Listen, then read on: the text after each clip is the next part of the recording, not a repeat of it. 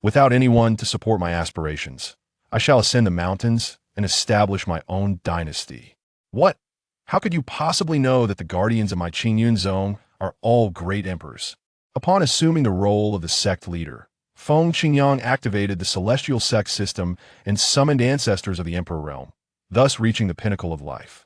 First Disciple Shi Hao, supreme holy body, born as sovereign, unmatched throughout the ages. Second Disciple Lin Bai, Azure Lotus Sword Body, sword energy traversing 30,000 miles, known as the Azure Lotus Sword Immortal. Third Disciple Hua Qingyu, Phoenix Holy Body, divine phoenix soaring through the 9 heavens, revered as the Phoenix Empress. A certain sect leader. I beg you to let me be a mere servant disciple. Even a guard will do, sob. Emperor clan leader. A guard? Do you not realize that the guardians of their sect are all of the emperor realm? You are not worthy. May my Qingyun zone soar to great heights, resilient in adversity, unwavering in our aspirations. Chapter 1. Lord of Qingyun, summoning the emperor. Anger rising to the crown. As I lean against the railing, the drizzle ceases. I raise my gaze and let out a long howl to the heavens. Easter Domain. Lingzhou, Qingyun Mountain Range. Qingyun zoned at a young man clad in white, with flowing hair, his countenance marked by sorrow and indignation, howls at the sky, attempting to vent his frustrations. I, Feng Qingyang, a dignified transmigrator, must I bow for mere grains of rice? 3 days prior, he had crossed over due to a fortuitous encounter, initially filled with excitement. As a transmigrator, was he not destined to conquer the realms? With celestial maidens and empresses by his side, yet reality dealt him a harsh blow. On the very day of his arrival, he stumbled upon a sect leader's token. Through inquiries, he discovered it to be the sect leader's token of Qingyun zone, and amidst astonished gazes, he begged his way here. Gazing upon the dilapidated palace ruins, tears welled up in Feng Qingyang's eyes. In tattered clothes, with a bowl in hand, he had begged his way up Qingyun Mountain. Where is everyone? Where's my sect? Come out. The sect leader has brought warmth for you all. Yet, the only response was a resounding crash. He turned to see that due to his raised voice, a partially collapsed palace crumbled further. This only worsened the plight of an already impoverished sect. What to do? What to do? Truly cursed. Misfortune seeks out those who suffer. He recalled the plump and prosperous ant he encountered yesterday. Young man, why do you, so handsome, resort to begging? If you face any difficulties, do not hesitate to seek me out. With a determined heart, he made a bold decision. A person is like iron, and food is like steel. One meal's absence stirs up hunger. Ding! Congratulations, you have obtained the sect leader's token and become the sect leader of Qingyun zone. The celestial sect system has been successfully activated. Just as Feng Qingyang prepared to descend the mountain, a voice echoed in his mind. System, is that you? My friend, Feng Qingyang exclaimed excitedly. Oh no, if you come any later, you might miss me. Do not be alarmed. The system may arrive late, but it shall never be absent. This system is the celestial sect system, assisting the host in establishing the foremost sect in the realms. A beginner's gift bag has been issued. This system will periodically assign tasks, and completing them will yield substantial rewards. Of course, failing to complete them incurs no penalties. The foremost sect in the realms? This is incredible. System, open the beginner's gift bag. Ding! The beginner's gift bag has been opened. Congratulations, you have received 1 golden summoning card. Congratulations, you have received 1 random realm enhancement card. Congratulations, you have received 1 sect level construction card. Accompanied by instructions for usage, golden summoning card can randomly summon powerful beings from the Great Sage realm to the Emperor realm. Random realm enhancement card can infinitely and randomly enhance one's realm, relying solely on personal luck. Sect construction card, an indispensable treasure for the construction and development of a sect. Goodness, this beginner's gift bag is truly bountiful. This is astonishingly powerful. Randomly gaining a realm, and that summoning card for beings from the Great Sage to the Emperor realm? You must think you're writing a novel. Even novels dare not be so extravagant. Feng Qingyang gazed in astonishment at the cards in his mind, exclaiming their greatness. There is nothing the system cannot achieve, only what the host cannot imagine. Then what are we waiting for? Let's use them. Feng Qingyang eagerly rubbed his hands together. Random realm enhancement card is being drawn. Ding! Congratulations, you have drawn the Dongxiu Jing Dongxiu realm. With eager anticipation, the realm enhancement card drew the Dongxiu realm, which then ceased to move. What is this? Is my luck so poor? In the past, I was known as the Prince of Luck. Before he could utter another word, a powerful surge of spiritual energy rushed towards his dantian, coursing through his meridians, accompanied by a crackling sound, leaving him feeling utterly refreshed. Qi refinement. Foundation establishment. Golden core. Nascent soul. Pinnacle of Dongxiu. In an instant, Feng Qingyang transformed from an ordinary individual into a cultivator of the fifth realm. He felt an overwhelming surge of strength, capable of turning mountains and splitting seas effortlessly. The Dongxiu realm is quite impressive, especially considering I was just an ordinary person a breath ago. From his days of begging, he had gleaned the hierarchies of this world. Qi refinement, foundation establishment, golden core, nascent soul, Dongxiu, transformation, true person, void shattering, entry into sagehood, manifestation of sagehood, great. Sage, holy king, supreme, emperor. In an era where holy kings do not emerge, and supremes and emperors remain concealed, it could be said that the great sage is the absolute authority in the open. Feng Qingyang gazed at the golden summoning card, silently praying, Great Emperor, Great Emperor. Even if a great emperor does not arrive, a great sage would suffice. Go! Ding! Congratulations, you have successfully used the summoning card. Summoning in progress. Ding! Summoning successful. Congratulations, you have summoned a powerful being of the Emperor realm, the ancestral master of Qingyun zone, Li Qingyun. Wow, a golden legend. My luck is returning. In the distance, the fabric of space was torn apart, followed by an overwhelming imperial might. Those with lower realms would be crushed instantly by this imperial pressure. However, as the summoner, Feng Qingyang was immune to any attacks directed at him. In an instant, powerful beings across the continent sensed it. This is imperial might. Another emperor has emerged. To the east, quickly, various factions stirred, hastily sending their kin to the east, whether to befriend or to pledge allegiance, even if it meant being reduced to a mere hound. Such is the allure of the mightiest. The emperor, as the imperial pressure dissipated, an elderly man with hair as white as snow and a youthful visage stood in the void nearby, slowly opening his eyes. Ha! I, the great emperor of Qingyun, have returned. Li Qingyun laughed heartily. Then he gazed downward, sensing a great terror lurking in the shadows, an instinct warning him that failure to heed this person's commands would lead to a tragic fate. Could this person be above the emperor? Li Qingyun dared not dwell further and clasped his hands, saying, Li Qingyun pays respects to the sect leader. Thank you for resurrecting me. Well, you shall guard the sect from now on. The emperor realm should suffice. Feng Qingyang glanced at this ancestral master of the emperor realm and felt a surge of ambition. This was merely the beginning. Qingyun would possess everything. Thank you, sect leader. Qingyun zone? Li Qingyun quickly surveyed his surroundings, growing increasingly familiar with the environment. Is this not my Qingyun zone?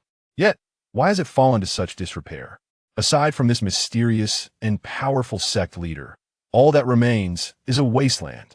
What seems to be the issue with Qingyun zone? Feng Qingyang noticed the elder's peculiar demeanor and inquired. I dare not conceal the truth from the sect leader. I, Li Qingyun, am the founder of Qingyun zone. Yet now, it has become a mere ruin. Time truly is the greatest weapon. Even he himself has succumbed to the relentless flow of time. Has he not? What? The ancestral master of Qingyun zone.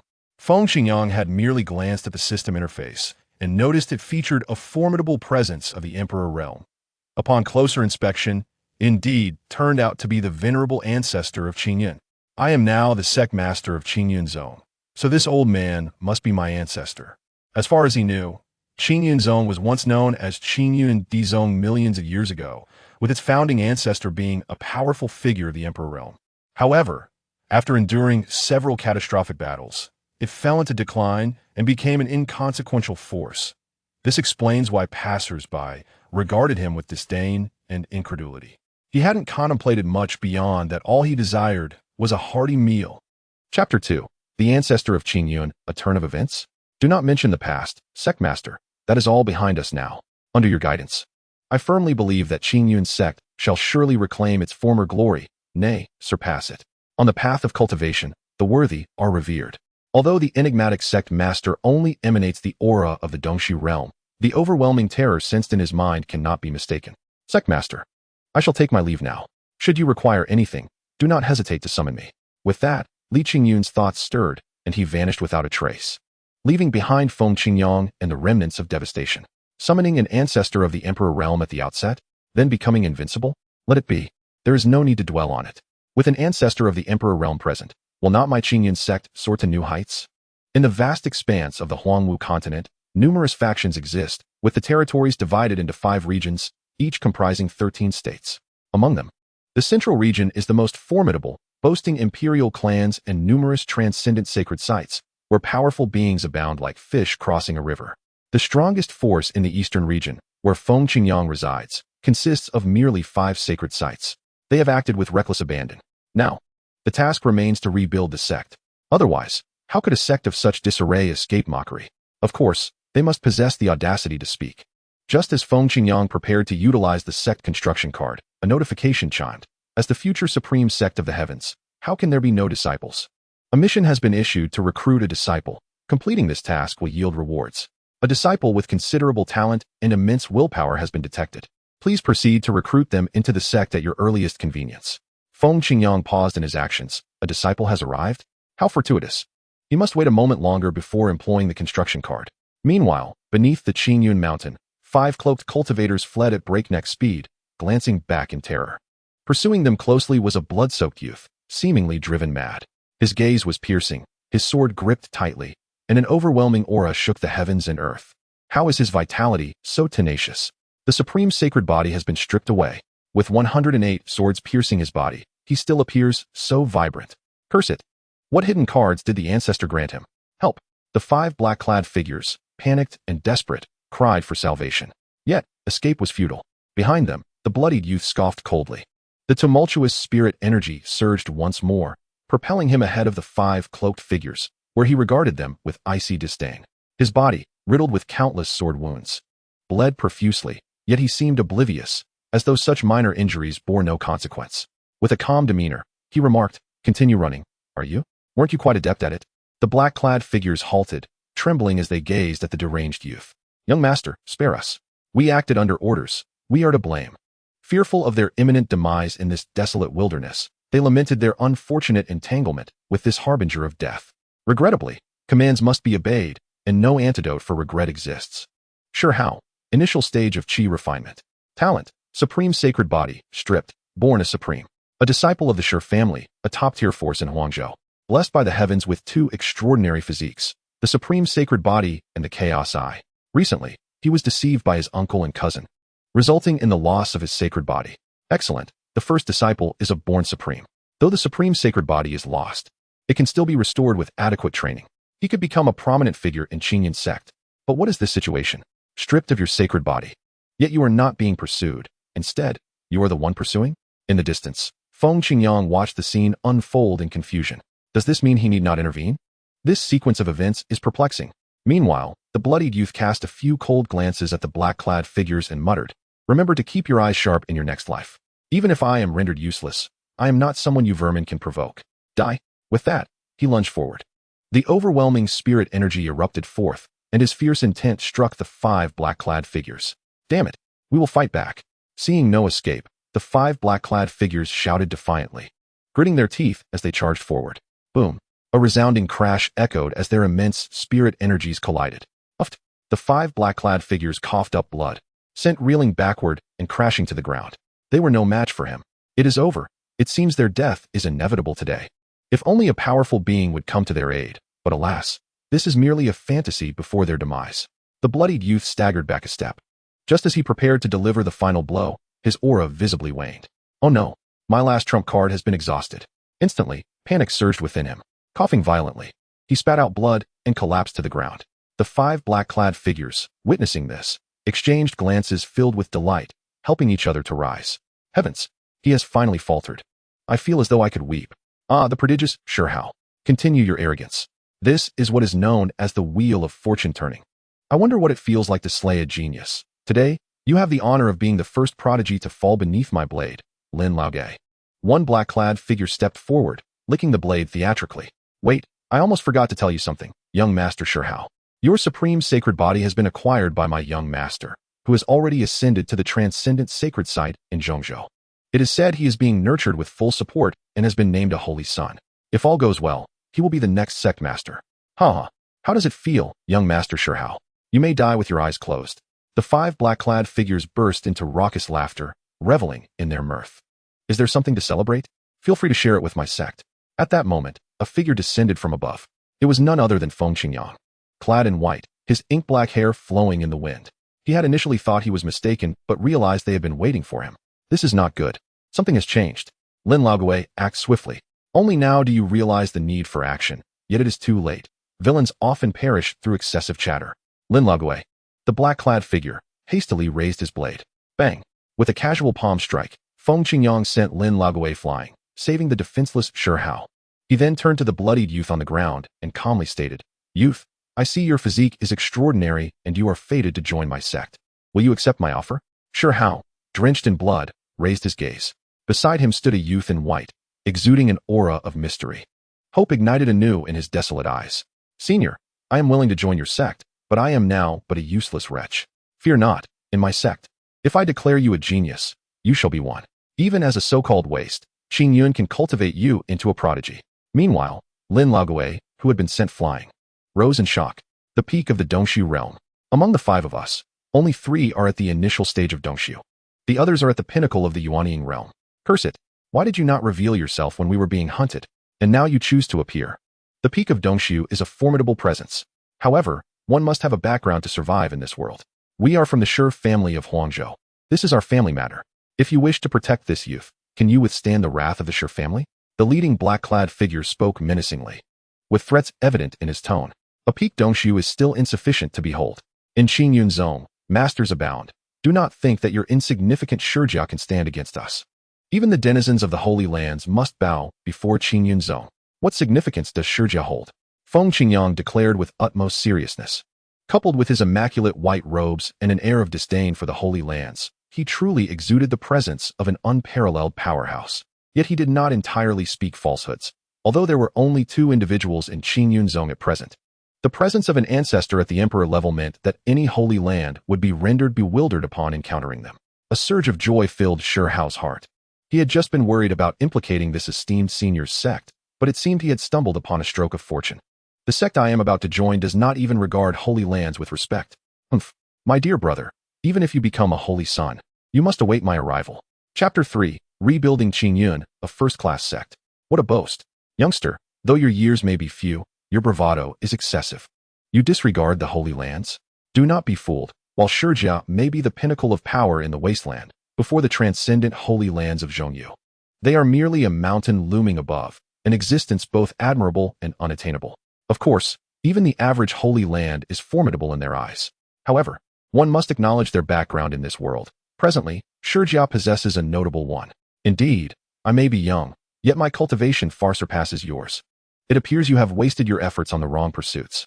Feng Qingyang scoffed. Have you ever experienced the sensation of leaping directly into the Dongshu realm in a single breath? The figures in black responded, Qingyun Zong, Qingyun Zong.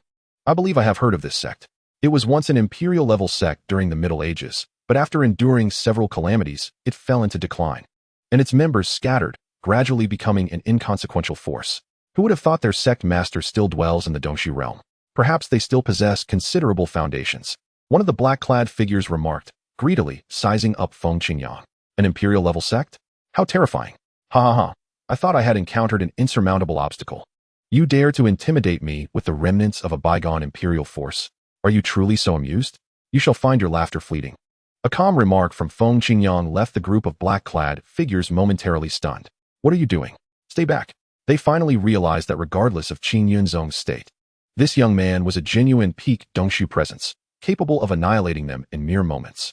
This youth evidently had little grasp of the rules of the martial world. He had already revealed his identity and dared to make a move. In an instant, Feng Qingyang moved beside them, transforming his palm into a fist, unleashing a torrent of spiritual energy. With a single sweeping motion, he crushed the black-clad figures before they could even utter a cry. Time to wrap things up. Feng Qingyang calmly dusted off his hands, dispatching them as if they were mere ants, his heart unperturbed. This was the sheer weight of cultivation, lacking any technique. His abundant spiritual energy alone sufficed to extinguish their lives. Let us proceed. I shall lead you into Qingyun. Feng Qingyang stated, turning away. Thank you for saving my life. Sect Master, Shi Hao said, struggling to his feet, bowing respectfully. No need for such formality. You are now my eldest disciple. The sudden turn of fortune left Shi Hao somewhat bewildered. He had merely hoped to become an outer disciple given his current state. Yet he was elevated to a direct disciple instead. I pay my respects to my master, he quickly responded with reverence. However, do not expect too many privileges. You will need to cultivate alongside the other disciples. For now, serve as the elder brother among the outer disciples. Now, let us return to the sect. Uncertain of the deceased's injuries, Feng Qingyang glanced back before departing. Observing the ashes of the black-clad figures, Shi Hao silently mused. Master, can I say they are unharmed? Ding. Congratulations to the host for acquiring the first genius disciple. Task rewards have been granted. Congratulations, host, for obtaining a bronze summoning card. Congratulations, host, for receiving the 9-tripod Great Dao Bell. Congratulations, host, for acquiring the celestial body of all heavens. Congratulations, host, for obtaining the supreme reincarnation method. A bronze summoning card? The system didn't provide a gold one. The 9-tripod Great Dao Bell. The celestial body of all heavens. Such treasures. As for the supreme reincarnation method, it is perfect for Shi Hao's cultivation. Feng Qingyang mused as he walked, perusing the rewards within his mind. On Qingyun Mountain. Within Qingyun Zone, Shi Hao quietly asked, Master, have we gone astray? Before him lay a scene of devastation, ruins scattered everywhere. With a solitary stone at the mountain gate inscribed with the words Qingyun Zone.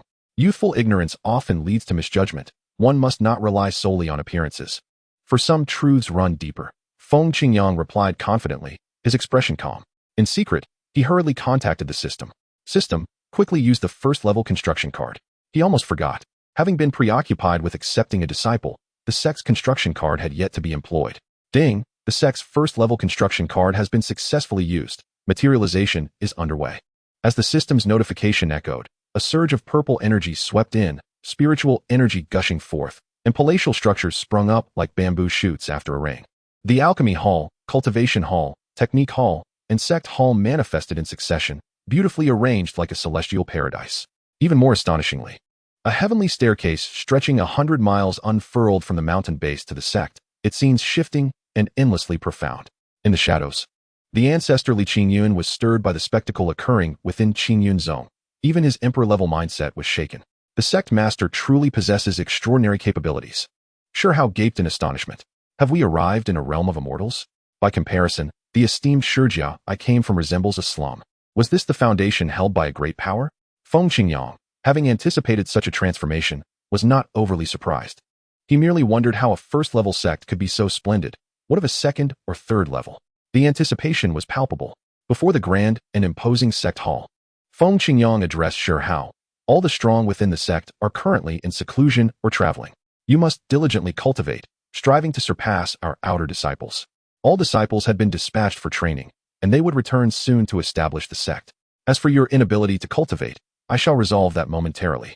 Feng Qingyang spoke authoritatively. Thank you, Master. Shi Hao initially felt immense joy. Indeed, the enigmatic master possessed the means to restore his cultivation. However, he soon felt alarmed. To surpass the outer disciples? This implied that they were all formidable individuals. Ding, the sect hall serves as a powerful facade for a sect. Please name the hall. At this moment, the system's notification rang out. The sect hall? Let it be named Qingyun Hall. In the name of Qingyun, may our sect ascend to the heavens. As the declaration fell, an inscription appeared above the hall, with the characters Qingyun Hall elegantly inscribed, exuding profound energy. Within the magnificent Qingyun Hall, Feng Qingyang sat in the main seat. Disciple, you possess the supreme sacred body, do you not? Yes, Master, yet I was ensnared by my uncle's treachery, causing my supreme sacred body to be stripped away. And my cultivation was rendered null. Ultimately, I managed to escape with the aid of hidden cards and some clansmen. I later discovered several black-clad individuals tailing me, and thus I unleashed my hidden cards and pursued them here. Shi Hao gritted his teeth and explained. Prior to his cultivation being stripped, he had already reached the late Yuanying stage, a mere step from the pinnacle. Such a challenge is trivial. I possess a technique to impart to you. Open your mind. Following his master's instructions, Shi Hao complied. A beam of purple light flew from Feng Qingyang's hand into Shi Hao's consciousness. Supreme Reincarnation Method. Shi Hao exclaimed in astonishment upon perusing the technique. He then scrutinized the method closely. Specifically crafted for the Supreme Sacred Body, no matter how grievous the injuries. Once the first layer is cultivated, one can reshape the meridians and restore the Supreme Body. Thank you, Master. Today marks the moment of my rebirth. Like the phoenix rising from the ashes, I am aware of your matters. Do you require my assistance? Feng Qingyang pondered before speaking. The transcendent Holy Land? A mere slap from the ancestor suffices. No, my master has already saved my life and imparted such divine cultivation methods. I cannot be overly greedy. I wish to rely on my own efforts to seek vengeance. What of the Holy Sun and the Holy Lord? After 3 years of mastering the utmost law, I dare to bring down the great sage. Chapter 4. Guarding Wang Jian, Ascending Realms. Indeed, the invincible spirit has begun to take shape. Very well. You may commence your cultivation. Feel free to choose any palace outside for your residence.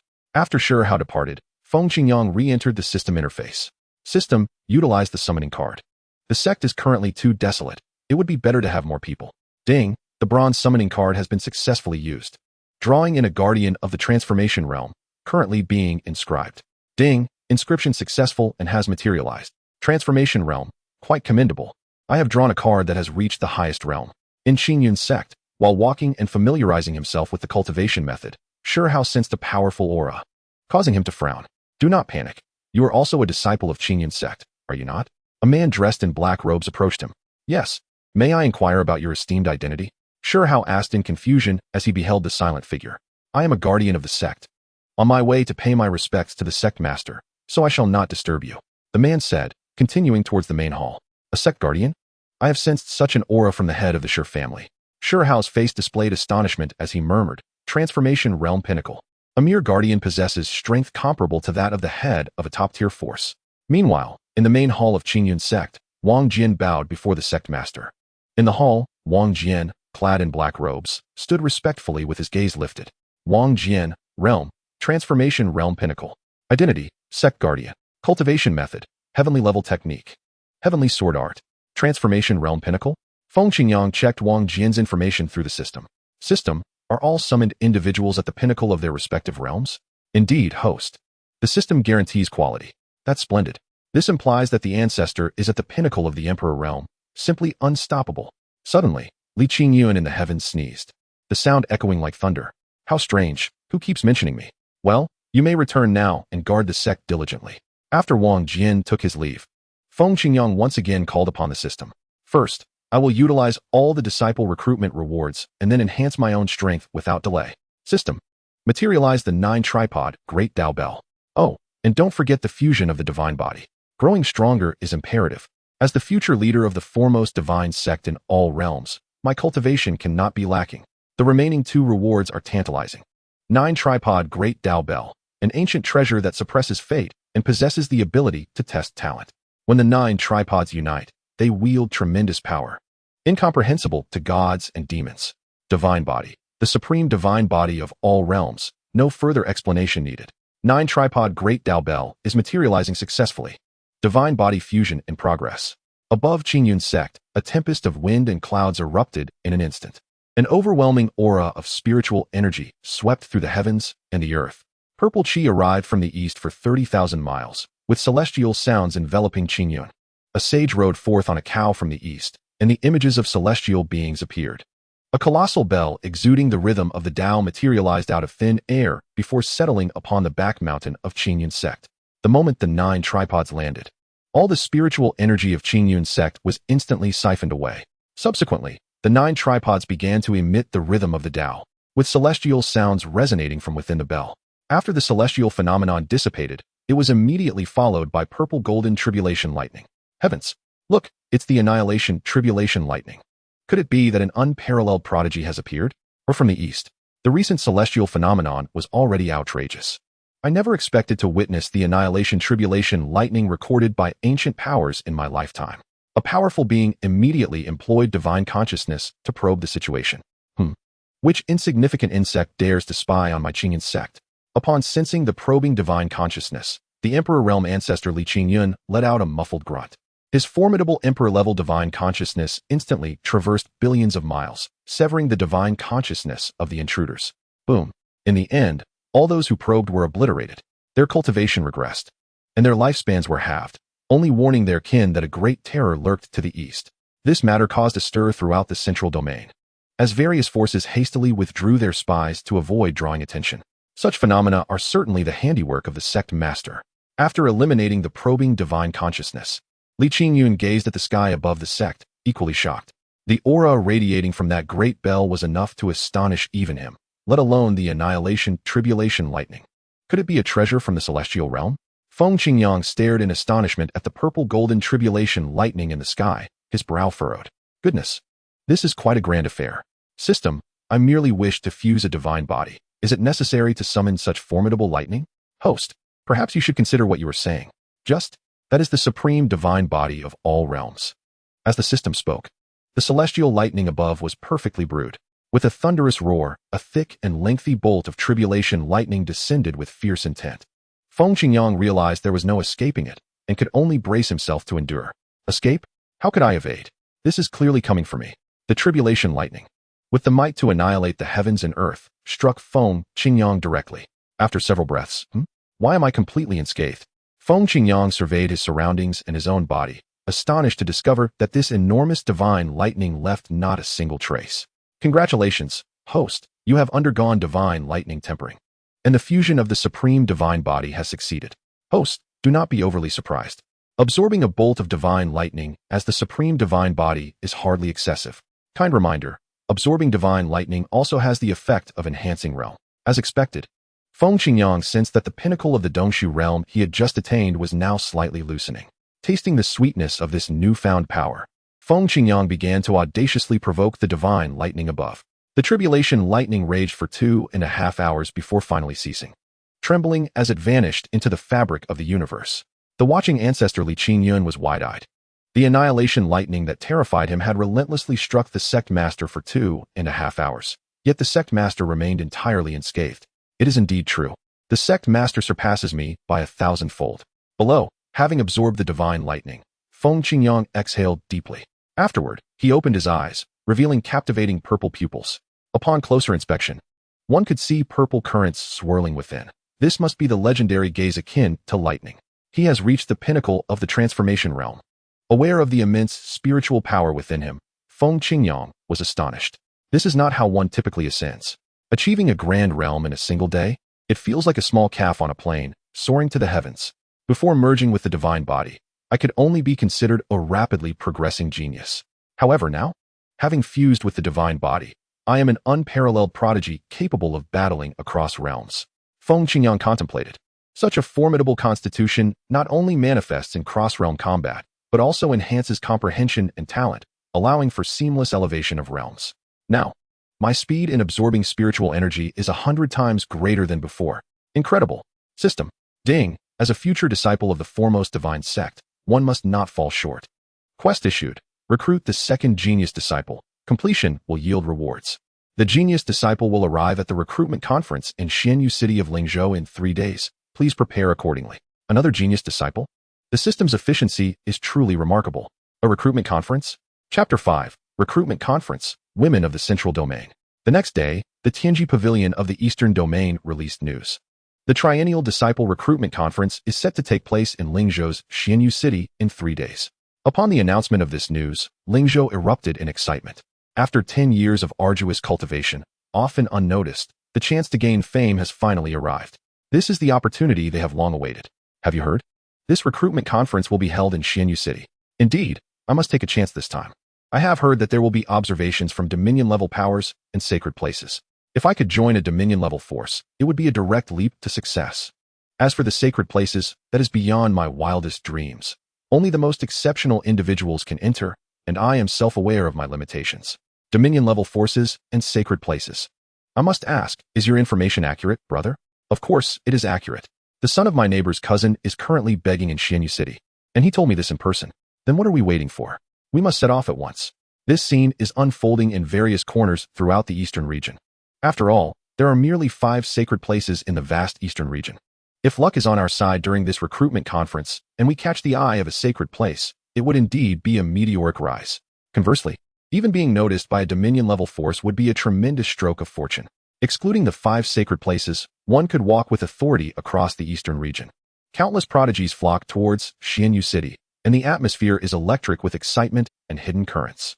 Meanwhile, in Xianyu City, 2 striking figures traverse the bustling streets, drawing the attention of many earnest cultivators. Sister, Xianyu City is quite prosperous, isn't it? My constant pleas to Master have finally paid off, allowing me to come out and enjoy myself. Lung Bingming gazes at her whimsical little junior sister, both amused and exasperated. Xianyu City is indeed among the top cities in the eastern region, thus it is naturally vibrant. However, compared to the grand cities in other realms, it falls somewhat short. Junior sister, you must not constantly think about enjoyment. You need to focus on your cultivation, do you understand? Lung Bingming earnestly advises. In Yuqing Palace, she is often seen as the icy beauty, revealing her true feelings only in front of her junior sister. Understood, sister. Your tone is quite reminiscent of Master. The little junior sister pouts playfully. On the other side, within Qingyun Sect, Shi Hao emerges from the cultivation chamber, invigorated. I have successfully cultivated the first layer of the supreme reincarnation technique. My supreme body has returned, and my meridians have been successfully reshaped. Truly, it is a divine grade technique. The deeper I delve into my cultivation, the more I appreciate its power. As he stretches, Shi Hao joyfully discovers that his realm has reached the mid-stage of the foundation establishment realm, an impressive advancement in a single day. Who else can match such a speed of cultivation? If this were to reach Feng Qingyang's ears, he would surely respond, my disciple. There are always greater beings beyond our ken. Suddenly, Shi Hao senses something unusual. Why has the spiritual energy in the sect become so much denser? He murmurs. Completely engrossed in his cultivation, he is unaware of the extraordinary occurrences that have transpired, including a celestial phenomenon and terrifying tribulation thunder. All he knows is that the spiritual energy in the sect is now at least 10 times denser than when he first joined. This is indeed alarming. It is worth noting that even the initial density of spiritual energy was already substantial. To put it in perspective, if a pig were placed inside, it could cultivate to the level of a sage. Such is the terror. It must be the work of Master. With that thought, Shi Hao resumes his cultivation in the chamber, fully immersed in his practice, truly a cultivation fanatic. 3 days later, in Xianyu City. The city is now teeming with various forces. Naturally, the prime locations are occupied by the larger powers, while smaller forces are left to find shelter in the streets. The talented disciples attending the recruitment conference have already made their arrangements outside the city. On this day, Feng Qingyang and his companions arrive at the entrance of Xianyu City, accompanied by the sect's guard, Wang Jian. Master, are we also attending the recruitment conference? Of course. Would I have brought you here just for leisure? Shi Hao, momentarily bewildered, is taken aback, having been abruptly pulled from his intense cultivation. As Feng Qingyang approaches the city gate, he is stopped by the guard stationed there. The leading guard raises his hand and states, "Halt. Which sect do you belong to? Do you have an invitation?" Feng Qingyang is momentarily taken aback. Is an invitation truly required to attend the recruitment conference? No one informed our sect about this. Of course. If you are here to recruit disciples, you must have an invitation from the Tianji Pavilion. If you are merely attending, you need not an invitation. Just wait outside the city. This recruitment conference, under the aegis of the sacred places, is not open to any and all sects. Only second-tier forces and above are allowed to participate. Seeing that the most powerful among them is only at the late stage of the Golden Core realm, the guards presume they are merely another small sect attempting to muddle through. The guard can only discern Shi Hao's cultivation level. The other two exhibit no noticeable power, leading him to believe they are not formidable. Feng Qingyang merely smiles slightly. Ah, I see. You are making it quite difficult for our sect. If only second-tier forces and above are permitted, how do you classify the Qingyun Emperor sect, which is presided over by a peak emperor? You. As Feng Qingyang finishes his statement, the leading guard attempts to respond. However, Wang Jian steps forward, declaring, "What is this Tianji Pavilion? I have never heard of it. They are not even worthy to carry our Qingyun Sect shoes. Do we need their invitation?" Simultaneously, he unleashes the full might of his peak transformation god realm cultivation. Boom. A tremendous pressure emanates from his transformation god realm, overwhelming the guards at the city gate. They tremble in fear, apprehensive of having crossed paths with someone formidable. Qingyun Sect? I have not heard of it. Could it be a hidden sect? Realizing this, the guard hastily bows and says, "I beg your pardon. Please, you may enter." After this brief interlude, the recruitment conference is about to commence. Outside Xianyu City, enormous arenas rise from the ground, covering vast expanses. Pavilions and towers are scattered around, designed for spectators. A powerful formation envelopes the area, rich in spiritual energy, capable of sustaining battles between transformation god experts. Ladies and gentlemen, the recruitment conference officially begins today. The first round of selection will be a talent test, open to those under the age of 25 and above the Golden Core realm. Surrounding us are countless black stone pillars. The higher the talent, the more lights will illuminate. A minimum talent of 3 stars is required to pass. Those who succeed in the talent test will advance to the second round, which includes mental and practical assessments, with rankings determined by overall performance across the 3 rounds. The top contender will gain entry to a sacred place, while the top 5 will be invited to Dominion-level forces, and the remainder will be free to choose from the remaining sections. These rules were established by the Tianji Pavilion in consultation with numerous major powers. As for those eliminated, any sect that desires them may take them, as they will not be deemed worthy by the others. As names are called, individuals step forward for testing. Zhao Bing, 23 years old, mid-stage Golden Core, talent 3 stars, qualified. Next, Passerby A, 25 years old, mid-stage Golden Core, talent 2 stars, disqualified. Next, thousands of black stone pillars begin testing simultaneously. In a corner of the arena, the competition has commenced. Sister Ye, these past few days have been unbearably dull. Last time I sneaked out, Master discovered me and grounded me for 3 whole months. Do you think there are many prodigies in the eastern region? Lung Bingning, somewhat distracted, hurriedly responds, do not underestimate the world. There are always greater talents beyond. Ah, I see. Lung Bingning remains unfocused, feeling an intense gaze upon her, as if someone is scrutinizing her very soul. Indeed, as she turns her gaze towards a particular pavilion, a picturesque youth smiled at her, his features strikingly ethereal. With sword-like brows and starry eyes, his deep gaze shimmered with an enchanting purple light, reminiscent of an otherworldly immortal. Ellingby Jianing hastily averted her eyes, and the youth similarly turned his gaze elsewhere, the sensation of being seen dissipating as if it were a mere illusion. She discerned that this young man was indeed extraordinary. The eastern region was truly a place of hidden talents. Shaking her head, she dismissed her thoughts. How intriguing that individuals from the central region have arrived. Feng Qingyang examined the system panel. Ellingby Jianing, Master Sister of Y Qing Palace in the central region. Cultivation level, early stage of transformation. It was at this moment that a notification chimed. Ding, second destined child detected. Host, please recruit promptly. They have arrived. The system accessed the panel of the destined child. LNBI, the eldest son of the LN family in the DZHU dynasty. Physique, Azure Lotus Sword Body, inactive. Chapter 6, Useless LNBI, Arrogant W. Ing Tien. The Disciple Recruitment Conference was in full swing. Those eliminated walked away dejectedly, and some even shouted to the heavens in despair. It hurts. It hurts too much. How could I, a future emperor, fail at this minor recruitment conference? I refuse to accept this. That person has lost his mind. Indeed, at 25 years of age, he was merely at the mid-stage of Qi refinement. He claimed to be the strongest in the Qi refinement stage and a future emperor. How ludicrous. After venting his frustration, the man kicked the ground in anger, exclaiming that the young man was an unbearable poser. Even I, the king of Versailles, could no longer tolerate it. Meanwhile, on another side, LNBI, do not be disheartened. Where you are not welcome, there will surely be a place for you elsewhere. I believe in you. LNBI, one day you will soar. A despondent youth clad in white, with a chiseled face and striking features, spoke. His name was LNBI, the eldest son of the LN family in the DZHU dynasty, and nominally the future head of the family. One could say this status was prestigious from birth. LNB I had cultivated to the early stage of Qi refinement by the age of 8, gaining renown throughout the city. Yet, fate was unkind, and this early stage accompanied him for a decade, ultimately rendering him a subject of ridicule. For 10 long years, his cultivation showed no progress, remaining stagnant at the early stage of Qi refinement. This time he sought a stroke of luck, hoping to discover a method for advancement. Thank you, Qinger. It's a comfort to have you by my side. The young woman conversing was his fiancée, Nin Qing. They had been betrothed since they were 8. LNBI, I passed the first test. I must prepare for the second. Nin Qing hurriedly declared before walking away. Be safe, Qinger, LNBI called after her, slowly hiding the envy in his eyes. Why? Why must it be like this? He had witnessed the earlier spectacle of that man shouting to the heavens, and the sight of him being toppled struck a deep chord in his heart. He could bear it no longer.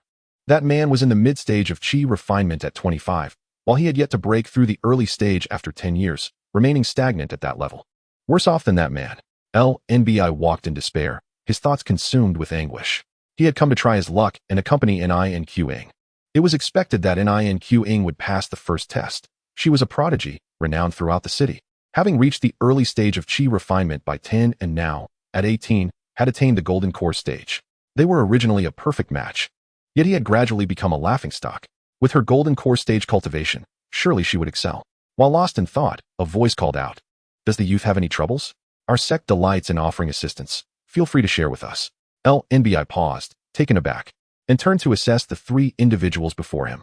The black-clad youth who introduced himself as from their sect possessed flowing ink-black hair, and his purple eyes were particularly remarkable. Beside him stood a tall youth exuding an overwhelming presence, accompanied by a middle-aged man whose cultivation level was equally inscrutable. "May I inquire who you are?" Lin asked, puzzled, wondering if this young man had come to mock him, having heard of his reputation as the Great Waste. "We are from the Qingyun Sect," Feng Qingyang replied. "I, Qingyun, feel a connection with you, and having observed your exceptional talent, I wish to extend an opportunity for you to join our sect." The word struck Lin Bai like a bolt from the blue. He was overwhelmed with emotion. 10 years. A full decade. For 10 years, he had awaited an opportunity, a patron to guide him. However, the Qingyun Sect? He had never heard of it. But it must be a sect nonetheless. After all, in 10 years, no sect had ever extended an invitation to him. "Me? Are you certain you have not mistaken me for someone else?" He cautiously inquired, fearing potential embarrassment if he were indeed the wrong person. What puzzled him was that his infamous reputation as the Great Waste had spread throughout Lingzhou, yet someone had come specifically to seek him out. "Are you questioning our sect?" Feng Qingyang raised an eyebrow. Once assured, Lin Bai quickly clasped his hands in respect, declaring, "No, I dare not. I wish to join the Qingyun Sect." "Excellent. You shall be grateful for the decision you made today," he replied. "Ding. Congratulations to the host for successfully recruiting the second genius disciple. Task completed. Task rewards are being distributed. Congratulations to the host for receiving 1 silver summoning card. Congratulations to the host for acquiring the WNGNZing, now materialized at the back mountain of Qingyun Sect. Congratulations to the host for obtaining the Qingyun Sword Technique. As usual, the notes regarding their uses followed. Silver summoning card can summon individuals from the transformation stage to the manifestation stage. WNGNZing, a tomb containing myriad swords from across the heavens. Accessible to the fated. Qingyun Sword Technique, an immortal technique tailored for the Azure Lotus Sword Body, with the rewards notifications. Feng Qingyang also opened Lin Bai's panel. Lin Bai, early stage of Qi refinement. Physique, Azure Lotus Sword Body, inactive. Identity, eldest son of the Lin family in the Dzhu dynasty. No wonder this young man was at the early stage of Qi refinement. It appeared the inactive physique absorbed his spiritual energy, preventing him from advancing without a suitable technique. Having taken on a disciple, there was no longer any need to remain at the recruitment conference. In due time, when the Qingyun Sect's reputation spread throughout the eastern region, countless prodigies would surely come seeking entrance. "Let us return to the sect." "Wait, sect master," Lin Bai began, wishing to wait for Nin Qing to share the good news of his acceptance into the sect. Just then, several individuals approached and interrupted him. "Oh, is this not the esteemed young master of the Lin family? What, is the great genius Lin not participating in the second round of tests? Surely not. Could it be that even a pig cannot pass the first round?" Laughter erupted as one remarked, "Young master, why insult pigs in such a manner?" Others who failed to pass the first round could only seethe in silence, for the newcomers were the young masters of the Wing family, one of the top families of the Dzhu dynasty. Chapter 7, A Forceful Extermination, The Exchange Conference. Wing Lin Bai growled through clenched teeth upon seeing the intruder. This man was indeed insufferably persistent. "Indeed, it is I," Wing replied. "I have come to visit you, this waste." Wing was Lin Bai's arch-nemesis, their families both top-tier powers in the Dzhu dynasty, engaged in a long-standing rivalry. One day, while Lin Bai was out with Nin Qing, Wing, smitten by her beauty, began to humiliate Lin Bai, hoping to embarrass him further. "Oh, are these three by your side friends of the young master Lin? A pleasure to meet you." Wing's lower cultivation prevented him from discerning the levels of Feng Qingyang and the others. But anyone associating with the Great Waste must be ordinary. Truly, one is judged by the company they keep. Indeed, those who can associate with Lin Xiaoya are all worthless. Wang Tian, with an arrogant demeanor, pointed at Feng Qingyang and others. "Wang Tian, cease your insolence." Upon hearing Wang Tian insult his master, Lin Bai promptly stepped forward. "Young master, I overheard that they seem to be from Qingyun Zone. Lin Bai has also joined Qingyun Zone." "Oh, Qingyun Zone? What sect is that?" Wang Tian was puzzled as to why a sect would accept Lin Bai, this useless individual. Haha, little did you know. I heard from others that Qingyun Zone is an insignificant force, and its members have all fled. Indeed, it is only fitting that a sect of worthless individuals would shelter worthless individuals. Silence. Wang Jian, the bodyguard behind Feng Qingyang, casually struck out, instantly turning the still-laughing Wang Tian into a mist of blood without even using spiritual energy, solely relying on physical strength. Throughout this, Feng Qingyang and his companions observed the scene as one would watch a monkey. With the cacophony silenced, Feng Qingyang symbolically scratched his ear. These clowns seemed to be in a rush to meet their demise. Why provoke someone like him? Incredible, Lin Bai exclaimed. The least conspicuous bodyguard, Wang Jian, shocked Lin Bai with the immense fluctuation of his cultivation when he struck. Is this the power of the strong? The ability to decide life and death, to eliminate any annoyance with a single sword. I, Lin Bai, swear I will become such a powerful being. Lin Bai resolutely vowed within himself. You. Wang Tian's lackeys remained in shock, only realizing a powerful wave of cultivation before being sent flying, witnessing their master evaporate into a mist of blood. You have killed the young master. Prepare to bear the wrath of the Wang family. Wang Tian's lackeys, terrified, struggled to articulate their threats, but still summoned the courage to make bold claims. The Wang family no longer needs to exist. We shall depart. Feng Qingyang merely uttered these words lightly before turning to leave. When my mood permits, I might visit the Wang family. In the next life, remember to keep your eyes wide open. The indifferent Wang Jian remarked, and with a thought, he turned to leave alongside the others. In an instant, all of Wang Tian's lackeys were reduced to mist. This commotion attracted many onlookers, especially those who had failed the first round of tests and were too intimidated to voice their anger at Wang Tian's remarks, now applauding in delight. What a relief. This brother is truly formidable. Indeed, the heir of a top family can kill with a mere word, declaring the Wang family unnecessary. Watching the scene unfold was quite entertaining. Wang Tian had provoked someone he shouldn't have. If I were capable, I would beat him thrice a day for 8 hours straight. Just as Feng Qingyang and his companions were about to leave, a figure obstructed their path. Wait a moment. Is it appropriate for you to leave like this? Not again. What do you want? Does Qingyun Zone require your guidance? Allow me to introduce myself. I am an elder of Tianjigo, and I am in charge of this recruitment conference. Are you here to support that brat? No, you misunderstand. Such a small force is not worth the intervention of Tianjigo. I merely wish to invite your sect to participate in the upcoming exchange meeting. He was puzzled as to why a sect considered insignificant still had a mysterious strong individual. Could it be that the descendants of Qingyun Zong had received the legacy of a great emperor? The mere thought of the great emperor's legacy held immense allure. Feng Qingyang hesitated for a moment as he gazed at the elder with a youthful appearance. As the future paramount figure of the realms, I must establish my reputation. Issue the unlimited task of making a name in the Eastern Domain. The completion of this task will yield corresponding rewards. Make a name in the Eastern Domain? Very well. Our first step into the world for Qingyun Zong shall commence with this exchange meeting. After all, it seems rather dull. I might as well partake in your little game. Subsequently, Feng Qingyang and his companions were invited to the central pavilion to await further developments. On the way, Feng Qingyang introduced Wang Jian and Shi Hao to their newly acquired disciple, Lin Bai. Lin Bai, this is your senior brother, Shi Hao. And this is our Qingyun Zong's bodyguard, Wang Jian.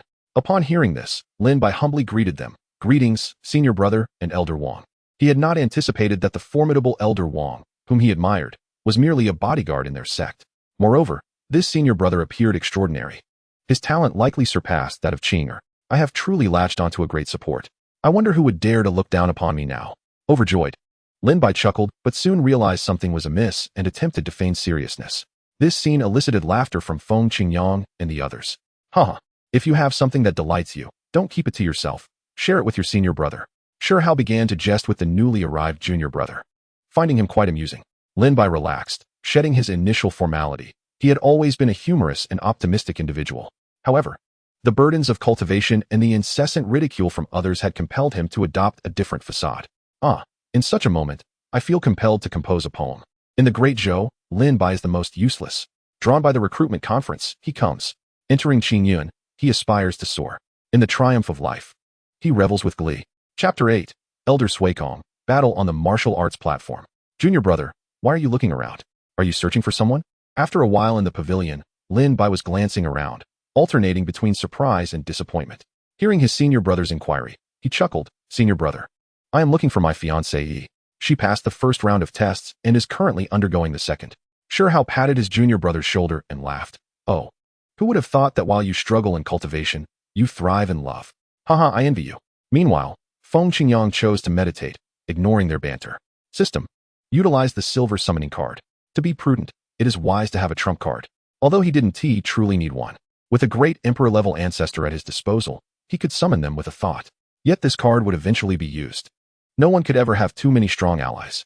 He decided to hold on to the Qingyun sword technique for Lin Bai until they returned to the sect. Ding. Silver summoning card successfully used. Summoning in progress. Summoning successful. Congratulations to the host for summoning a peak realm expert of Suikong, currently being inscribed. Just a peak realm? Well, it might suffice. Feng Qingyang thought with a tinge of disappointment. It is worth noting that silver summoning cards can summon beings of the highest realm. Nevertheless, he felt content. Fortune cannot always favor one. The previous golden and bronze summoning cards had summoned the top limits of their respective realms. Zhongzhu, a middle-aged man, appeared silently beside Feng Qingyang, exuding no aura, appearing just like an ordinary person. Had he not revealed his cultivation aura, no one would suspect that this Suikong realm expert, second only to the sacred lands, would show such respect. Just this one person could rival the power of a dominating force. Shi Hao and the others also noticed the presence beside Feng Qingyang. Has another expert arrived at our sect? I wonder who this senior is. Lin Bai was unaware of Qingyun Zong's circumstances. Feng Qingyang had previously mentioned that the strong members of Qingyun Zong either slumbered or roamed the world. Junior brother, this is a senior of our Qingyun Zong. Let us go over and take a look. Seeing Shi Hao and the others arrive, Feng Qingyang said, "You just arrived in time. Let me introduce you. This is our external elder, Yi Bai." An external elder. Both Shi Hao and Lin Bai were taken aback, realizing that if the bodyguard Wang Jian was that formidable, the elder's strength must be even more profound. Shho and LNBI, after meeting the elder, spoke in unison. Indeed, no need for excessive formalities. YBI nodded in acknowledgement. At this moment, Feng Qingyang appeared contemplative. The number of people in the sect was increasing, yet Qingyang and Ziying had yet to establish its own sect attire. One should not underestimate the significance of sect clothing, for it is not merely a garment.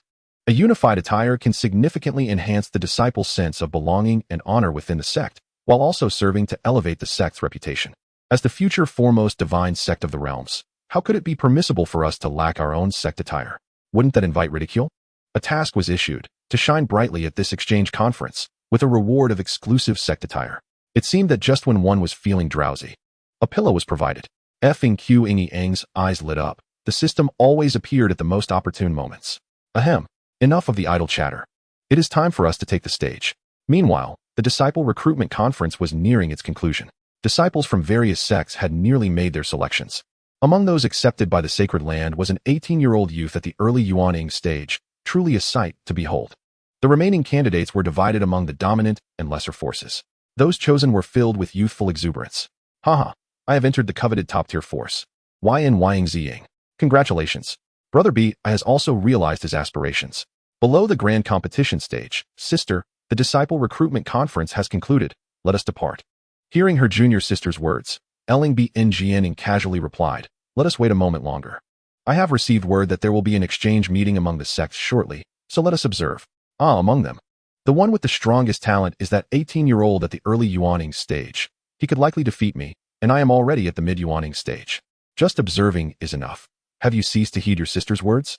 On the grand competition stage, esteemed guests, this disciple recruitment conference has been a resounding success. Next, we shall commence the exchange meeting among the various sections. A multitude of sects was invited to the center of the assembly, with only first-rate forces receiving such treatment. Smaller sects could do as they pleased. The 5 members of Feng Qingyang were also summoned, as instructed by the elder of T. New Jersey G. Why can I still not see Qing? Shho, sensing his companion's thoughts, offered reassurance. Junior brother, your sister must have been selected by a major force and left in haste without bidding farewell. Yes, I understand, senior brother.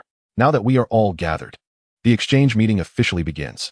Each sect may send forth their most esteemed disciples to compete, ensuring that the age difference is not too great. To prevent the strong from bullying the weak, the various sects perked up. This was indeed a splendid opportunity to showcase their prowess. Such a grand recruitment conference had drawn the attention of the entire eastern region. Even now that it was concluded, its residual warmth lingered, and a mere display of talent could be boasted about for a lifetime. Clearly, the disciples of the sects understood this principle. Haha, since that is the case, I shall not hold back. I, Xiaohu of Ying Ziying, come forth to provide guidance. Who dares to challenge me? I, Jiying Ku of Hish and Ziying, seek to spar. With that, the two engaged in a fierce battle, exchanging blows in a fierce contest. On the competition stage, spiritual energy surged. A quarter of an hour later, Ji Yingku was knocked off the stage, having fought fiercely for a time, ultimately yielding victory to Xiao Hu of Yingziying. The sacred land, having not participated in the recruitment, departed early. Winning would bring no glory, while losing would bring immense shame. Numerous dominant and top-tier forces successively sent their disciples to the stage, and the battles raged passionately. Master, I too wish to stretch my limbs. Sho could no longer contain himself. Since his injuries had healed, he had yet to engage in a proper battle. At the Yuaning stage, Feng Qingyang gazed at the poised Sho, who had quietly broken through since arriving at Su Nyuching, having been at the pinnacle of JNDN previously. Indeed, Master, I made the breakthrough in the span of just a few steps. Wow, my senior brother has reached the Yuaning stage? Lin Bai looked at his senior brother, who was of similar age, in astonishment. Truly, comparison could be a source of envy. Moments later, Sho soared onto the competition stage, proclaiming, I, Sho of Qingyun, come forth to seek guidance. Clad in a black robe, standing at 8 feet tall, his imposing demeanor radiated intense battle intent. Qingyun, I have not heard of such a sect. However, it was not unreasonable. Those attending the exchange meeting were certainly not nameless sections. I recall. It is the sect that has fallen from prominence after descending from the imperial sect. The various sects began to murmur amongst themselves. All present were notable figures of the eastern region. Not just anyone could challenge them. Elder, why does this Qingyun, a trifling sect, have the audacity to stand here and engage in combat with us? The elder of New Jersey G, noticing the commotion, stepped forward to clarify. Is there a problem? I personally invited Qingyun. Anyone who disagrees may come forth and seek my counsel. His intent was to probe Qingyun at the sect meeting, to ascertain whether they had discovered the inheritance of the great emperor, with the hope of sharing in the spoils. Chapter 9. All those present are but trash. Qingyun, Lin gazed toward the stage, where stood the youth beside the mysterious man. Do they all hail from Qingyun? Upon learning that the elder of New Jersey G had invited them, the crowd fell silent, eager to observe what capabilities this backdoor Qingyun possessed. At that moment, Sho, you are alive. A member from the prestigious SH family outside the arena recognized him and exclaimed. The malicious uncle of Sho had explained to outsiders that Sho had colluded with other families to seize the SH family's assets and had been crippled in his cultivation. Unexpectedly, he had escaped and was now being pursued by family guards. Your cultivation has also recovered? The disciple of the SH family stared in disbelief at Sho, recalling the family head's claim that he had been rendered powerless. Upon closer inspection, only at the early Yuaning stage, it seems he has not fully recovered. I am at the late Yuaning stage. Capturing this Sho and presenting him to the family head should yield a generous reward. Sho traitor, meet your end. The surrounding sects, upon witnessing the arrival of this sworn enemy, adopted a spectator's demeanor. As for the earlier admonition against bullying the weak, they feigned ignorance. On the balcony, sect master, is my senior brother all right? Lin Bai anxiously inquired. Do not fret, just observe, Feng Qingyang reassured, confident in Sho's strength. As the supreme sacred body, if he could not engage in a battle across realms, he might as well seek employment elsewhere. On the other side, Sho recognized the newcomer. Shgn, the #1 lackey of his uncle, had previously been obsequious towards him. Then let him not blame me for my ruthlessness. I shall strike first at Shgn, supreme reincarnation technique.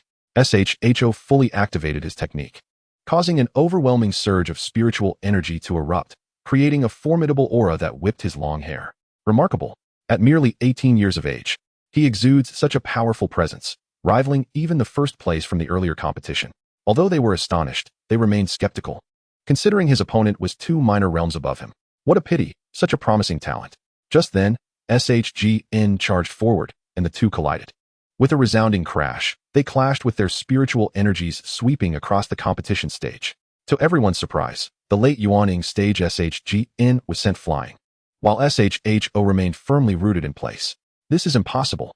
Shgn struggled to rise, feeling as though his insides had been dislocated, his face a mask of disbelief.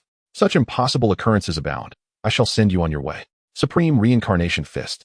Sho clenched his fist, gathering his spiritual energy into a furious strike. This is a martial skill he comprehended from the Zhizun Luan Hui Fa. Immensely powerful and undoubtedly surpassing the imperial rank martial arts. No, you cannot kill me. Elder, save me.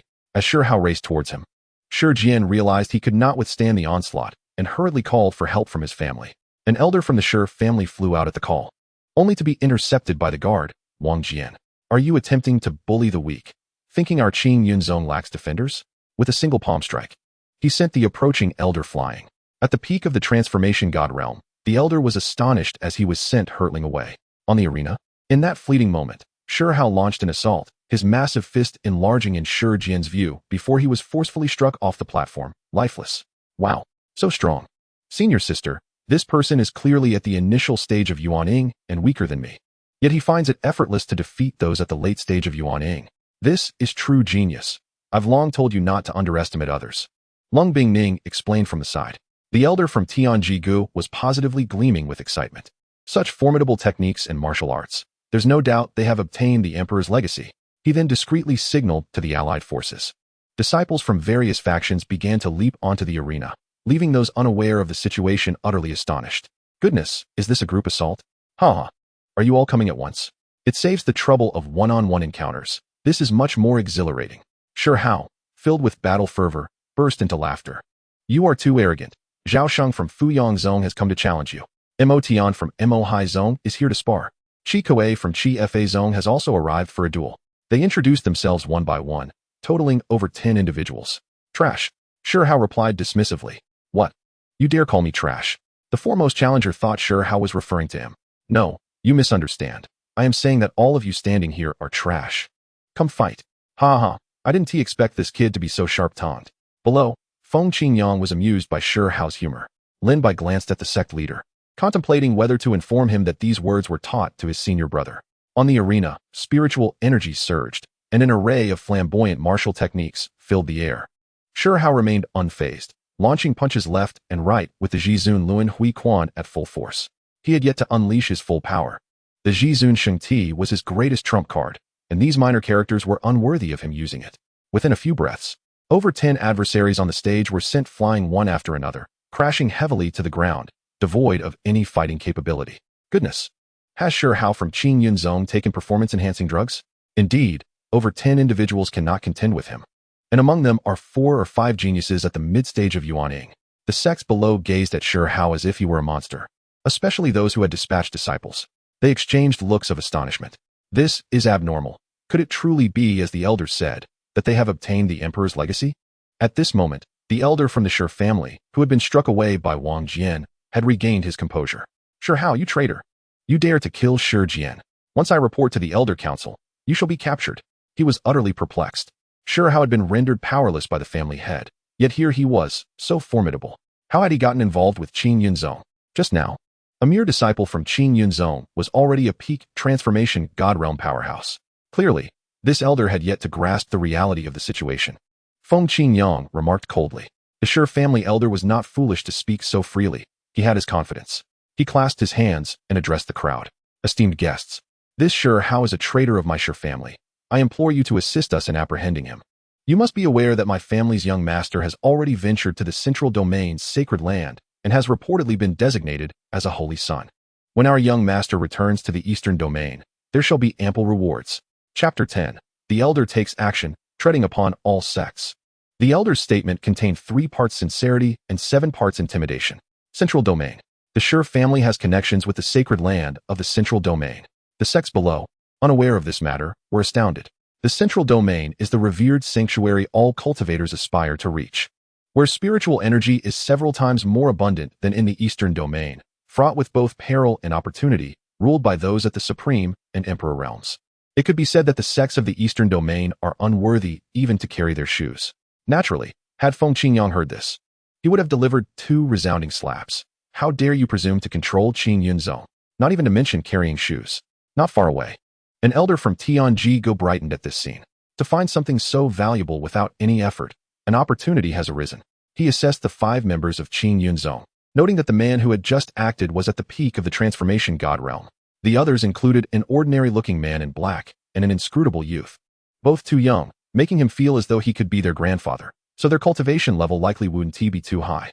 As for Shi Hao and that initial stage Qi refinement waste, he disregarded them. Shi Hao, are you polite? Thus, he again communicated with the allied forces, urging them to lead the attack against Qingyun Zone. Rest assured, We from Mo High Zone will assist in this matter, and us from Fuyang Zone as well. In broad daylight, such a traitor exists. Regardless of whose kin he is, I, from Chi Fa Zone, must lend a hand.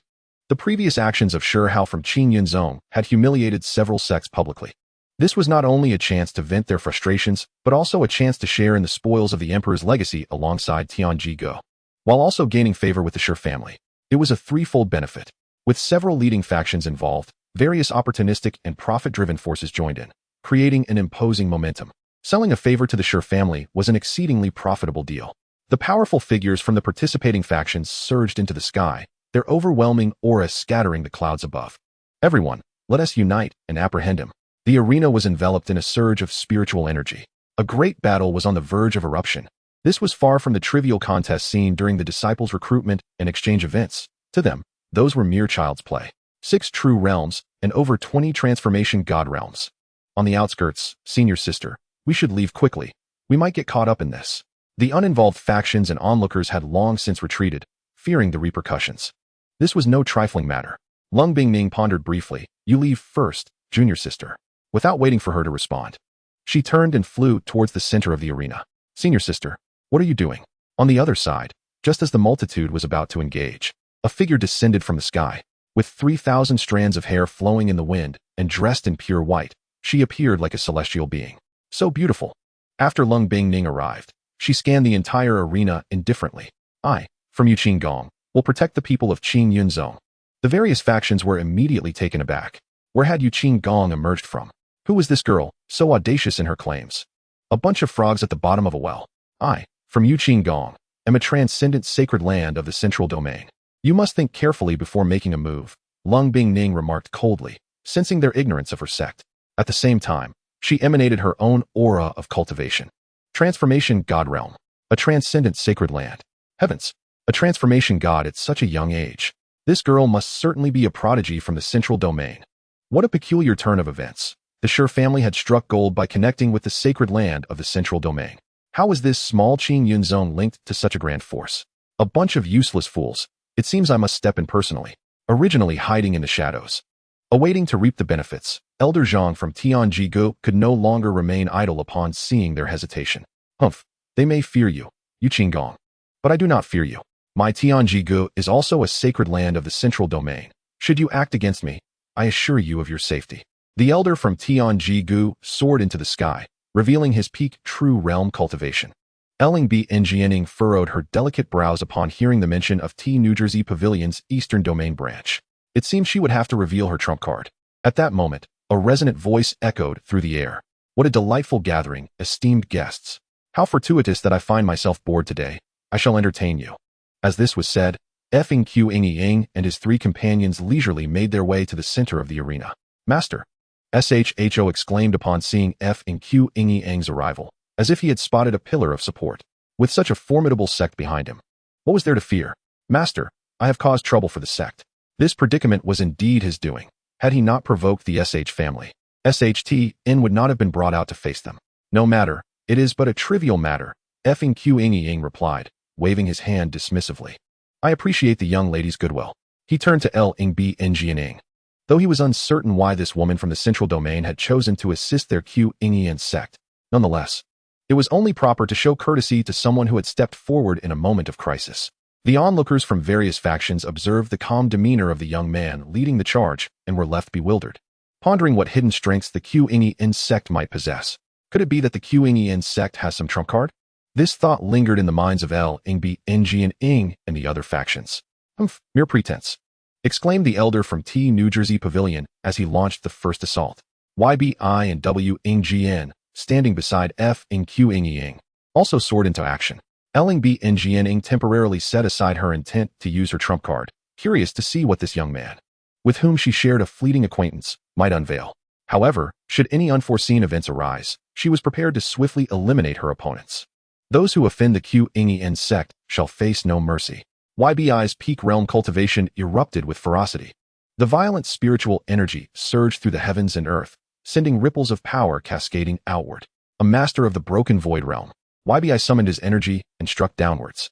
A colossal hand appeared in the sky, casting a shadow that obscured the sun as it descended upon the factions. The surrounding space crackled with the friction of spiritual energy against the fabric of reality. At the moment the giant hand struck, the very space shattered, akin to the heavens collapsing and the earth splitting. No, spare my life. I am the sect leader. After the cries of despair, silence fell. There was nothing left but a display of sheer force overwhelming all.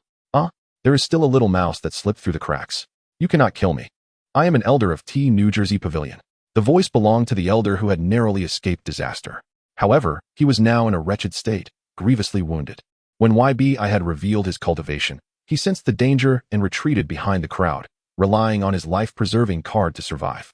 He could not fathom how a mere sect like Qingyun could harbor such strength. Even with imperial inheritance, it seemed implausible. Have you finished your last words?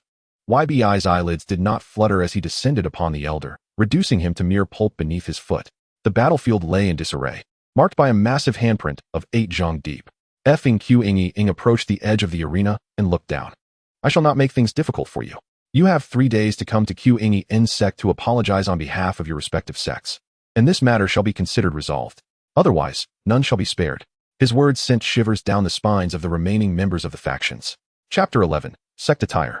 The mighty Qingyun. Ding! Congratulations to the host for completing the task of shining brightly at this exchange meeting. The sect attire has been distributed. Please check. Ding! Task completion at full score. Sect attire available for unlimited wholesale. A brilliant display? Could one not shine brightly after annihilating all the strong ones? The reputation of Qingyun Sect should surely cause a significant stir. The completion of the task to make our name resound in the Eastern Domain is now within reach. The sect attire has arrived. I wonder what it looks like. Does it have any other functions? As the future foremost divine sect of all realms, can the system's rewarded sect attire be anything less? Those in the same field might think I cannot afford it. Ding! The sect attire is not only provided in unlimited quantities, but also possesses aesthetic appeal. Donning it renders one untarnished and impervious to fire and water, with the Tao's fortune embodied. So, your sect possesses such formidable strength. I was indeed presumptuous. A peak master of the broken void realm would be a pillar of strength even in their transcendent holy land. Qingyun Sect appeared increasingly enigmatic in her eyes. It was a great sincerity for a chance encounter that the young lady would step forward. Yet, with an outer sect elder present, these inconsequential clowns posed no threat. Feng Qingyang smiled lightly. Outer sect elder. To have such formidable cultivation as an outer sect elder. She had thought this peak master of the broken void realm to be one of the top cultivators of Qingyun Sect, only to discover he was merely an outer sect elder. The typically icy beauty, Eldest was now unsettled. Was Qingyun Sect truly an elusive great sect? Senior sister, are you all right? A worried young girl called as she rushed over. Suar, did I not instruct you to leave first? Why have you returned? The newcomer was Eldest junior sister, Li Su. I did not leave, so neither shall you. Having just witnessed her senior sister soar to the arena's center to confront so many formidable opponents, she had been consumed with worry and was about to draw the life-preserving card given by their master when she saw a powerful middle-aged man from Qingyun Sect emerge and annihilate all adversaries. This prompted her to rush over in a panic. Eldest felt a surge of emotion. Despite her impulsiveness, her junior sister remained steadfastly by her side. Well then, the matter here is resolved. Let us return to the sect. As Feng Qingyang concluded, Eldest stepped forward and sincerely remarked, Sect leader of Qingyun, may I accompany you to your esteemed sect? Rest assured, I have no ulterior motives. I merely wish to witness the grandeur of your sect. Feng Qingyang scrutinized Eldest for a moment, inwardly reflecting. These two are from a powerful force in the central domain. Allowing them to witness the might of Qingyun Sect could help spread its renown throughout the central domain. With this thought, Feng Qingyang replied indifferently. Our sect permits it. You may accompany us. Soon, they traveled swiftly and reached the foot of Qingyun Mountain. Along the way, Lin could not contain his curiosity and incessantly questioned his senior brother. Senior brother, you were incredibly impressive just now, taking on more than 10 opponents alone. And without defeat. How long have you been cultivating? Reflecting on his own journey from being crippled to this point, Sho mused. It has been just under 3 days. Just 2.5 days. Lin Bai exclaimed in astonishment. So, after 10 years of diligent training, you were merely at the initial stage of qi refinement. Could it be that you train on a dog? Upon entering Qingyun mountain range, Eldest and Li Su immediately sensed the anomaly. The spiritual energy here was several times denser than in the outside world. Moreover, the deeper they ventured, the richer the energy became. By the time they reached the sect's entrance, The spiritual energy was already comparable to that of the central domain. Indeed, it was a hidden great sect. The choice of location was simply extraordinary. Feng Qingyang's beautiful eyes widened as she thought, as expected. Feng Qingyang waved his hand, and a staircase stretching 100 li descended from the mountain, shrouded in swirling mist, creating a dreamlike vista that resembled a staircase leading to the celestial realm. Let us proceed. As they ascended the staircase into Qingyun Sect, they were greeted by a breathtaking sight. Various pavilions and towers were arranged harmoniously, with the Tao's energies circulating and the dense spiritual energy manifesting as a mist, rendering the place akin to a paradise. Senior sister, have we arrived in a celestial realm? The first-time visitors, Lin Bai and the sisters, appeared as though they had stumbled into a grand spectacle. Seeing their astonished expressions, Sho couldn't help but chuckle. Haha, this feeling is truly exhilarating. I recall having the same expression when I first arrived. In the Qingyun Hall, Feng Qingyang gestured for them to sit and instructed Sho to serve tea. The tea was nothing extraordinary, merely the Dao tea obtained from the system a couple of days prior. Lung Bingning and Lu Shui sat down cautiously, holding their teacups and drinking in one swift motion. The cool tea flowed down their throats, transforming into a profound essence that permeated their entire beings. This was the revered Dao tea. Feeling the essence coursing through her body, Lung Bingning exclaimed in astonishment. Such tea was exceedingly rare even in their Yuqing palace, and she had only ever encountered it during a grand banquet hosted by their palace master for a powerful figure. It's nothing special, just make do with it. Feng Qingyang remarked sincerely, while contemplating how to persuade the system to procure some superior tea. The tea posed no immediate effect on him. The system retorted, "You fool.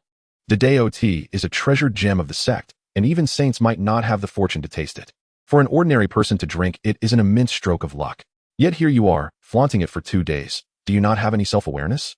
What more could you expect from consuming so much?"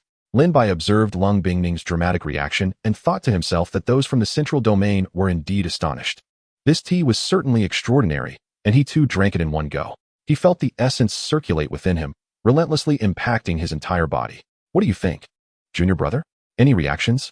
Shi Hao inquired curiously, aware of the tea's wondrous qualities from his own experience. "Burp. Senior brother. I'm still merely at the initial stage of qi refinement," Lin Bai replied with a sigh. Aside from feeling the fullness of his initial stage of qi refinement, his realm had not progressed. "Senior sister, I believe I've seen this tea before with our master, who cherishes it like a treasure," Lu Shui remarked, referring to the palace master of Yuqing Palace. After finishing their tea and engaging in some idle chatter, Lung Bingning rose solemnly and said, "Master Feng, your sect has offended the transcendent holy land of the central domain and the Tianji Pavilion. It is prudent to make preparations. A cautious ship sails for 10,000 years. Should anything arise, our Yuqing Palace can offer assistance." As the esteemed senior sister of Yuqing Palace and a direct disciple of the palace master, she held a position equivalent to that of a holy son of a sacred land, wielding considerable influence. Their Yuqing Palace was itself a transcendent force, well aware of various secrets, and none among them were simple. "Thank you for your kind intentions, Miss Long, but our Qingyun Sect boasts countless skilled experts. In the face of our Qingyun Sect, these two forces are but ephemeral insects, easily dismissed with a wave of the hand," Feng Qingyang replied nonchalantly. With a great emperor-level ancestor presiding over the Qingyun Sect, he held no fear of even imperial-level forces. Chapter 12. The Awakening of the Qingyun Sword Body. The Transformation of the Inept. Seeing Feng Qingyang's indifference, Lung Bingning felt there was little more to say. Feng Qingyang saw no need for further explanation. When the Qingyun Sect competed for supremacy in the central domain, the world would come to recognize its strength. He then began to examine the system interface. The rewards from Lin Bai's previous system quest were nearly exhausted. The silver summoning card had been used to summon an outer sect elder at the peak of the Suikong realm, and the Wanjian tomb had now taken up residence in the back mountain of Qingyun Sect. He sensed a surge of powerful sword intent emanating from the back mountain. Though it was not overwhelmingly strong due to the suppression of the 9 tripods, it would serve as an excellent training ground for disciples in the future, and which disciple might obtain a divine sword would depend solely on their own fortune. Now, the only task remaining was to tailor a cultivation method for the disciples. "Lin Bai, come here for a moment." "Master." Lin Bai, still grieving, hurried forward upon hearing the call. "I have discerned the reasons for your prolonged inability to break through, and I possess an item that can resolve your issue. From now on, you will be a direct disciple of our sect, just like Shi Hao." Initially overjoyed at the prospect of resolving his cultivation dilemma, Lin Bai was taken aback upon hearing that he would be accepted as a direct disciple. "Thank you, master." He quickly expressed his gratitude. Lung Bingning and Lu Shui, seated nearby, were equally curious, pondering why such a powerful and enigmatic figure as Master Feng would take an inept disciple. This young man must harbor a significant secret. Unleash your consciousness. Upon hearing this, Lin Bai complied without hesitation. System, we may commence. A beam of purple light shot from Feng Qingyang's hand into Lin Bai's consciousness. Your constitution is the legendary Qingyun Sword Body. The reason you have struggled to break through is that you lack the corresponding cultivation method to refine spiritual energy. Thus, all the spiritual energy you cultivated has been absorbed by the sword body. With the Qingyun Sword Classic, your sword body will be activated, and your cultivation will soar at an unprecedented pace. Qingyun Sword Body, a constitution of legend, born for the sword, when fully realized. It can cleave the heavens with a single strike. Lung Bingming was once again taken aback. The frequency of her astonishment today could last her 10 years. She had heard her master mention a Qingyun sword body that had emerged during the Middle Ages, one that had once slaughtered emperors at the peak of the Saint King era, later revered as the sword god. She had never anticipated encountering such a divine body in the eastern domain today. Moments later, outside the main hall, after an hour had passed, Lin Bai, seated cross-legged, joyfully opened his eyes.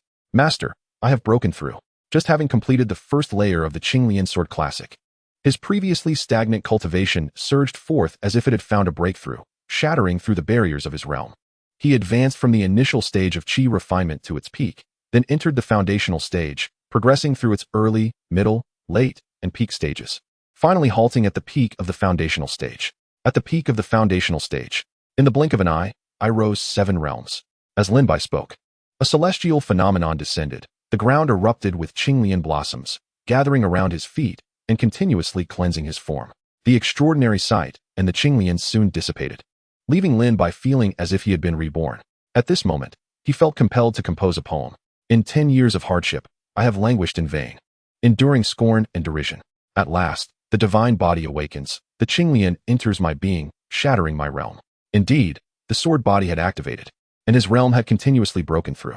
He was truly the disciple chosen by the system, shattering realms as effortlessly as drinking water, yet he still lagged behind me. Just as Lin Bai was about to speak, a powerful sword intent emanated from the back mountain. Master, could it be that a swordsmanship elder from the sect is practicing in the back mountain? Such formidable sword intent. Shi Hao inquired, speculating that it might be a returning elder of swordsmanship. Feng Qingyang, sensing with his consciousness, discovered that it was the Wanjian tomb stirring. Upon glancing at Lin Bai, who had awakened his sword body, he understood and merely smiled without speaking, while Shi Hao and Lin Bai marveled at the formidable sword intent. A 3-foot azure peak surged through the air, its chilling sword intent swirling around Lin Bai before settling steadily into his grasp. Master, this. The powerful sword intent emanated from this very sword. Qingyun Divine Sword. The well-informed Lung Bingning gasped in astonishment once more. She had seen this sword in a sword compendium. It was the very sword wielded by the sword god she had mentioned earlier. Yet, how could this sword, which had vanished along with the sword god in the Middle Ages, appear here? Oh, Miss Lung, do you recognize this sword? Feng Qingyang inquired upon hearing her name it. He himself did not recognize it, only knowing that the system had introduced it as one of the myriad swords buried within the Wanjian tomb.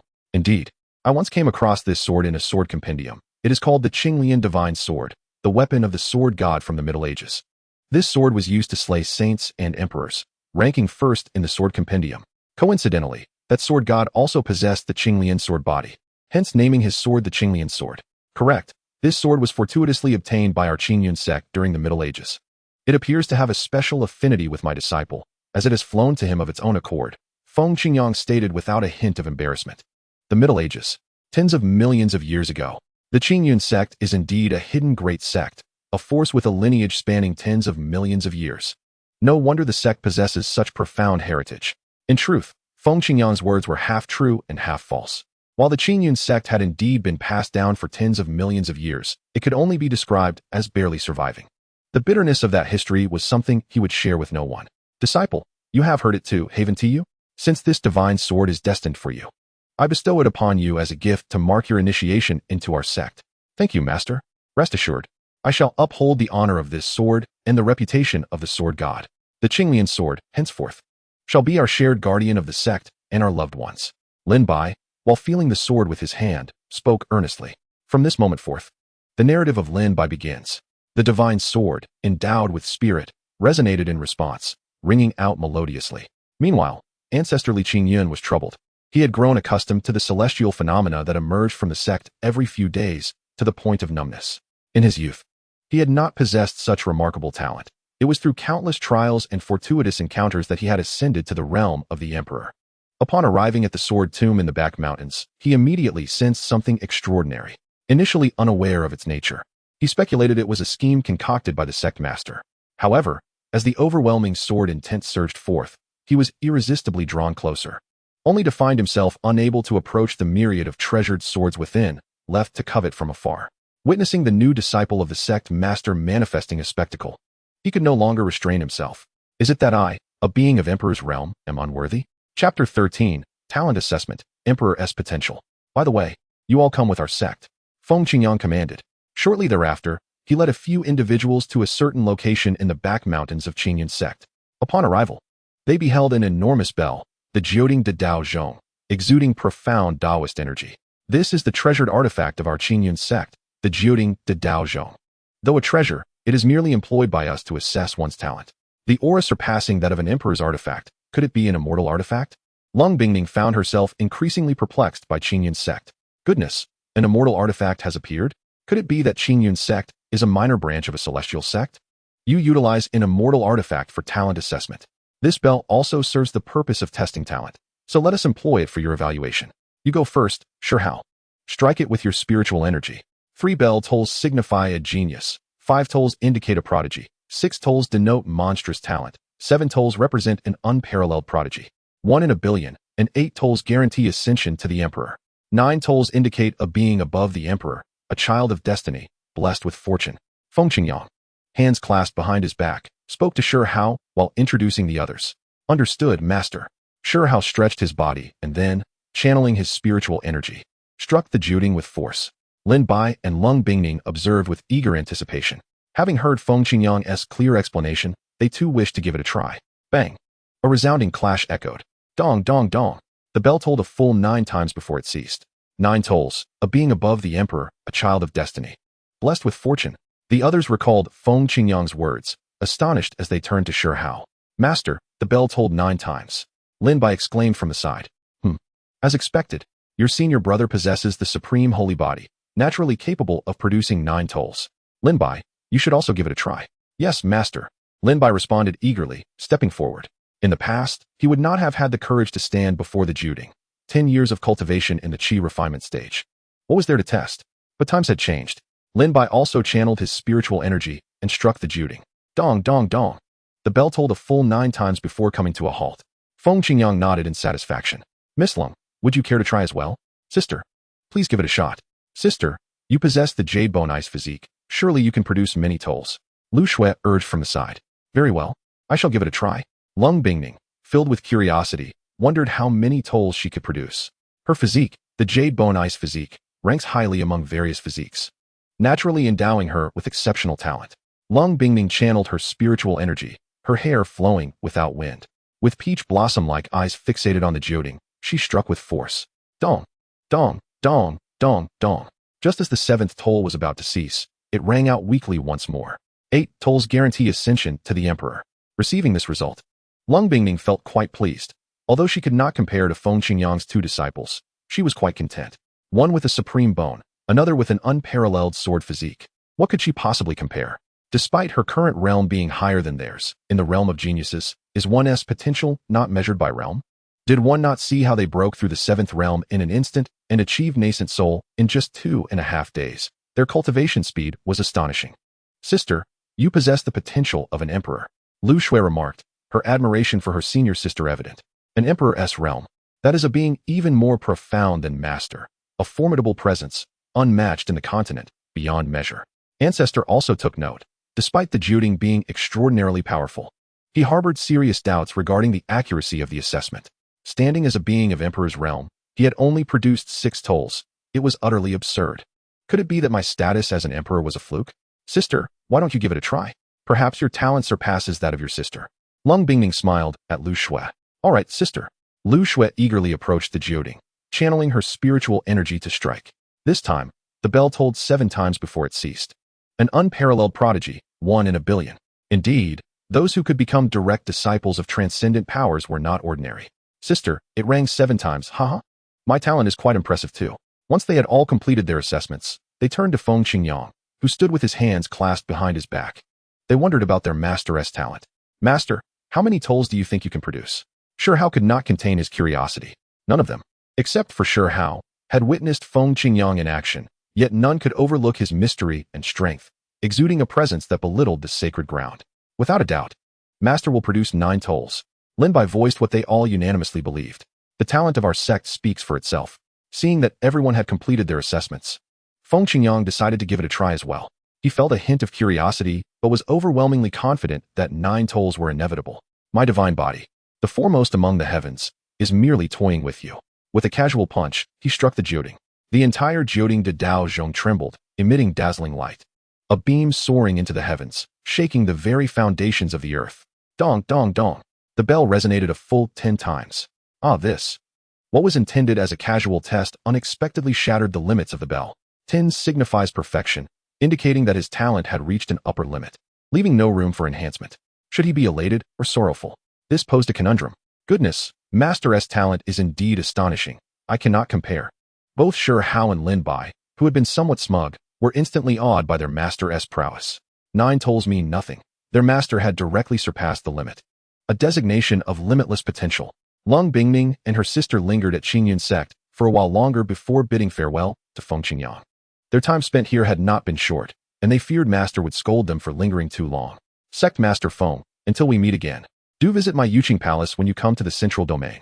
To both young ladies, until we meet again. If the opportunity arises, I shall pay a visit. Farewell. In the lonely shadows of the cold river, among the familiar faces of the martial world, why must we have met before? Lung Bingming could be considered the first person in this other world to willingly offer him assistance, apart from the previously promised wealthy benefactor.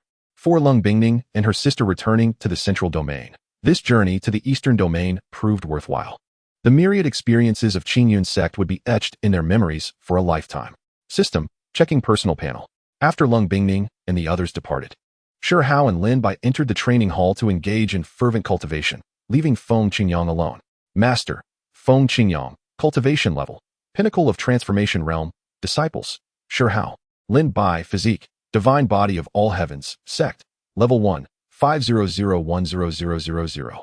Oh, how did the sect value increase? He had never paid attention to it before.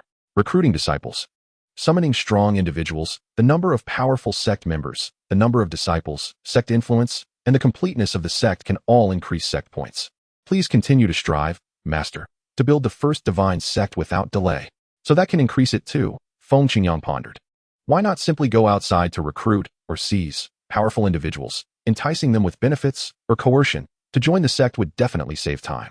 Indeed, the Qingyun Sect is currently understaffed and not sufficiently developed, with places like the alchemy hall left unattended. Perhaps he could find some alchemists when he has a free day. Chapter 14, Journey to Huangzhou, the Wang family strikes. A day later, Shi Hao and Lin Bai emerged from the training hall. Haha, senior brother. I have made small progress in the Qinglian sword technique. Lin Bai exclaimed joyfully. Is that so?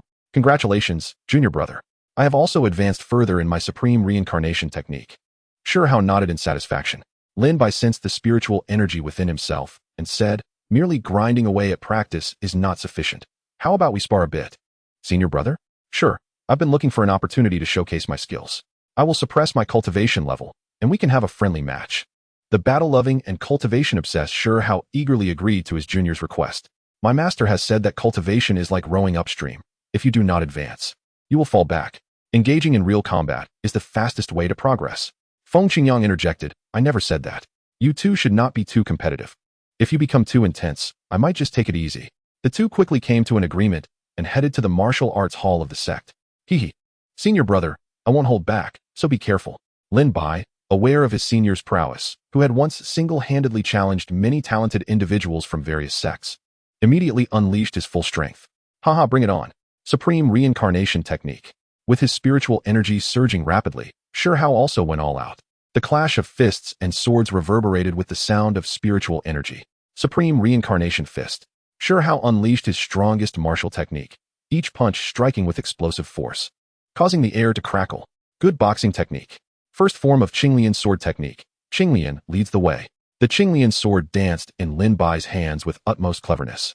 countering each move while countless Qinglian flowers erupted from the ground, their sharp sword energy directed toward Shi Hao. Sword intent. Unexpectedly, his junior had comprehended sword intent so swiftly. However, Lin Bai's lack of practical combat experience became evident, and he soon found himself defeated.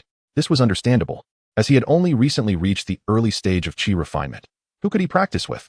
Bullying a child? Even children were of higher cultivation than him.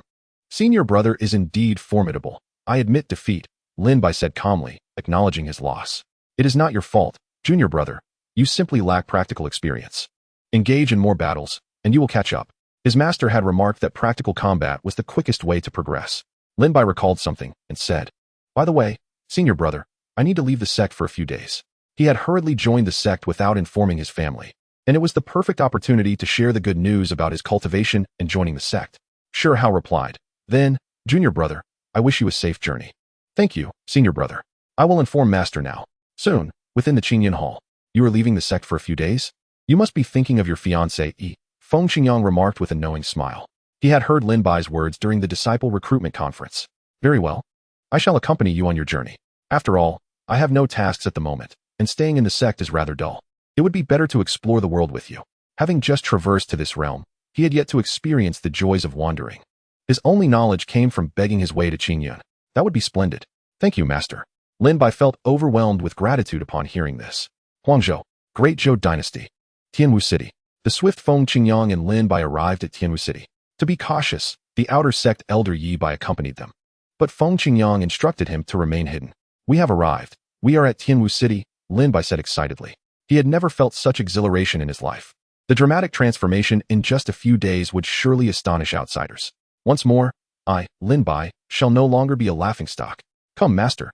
Allow me to take you to the best establishment here to enjoy music." Having once been troubled in his cultivation, Lin Bai was now well-versed in pleasures. Ahem. Disciple, you have piqued my interest." Feng Qingyang responded. "Is this establishment truly reputable?" Upon entering the city, Lin Bai noticed a rather solemn atmosphere. His fame was too great. As soon as he entered, he was recognized. "Look, isn't that Lin Bai, the eldest young master of the Lin family? Why has he returned suddenly? The Wang family is currently in a life-and-death struggle with the Lin family. Is he returning to face his family's fate?" Although he had been deemed a waste, he still possessed some backbone. "I heard his childhood sweetheart joined a dominant power. I wonder if it's true." "It is true. I have reliable information that it is indeed a beautiful flower planted in a heap of dung."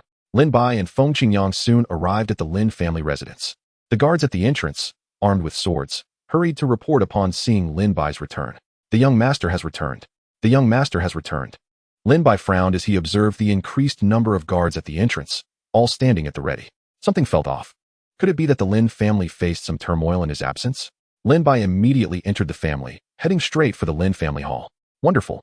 Brother Lin has returned. Brother Lin is safe." The family members he encountered along the way were overjoyed to see Lin Bai return unharmed. This reassured him further. Upon entering the Lin family hall, Lin Bai was surprised to find all the elders gathered, seemingly in discussion about something significant. "Why, you're safe. How wonderful!" Lin Zhan exclaimed, visibly relieved upon seeing Lin Bai return unscathed. The elders in the hall also showered him with concern. "What has happened, father?" Lin Bai inquired. Sensing the gravity of the situation, the despicable Wang family allied with the Bai family and launched a sudden attack on us, leaving us caught off guard with considerable losses. Lin Zhan said angrily.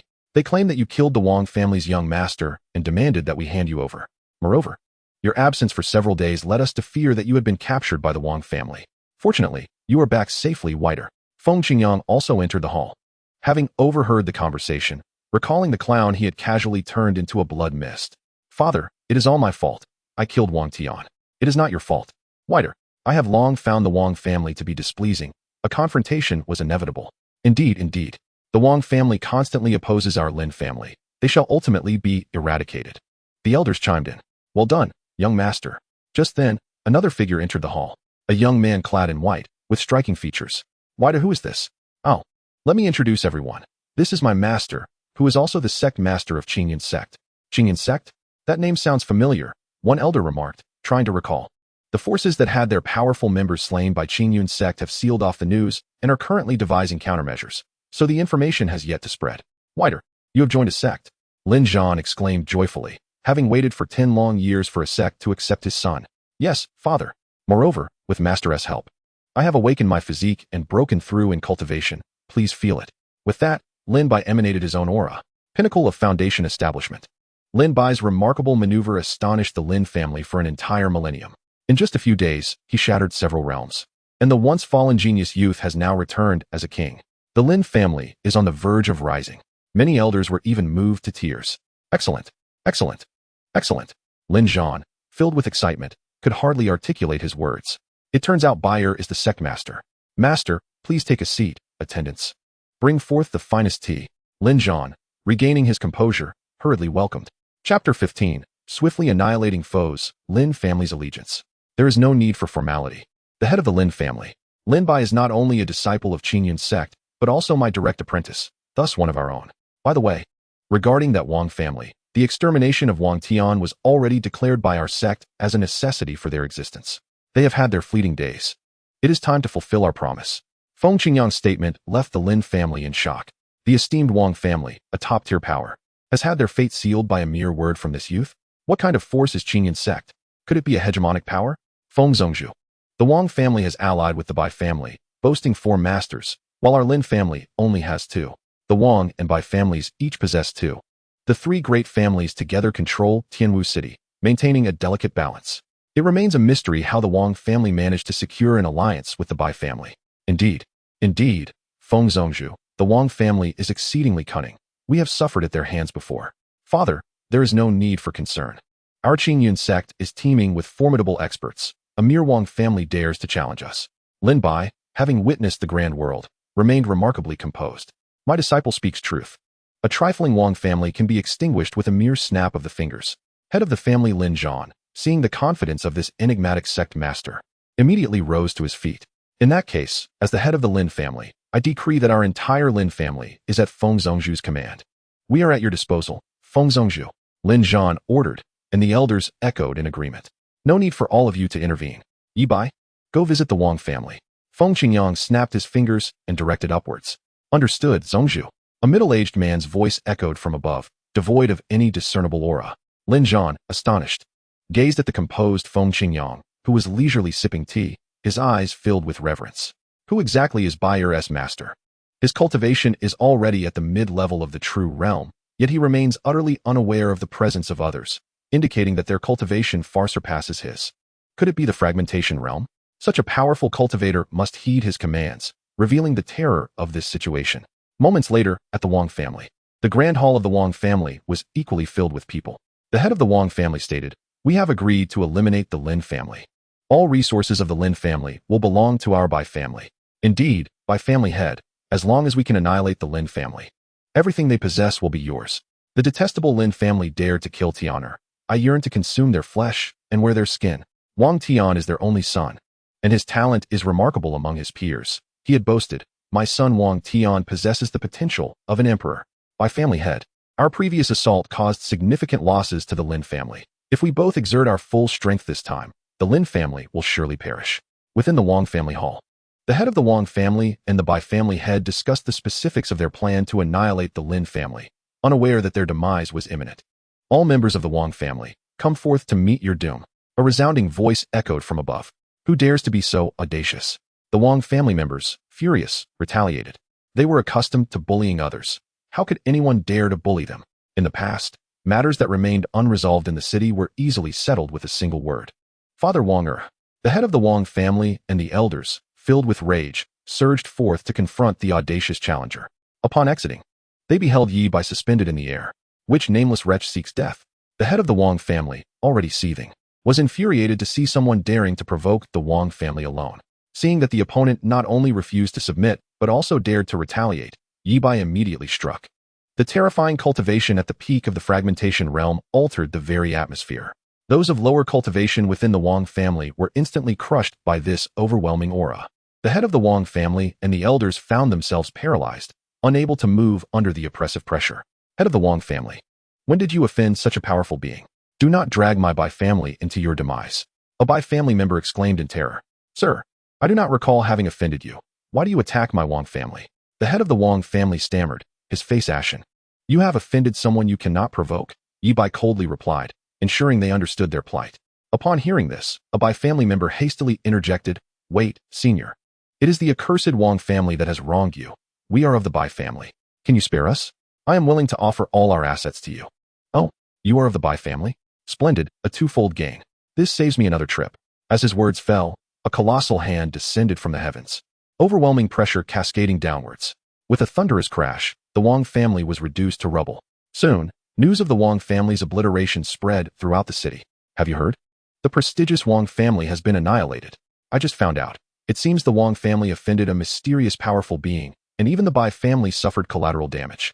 The Bai family head and elders were all exterminated, leaving the Bai family in name only. Various tea houses and taverns in Tianwu City buzzed with conversations about this incident.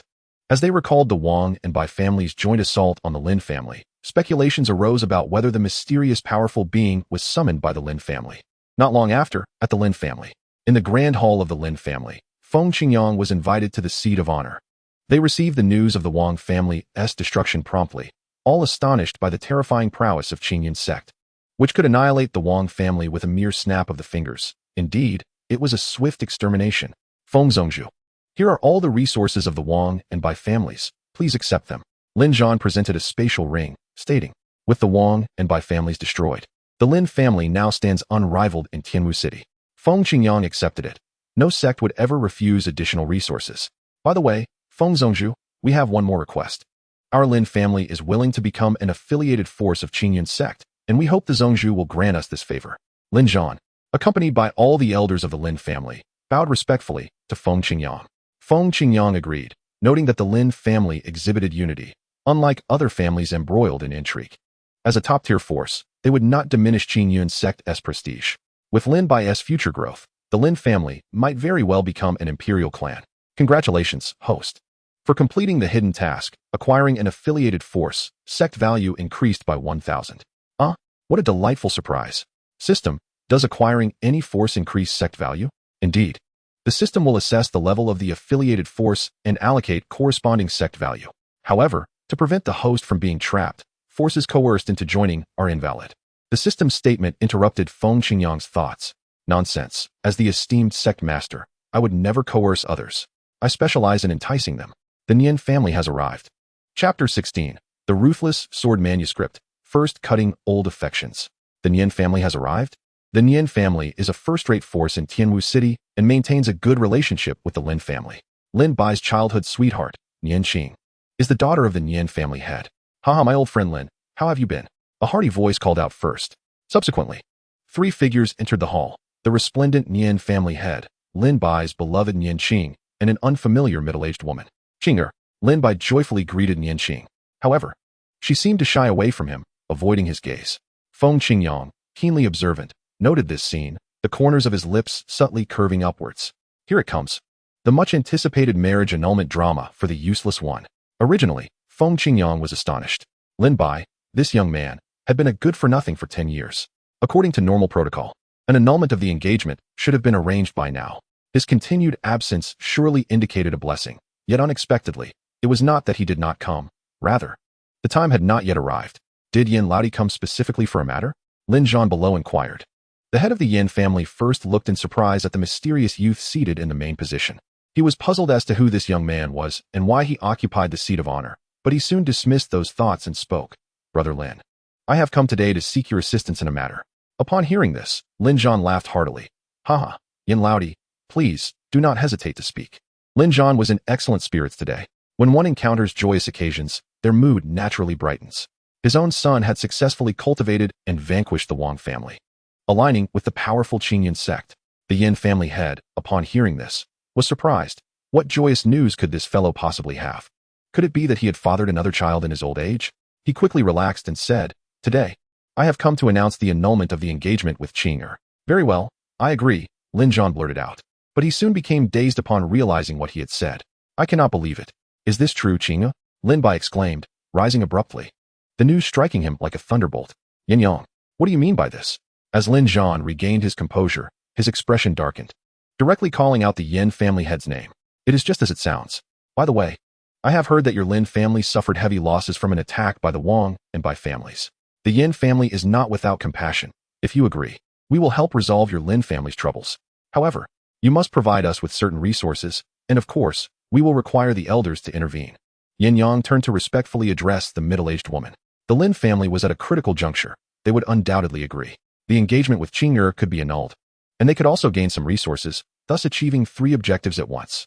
Yin Yang was confident that Lin Zhan would acquiesce, already calculating in his mind.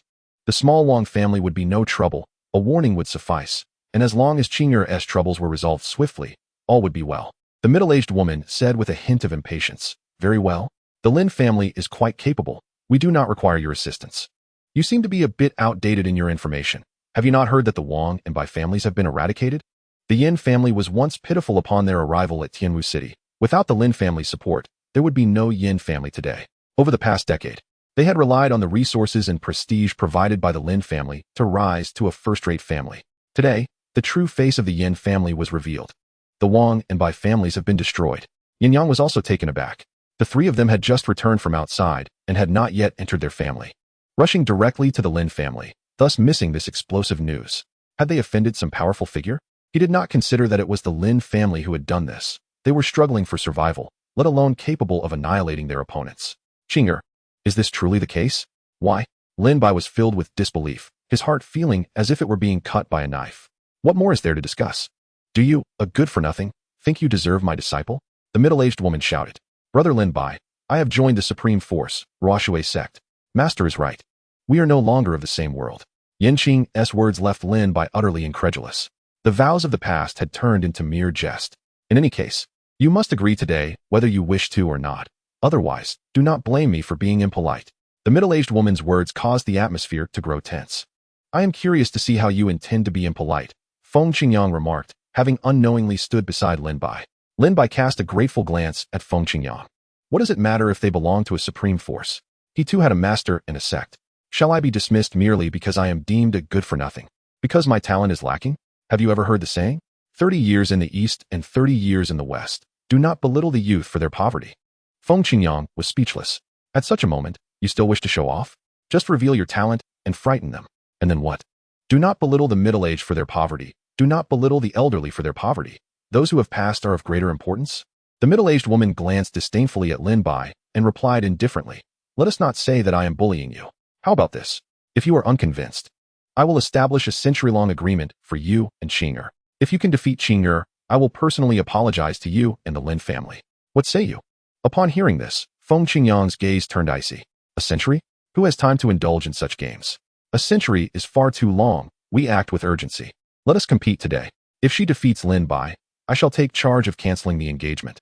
But if she fails, she will be dismissed, and the Yin family will be expelled from Tianwu City. Feng Qingyang pointed at Yin Qing. You think to play this century-long game with me? That trick will not work. Upon hearing this, Yin Yang and the middle-aged woman's eyes brightened. It was a gift delivered to them. Yin Qing, at the mid-level of the Golden Core realm, against a good-for-nothing in the Qi refining stage, there was no doubt about the outcome. Lin Zhan, seeing his sect master personally intervene, dared not refute. But he still had his doubts. While Bayer had strong talent, his realm was a barrier. Soon, they arrived at the Lin family's martial arts arena. Yin Yang even specially instructed Yin Qing not to hold back, to let this good-for-nothing clearly understand the gulf between them. It was for his own good. Disciple, today I shall impart to you a powerful sword technique. Listen well. With a heart unburdened by women, the sword is drawn with divine intent. The first form of the sword manual, forget your beloved. The second form, sever your infatuation. The third form, raise your hand to extinguish the mundane. The fourth form, fury cleaves the old lover. The fifth form, swing the sword to slay the self. The sixth form, a single leaf opens the heavenly gate. In total, there are 6 forms. Whenever you fully comprehend them, your state of mind and swordsmanship will ascend to a higher level. Yes, I have memorized it, master. Feng Qingyang observed his serious expression and thought to himself, I was merely rambling. This sword manual consists only of words, relying entirely on personal understanding. Meanwhile, Lin Bai continued to murmur about the sword techniques until they reached the martial arts arena. With a heart unburdened by women, the sword is drawn with divine intent. He repeated the first form. Go, brother Lin Bai. Go, brother Lin Bai. The young master shall prevail. The disciples and clansmen of the Lin family cheered for Lin Bai from the stands. Yin Yang sneered at this. It is not merely a loud voice that denotes strength. One must rely on true capability. Qingyu, remember what I said. Go for it. On the martial arts arena, Lin Bai and Yin Qing faced each other. Yin Qing initially hesitated, but her gaze gradually turned cold, while Lin Bai kept his head lowered, seemingly lost in thought. Lin Bai, yield. I will not hold back. Yanqing declared, seeing Lin Bai ignore her. She summoned her spiritual energy and lunged at Lin Bai with full force. When Lin Bai saw his former beloved aiming to strike him down, an epiphany struck him, and he entered an enigmatic state of enlightenment. This is entering the state of enlightenment. Qingyu must not hold back. Otherwise, defeat is certain. The middle-aged woman immediately recognized Lin Bai's state and cautioned Yanqing. Upon hearing this, Yanqing pushed her spiritual energy to its limit. With a heart unburdened by women, the sword is drawn with divine intent. Just as Yanqing's sword was about to pierce him, Lin Bai suddenly opened his eyes. Qingyun sword. The Qingyun sword appeared in his hand, radiating brilliant light, and Lin Bai swiftly drew it to meet her attack. Chapter 17. Those who defy the sect masters shall be punished. The powerful force sent Yanqing flying. Lin Bai, you have attained the peak of foundation establishment? Yanqing asked in disbelief. No one remains and decline forever. With a heart that does not die and a will that does not fade, even an ant can become a dragon, Lin Bai replied slowly, stepping forward toward his former beloved. Once more, the peak of foundation establishment, so what? I am in the mid-level of golden core. Regardless, today, I shall not lose. The first form of the sword manual. Forget your beloved. Sever your infatuation. Raise your hand to extinguish the mundane. 3 sword forms: slash, thrust, pierce. In the training grounds, spiritual energy surged and sword energy floated in the air. With 3 swift sword moves, Lin Bai effortlessly knocked the sword from Yanqing's grasp. Despair enveloped Yanqing as she sat on the ground, staring blankly into Lin Bai's eyes, which radiated an unfamiliar coldness. The 4th stance of the sword manual, Fury slays the former lover, was poised to strike as the Qingyun sword approached Yanqing. Lin Bai displayed 9/10 of his indifference, with a mere hint of reluctance. Stop. A middle-aged woman soared onto the training field, positioning herself before Yanqing. Qingyun sword technique. Qingyun asks the immortal. In an instant, Lin Bai altered his sword style, unleashing the mightiest move he had comprehended thus far. A myriad of Qingyun flowers transformed into a colossal sword, charging towards Yanqing. Upon collision, Lin Bai was violently hurled away. The disparity in realms was insurmountable, a gap not bridged by mere talent. Fire, brother Lin Bai. Lin Bai was propelled off the training ground, stumbling back 10 paces before regaining his footing. The incident unfolded in a heartbeat, leaving the Lin family members momentarily stunned. How dare you? Lin Zhan and the other Lin family disciples erupted in fury. To resort to such underhanded tactics while on the verge of defeat. Do you think my Lin family is without defenders? This young man possesses formidable talent, daring to confront me despite being at the peak of the foundation establishment stage. He must not be spared, or he will become a significant threat. The middle-aged woman scrutinized Lin Bai from below the stage, her heart heavy with apprehension. A fleeting sense of regret washed over her. Such extraordinary talent was deserving of Qingyu, and with a bit of nurturing, he could evolve into a powerful figure. Yet, in this world, there exists no remedy for regret. You are so determined to overpower the Qingyun, seeking to bully the weak? Feng Qingyang approached Lin Bai and assessed him with his spiritual sense, noting he was merely fatigued from excessive use of spiritual energy. He coldly addressed the middle-aged woman. What if I do? My Ruo Shui sect fears no one aside from the sacred grounds. The middle-aged woman resorted to intimidation, seeking to leverage her influence. Yes, with a senior from the upper sect present, you must withdraw from this marriage. The Nian family head, initially taken aback, swiftly regained composure. Indeed, if Qingyu were to lose, what of it? The Ruo Shui sect is a dominant force. Why should I fear those who rely on the powerful? Do you wish to guess how the Wang and Bai families met their demise? Feng Qingyang's cold laughter echoed at Nian Yang's words. Nian Yang stood momentarily dumbfounded, realizing that since his entrance, an unfamiliar youth had occupied the Lin family patriarch's seat and had bypassed Lin Zhan's authority. Could it be that the Lin family had allied with a formidable power? What is your Ruo Shui sect worth? Just like the Wang and Bai families. Extinguishing you will be a trivial matter. Pitiful insects, destined to be trampled underfoot for eternity. How dare you insult my Ruo Shui? Before the middle-aged woman could finish, a colossal visage appeared in the sky, darkening the atmosphere with thunder and lightning. Those who defy the sect masters shall be annihilated. A gigantic hand descended, obliterating the middle-aged woman into mere dust. The Nian family head was so startled by this spectacle that he lost all control. You see, the power you rely on is but an ant before my Qingyun sect. Your daughter's talent is unworthy of even carrying my disciple's shoes. The sect master is formidable. The Qingyun sect stands unrivaled. As a subsidiary force of the Qingyun sect, the Lin family rejoiced at this scene, feeling a sense of vindication. Abolish their cultivation and cast them out. Let them leave Tianwu City. Feng Qingyang declared, turning to depart. The rest was left to the Lin family. As for why he did not execute them, well, sometimes living can be more torturous than dying. Consequently, the Nian father and daughter, stripped of their powers, were expelled, and the Nian family departed in disgrace. That day, the denizens of Tianwu City were left in a daze, as a barrage of shocking news overwhelmed them. First, the Wang and Bai families were eradicated entirely from the three major clans. Next, the Lin family, once a dominating force, declared itself a subsidiary of the Qingyun Sect. Finally, the first-rate Nian family, once allied with the Lin family, was expelled, with reports claiming the family head's cultivation had been abolished. Although the Lin family did not explicitly state it, all understood that the Qingyun Sect had annihilated the Wang and Bai families with the Lin family support. Lin Bai and Feng Qingyang, having enjoyed a melody at the tavern, embarked on their journey back to the sect. However, they proceeded leisurely, savoring the rare opportunity to wander amidst the mountains and waters. Ahead lay the border of the Great Zhou. The ancient road was sparsely populated, with lush trees providing a refreshing canopy, while wildflowers blooming on the grass added vibrant colors to the landscape. Once they crossed the border, they would quicken their pace back to the sect. Feng Qingyang recalled the impending deadline he had set for the sect and knew it was approaching swiftly. Should they fail to offer apologies within 3 days, he would not hesitate to unleash his wrath. Chapter 18. The Empress of Great Zhou secures the key. Master, it seems there are people fighting up ahead. Lin Bai used his spiritual sense to detect a multitude engaged in battle ahead. It does not concern us. We shall not provoke unless provoked. Let us continue. However, the ancient road was singular, and they had no choice but to proceed along it. Haha, Qinruoxue, you have nowhere to flee. Hand over the key, and perhaps I may consider sparing your life entirely. Of course, if I can play with you a bit longer. That would be even better. My Empress. The general leered at one of the women. General, someone approaches. A soldier quickly alerted the leading general of the newcomers. How tiresome. Go see who it is. On the ancient road, over 50 mounted soldiers were besieging 2 women. You treacherous scum, do not think you can obtain the key. I, Qinruoxue, will not allow you to take it, even in death. Your Majesty, I shall cover you. You must flee. At that moment, Feng Qingyang and Lin Bai approached. Continue, we are merely passing through. Halt. Did you hear something? The leading general commanded the two as they attempted to leave. The ancient sacred realm is about to open, and possessing the key grants one a share. At this critical moment, it is better to mistakenly kill than to let one escape. My master has stated, we are merely passing through. You may proceed. Do you not hear? You are bold to speak to the general in such a manner.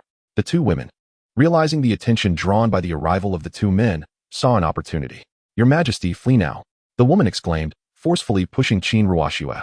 Then, with a thunderous explosion, she self-detonated, sending shockwaves that overturned the surrounding soldiers, perishing together. Frost. With no time for sorrow, Qinruoxue turned and fled. Damn it! The general, disregarding Feng Qingyang and Lin Bai, pursued after Qinruoxue. These people are delusional. We stated it was none of our business, yet they seek their own demise. Let us go. Feng Qingyang and Lin Bai continued on their journey, nearing the border of Great Zhou. To their surprise, the pursued woman circled back. Realizing she was injured and could not run far, Qinruoxue returned, catching up with the 2 men ahead. Young master, please save me, Qinruoxue implored. Feng Qingyang appraised the approaching woman, having not observed her closely before. Up close, her beauty could be likened to that of a fairy. Yet the grime from days of pursuit marred her appearance, and her tattered clothing revealed patches of fair skin. A beauty turned to a skeleton. Feng Qingyang felt no stirrings of emotion. Why should I save you? What reason do I have to rescue you? Just because you are attractive? Feng Qingyang checked her identity through the system, discovering her background was quite intriguing. Empress of Great Zhou, Qinruoxue, realm, pinnacle of transformation. Traitors fabricated rumors. Empress slays 10-year loyalists. Chaos ensues in the dynasty, and treacherous subjects dethrone the empress and proclaim themselves as emperor. Young master, this is the key to the ancient sacred realm. Now that I am alone, it is of no use to me, so I shall bestow it upon you. Qinruoxue produced an item from her bosom and presented it to Feng Qingyang. Feng Qingyang took the key from Qinruoxue's hand, idly toying with it. Oh, the ancient saint's secret realm? Indeed, my lord. With this key, one can enter the ancient saint's secret realm, which is replete with abundant resources, serendipitous encounters, and legacies. In 3 days, the ancient saint's secret realm will open within the Qilin dynasty, and at that time, one can enter with the key in hand, completely uninterested. What allure does the legacy left by the saints hold? Within 3 years, every disciple of Qingyun Sect will attain the status of emperor. However, the resources therein could be worth considering for a fair competition, not mere plunder. Beep. As the future foremost sect of the myriad realms, There is a task to recruit a genius disciple. Completion of this task will yield substantial rewards. Detection indicates a genius disciple will emerge in the Qilin dynasty in 3 days. Please proceed promptly. Feng Qingyang's eyes brightened at this. It had been days since the system had issued a task, and he had been eagerly awaiting rewards. In the Qilin dynasty? Does this mean he is to enter the secret realm? How fortuitous, having acquired the key to the realm. On the other hand, Qin Ruoxue, upon hearing Feng Qingyang's complete disinterest, began to despair, realizing that the once mighty empress had reached a dead end. Observing her earnest plea for assistance, Feng Qingyang noted how she offered treasures, nearly bowing before him. A true gentleman can endure and adapt. A woman can be open and reserved. This empress has the potential for greatness. Yet, seeing her sincerity, he decided it would not be in vain to save her life. However, you must. Before he could finish, Qin Ruoxue eagerly interjected, "No need for consideration. I am willing, my lord. As long as I have life, I need not fear the firewood. Whatever needs to be done to preserve my life is paramount. Even serving tea, warming the bed, or accompanying in sleep. What of it?" In her dire straits, Qin Ruoxue clung desperately to this solitary hope. "Very well, accompany me back to the sect." He could have chosen to abandon her, striding away with the key in hand. But that would be akin to enjoying a meal without payment. One must bear the consequences of one's actions. Lin Bai remained silent, not casting a glance. Having reached a state of mind devoid of distractions, he only wished to compose a poem. Returning home, I hear of calamity. With a single hand, I obliterated the Wang Bai family. The Bai family, having renounced the engagement, now faces retribution. Draw my sword to sever ties with the one in my heart. Thank you, my lord, for your life-saving grace. My name is Qin Ruoxue. You may call me Ruoxue. She refrained from disclosing her identity as the empress of the Great Zhou. For the Great Zhou had fallen, what empress could exist now? She would await a chance for resurgence. At that moment, the sound of orderly hoofbeats approached from behind. "Qin Ruoxue, where do you think you're going?" The leading general, upon seeing Qin Ruoxue alongside the two men, roared in fury. "First, they send someone to distract me, then attempt to draw me away. This empress is indeed cunning. I, Xingdarong, the foremost general of the Great Zhou, nearly fell for such a ruse." Chapter 19. Convergence of Power, Schemes of Various Sects. "My lord, they are in pursuit," Qin Ruoxue said urgently, feeling utterly drained as her spiritual energy was depleted and she could hardly escape. "Fear not. I have promised to protect you within Qingyun Sect. Why the cowardice? With our sect present, what is there to fear?" "Yes, sect master. Yi Bai, send them to meet the king of hell," Feng Qingyang said casually. In the ruthless world of cultivation, a single word from the strong can grant life or decree death. Then without a backward glance, he continued on his way. Qin Ruoxue speculated that a powerful figure from Qingyun Sect must be following them. Yet, who was this king of hell?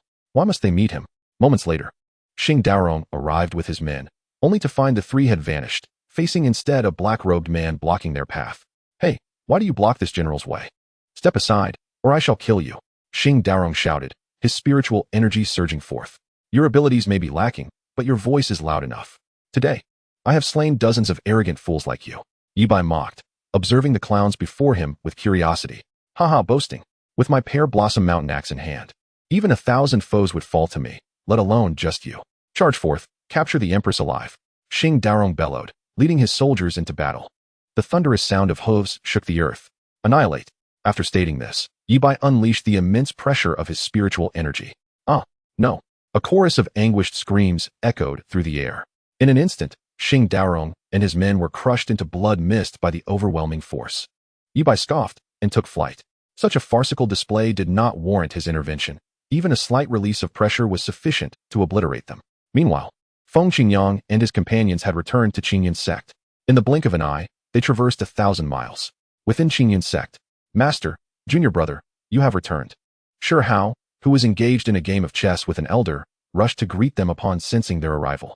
Shi Hao observed Lin Bai, sensing an inexplicable change in him. Though his appearance remained the same, his aura had transformed, now sharper and more formidable. "Senior brother."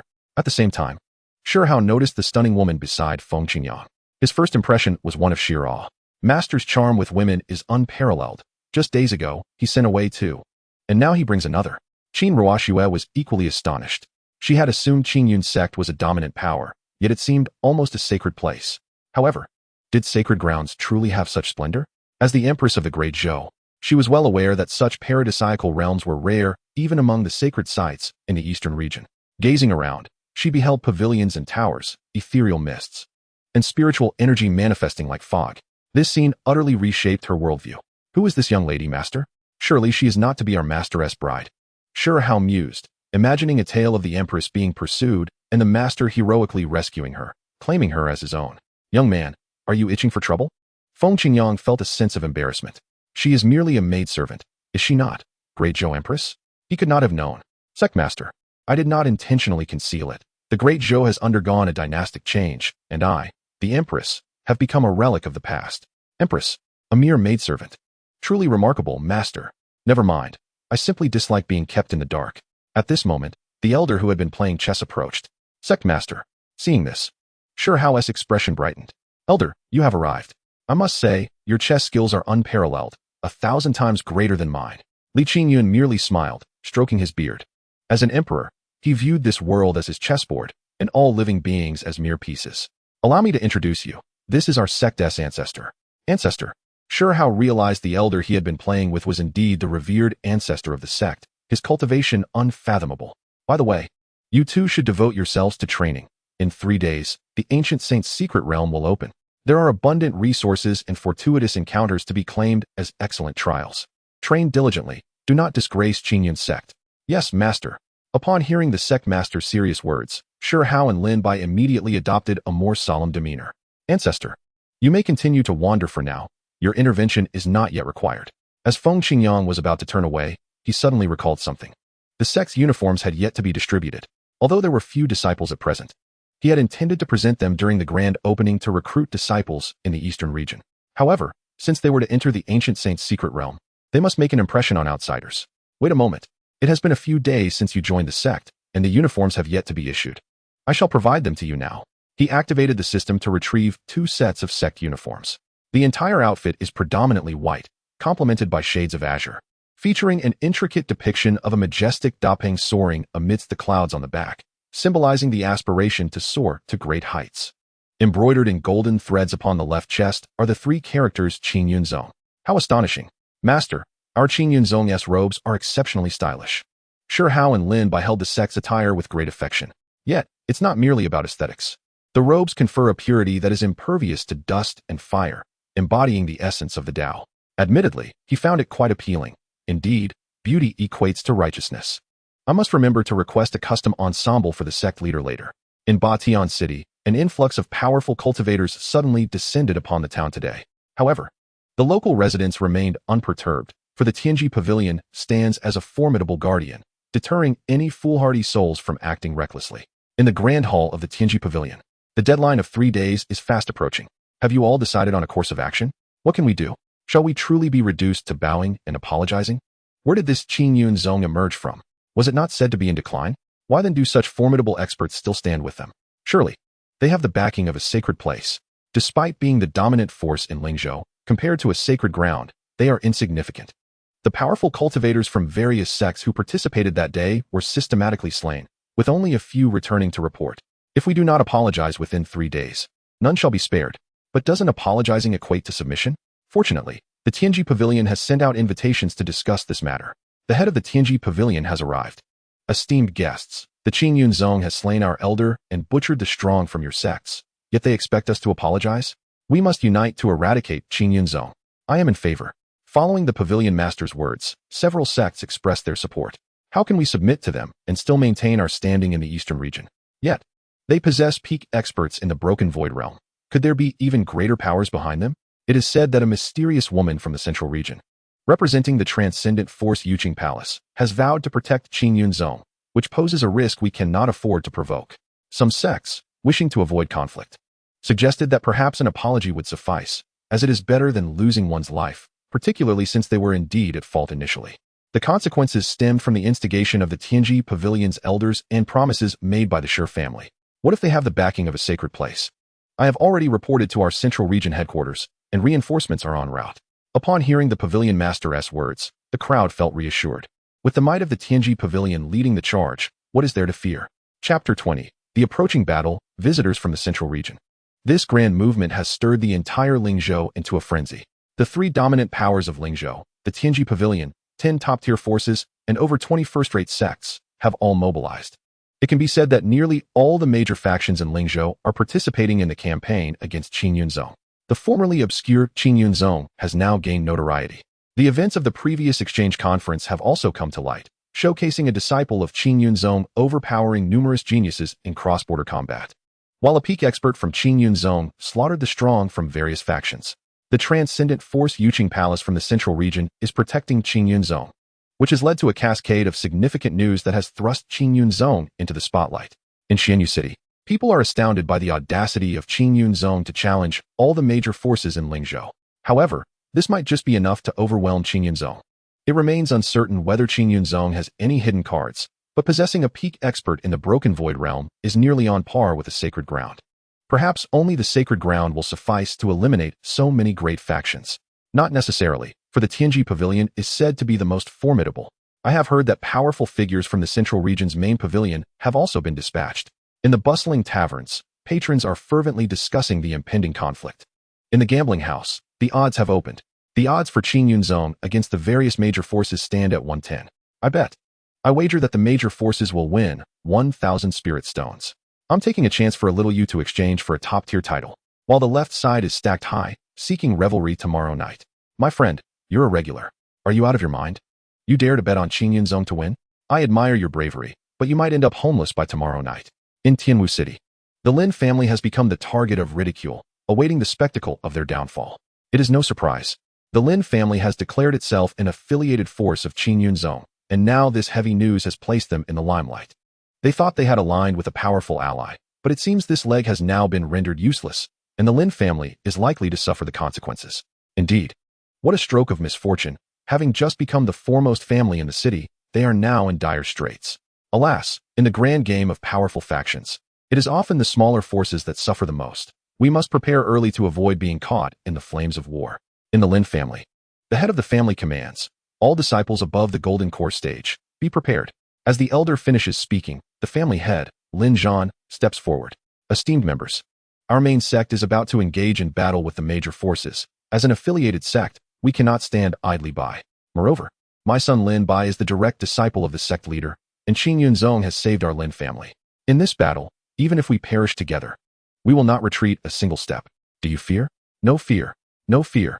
No fear. The fire is lit. Let us march to Qingyun Zone. The prestigious Lin family has publicly declared their intent to support Qingyun Zone, vowing to protect their main sect at all costs. This is the first faction to stand by Qingyun Zone, and likely the only one.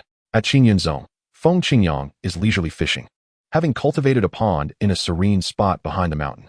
The scenery is picturesque, with birds singing and flowers blooming. Qin Ruoxue serves tea beside him, and after changing into clean clothes, she appears even more enchanting, her fair skin glowing in the sunlight. A catch.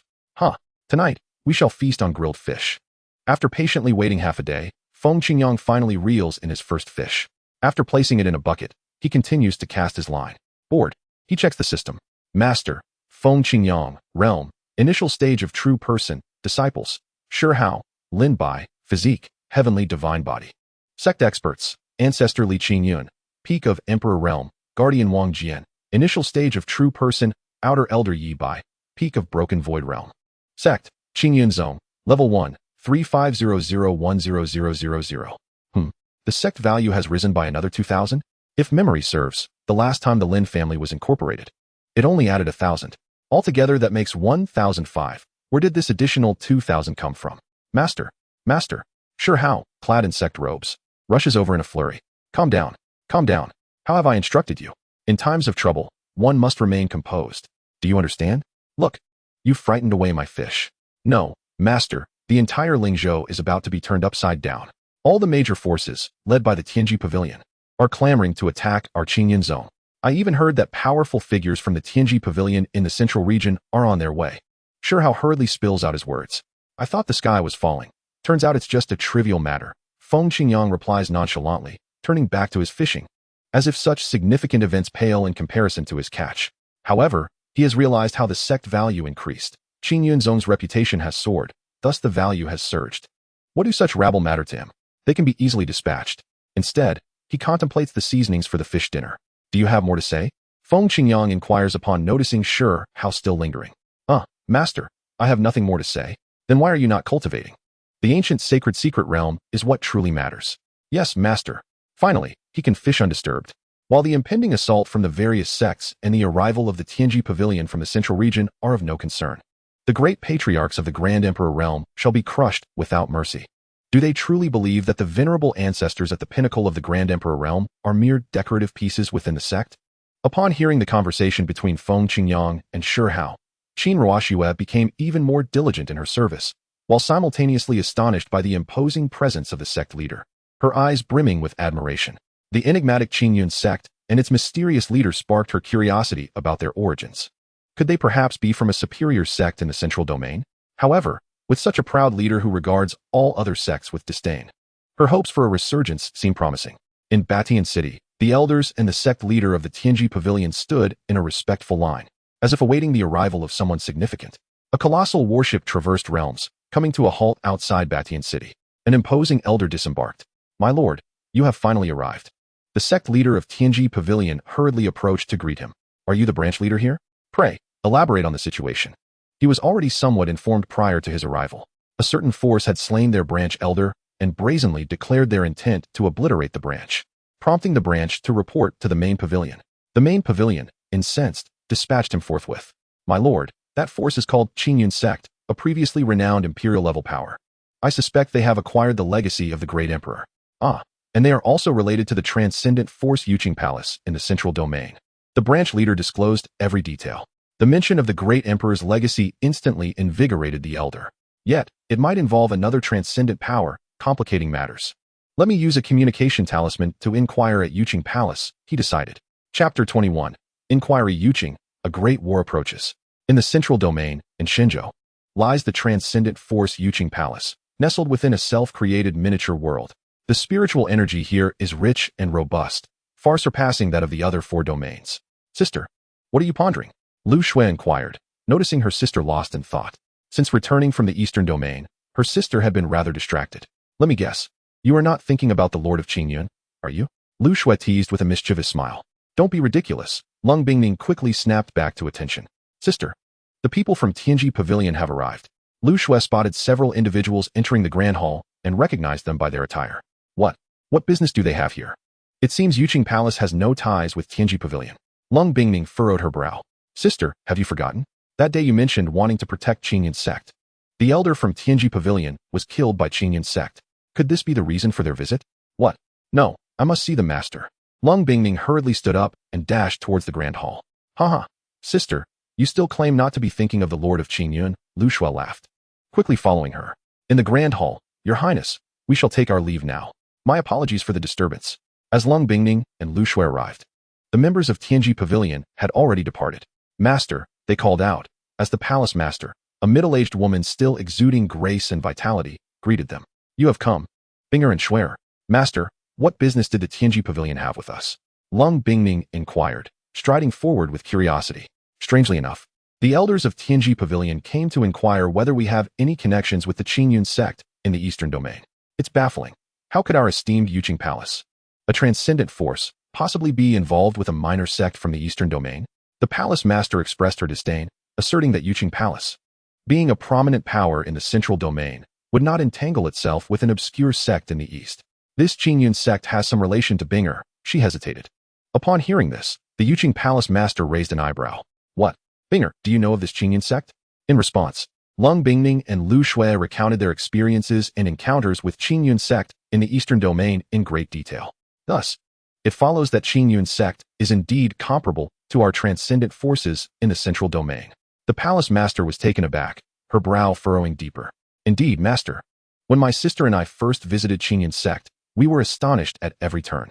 If Qingyun Sect is indeed as formidable as you say, then we need not worry. Such a transcendent force would naturally not fear Tianji Pavilion." "But," Lung Bingning began, only to be interrupted by the palace master. "No buts. If they wish to gain our favor, they must demonstrate commensurate strength. A weak sect has no diplomacy. Alliances between forces are founded upon equal strength and mutual benefit. Meanwhile, in the eastern domain, at Batian City's Tianji Pavilion, haha, Qingyun Sect is merely bluffing, deceiving you all." The elder of Tianji Pavilion laughed heartily.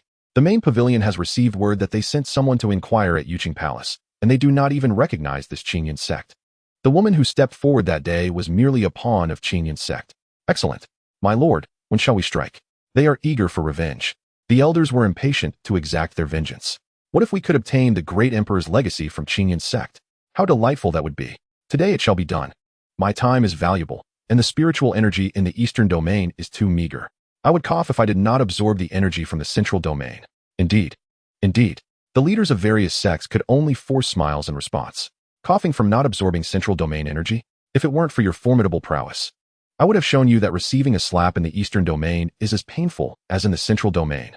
Before long, various major forces mobilized. The three dominant powers, Luoyang Pavilion, Lihua Sect, Tian Sword Sect, and the top 10 elite forces, Fuyang Sect, Chifa Sect, Mohezong, Tianjai Sect, Lihua Sect, Daojian Sect, Tindi Society, Yusho Sect, Xiangyang Sect, and the Sun and Moon Divine Church, alongside over 20 first-rate forces. Under the leadership of Tianji Pavilion, these forces surged towards Qingyun Sect like an overwhelming tide. The colossal warships blotted out the sky as they charged forward, creating a tumultuous spectacle. Everyone yearned to witness this epic battle firsthand. They are coming. The forces have mobilized. A man exclaimed in astonishment. The citizens of the city were left awestruck by the dense assembly of warships filling the skies. The entire Lingzhou was in a frenzy. The last time so many major forces besieged a single sect was an event long past. It appears that Qingyun Sect is doomed, with so many forces participating. Indeed, even the second-rate sects in our city wish to partake, hoping to feast on the spoils left by the major powers. But guess what? They are entirely dismissed, told to remain where they are. Simultaneously, at Qingyun Sect, the sect leader and the venerable ancestor Li Qingyun stood respectfully behind Feng Qingyang. His consciousness enveloped the entire eastern domain, and he was aware of every stir among the various forces. Let us proceed. It is time to make our move. Since they wish to play, we, Qingyun Sect, shall entertain them properly. Outside the Qingyun Mountains, after traversing hundreds of thousands of miles, the various forces arrived. My lord, according to the information, Qingyun Sect is situated within these mountains. The elder at the forefront inhaled deeply. This truly is a land of fortune. The spiritual energy here is so dense. His coughing symptoms seemed to ease. The others quickly sensed the environment. The spiritual energy here was several times denser than that of the outside world. With diverse thoughts in their minds, each contemplated the prospect of relocating their sect to this bountiful land after vanquishing Qingyun Sect. To attack Qingyun Sect, you must first step over the bodies of my Lin family. Just then, a thunderous voice echoed from the east. A warship approached, carrying the hurriedly arrived members of the formidable Lin family. Who are they? Are they courting death? Indeed, amidst so many powerful factions, they are here to meet their doom. This scene left the onlookers in the distance bewildered. Could it be that Qingyun Zong has summoned reinforcements? Judging by the insignia on the warship, it appears to belong to the Lin family of Tianwu City. Why would the Lin family assist Qingyun Zong? It is rumored that the Lin family is a subordinate faction of Qingyun Zong. Lin Zhan led the way, standing at the forefront. The Lin family boasts 2 realms of reality, 10 spirit transformations, and 50 each of Yuan Ying and Dong Su.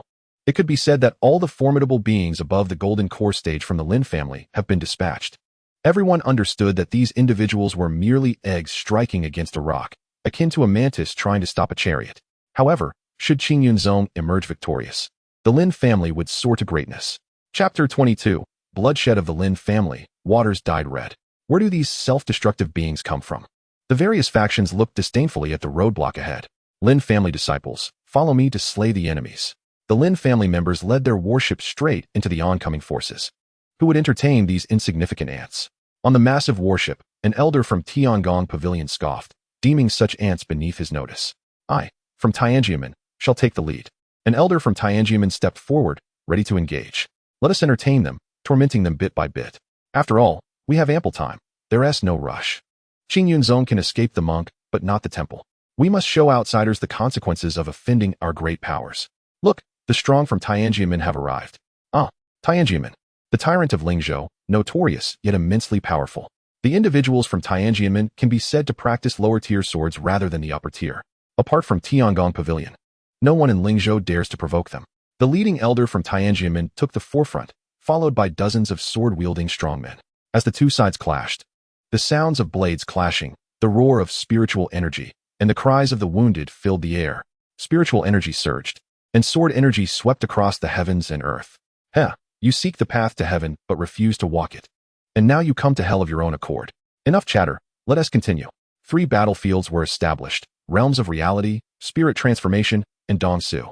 However, Due to the Lin family's inferior numbers, they were steadily forced back. How tragic.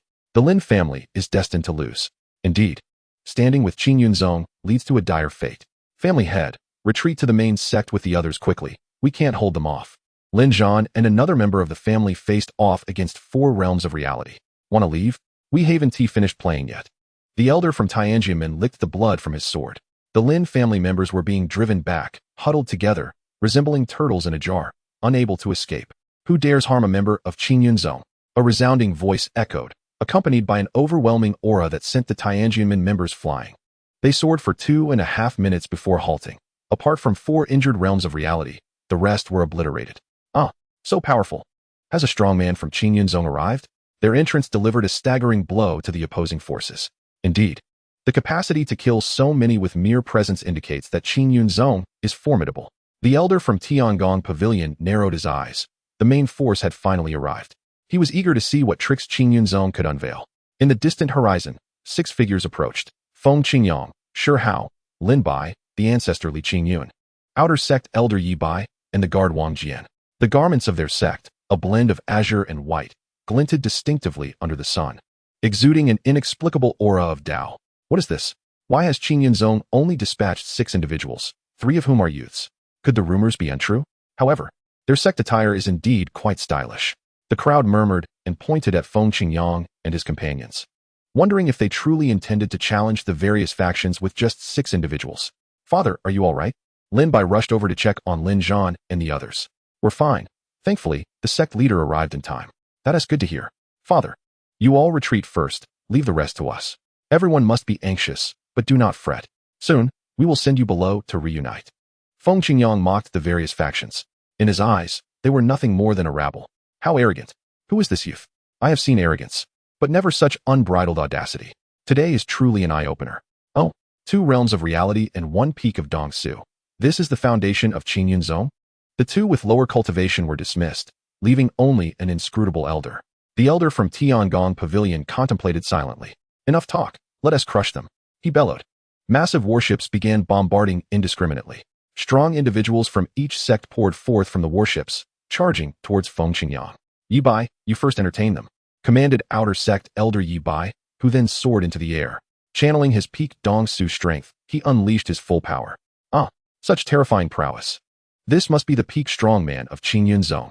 Yes, with such a powerhouse present, it is no wonder Qingyun Sect dares to confront the great factions. With these pitiful fish, you dare to assault Qingyun Sect? Exterminate. With that, Yi Bai plunged into the throng, obliterating a multitude with a single slap. Blood mist filled the sky, blotting out the sun. The blood flowed like a river, staining the daylight crimson. In the year 10086 of the new era, later records would recount this day as the bloodshed of Lingzhou, the Qingyun meat grinder. This person is a demon. Help. Sect leader, save me. In less than a minute of combat, the situation escalated to a fever pitch. The strong men from the various factions were being pushed back relentlessly. The strength of Qingyun Sect is terrifying, lacking any overly flashy techniques. A single slap can clear a wide area. The blood mist lingered in the air, refusing to dissipate. Haha, a rabble of misfits. With such meager skills, you dare assault Qingyun Sect? The elder's ferocity stunned Shi Hao and Lin Bai. Though both possessed extraordinary talent, they had never experienced such a battle. Lin Bai, in particular, had little practical experience.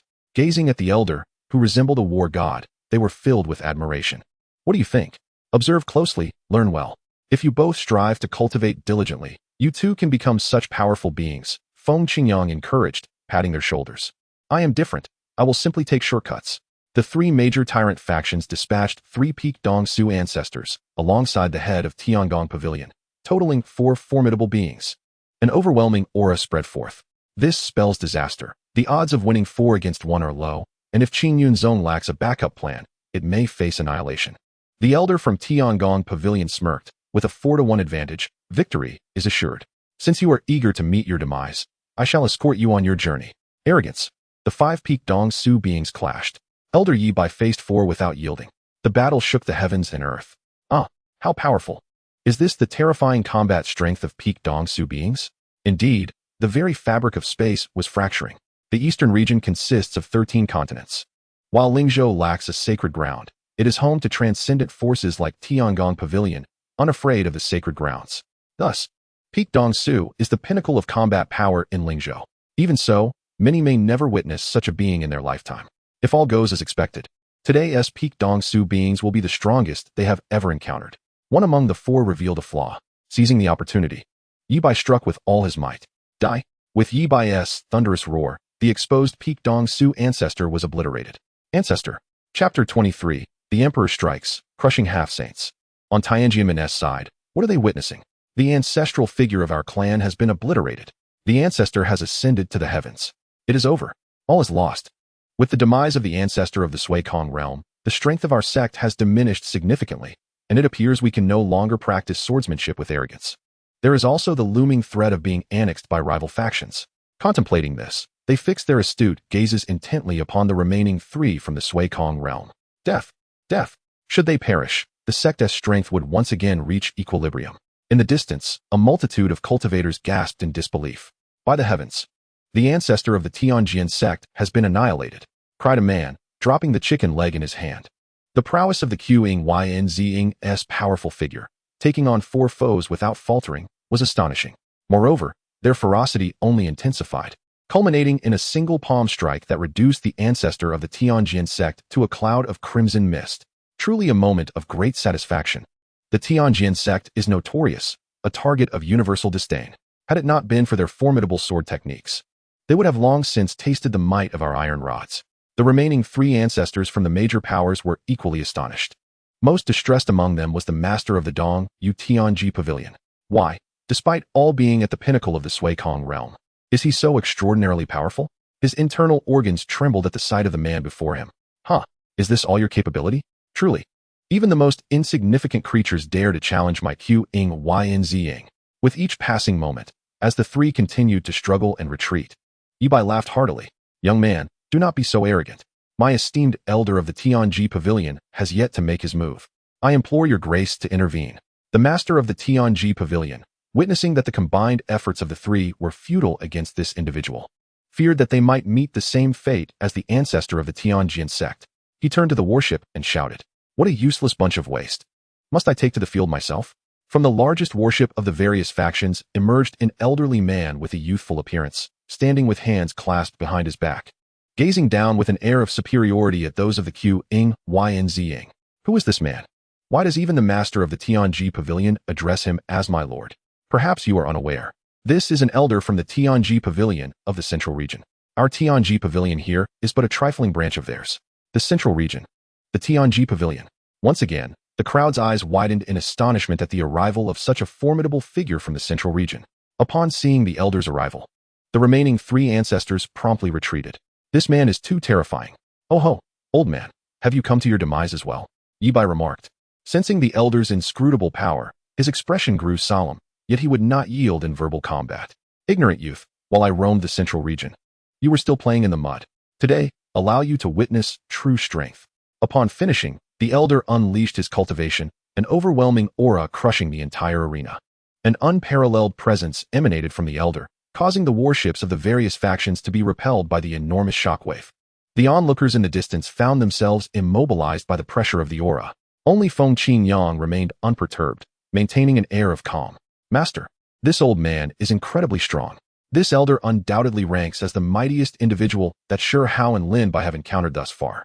Unbeknownst to them, however, the ancestor standing beside them is a being of the Emperor realm. A single strike from him could spell the end for this elder multiple times over. Merely an ant. Feng Qingyang scoffed. Feng Qingyang examined the elder's data through the system. A half-step into the saint realm, essentially a half-saint. The next realm beyond the pinnacle of the Sui Kong realm is the saint realm. However, these two realms are worlds apart, representing a transcendence in the level of existence. Countless prodigies throughout history have faltered at this juncture. One must convert all spiritual energy into saint source to make a breakthrough. Those who have not completed this transformation are deemed half-saints. Even a half-saint is not to be compared with the pinnacle of the Sui Kong realm. Dozens combined cannot rival a half-saint. A saying still circulates in the cultivation world: break the void, draw the saint's source, and become a saint. Who are you trying to intimidate, old man? Do you think you possess strong individuals? I am merely an outer elder of the Qingyun. There are many far stronger than I among us, so brace yourself. As the elder unleashed his saint realm aura, Yi Bai, realizing he was no match, retreated. An outer elder. What is this? An outer elder can dominate all the major forces of the Lingzhou. How powerful must the Qingyang be? Could it be that the Qingyang is an ancient sect capable of rivaling the transcendent powers of the central region? Upon hearing Lin Bai's words, the crowd began to speculate. I despise being looked down upon by others, hence you may perish. The elder of the Tianji Pavilion was still absorbed in Yi Bai's words when he heard that youth from the Zhenren realm tell him to die. Truly a group of ignorant fools, all talk. Before he could finish, the ancestor Li Qingyun seized him, and with a gentle squeeze, he was obliterated. A rain of blood fell, nourishing the earth, for the blood of a saint is indeed a precious resource. The aura of the saint realm dissipated into the heavens and earth. The oppressive force that had weighed upon everyone vanished without a trace. You spoke too much. What transpired was instantaneous. The once invincible elder of the Tianji Pavilion had been crushed. The crowd stood agape. After all, he was a powerful being from the central region, a being transcending the Sui Kong realm.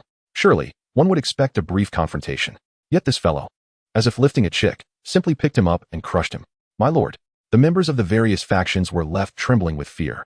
The timid among them were so frightened they lost control, creating a stench in the air. What kind of sect have they provoked? Even a powerful figure from the central region was crushed. Had they known, they would have humbly come to apologize. Yet, regret is a luxury that does not exist in this world. No one shall be spared. He is no saint. They came to annihilate you. And you would let them go, releasing a tiger back into the mountains. One must understand the principle that wild grass, once burned, regrows with the spring breeze. Yes, sect master.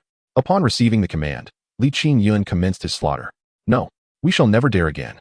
Please spare us, O sect. They pleaded. We are willing to submit to your sect and surrender all our resources. To this, Feng Qingyang merely shrugged, exclaiming, what a foolish notion. Killing those of you is all to my benefit. As for submitting to the Qingyang, I regret to inform you that it is unnecessary. The elder of the Emperor realm waved his sleeve, unleashing a terrifying aura that could rend the heavens and earth, sweeping across the various factions. The overwhelming majesty of the Emperor surged forth, causing the heavens and earth to dim. In their expressions of sheer terror, they were torn to shreds, dissipating into the air. Only the countless onlookers remained outside. Feng Qingyang strolled forward, casually uttering a few words. I shall declare but one thing. From this day forth, the Lingzhou shall honor the Qingyang as supreme.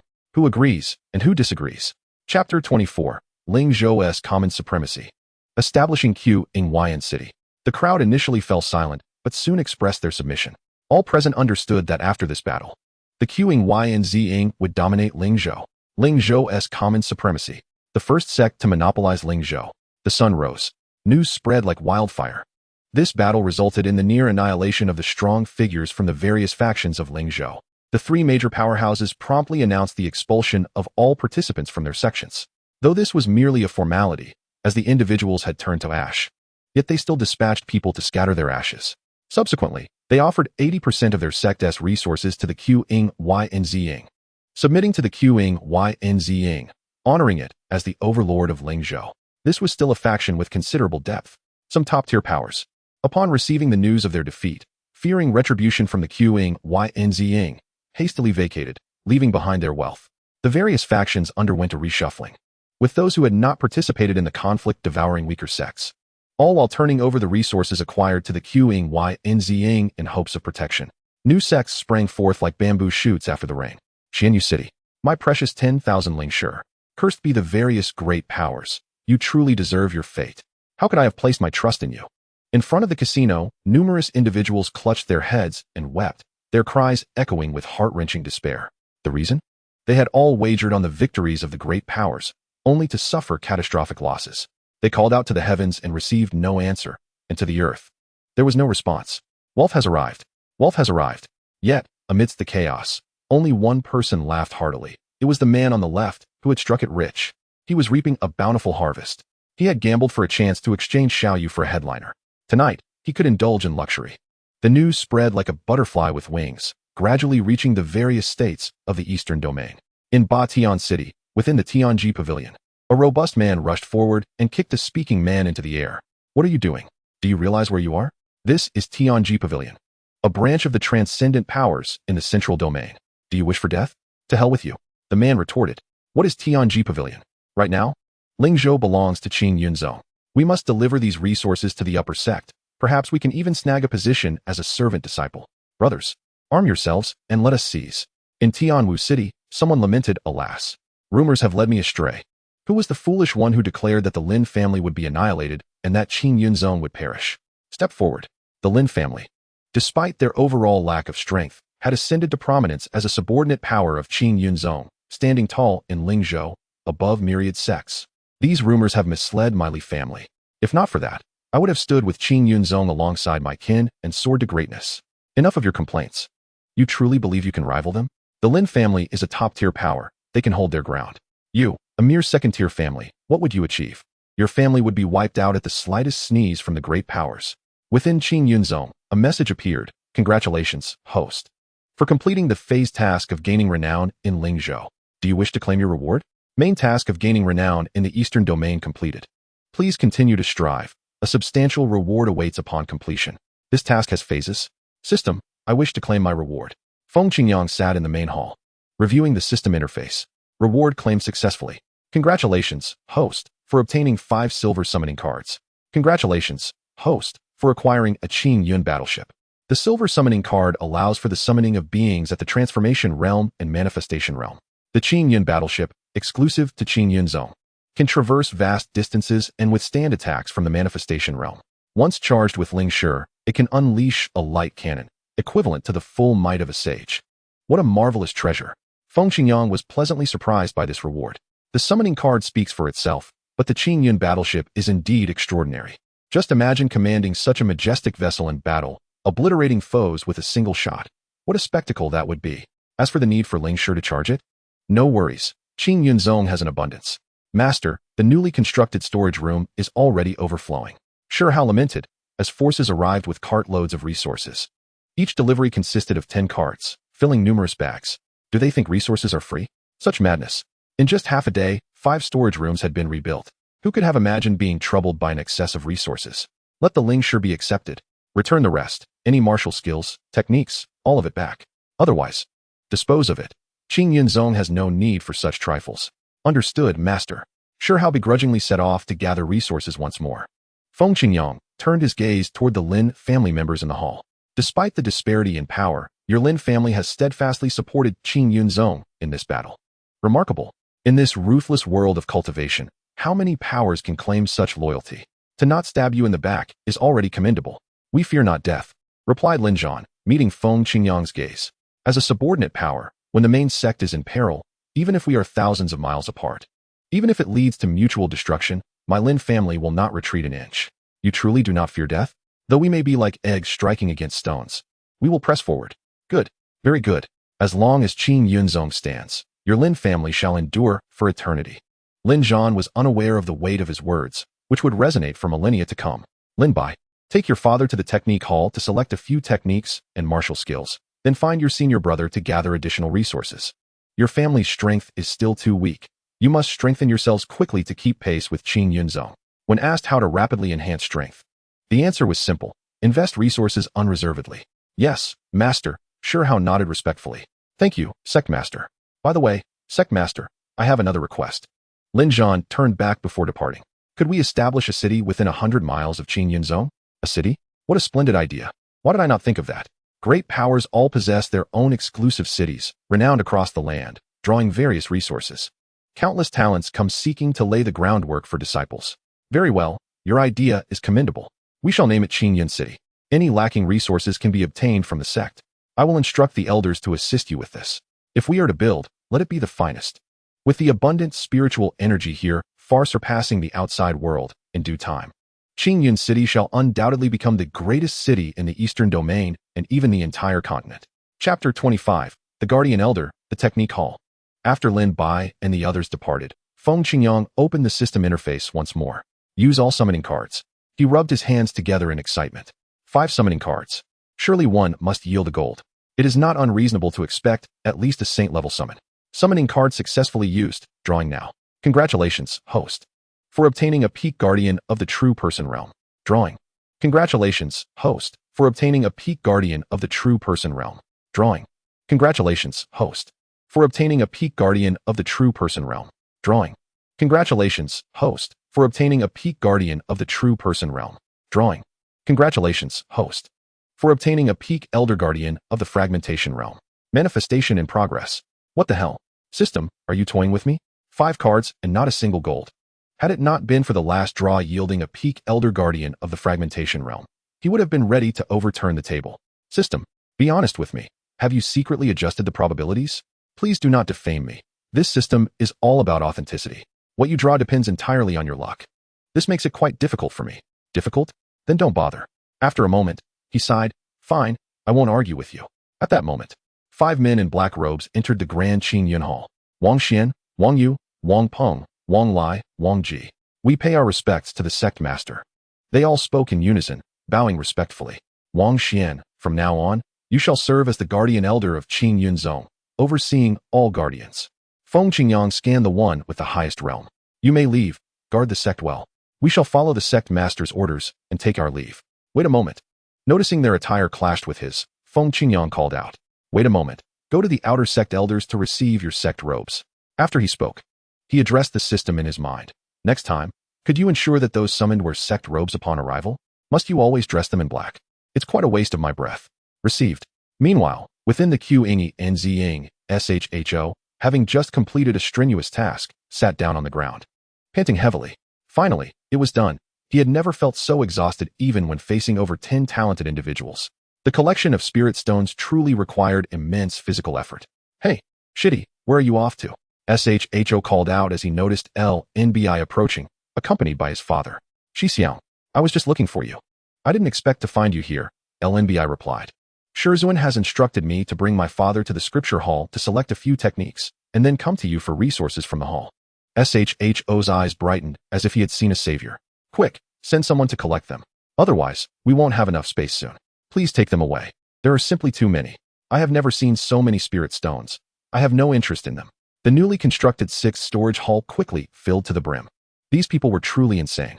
Even though Shizun had stated that they would primarily collect spirit stones, once the various factions learned of Qingyang's interest, they rushed back to exchange all their resources for spirit stones, even digging up those that had been hidden underground.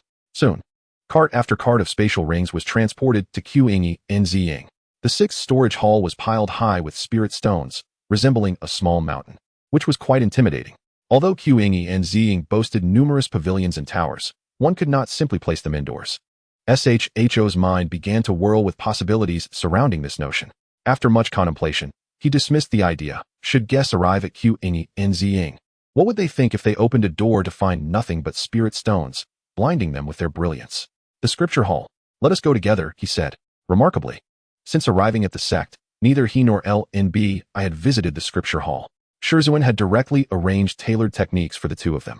They had comprehended their unique martial skills from these techniques, hence their absence from the hall. It was a perfect opportunity to observe what techniques and martial arts Shizun and the sect had collected. Standing before the grand entrance of the scripture hall, the three admired its imposing architecture. Even before entering, they were awestruck. The entrance was adorned with carvings of 2 majestic holy beasts, the azure dragon on the left and the white tiger on the right. These sculptures were so lifelike that they seemed to come alive. At the highest point, the sign inscribed with the word Scripture Hall emitted an ethereal aura, each character flowing with a unique rhythm. Flanking the entrance were bold couplets that proclaimed, "All celestial arts are gathered here. Behold the vast universe." Wow, Xixiao. These couplets are truly magnificent. Could it be that they house only celestial techniques? I suppose we shall find out by entering, Lin replied, equally astonished. Having questioned life itself since stepping into Qingyang, it was indeed a realm of immortals. Not only had the Lin family gained the favor and protection of the main sect, but Lin Bai was also a direct disciple of the sect master. For the Lin family, soaring to greatness was merely a matter of time. Pushing open the grand doors, the three stepped inside. What greeted them was a meticulously arranged array of techniques and martial skills. "Father, let us begin our selection," Lin Bai suggested. Overwhelmed by the dazzling array of techniques before them, Sho casually picked up a few tomes closest to him. Holy Light's Sorrowful Art, Celestial Technique. Created by the Holy Light Celestial King, this technique can be cultivated to the Celestial King realm. Once unleashed, who can rival it? Thousand Rains Breaking Dawn, Celestial Technique. This martial skill, created by the Thousand Rain Celestial King, unleashes thousands of piercing rain swords upon reaching perfection, shattering all foes. Shitty, these are all celestial techniques. Lin Bai and Lin realized simultaneously, their hearts racing with excitement. Although both Sho and Lin Bai were astonished, they felt somewhat reassured, for the techniques imparted by Shizuan were not inferior to celestial ones. Lin, however, faced a stark contrast. What had he been cultivating? His technique, when lined up, was merely an Earth-grade superior technique. He had never encountered a scene like this before. Once again, he silently expressed gratitude to the sect master for his generosity, allowing the Lin family to choose several techniques. Here, any random selection was either a Celestial King technique or a Celestial Emperor technique. Before long, the three emerged from the hall. Lin had chosen one Celestial technique and two Celestial-level martial skills. These three tomes would be more than sufficient, enough to pass down through the Lin family for millions of years or more. Lin decided to designate these as the family's ancestral techniques upon returning. Beneath the Qingyun mountain range, just 100 miles from Qingyun, a vast area had been cleared. The members of the Lin family were bustling with activity, their faces beaming with joy as they constructed a city for the main sect, a venture that would also benefit themselves. Once Qingyun City was completed, the Lin family would relocate from Northwest City to this place. Here, the spiritual energy was abundant, and with the protection of the main sect, it was truly a paradise. Chapter 26, The Secrets of Heaven Revealed, the Heavenly Mechanism Pavilion. On the side of Qingyun Hall, the following was recorded. Master, Feng Qingyang, Realm, Early Stage of True Person Realm, Disciples, Lin Bai, Sho, Physique, All-Heaven Divine Body.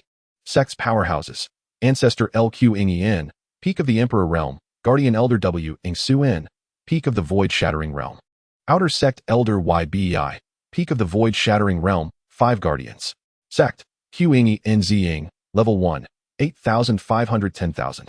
The sect's value had surged by 5,000. Qingyun recalled that it had not been long since the establishment of the sect. Was Qingyun on the verge of breaking through to become a Level 2 sect? Incredible. If a Level 1 sect was already so impressive, how extraordinary would a Level 2 sect be? Upon closer inspection, while the number of powerhouses in the sect was not excessive, it was not insignificant either. However, there were only 2 direct disciples. How could that suffice? For a sect to thrive, the most crucial element is its disciples, miscellaneous disciples, outer sect disciples, inner sect disciples, direct disciples, sacred sons, and even divine sons in succession. There are also outer sect elders, inner sect elders, law enforcement elders, technique elders, and peak masters. Each one is indispensable. It appears that after returning from the ancient sacred secret realm, it is time to open the mountain gates wide and recruit disciples. As for the elders, if they cannot be summoned, they may have to be invited from outside. At the same time, in the central region of Shenzhu, at the Heavenly Mechanism Pavilion. What? Elder Mchn's life token has shattered. Quickly, check the last image before his death. The life token is a necessity for every disciple upon entering a major sect. A fragment of one's soul is infused into it, allowing for continuous monitoring of the disciple's life and death. Naturally, if it shatters, it indicates that the bearer has perished. It is kept in a dedicated location, guarded by powerful individuals day and night, with daily inspections. The higher the rank within the sect, the more significant the life token becomes. Due to the presence of a fragment of the individual's soul, specific crystal balls can record the scenes prior to death, aiding in the search for the murderer and subsequent vengeance. The elders of the Heavenly Mechanism Pavilion gathered around the crystal ball, their attention captivated. The purple crystal ball shimmered, and under the spell of the Grand Elder, an image materialized. What appeared was an inscrutable elder. The elder grasped Elder Mchin as if he were a mere chick, lifting him effortlessly with no chance for retaliation, ultimately crushing him. Just as the elders were about to speak, the elder in the crystal ball seemed to sense someone spying on him. With a profound gaze, he glanced toward them. Then, with a loud explosion, the crystal ball shattered. What? Elder Mchin was said to have gone to the Eastern region? How could such a powerful individual exist in the spirit-deficient Eastern region? Which sect does this person belong to, exhibiting such ferocity? The Eastern region, known for its lack of spiritual energy, was not expected to harbor such strength. To casually crush a half-saint and strike across the river of time was unfathomable. Grand Elder, was it not reported that the Qingyun was to be attacked? This individual should be a powerhouse of Qingyun. Qingyun? The Grand Elder pondered, recalling the last time he had heard of Qingyun was during the last incident. He had sent someone to the Yuqing Palace of the Chao Ran forces to inquire. Ah, the Yuqing Palace. Could this individual be sent by them? That seems implausible, as the Yuqing Palace is entirely comprised of women. Where would an elder come from? Could he indeed be a formidable figure from the Qingyun sect? Humph. What is there to fear? Our Tianji Pavilion is equally teeming with experts. In this central domain, aside from those long-established imperial clans, we have yet to fear anyone. How dare the Qingyun sect slaughter our pavilion's elder and challenge the authority of the Chao Ran forces? Great Elder, issue your command. We must eradicate the Qingyun sect. The Tianji Pavilion is the most profound force in the central domain, founded by the Tianji Emperor. It is said that the Tianji Emperor could effortlessly perceive the heavens and all that exists within it. There is nothing he does not know, and no one who is unaware of his might. The Tianji Sutra handed down through generations is a treasure of the central domain. It has been passed down through the ages. We must not act recklessly. Do you all remember the powerful aura from a few days ago? The Great Elder seemed to recall something and spoke hastily. Great Elder, are you suggesting? Upon this reminder from the Great Elder, the other elders suddenly awakened to realization. Indeed, the magnificent imperial might that arrived a few days ago emanated from the east. Could it be mere coincidence? It is better to be cautious than to take unnecessary risks. This pertains to the life and death of our pavilion. We must not act recklessly. They were no longer calm. An emperor. That is truly an emperor. To offend such a powerhouse would mean death with no place for burial. Even if they could barely contend with the remnants of their heritage. However, they would be severely weakened, ultimately leading to their demise. At this moment, with the possibility of an emperor involved, caution was imperative. I shall report this matter to the pavilion master before making any plans. With the Great Elder's decree, the other elders dispersed. He made his way alone to the main hall where the pavilion master resided. Tianji Hall. Pavilion master, the situation is as follows. Oh, are you suggesting that the Qingyun sect may be connected to an emperor? The pavilion master of Tianji Pavilion initially expressed doubt, for at his level, he understood more hidden truths. The emperor realm has not been seen for millennia. It is said they are preparing for matters that could alter the entire continent. Not even the Supreme has inquired about worldly affairs for ages. Yet, he too had sensed the imperial might a few days prior. Very well. I shall peer into the Tianji and see what manner of being the Qingyun sect truly is. With that, the pavilion master initiated the full operation of the Tianji Sutra. A beam of light soared into the heavens, and his consciousness embarked upon the river of time. I have found it. Just as he was about to investigate further, a sudden anomaly occurred. A piercing sword light surged forth, shattering his consciousness. In Tianji Hall, the pavilion master of Tianji Pavilion coughed up a mouthful of blood, subsequently becoming weak and dispirited. His soul was harmed and could only be restored gradually through sacred medicine. His cultivation would also plummet. Pavilion master. The Great Elder rushed forward to support the almost collapsing pavilion master. He was alarmed, for the pavilion master was an unparalleled powerhouse at the peak of the Saint King realm. How could he sustain such injuries? Could it be that the attempt to discern the Tianji resulted in a backlash from the heavenly Tao? To probe into the Tianji is to act against the heavens. One misstep could lead to retaliation. Even the legendary Tianji Emperor of our pavilion has faced such repercussions from the heavenly Tao. I am unharmed. The Qingyun sect harbors great terror. We must not provoke them. After the pavilion master weakly uttered those words, he retreated into seclusion. For the damage to his soul was too severe. Reflecting on the scene he had just witnessed filled him with dread. A figure stood with its back to him, towering above, surrounded by a sacred azure lotus that obscured the sky. Suddenly, a sword chi powerful enough to cleave the heavens struck, shattering his soul. Chapter 27. Measuring the Power of Lingzhou, Dongxian Holy Land. Detected an attempt to probe into the Tianji of Qingyun sect, automatically shielded. How dare he attempt to probe into the Tianji of my Qingyun sect? Feng Qingyang lamented while fishing. Truly, anyone can try to discern the Tianji now? Does he not know that my Qingyun sect is shielded by a system? When the Qingyun sect takes action, even the Tao must step aside. The heavenly Tao is but a subordinate presence. A catch. Tonight, we feast on grilled fish again. Life as the sect master is indeed leisurely. I simply delegate all matters to the elders and disciples below. After fishing, I shall take a stroll with my birds. As for cultivation, what a bother. I have rapidly advanced from zero cultivation to the true person realm since my transmigration, equivalent to the ancestors of top-tier forces.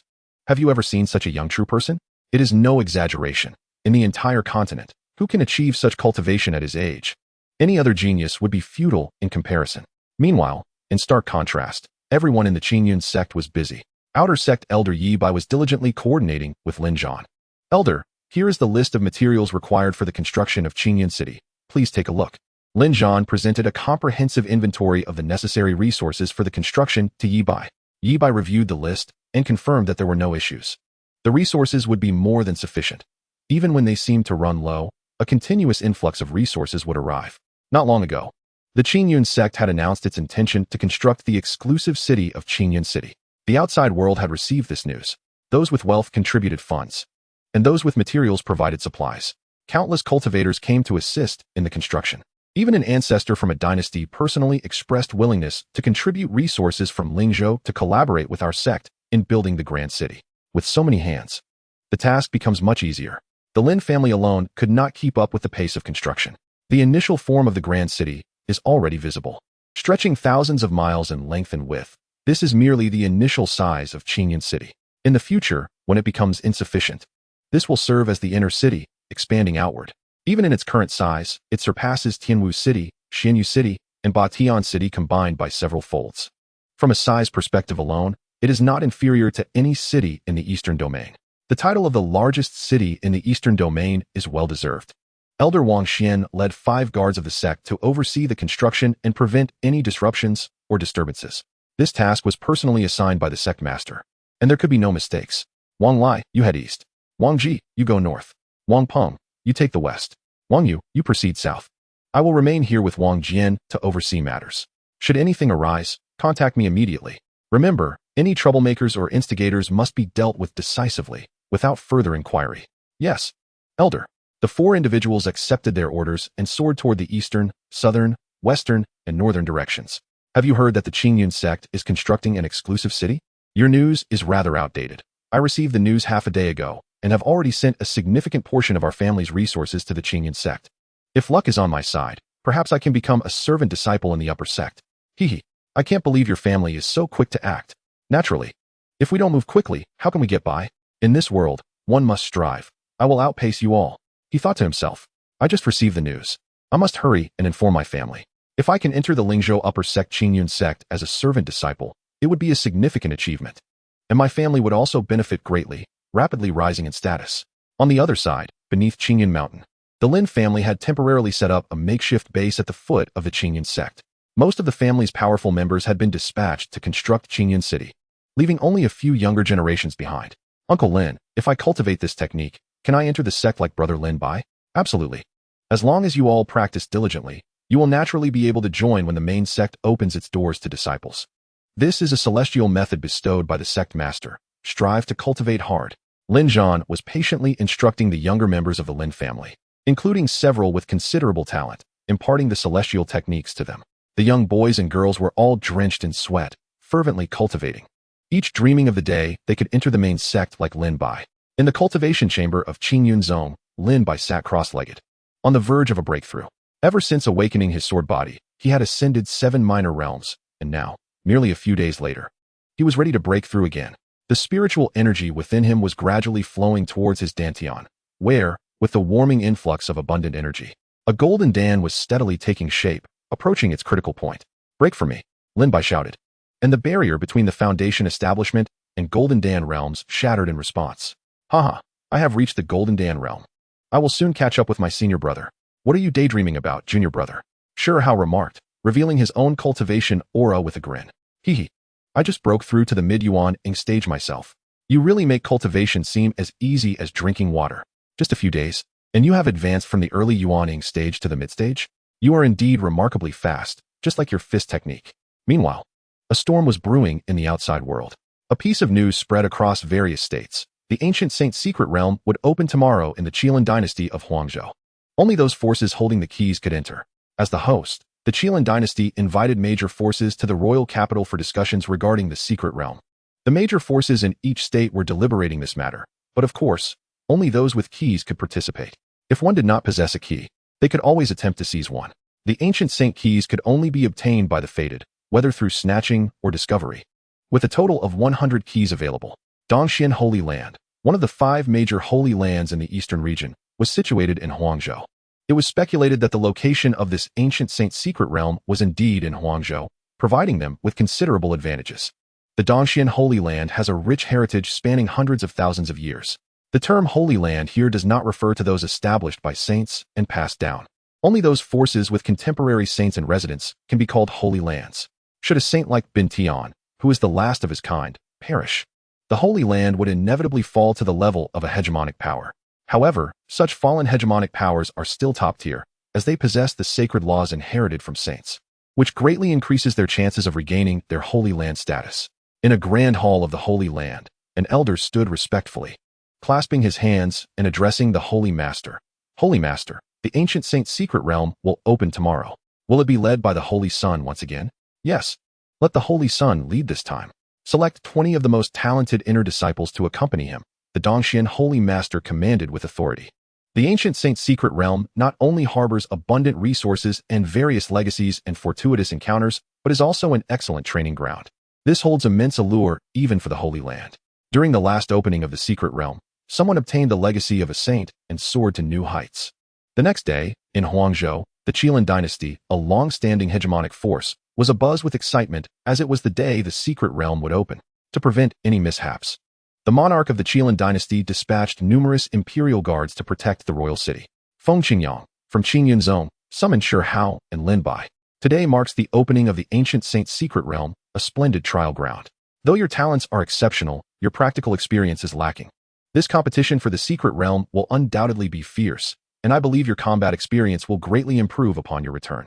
I will not provide you with any protective trump cards. You must rely solely on your own strength. He had no intention of entering the secret realm himself, as it would be laughable for a sect leader to personally venture into it. His primary goal was to recruit his third talented disciple. Understood, Master. Shi Hao and Lin Bai exchanged glances and replied respectfully. Without the protection of their master and the elders of the sect, they would have to rely on their own capabilities. The flowers in a greenhouse cannot withstand the storm. Only those that grow alone can stand proudly against the rain. We must not delay. Let us depart. After summoning the Qingyun warship from the system space and preparing sufficient spiritual stones, the three boarded. The massive warship, charged with spiritual energy, roared as it soared into the distance, covering vast distances in an instant. In Qilin City, the atmosphere was electric with the presence of major forces from various states, all eager to explore the treasures of the secret realm. If their disciples could obtain the legacy of a saint, their sect would ascend to new heights. There were restrictions in place. Only those under 22 years of age could enter the secret realm, ensuring that only the most talented disciples of each sect were eligible. Without such restrictions, the treasures within would have long been plundered by the powerful forces. A colossal warship hovered above Qilin City, causing quite a stir. More than 20 figures, both male and female, emerged from it, led by an imposing elder and a handsome youth. How audacious! Is the royal capital not a no-fly zone? How dare they anchor their warship above the royal city? Before he could finish, his companion covered his mouth and gestured for silence. Shoo, keep your voice down. Do you want to get us killed? Don't you realize what day it is? The secret realm opens today, and even the Holy Lands have come. They clearly do not regard us at all. Do you know who those people are? They are from Dongxian Holy Land. The silenced young man felt a wave of fear wash over him, grateful for his friend's warning. Truly, they are remarkable. Look at the high level of talent among them. Many have reached the peak of the Golden Dance stage, and the leading youth has even attained the Yuaning stage. Alas, with my talent. If I could serve as a mere errand disciple in a holy land in this lifetime, it would be worth it. Once the Holy Sun entered the secret realm, he would need to look after the disciples from their sect, the elder beside the youth remarked. Indeed, the Holy Sun possesses exceptional talent, and within the secret realm, we shall all follow his orders. The disciples of the Holy Land, regardless of gender, gazed at the Holy Sun with admiration. His talent and strength were beyond their reach, and they were determined to forge good relations with him during this opportunity for training. In truth, the disciples selected for this expedition were all talented, but compared to the Holy Sun, they felt like dust beneath the stars. Rest assured, I will take good care of the junior brothers and junior sisters, the Holy Sun. Wang Tong replied with a charming smile, relishing the elevated status that came with being a Holy Sun. Not long after, another massive warship arrived and settled above Qilin City. Feng Qingyang and his two disciples flew out. Master, how lively the royal capital is, exclaimed Shi Hao, spotting the densely packed, bustling crowd below. How could it not be lively? All the major forces have arrived. Let us head to the royal palace. After the arrival of the major forces, discussions will take place there. Who are these people? They are just as arrogant. Could they possibly be from the Holy Land? The young man, having learned to be cautious, waited until Feng Qingyang and his party moved further away before speaking. His friend did not stop him, but instead furrowed his brow in contemplation, noticing the embroidered insignia of Qingyun Zong on the robes of those individuals. Qingyun Zong, the sect that dominates Lingzhou. The reputation of Qingyun Zong as the supreme sect of Lingzhou had gradually spread to the outer states over time. Although Lingzhou lacked a holy land, It was home to a branch of the transcendent force Tianji Pavilion from the central region.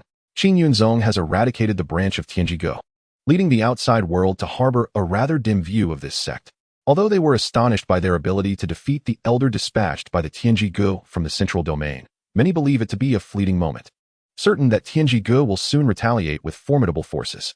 Various major factions have begun to arrive, with only 3 of the 5 great sacred lands present: Dongxian Sacred Land, Lanyue Sacred Land, and Tianqing Sacred Land.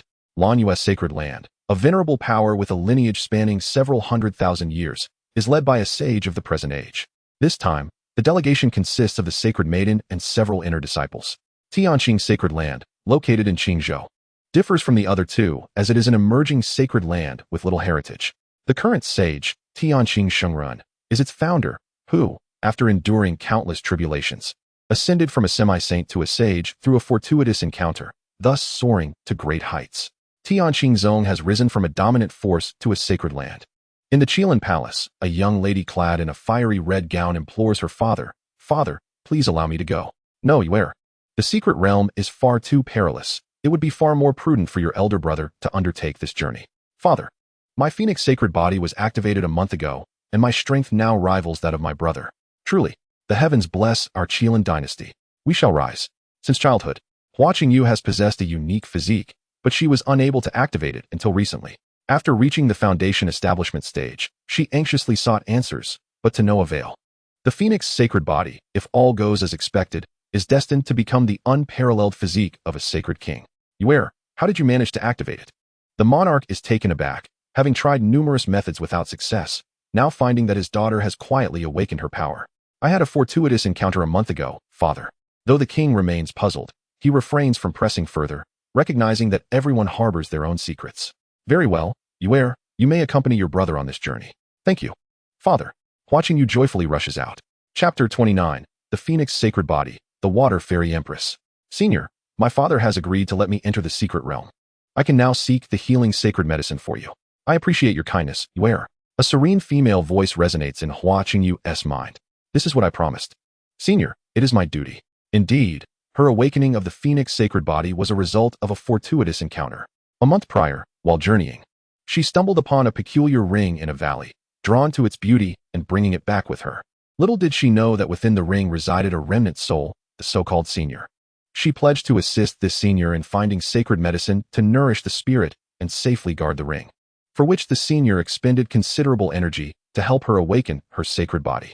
However, lacking corresponding techniques, she cannot fully harness the potential of her sacred body, a limitation acknowledged by the senior. Typically, they communicate through spiritual thoughts. In the Qilin Palace, the hall is now filled with people. After discussing various matters regarding the secret realm, they disperse, awaiting its opening. As usual, the secret realm does not discriminate based on the size of factions.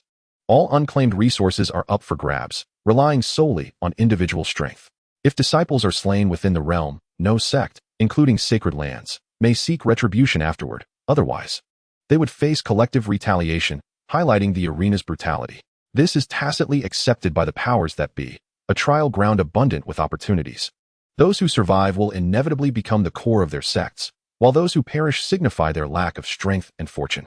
Thus, it is unnecessary for a sect to expend effort on a deceased disciple of inadequate prowess. Very well, everyone, let us conclude our discussions here. The secret realm is about to open. Please take a moment to rest in my royal city, the Qilin monarch states with a smile. Detected the 3rd genius disciple. Please, host, proceed promptly. Completing the task will yield substantial rewards. So, the princess of the Qilin dynasty possesses a fortuitous encounter? Feng Qingyang muses, opening her personal panel. Hua Qingyu, princess of the Qilin dynasty, realm, late golden core, physique, Phoenix sacred body, fortuitous encounter. Discovered a ring housing the remnant soul of the Water Fairy Empress, thus activating the sacred body. Where did the Water Fairy Empress emerge from? Is she a golden-finger old lady? You two should find a place to rest for a while. I have matters to attend to, Feng Qingyang advises before departing. Where is our master going? Lin Bai queries. Puzzled. I don't know. Could it be that our master has acquaintances here? Come on, let us go explore the city. It's been a while since we ventured out, and last time you came with the master, you didn't bring me along, Shi Hao insists, dragging Lin Bai toward the city. By the way, junior brother, how is your fiancée? I haven't heard you mention her lately. Did you surprise her with your newfound cultivation when you returned home? Shi Hao asks enviously. It's been tough, My junior brother has a fiancée, while I, as the elder brother, haven't even held a girl's hand in 18 years. Let us not discuss that, senior brother. I have already reached the state of having no thoughts of women. Drawing my sword comes naturally now. Despite Lin Bai's nonchalant tone, a hint of sorrow lingers in his eyes, revealing the pain beneath his words. Sure Hao realizes he has touched a sensitive subject, finally understanding the change in Lin Bai's demeanor upon his return. Outside the palace, Hua Qingyu walks along when she notices a figure following her. Could it be a stalker? How dare they take an interest in this princess? What audacity! Who goes there? Show yourself. Hua Qingyu calls out, turning to confront the figure. As her words fall, a handsome young man clad in a blue and white robe approaches. Upon seeing him, Hua Qingyu relaxes her guard slightly. Such a striking gentleman is unlikely to be the stalker she fears. Yet, she remains cautious and inquires, "Who are you? And why do you keep following me?" Her hand rests on her sword, ready to draw at any moment. "You are Hua Qingyu, correct?" Feng Qingyang observes the young lady before him. How does he know my name? As the third princess of the Qilin dynasty, she ought to be a well-known figure. But her inability to awaken her physique has kept her from the public eye. All that is known is that there exists a mysterious third princess within the dynasty. How do you know my name? What is it that you seek? Hua Qingyu questions, her brows furrowing in suspicion. I am knowledgeable in both celestial phenomena and terrestrial geography. There is little that I do not know, he replies confidently. Is that so? You must be boasting. Hua Qingyu retorts, recognizing that he must have learned of her name from somewhere. I have come to offer you a chance to change your fate. It is up to you to seize it. Change my fate. Do tell, Hua Qingyu responds, intrigued by his proposition. It is quite simple. Become my disciple and join Qingyun Zone, and I assure you a life of ease and advancement. Oh, so you are here to recruit for your sect. You should have said so earlier. She initially feared he had ulterior motives. Why should I join your Qingyun Zone? How does it compare to my Qilin dynasty? It could easily be extinguished with a mere gesture. Feng Qingyang replies with a light chuckle. Humph. And how does your Qingyun Zone stack up against the sacred lands? Sacred lands? Mere ants, deserving only to be trampled underfoot. How audacious. She swears these are the most brazen words she has ever heard. The notion that a dominant force could be extinguished with ease? That sacred lands are worthy only of being trampled? Yet, the remnant soul within the ring seems to agree with Feng Qingyang's sentiments, for in her prime, even those who would offer her shoes were unworthy. Agreement aside, Hua Qingyu cannot fathom how this young man, at the initial stage of the real realm, could utter such words. Does he have backing from a major power in the central domain? Am I correct, Water Fairy Empress? Hua Qingyu had yet to regain her composure when the young man ahead uttered another cryptic remark that left her utterly bewildered. The Water Fairy Empress? Who could that be? With whom was he conversing? The remnant soul within the ring trembled with astonishment. How could he possibly know? Could he be sent by the Wuchan Emperor? That seemed unlikely, as they presumed my soul was extinguished and could not have located me here. So who is this person? Do not concern yourself with my identity. If you wish to learn more, you must first join my Qingyun sect. We have no obligation to engage in idle chatter with you. A buy one get one free situation. Although this empress is merely a remnant soul, she could still be of use, perhaps serving as a reluctant intersect elder. It would indeed be convenient to have a female elder. Yuer, agree to his proposal. Senior, Mu Shuixian conveyed through her divine thoughts to Hua Qingyu, indicating that regardless of the man's demeanor, his knowledge of her identity was undoubtedly extraordinary. Very well, I shall join the Qingyun sect. Hua Qingyu acknowledged her master. The senior had shown her great kindness and would certainly not harm her. Chapter 30, Recruiting Talents. The Secret Realm opens. Mu Shuixian, Remnant Soul Status. Full power can unleash the strength of a sage. The empress of the Mu clan from the central domain, who was ambushed by the Wuchan Emperor 100,000 years ago, fortuitously escaped her remnant soul into the Milong Ring, arriving in the eastern domain's Huangzhou. The system also displayed Mu Shuixian's interface in detail. Congratulations, host, for completing the task of recruiting a talented disciple.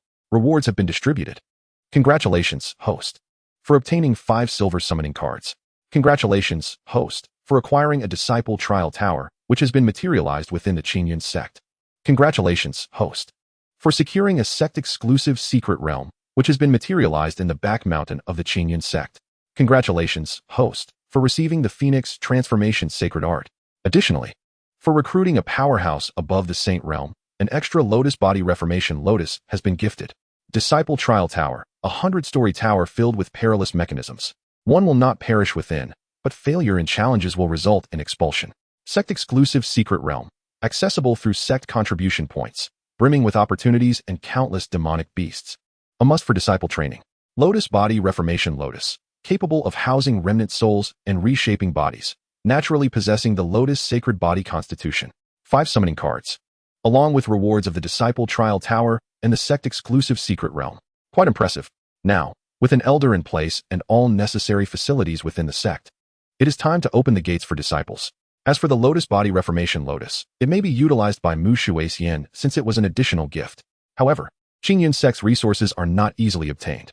A contract must be signed, obligating her to work for the Qingyun Sect for 100,000 years. Should she still be around after that period, we may renew the contract for another 100,000 years. The disciple recruitment was complete. Feng Qingyang led the still-dazed Hua Qingyu into the city. Was it truly so simple to find a master and join a sect?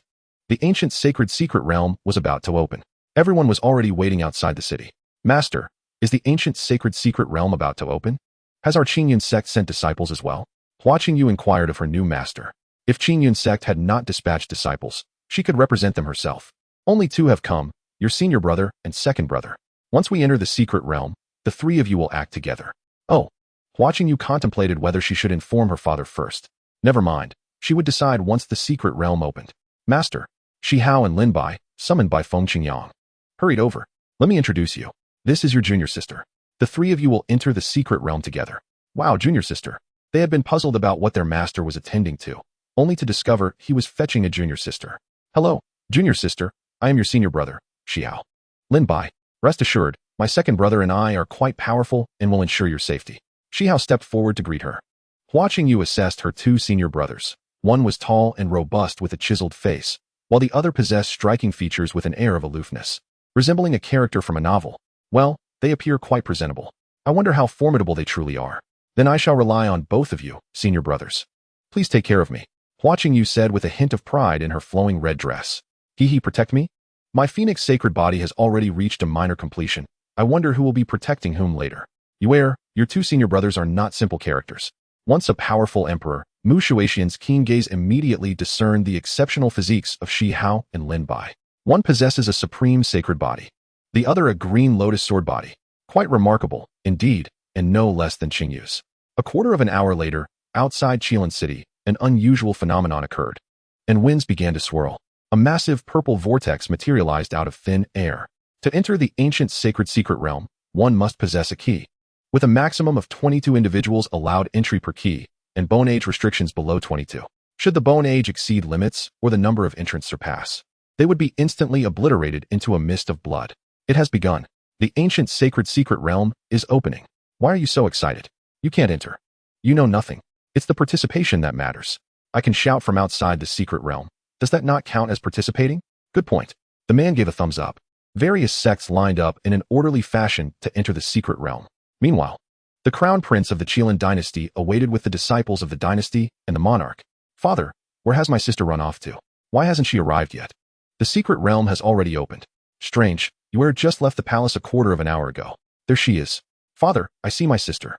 The crown prince and the monarch approached Hua Qingyu. Yue, sister, we were so worried. Where have you been?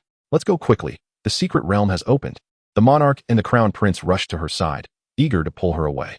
Father, brother, I was just about to tell you that I will enter with my sect senior brothers and won't be joining you. Sect? When did you join a sect? Oh, don't worry about that. My master is right here. We should set off without delay. Upon finishing her words, Hua Qingyu pointed to Feng Qingyang, indicating he was her master and any matters could be discussed with him. Shi Hao Lin Bai. And Hua Qingyu took flight into the secret realm with the key Feng Qingyang provided, leaving the monarch and crown prince bewildered in the wind. Not only did she join a sect, but she also found a master? What is going on? Son, you lead the others in first. Regardless, the ancient sacred secret realm is of utmost importance. We can discuss matters outside later. Once the crown prince led his people inside, the Qilin monarch approached Feng Qingyang. Are you the master of Yue?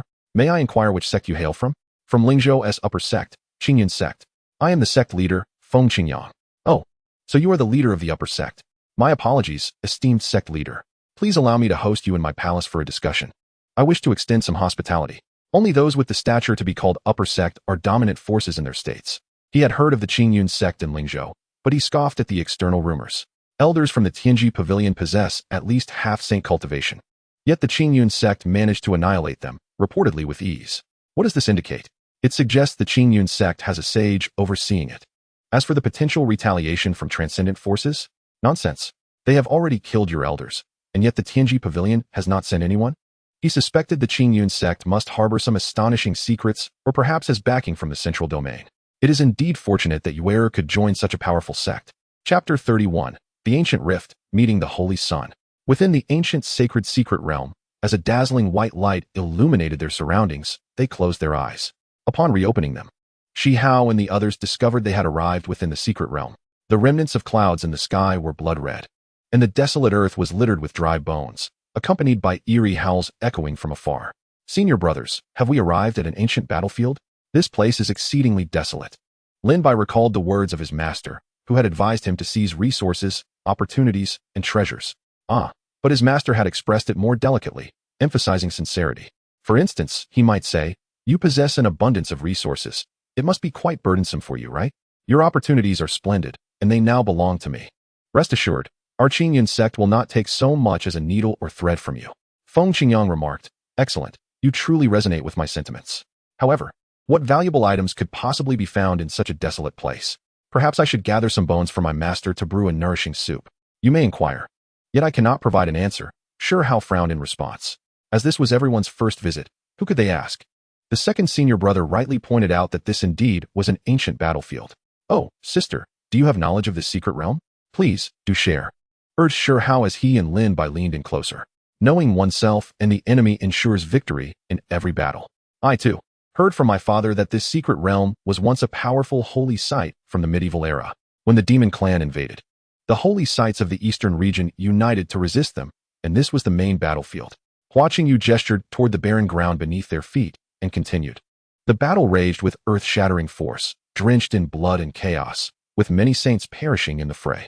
It was only through the intervention of the emperor of the central domain that this tragic conflict came to an end. It was after this battle that the eastern region was left utterly devastated, its lineage severed and riddled with wounds.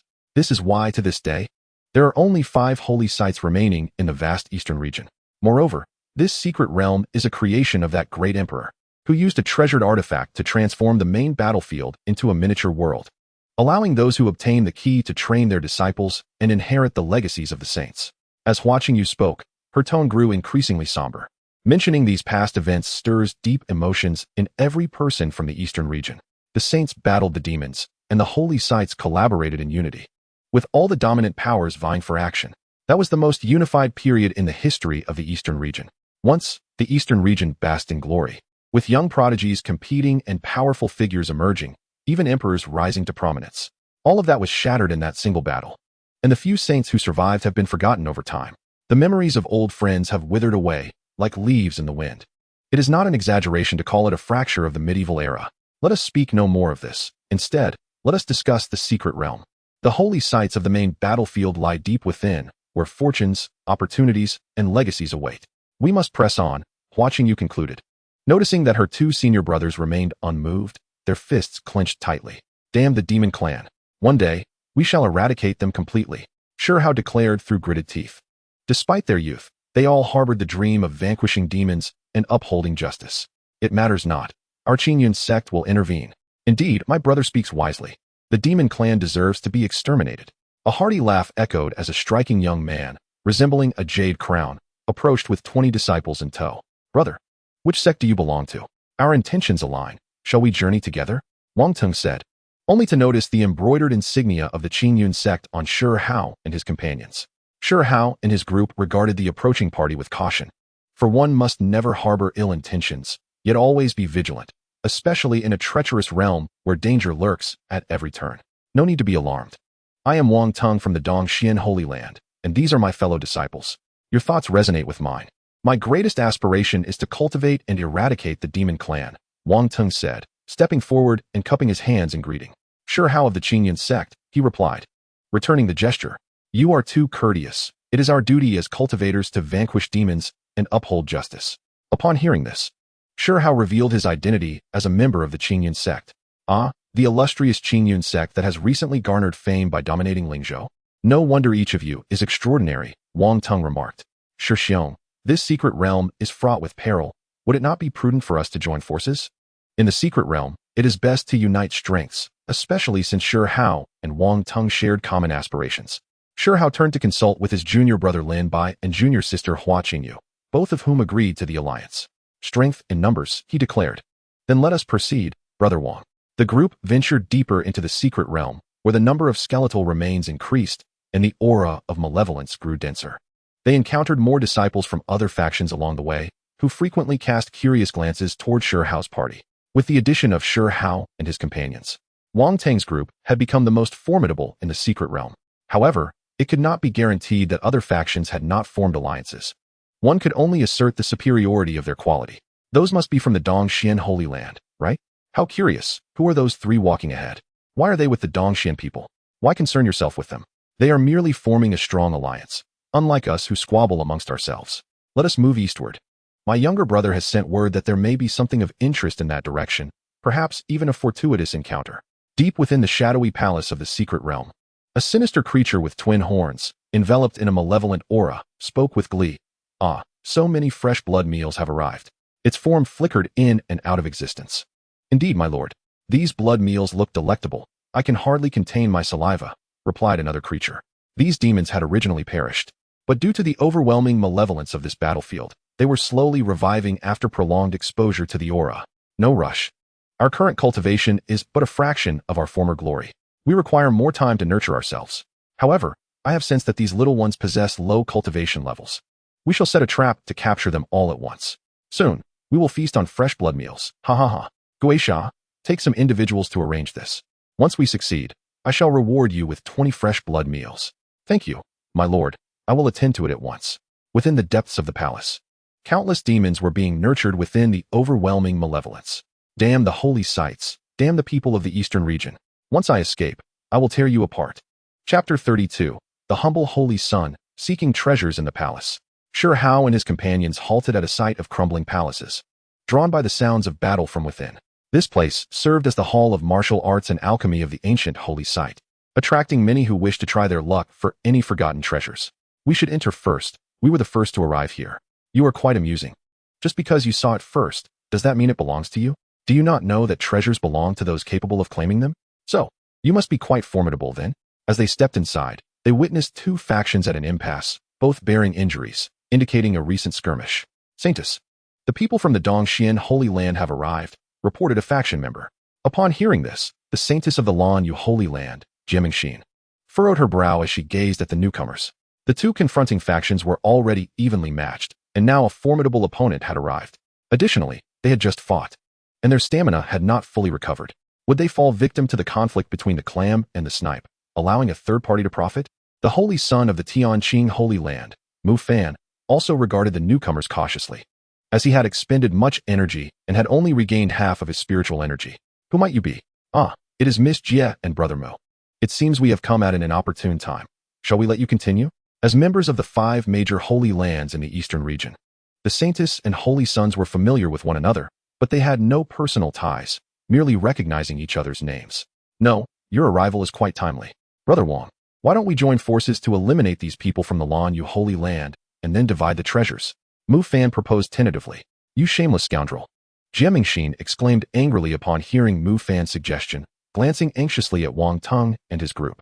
In such a situation, should they truly unite, both her Holy Land's disciples and herself would undoubtedly suffer losses in the secret realm. Although she possessed a life-saving token from the Holy Master, it was meant for dire situations only. However, the opposing party is also a person of the Holy Land. Could they lack a life-saving trump card? Ha ha ha, Brother Mu. You jest. Rest assured, Miss Jie, I, Wang Teng, have always conducted my affairs with utmost integrity and would never take advantage of others' predicaments. Upon hearing these words, Jiamingxin felt reassured. As long as their two families did not join forces, they could manage perfectly well against the 3 families in a standoff. It is merely a matter of the order of entry. When the time comes, the worthy shall claim the treasures. Let us proceed. As it seems you are all struggling to come to an agreement, I, Wang Teng, shall take it upon myself to oversee this matter for Dongxian Shengdi. How does that sound? At this proclamation, the disciples of Lan Yu Shengdi and Tianqing Shengdi were immediately on high alert, drawing their swords against them. What? Such an excellent proposal, and you dare to disagree. Brother Shi, what do you suggest? The trio of Shi Hao approached with smiles, finding Wang Teng's antics rather amusing and his acting superb. If you wish to drive them away, just say so. Brother Wang, I find your proposal most agreeable. We 3 wholeheartedly concur. What? They have allies. Seeing the trio step forward, Jiamingxin and Mu Fan were struck with astonishment. In this secret realm, those capable of forming alliances with the Holy Lands, even if not from the Holy Lands, are undoubtedly gifted individuals. The secret realm is rife with resources and opportunities. There is no need to expend manpower unnecessarily, especially when it remains uncertain if there are any valuable items within. Contemplating this, they resolved to depart in search of other places. Humph, we shall take our leave, Jiamingxin declared, turning to leave with a flick of her sleeve. The disciples of Lan Yusheng Di breathed a sigh of relief. Having just endured a fierce battle, they lacked the energy for another confrontation. Brother Wang, we shall leave this to you. Tianqing Sheng Di voluntarily withdraws. Brother Wang, once we exit the secret realm, I must find you to share a drink and celebrate. Mu Fan remarked cheerfully, beckoning the disciples within to depart. This young man possesses the potential for greatness. He understands the ways of the world. Well, now it is peaceful. Let us go, Brother Shi, and explore the interior. Upon pushing open the dilapidated door within, Shi Hao and the others ventured deeper. The path was shrouded in darkness, with only faint glimpses of the way ahead, compelling them to feel their way forward. Ah, something is biting my foot. Hearing the cry from a disciple behind them, the others hurried to investigate. You, young one, have quite the timid disposition. Take a look at what you stepped on. Ah? The disciple lowered his gaze and discovered that his foot had landed in the mouth of a desiccated skeleton. My apologies, brother, let us continue on our way, he said sheepishly after retracting his foot. Following this farce, they continued onward, soon noticing that the surroundings were becoming increasingly spacious, and the broken ceiling of the palace allowed more light to filter in. After passing through several compartments, they came to a halt. Brother Shi, it appears this is the Hall of Techniques and the Hall of Elixirs of the Holy Land, Wang Tung observed, examining the surroundings closely. However, this place has been ransacked and lies in ruins, having suffered from the ravages of battle and the subsequent plundering by the disciples who entered the secret realm. It is likely that little of value remains. Yet, no one can guarantee that nothing has been overlooked. This is undoubtedly the first location visited by all who entered the secret realm. When Shi Hao and Wang Tung arrived, it was due to the temporary alliance of the two holy lands to drive out all those who came before them, after which they would engage in competition for the spoils. Thus, this place still holds significant allure. Everyone, feel free to explore, but remember not to hoard anything. I, Wang Tung, am quite reasonable. Those who hoard shall not escape my admonitions. Yes, Holy Son. The 20 disciples of Dong Xian Sheng Di then dispersed, searching high and low. Come, Brother Shi, let us also take a look. This place does not appear to possess any treasures, does it? Shi Hao and Lin Bai intended to gather resources in large sacks. Do not rush. Let us investigate over there. Shi Hao pointed toward a nearby chamber. Sister, let us go. What are you pondering? Oh, coming, brother. Hua Qingyu had just been communicating with Mu Shuixian through her spiritual sense. Senior, this appears to be the Hall of Elixirs and the Hall of Techniques of the Secret Realm, but it does not seem to contain any sacred herbs. Patience. My perception is infallible. The sacred herbs lie ahead. Continue onward. As a being of the great Emperor realm, Mu Shuixian possesses an exceptionally strong spiritual sense. And although currently in a remnant soul state, she could still distinctly sense something ahead that soothed her spirit. Chapter 33, Sacred Herb and the Bait of the Demon Clan. Shi Hao and his companions commenced their search in the front chamber. All the techniques had been thoroughly plundered, leaving only tattered remnants behind, likely the result of previous disputes among the disciples who had entered. Check the adjacent chamber. There may be something there. Mu Shuixian conveyed through spiritual sense to Hua Qingyu. Brother, let us investigate the next room. Hua Qingyu suggested to Shi Hao and the others. Let us proceed. It seems there is nothing of value here. Hua Qingyu walked ahead, while Shi Hao called for Lin Bai and Wang Tung to follow. Brother Shi, it appears there is nothing worthwhile here. Perhaps we should explore elsewhere in the secret realm. Wang Tung lamented, wishing he had not wasted time here. Let us wait a moment and take another look. Upon entering the adjacent chamber, they found it even more desolate and vacant, as if even thieves would weep at the prospect of leaving behind precious spirit stones. Senior, there is nothing here. Do not fret, there is an array. Release your spiritual sea. I shall temporarily control your body while I break this array. Hua Qingyu complied, trusting the senior in the ring. Had the senior intended her harm, she would not have lived to see this day.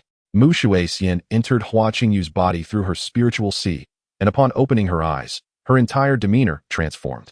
Shi Hao and the others entered just in time to witness this transformation. Sister, are you breaking the array? There is an array here? With their cultivation levels, they were entirely unaware of its existence. She formed hand seals continuously. Break. Mu Shuixian commanded. The array dissipated, revealing the original appearance of the chamber. Jars of elixirs were neatly arranged on the shelves, emitting a fragrant aroma. Goodness! The elixirs were concealed by the array. No wonder we found nothing. We are about to strike it rich. Shi Hao and the others stared in shock at the scene before them, exclaiming that they were about to come into wealth. Upon hearing their words, Mu Shuixian cast a sidelong glance at them. Sister's gaze is quite fearsome, cold, indifferent. Sister, are you all right? Why does it feel like you have become a different person? Mu Shuixian then retreated back into the ring. I am fine, brother.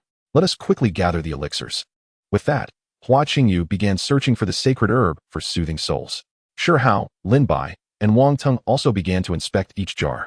This is actually Linglong Dan and Qiyang Dan. Wang Tung held up several vials of elixirs, inhaling their fragrance and examining the patterns, recognizing them in astonishment. Truly, the powerful holy land of old, these long-lost elixirs are all present. Brother, come quickly, there are inscriptions here. Hearing this, Shi Hao and Wang Tung hurried over, discovering Lin by staring intently at a stone table, which bore several lines of text. I am the alchemy elder of Tian Shengdi. In the first year of Tian Su, the demon clan launched a massive invasion of our eastern region. Our Tian Shengdi united with various major powers to rise in resistance, yet the disparity in strength was overwhelming. We do not know how much longer we can endure. To prevent those demons from destroying our Holy Land's Hall of Elixirs, I have set this array. Should you successfully unravel it, all elixirs shall belong to you. The demon clan must have been repelled, right? Alchemy Elder Mo Fenglu of Tian Shengdi. So, this array was left by the Alchemy Elder of the Holy Land. Only then did Shi Hao and the others comprehend that this array was established as a precaution against the demon clan, likely of considerable rank. However, they did not inquire about whether the little junior sister could still break the formations. Each person harbors their own secrets. Found it. Senior. On the other side, Hua Qingyu held a bottle of elixir in her hand, joyfully exclaiming, Holy medicine, Anhun Xingdan. It possesses the remarkable ability to nurture and stabilize the spirit. A rare treasure indeed. Even the mighty Tianyan sacred land could only muster a single bottle like the one in her possession. Within this vial are only 3 pills. Hua Qingyu stored the holy medicine in her ring and handed it to Mu Shuixian. With her magical prowess, Mu Shuixian converted all 3 pills, transforming their medicinal power into a continuous nurturing force for her spirit. Indeed, even my spirit has solidified somewhat. I can now unleash the strength of a sage. Although I could manage it before with all my might, it required an extensive period of slumber to recover afterward. Senior brother, how is it? Have you packaged the pills? Let us go? Having completed her task, Hua Qingyu walked over to Shi Hao and the others. She saw them dividing the pills into 1 large portion and 3 smaller ones. Junior sister, you have arrived. We discussed it with Brother Wang. Since you broke the formation, you should take the larger share, while the 3 of us will split the smaller portions. Seeing that she could not sway the 3 of them, Hua Qingyu silently accepted her share, as she had already decided to submit everything to the sect. Shi Hao and Lin Bai shared the same sentiment. Their master had bestowed great grace upon them and imparted unparalleled techniques. They must contribute to the sect. There is nothing left here. Let us depart. The 4 of them tidied their belongings and made their way outside. Wang Tung called back the inner disciples as well. Senior brother, what did you find? Cough. I returned empty-handed. Here, this is for you. Upon hearing the junior brother's words, the senior brother from the sacred land handed him a tome of techniques. Ah, thank you. Senior brother, but if you give me this technique, what will you use? Oh, I can manage just fine. The senior brother strode forward, inadvertently revealing 5 tomes of techniques tucked at his waist. Shi Hao and the others emerged from the palace. This time, they returned not only with their bounty, but the disciples of Dongxian sacred land had also discovered quite a few treasures. This is the renowned art of opportunism. Of course, the execution of this art is contingent upon the location. If the place is inadequate, no amount of effort will yield results. In prime locations such as the Technique Hall and the Elixir Hall, one can always find something overlooked, no matter how thoroughly it has been ransacked. A sage's legacy has appeared to the east. Goodness, what are we waiting for? Let us hurry over. We mustn't be late and let others take the lead. Upon hearing this, Wang Tung casually seized a man who was rushing by. No, you hold on. The man was about to utter a curse, but upon recognizing the individual before him, he hastily swallowed the words. After a friendly inquiry, they learned the details of the situation. It was unclear which individuals were spreading the frantic news that a palace ruin to the east held the legacy of a sage. Upon receiving the news, everyone hurried in that direction. In that case, let us also take a look, Brother Shi, Wang Tung said as he turned to Shi Hao and the others. Shi Hao keenly sensed something amiss. Who would announce the discovery of a sage's legacy, especially in this secret realm where everyone is a competitor? It was as if someone had intentionally lured everyone in that direction. Something feels off, Brother Wang. This matter is likely not simple. Lin Bai and Hua Qingyu also sensed the anomaly. They were all astute individuals who could grasp the situation with little explanation. As for those disciples rushing to the site, were they fools? Could they not perceive the situation? Not at all. The allure of a sage's legacy was simply too enticing. Have you not heard? To hear the Tao in the morning is worth dying in the evening? Brother, sure, I understand your concerns. However, we are many. And with geniuses like you among us, along with our sacred land disciples, there should be no force in this secret realm we cannot handle. It is worth taking a chance. They did not contemplate other possibilities. Even if someone was enticing them, they attributed it to the actions of certain forces that had entered the secret realm. Chapter 34. The Emergence of the Demon Soul, a Brutal Massacre. To the east of the secret realm, at a vast palace ruin, hundreds of disciples from various sects gathered, discussing the situation.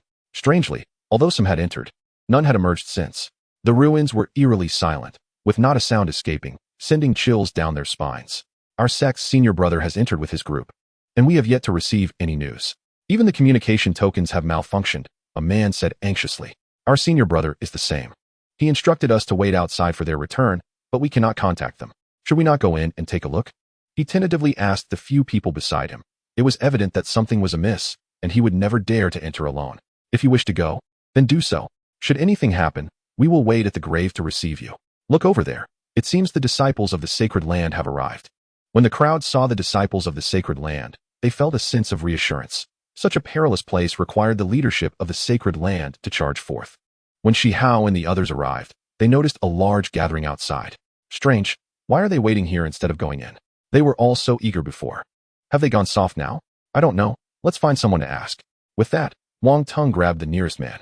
After a friendly exchange, and following Wang Teng's humble inquiries, the man was so frightened that he nearly soiled himself, and while wiping his pants, he slowly revealed the truth. Someone went in, but no one has ever come out. This place is cursed. Shi Hao frowned. Heh. I, Wang Teng, thrive on such thrills. At this moment, Jie Mingxin from Lanyue Sacred Land and Mu Fan from Tianqing Sacred Land also arrived with their groups. Wonderful. The three great sacred lands are all here. Even if it is a den of danger, we shall venture forth. They had no interest in the sage's legacy, even if it truly existed. It would not be theirs to claim. Their own brothers and sisters were inside. They simply wished to satisfy their curiosity, and perhaps they might stumble upon some overlooked treasures. Miss Jie and Brother Mu have also arrived. Perfect. Let us investigate this so-called sage's legacy together. Mu Fan approached with a cheerful smile. Brother Wang, good to see you again. How is your harvest? Not much. My spatial ring is only filled with 10 items. Really not much. I must thank Miss Jie and Brother Mu for their generosity. Wang Teng was still stirring the pot. Haha, that is truly not much. Mu Fan struggled to maintain a smile, internally cursing. Those should have all been mine. Enough of the small talk. Let us go in and see. Thus, the disciples of various sects followed the trio from the three great sacred lands into the ruins. After walking for a while, a strong scent of blood wafted through the air. Lin Bai and Hua Qingyu placed their hands on their swords, while Shi Hao and Wang Teng remained vigilant, watching ahead. Junior brother, come quickly. There truly is a sage's legacy ahead. Junior brothers, hurry over. There are too many resources for us to carry. Come help us. Junior sisters, why are you just arriving? Hurry over here. There are plenty of spiritual stones ahead. Suddenly, a large group approached, calling out to their respective junior brothers and sisters. That is my senior brother. Wonderful. We're here, senior brother. My senior brother is also here. Don't worry, we come to help. Disciples from various sects rushed towards their senior brothers and sisters upon hearing about resources and legacies, invigorated as if they had been given a shot of adrenaline. Where? Those people are demons. Retreat quickly. Mu Shuixian, using her spiritual sense, observed that everyone ahead was tainted with demonic energy. As a powerful entity within the realm of the great emperor, she had undeniably encountered the demonic clan before. Such an aura was unmistakable. Upon hearing this, Hua Qingyu was taken aback and hurriedly urged her fellow disciples to retreat. Simultaneously, she shouted, "Do not approach them. They are demons." Yet, it was already too late. Senior brother, what are you doing? Senior sister, no? Those who rushed forward found their senior brothers and sisters smiling coldly, beginning to slaughter them mercilessly. The haunting cries of despair reverberated throughout the ruins. Demons? Senior sister, are you saying? They were filled with dread, realizing that demons could exist within this secret realm.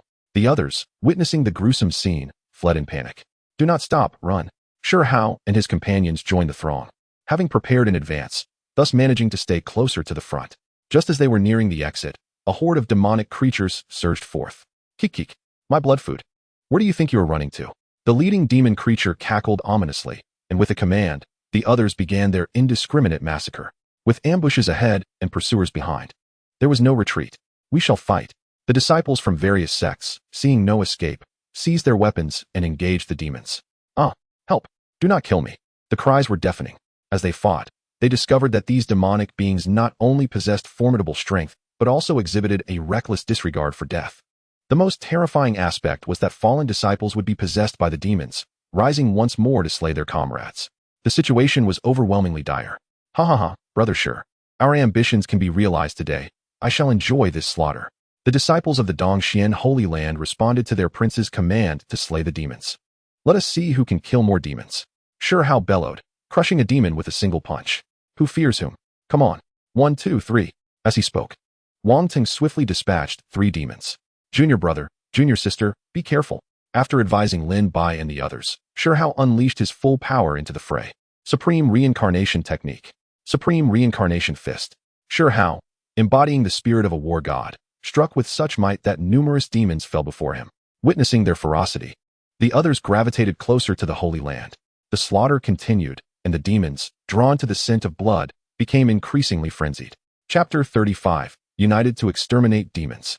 The Empress strikes. Damn it, my spiritual sword is already dull from cutting. What of your weapon? My hoe is smoking from use. Your hoe is smoking? My blade is already rendered useless.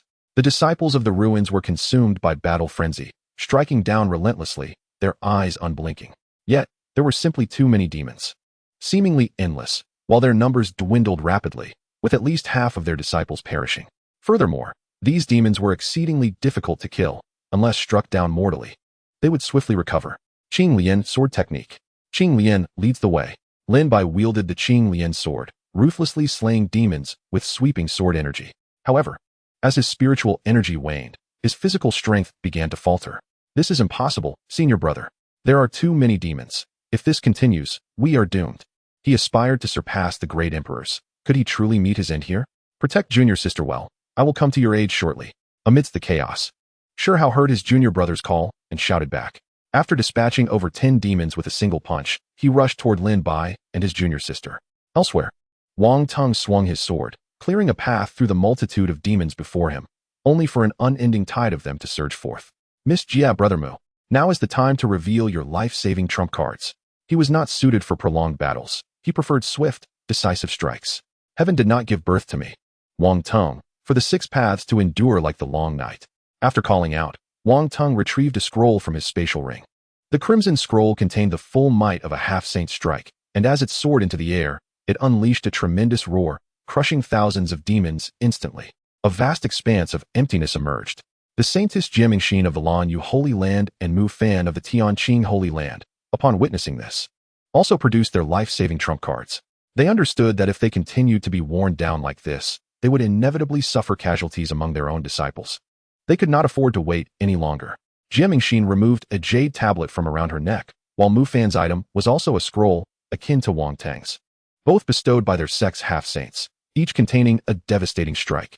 As the powerful spiritual energy surged forth, thousands of demons were cleared away with a cacophony of shrieks, leaving only a handful that the disciples collectively vanquished. At last, they paused, exhaling in relief that they had managed to survive. The brutal massacre had claimed at least half of their number. Phew, I am utterly exhausted. Those accursed demons have finally been cleared. Indeed, it is thanks to the Holy Land's efforts. Many collapsed on the spot, drained both physically and mentally. Sure Hao and his companions released long sighs of relief. This was their first participation in such a brutal battle, both exhilarating and frightening. The ruins were strewn with corpses, rivers of blood flowing. They proposed to bury the bodies of their fallen disciples on the spot, and all agreed. Each sect had lost disciples, and in this merciless secret realm, they had little inclination to disregard their own. Are you all right? I am fine, senior brother. Oh, the blood on me is merely from others splattering. I am also unharmed, senior brother. Hua Qingyu took a breath and spoke. She now comprehended what her predecessor meant when he said her 2 senior brothers were extraordinary. They were immensely powerful. One resembled a war god, crushing swathes of demons with each punch, while the other was like a sword deity, slaying demons with every stroke. Yet she, lacking the appropriate techniques, could not fully unleash the potential of her sacred body. This highlighted why formidable powers, unless faced with calamity, only grew stronger over time. They possessed profound foundations, countless techniques, innumerable pills, and intricate connections. What good is talent without techniques, elixirs, or a supportive foundation? Could one hope to surpass them with merely a decade of hard training? Such dreams were folly, except for those who hang on the wall. Haha, brother Shi. This battle was truly exhilarating. Wang Teng clapped Shi Hao on the shoulder. The two young men, sharing the same lofty ideals, had achieved their goals together today, exterminating demons and defending their path. What a thrill. But I shall not compete with you. You unleashed your trump card to slay so many demons. Shi Hao recalled Wang Teng's earlier words about comparing their kills. How can we compare? You unleashed a trump card that must have taken down at least 1,000. But such cards are merely a form of strength. Haha, I was just joking. Just as they prepared to depart, an unforeseen change occurred. The blood-red remnants of clouds above were enveloped by darkness, casting the entire secret realm into shadow. What is happening? Could there be more demons? Damn it, not again. After the previous battle, everyone was utterly drained. Kik. To think that you could annihilate my demonic army, this is quite intriguing. I particularly enjoy feasting upon talents like you. A massive demon with twin horns emerged on the horizon. What on earth is that creature? Is that the Demon King? We are doomed. Panic ensued as everyone scrambled to escape. Against such a formidable foe, they had no means of resistance. However, within the secret realm, where could they flee? By their estimates, it would take at least another day for the exit to reopen. Miss Jia, Brother Mu, hurry and act. Wang Teng hastily produced the scroll once more. For the aura of this demonic creature was overwhelmingly potent, far surpassing that of the most formidable ghostly entity encountered in the ruins by 100-fold. Upon hearing Wang Teng's words, the three of them acted in unison. The crimson scroll, the jade pendant, and a cerulean scroll surged towards the creature in the heavens. Following a tremendous roar, the demonic creature emerged unscathed. Ha ha ha, are you merely tickling this king? It mocked. What an absurdity. Could it be a demon king of the sacred realm? This is disastrous. Wang Teng lamented in despair, questioning why such a formidable demon king would manifest in this secret realm. The creature's aura was unstable, evidently not fully recovered. Yet it remained far beyond the capabilities of these individuals to confront. I shall slay you first, and then proceed to unleash a massacre in the eastern domain. The demon king began to act. Merely by standing still, cries of anguish erupted from below. Ah, my hand, my leg. Those of lesser strength found their entire bodies dissolving under the demonic energy. Qingyu, release your consciousness, came the voice of the elder from the ring as Hu Qingyi. In a flurry of confusion, did not know how to respond. She promptly released her consciousness, allowing the remnant soul of Mshu 11N to enter. Such an action would exact a toll, but since she had recently consumed a sacred herb, it was still manageable. As Hu Qingyi and the others were on the brink of annihilation, she could no longer remain a passive observer. Utilize the Qingyun sword. Mshu 11N commanded with undeniable authority. What? Junior sister, you intend to? Lin Bai began to inquire further, only to be met with his junior sister's icy gaze, prompting him to hurriedly pass her the Qingyun sword. Subsequently, amidst the astonished gazes of Shi Hao, Wang Teng, and others, she soared towards the demon king above. Chapter 36. A sword to slay demons, returning to the sect. What insolence! Who dares to approach me with a sword? The demon king roared in fury upon noticing her audacity. Who is this girl? How remarkably bold! The onlookers were astounded that someone would dare to confront the creature in the sky. Junior sister, be cautious. Lin Bai could scarcely believe that his junior sister wielding his sword could be so audacious. It was too late to intervene now. He could only hope for a miracle. The demon king bellowed, unleashing a torrent of demonic energy as he struck down with great force, intent on reducing this audacious insect to mere pulp. Yet, Mshu 11N, wielding her sword, pierced directly through his palm and continued her ascent. The pain radiating from his hand only served to exacerbate the demon king's fury. A tempest of demonic energy swept across the realm. Impossible. Who are you? Why does the eastern domain still harbor such a formidable warrior? The demon king thundered, utterly confounded as to how this young insect could possess such formidable cultivation. Hadn't all the prodigies of the eastern domain been decimated? You insignificant ant. There is no need for you to know my name. Mshu 11N proclaimed, standing resolutely in the air with her sword. The Qingyun sword emitted a brilliant radiance. And then an immense sword energy cleaved through the air.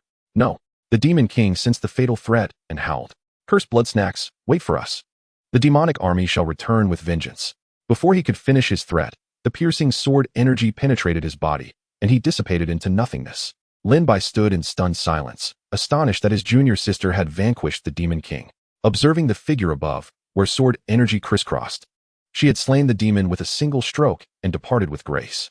He couldn't help but reflect on how far he had yet to travel on his own swordsmanship journey. Though the group was saved, they remained in a daze.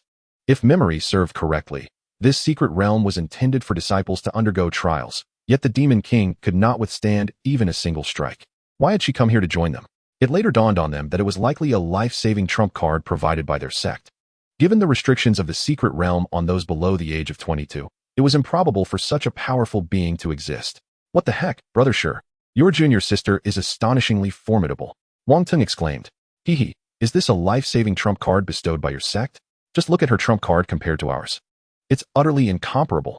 The Demon King had the audacity to claim they were merely tickling him. I swear, Wang Teng grumbled, wishing he could have delivered a few kicks to the now-vanished Demon King. That must be it, Shi Hao responded, having regained his composure. These matters were not for a disciple like him to concern himself with. Here, take your sword. It is commendable. Shu 11 and approached Lin Bai and handed him the sword.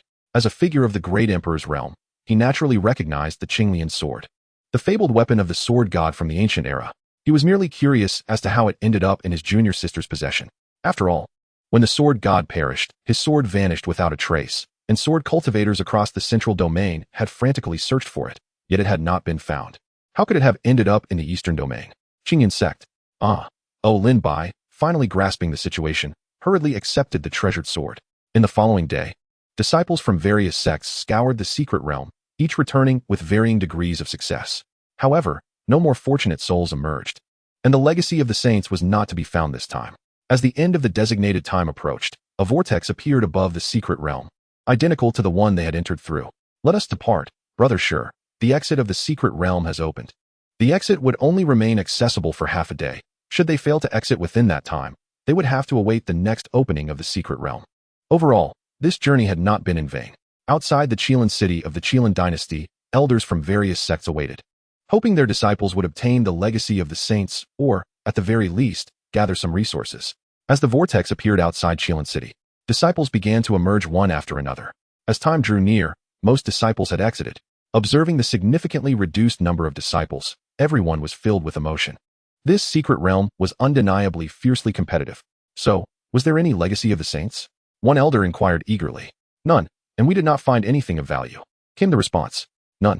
Then why was there such fierce competition that resulted in so many casualties? The elder asked, bewildered. Elder, we encountered numerous demonic creatures inside.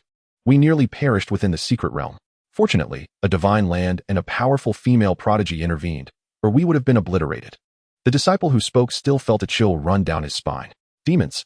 Brother Shi, I shall take my leave now. Do visit my Dongxian sacred land for tea when the opportunity arises, Wang Teng stated, turning to depart with the remaining disciples. They had entered the secret realm with a total of 21 individuals and had lost 3. Farewell, Brother Wang. Shi Hao and the others also turned to leave. Wang Teng, despite being a holy son of the region, bore no heirs, making them eager to befriend him. An additional ally was always beneficial. Though this fellow did have a penchant for posturing. Master. From a distance, they spotted Feng Qingyang and rushed over. Feng Qingyang was engaged in light-hearted conversation with the king of Qilin. Are you unharmed? Your elder brother mentioned he hadn't seen you in the secret realm. He said there were demonic creatures. You did not encounter any, did you? Hua Qing's elder brother had been diligently searching for opportunities since entering the secret realm, and it was only through hearsay that he learned of the demonic creatures.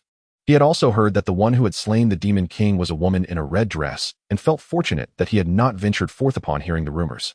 Otherwise, he might not have survived. Father, I am well, thanks to the protection of my 2 senior brothers. Upon hearing her words, Shi Hao and Lin Bai exchanged uneasy glances, recalling the image of the one who had slain the demon with a single stroke. It is good to hear you are safe. I must express my gratitude to the 2 outstanding prodigies from our sect for safeguarding your. No. Qingyi is our junior sister. It was only right. They stammered, unsure of what to say. Were they to claim that their daughter was so powerful that she had vanquished the Demon King with a single strike and required no protection? All right. Since there is nothing more to discuss here, let us return to the sect. Now is the time to gather all things and commence the recruitment of disciples. Farewell. Your Majesty, Feng Qingyang said, having enjoyed a lavish stay at the palace, indulging in fine wine and delicacies. Farewell, Sect Master Feng. You ere arrived at Shangzong, ready to diligently cultivate. After the Lord of Qilin spoke, he did not forget to remind her. Yes, I understand. Father, Hua Qingyu responded, before boarding the Qingyun warship with Shi Hao and the others. On the journey, Shi Hao excitedly informed Feng Qingyang of their significant gains from the ruins, detailing their acquisition of sacred herbs and the slaying of demonic creatures. Sacred herbs, Feng Qingyang mused thoughtfully. Indeed, how about we summon an alchemy sage from the ancestral line? As Qingyun Sect currently lacks a dancer, the demon clan, we will uproot them eventually. As long as you three are safe, Feng Qingyang said, having learned about the origins of the ancient saint's secret realm during his 2 days in the palace. In summary, it was a brutal world of cultivation where the weak are devoured by the strong. However, once the roles are reversed, the demon clan will come to realize the terror of the Qingyun Sect in the eastern region. Chapter 37, Sect Token, Phoenix Sacred Art. The Qingyun warship soared towards Qingyun Sect at an astonishing speed, traversing vast distances in an instant. In the Qingyun Hall, the outer elder Yi Bai and the chief guard elder Wang Xian hurried to report their duties upon hearing the news of the sect master's return. This was a task assigned by Feng Qingyang before his departure, as he wished to observe the sect's operations in his absence. Sect Master, during these past few days, various forces have continued to send resources, and the storage hall has been constructed with more than 20 chambers. After coordinating with the head of the Lin family, resources have been consistently sent to Qingyun City, where the construction has already begun to take shape, Yi Bai respectfully reported. Wang Xian then stepped forward, Sect Master. Everything has proceeded smoothly at Qingyun Sect and Qingyun City's construction site with my guard team present during your absence. Yes, Qingyun City, as one of the faces of our Qingyun Sect, must be built flawlessly. Feng Qingyang nodded in satisfaction. He waved his hand grandly, commanding, let resources be poured in vigorously to accelerate the construction pace. As the sovereign of Lingzhou, our Qingyun Sect has no shortage of resources. What's that? You say you will no longer deliver? That's of no consequence, as many forces are eager to send. Yes, Sect Master. Oh, and you too. Prepare for the selection day for new disciples. Off you go. Outside Qingyun Hall, the entire sect now boasted an impressive new structure, the towering trial tower, standing 100 stories tall.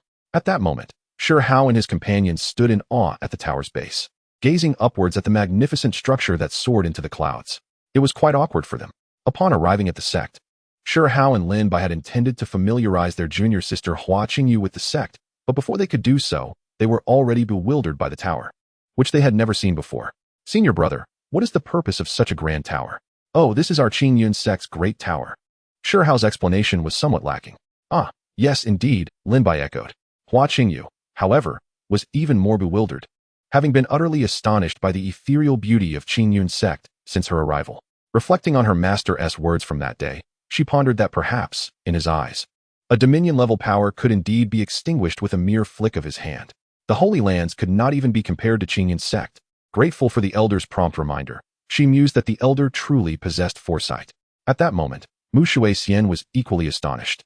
Not because of Qingyun Sect's otherworldly surroundings. After all, as an emperor, she had witnessed many grand sights, but rather, she was intrigued by the mysterious sect master who had unveiled her identity. Unconsciously, her imperial consciousness expanded, seeking to probe the depths of Qingyun Sect. However, as soon as she released her consciousness, it was forcefully suppressed by a more powerful presence. In her mind, a voice resonated. Considering your connection with the sect master's disciple, any further offense will result in your annihilation. Mu Shuixian was taken aback, nearly shattering her emperor-level tranquility. Qingyun Sect harbored such formidable beings. She dared not ponder further. Shi Hao and his companions took a brief tour of the sect before heading to the storage hall. On their way, they encountered Elder Yi Bai, who, despite his calm demeanor, seemed taken aback as they presented all the sacred herbs and elixirs they had collected from the secret realm. Elder, these are the elixirs we obtained from the ruins, and we are now presenting them to the sect. You have shown great diligence. Yi Bai acknowledged as he collected them with composure. But why did the powerful peak of the broken void realm seem to tremble slightly? He had never seen so many sacred herbs in his life. The trio then proceeded to Qingyun Hall, where their master had indicated he had something to present to them.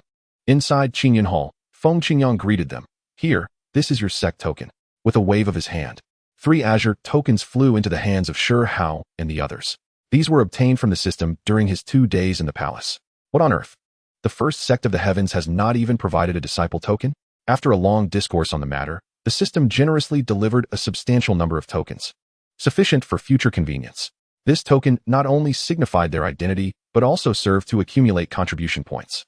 He had already devised a plan for future exchanges within the sect, where tasks would be published on the task board, allowing disciples to earn contribution points for rewards or access to secret realms. Furthermore, disciples could also post tasks using the contribution points within their tokens, though the sect would collect a 5% service fee, which was rather reasonable. As they examined the tokens, they noticed the characters Qingyun Sect engraved on the azure surface, while the reverse bore the words Inheritor. With this token, they could now represent their identity and status within the sect. "Thank you, Master," the trio expressed gratefully, yet they harbored some doubts. Had not their master suggested they start from the outer sect? Shi Hao often referred to himself as the outer sect's eldest senior brother. But now that title would have to be relinquished to the new disciples entering the sect. "You three have traversed the ancient saintess secret realm and faced a brutal battlefield. From this day forth, you are officially recognized as my direct disciples." "Thank you, Master." Shi Hao and his companions felt a surge of emotion, bowing once more, for they were now the rightful disciples of their master. "By the way, Qingyu, I have a cultivation method to impart to you as a welcome gift to the sect. Extend your consciousness." Upon hearing this, Hua Qingyu released her consciousness, and a purple light encircled her. Phoenix Yen Shengju. She sensed that this cultivation method was particularly suited to her Phoenix sacred body. As if it were tailor-made for her, she hurriedly expressed her gratitude. "Thank you, Master. I shall not disappoint you or the sect. Should I falter, may the heavens strike me down." She was deeply moved, believing that her esteemed master had bestowed upon her such a profound technique right upon her entrance. Consequently, she could not help but vow a solemn oath of the Great Way, for once a cultivator pledges such an oath, they cannot retract it. Otherwise, they would be plagued by inner demons, leading to their demise. There is no need for such extreme measures. You all may now return to your cultivation. Qingyu, leave your ring behind. I have matters to discuss with her. Understood, Master. Hua Qingyu complied, removing the ring from her hand, aware that her master was cognizant of the elder's presence within it. They had conversed just the other day. Chapter 38, Lotus Root Shaping, Summoning the Elders. "Come forth. Do we need to formally invite you into our sect?" After Shi Hao and the others exited, Feng Qingyang cast a glance at the Mi-Long ring. Hearing his words, Mu Shui Xian emerged from the ring. Currently, she existed in a remnant soul state, appearing transparent and floating uncertainly. "What do you desire?" Mu Shui Xian was intrigued by the mysterious intentions of the sect master. After witnessing the terrifying might of Qingyun Sect, her pride as an emperor-level being was significantly tempered, as she realized that they could easily manipulate her at any moment. She had no ulterior motives, merely wishing to discuss a matter of importance. The sect master offered her a singular opportunity to alter her destiny, contingent upon her ability to seize it. The proposal was for her to serve as an elder in Qingyun Sect for 100,000 years, not quite a position of honor, but rather a chance to labor for the sect during that time. The reward for her service would be the reconstruction of her physical form. 100,000 years. Even as an emperor, she was struck by the enormity of such a duration. How many 100,000 years did an emperor truly possess? Who could say if she would still be alive at the end of that time? Yet, the allure of a newly formed body was undeniably tempting.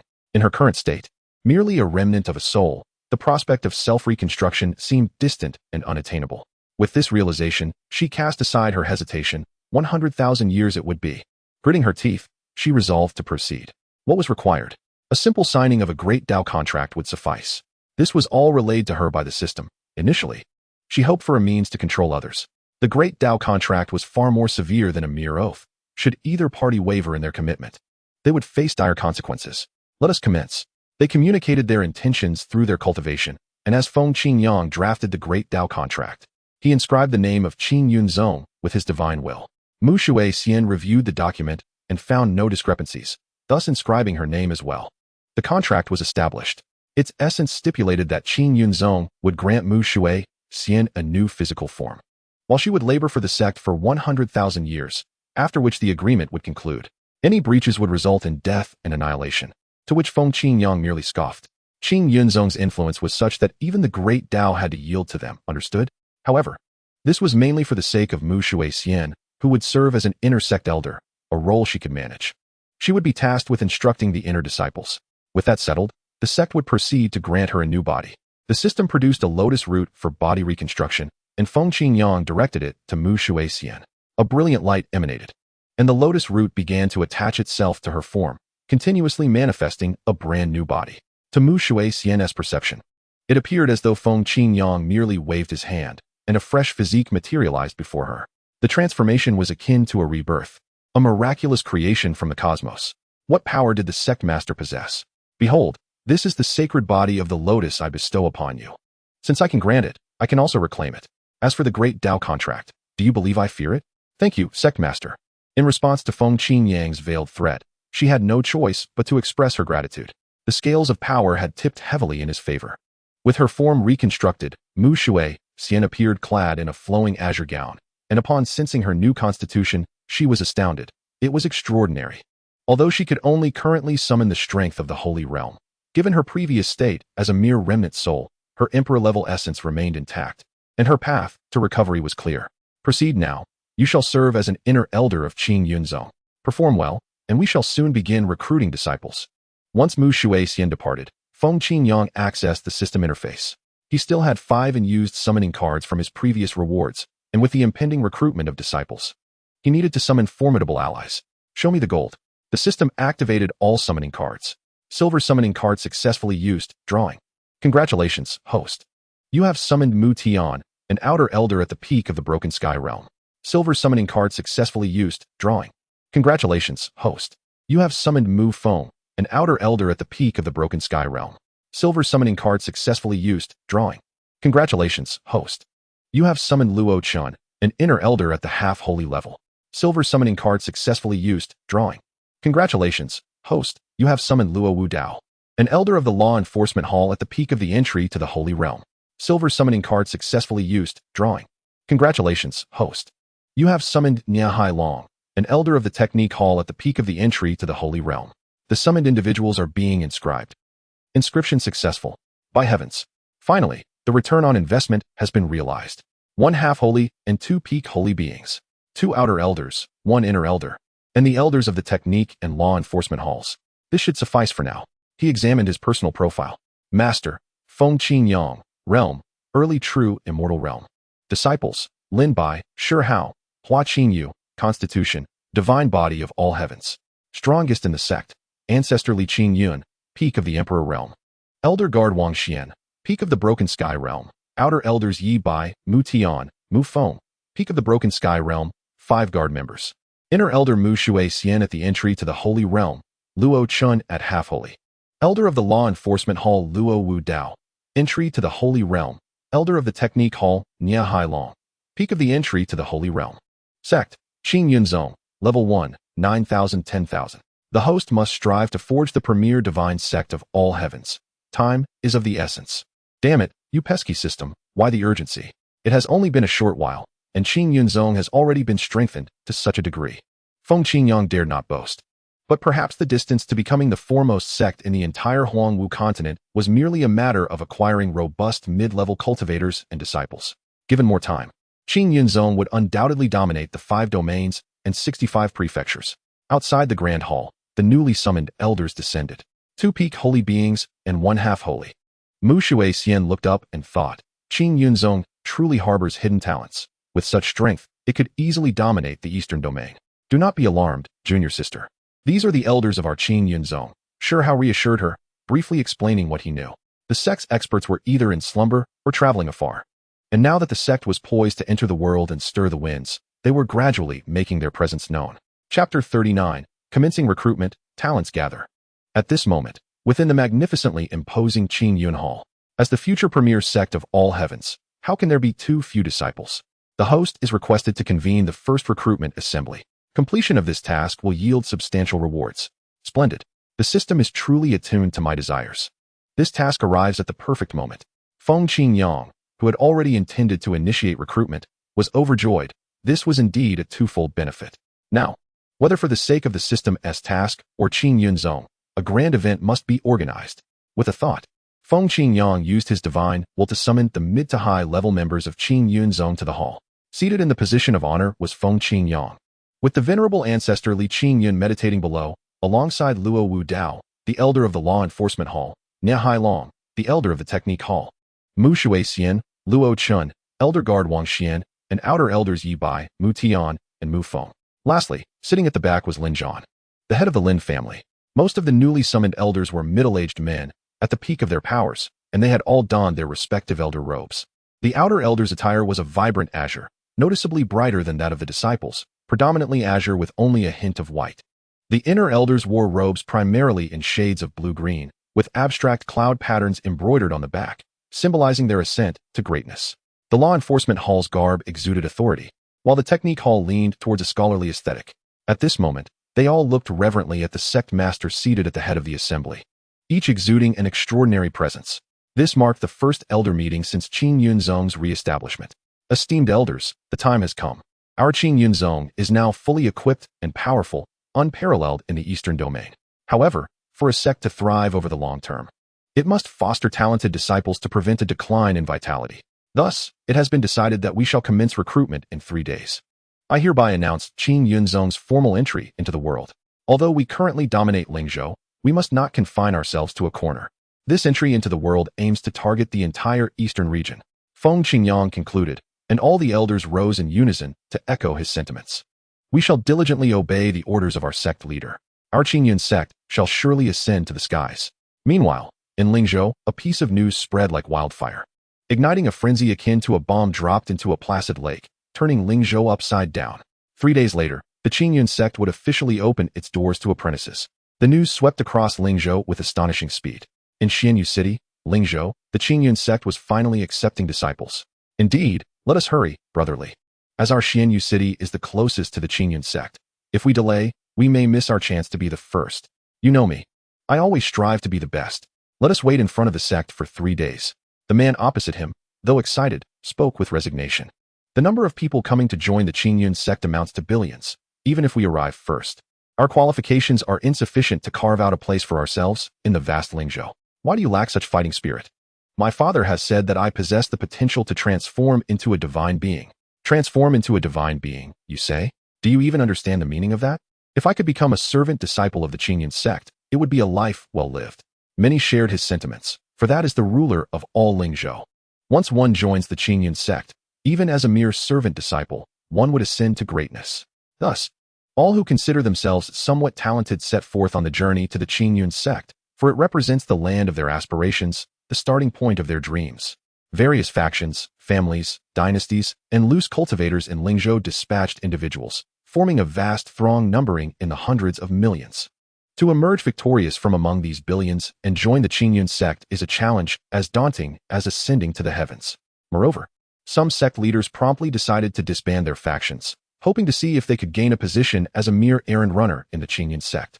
Even if tasked with menial chores, they would find honor in such a role. What? You look down upon those who carry out such tasks? I am the chief custodian of the Qingyun Sect. Do you wish to forfeit your standing in Lingzhou, the Qingyun Sect? Then I shall take my leave, my apologies. Meanwhile, in the monster beast forest of Lingzhou, a young man shouted, "Die!" as he struck the infernal tiger with a powerful punch. The massive creature was sent flying several meters, howling in agony before collapsing lifelessly. Should outsiders witness this, they would surely be astounded. The infernal tiger is a 4th-tier beast, equivalent to a peak Yuanying cultivator. It is astonishing to note that the young man before them is merely 17 or 18 years old, truly terrifying. Peak Yuanying. Soon, when I restore my cultivation, Lin Yao, you shall see my true power. Oh, the Qingyun Sect is accepting disciples? He was aware of this minor sect, having awakened memories from his past life. The most frequent news he heard concerned the Qingyun Sect. Though small, it is currently the most suitable for him. In his present weakness, he can pass through them to the central region, gaining temporary shelter. Qingyun Sect, I am coming. Without looking back, the young man set off, leaving the corpse of the infernal tiger in disarray. In the Zongshan mountain range, Master, I am ready, let us begin. Ningyan concentrated fully, channeling spiritual energy within him as it surged wildly. An elderly man with white hair observed the young man with satisfaction, appearing as an otherworldly sage. Yenner, the yin-yang sacred body ranks 9th among sacred bodies, immensely powerful. It requires a unique fire to awaken, and today, I shall assist you in this awakening. Fire. Come forth. The elder's right hand ignited with a mesmerizing blue flame. Do not underestimate it. This is the 29th ranked unique fire, the blue ghost flame. The elder infused the unique fire into Ning Yan's body. Following the elder's guidance, Ning Yan executed the fire control technique. And soon the blue ghost flame melded into his being. A cry of anguish escaped him as he gritted his teeth, drenched in sweat. As the unique fire entered his body, it was guided by the fire control technique, slowly making its way to his dantian, yet its immense power relentlessly scorched his meridians. After a quarter of an hour, the young man lay exhausted on the ground, but the slight upward curve of his lips confirmed his success. Thank you, Master. After catching his breath, he expressed his gratitude to the elder. In truth, his master was a spiritual entity residing within a necklace around his neck. having guided him in his cultivation all along, leading to his swift progress, which earned him deep respect for his mentor. Well done, Yenner. Now that your sacred body has awakened, your strength has ascended further. It seems that the time to help me reconstruct my body is drawing near. It is all thanks to your guidance, Master. Once I achieve great heights in my cultivation, I shall forge a perfect body for you. Indeed, that is commendable. By the way, Yenner, the dominant force in Lingzhou, the Qingyun Sect, is opening its doors to disciples. You must hurry to avoid missing this opportunity. In my time, such a minor sect could be effortlessly crushed, but you are still quite weak. Joining them will provide you with some assurance on your journey to the central region. As the elder spoke, his gaze filled with nostalgia. The central region, the sacred land of cultivation in everyone's eyes, where powerful beings abound like fish in a river. Legendary emperors are said to exist in this realm. With your mid-Yuanian cultivation and my assistance, joining them will be a breeze. Observing such an exceptional disciple brought the elder immense satisfaction, as he never expected to find a sacred body in this desolate eastern region. As time passed, the number of cultivators making their way to the Qingyun Sect swelled like an unstoppable tide. Chapter 40. Hundreds of millions of cultivators, the illusory heavenly ladder. At the foot of the Qingyun Sect's mountain, just moments before the news broke, Lin Zhan hurried home. He then announced a piece of news that thrilled all the younger members of the Lin family. The main sect would commence accepting disciples in 3 days. Wonderful. Finally, they have the chance to join the main sect like brother Lin Bai. They could hardly contain their excitement, eagerly waiting at the mountain gate of the main sect, gazing with longing eyes, dreaming of the day they would enter through their own efforts. The opportunity lay before them. Whether they could seize it depended solely on themselves. Not to mention, the Lin family had the advantage of proximity. It's not just that Lin Bai's direct connection might open doors for them, but their family had also earned the sect leader's favor with their contributions, receiving celestial techniques as rewards. Although they had only trained for a short time, their progress should not be underestimated. This is celestial technique we're talking about. Over this brief period, each individual's strength had significantly improved. Furthermore, since the family head, Lin Zhan, attended the Qingyun Sect's meeting, they would undoubtedly be the first to receive any news, allowing them to prepare in advance. 3 days passed amid the anxious anticipation of the people of Lingzhou. At this moment, the foot of the Qingyun Sect's mountain was teeming with people. A crowd so vast it could scarcely be described. An estimate placed their number at no less than hundreds of millions, nearly filling the entire Qingyun mountain range, with a constant stream of newcomers arriving. However, there was no need to rush, as the Qingyun Sect's recruitment would last 10 days, allowing ample time for everyone to arrive. Despite the cacophony, the scene remained orderly. 5 guards emanated an aura of peak realms that stunned the crowd. No one dared to act recklessly. The presence of these 5 elders was overwhelming. Are they the elders of the Qingyun Sect? Indeed.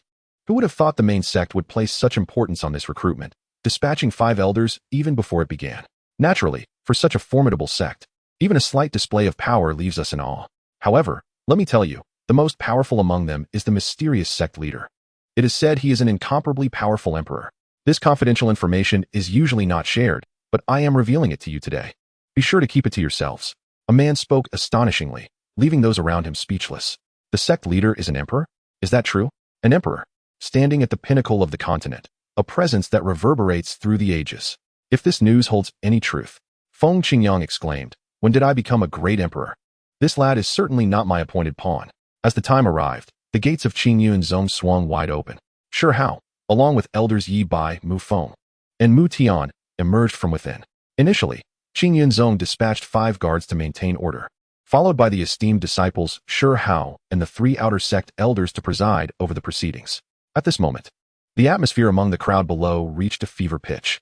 Look, it is the esteemed seniors of Qingyun Zone. The recruitment assessment is about to commence. The onlookers craned their necks, straining to catch a glimpse. There, atop the mountain, stood 4 figures adorned in sect attire. From this vantage point, they appeared to be equal to the clouds, resembling celestial beings descending from the heavens. Sure, the esteemed disciple, please take the stage, the elder politely urged Shi Hao. Regardless of the occasion, decorum must be observed. As Qingyun Zone became increasingly formal, all present were expected to adhere to the rules. They were merely outer sect elders, while Shi Hao was the direct disciple of the sect master, and thus could not disregard propriety.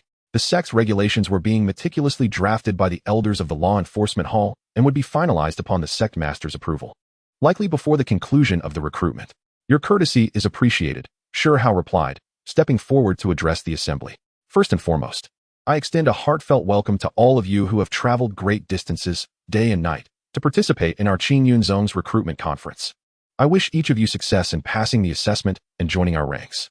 I am Shi Hao, the direct disciple of the sect master, and I look forward to meeting you all in the sect.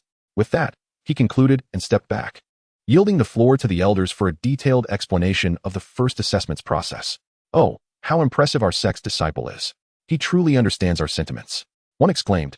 Indeed, I journeyed tirelessly for 3 consecutive days to reach Qingyun Zong. Hearing words from an esteemed disciple makes my efforts worthwhile. Some were visibly moved. Those who had arrived here had indeed traveled tirelessly. What bittersweet tales could they share? The direct disciple's personal wish for their success in the assessment was profoundly touching. As Shi Hao finished speaking, the 3 elders stepped forward. Yi Bai, standing between the other 2 elders, looked down and proclaimed, "We are the outer sect elders of Qingyun Zong. I shall now outline the process for the first assessment, the illusory heavenly ladder." With a wave of his hand, Yi Bai summoned a dazzling azure light, and a magnificent ladder, stretching 100 miles from the sect to the mountain's base, ascended toward the heavens. Its scenes shifting in a myriad of wondrous ways. This breathtaking spectacle left the crowd awestruck. This is the illusory heavenly ladder. It is quite simple. Those who can ascend this ladder from the mountain's base will pass the first assessment. The ladder is ever-changing, and for every 10 steps taken, a new illusion will manifest. Only those with exceptional fortitude and resolve may complete the ascent. Moreover, the ladder adapts to each individual's cultivation level, ensuring absolute fairness in this first assessment. Even if one fails the subsequent assessment, they will still be accepted as a servant disciple of Qingyun Zong. As the elder conveyed this, the crowd erupted in excitement, eager to try their hand. The first assessment is purely fair and just. It does not consider cultivation level, but rather character and perseverance. Even if one falters in the second assessment, they can still become servant disciples, a dream come true for most. Such a revelation filled many with hope.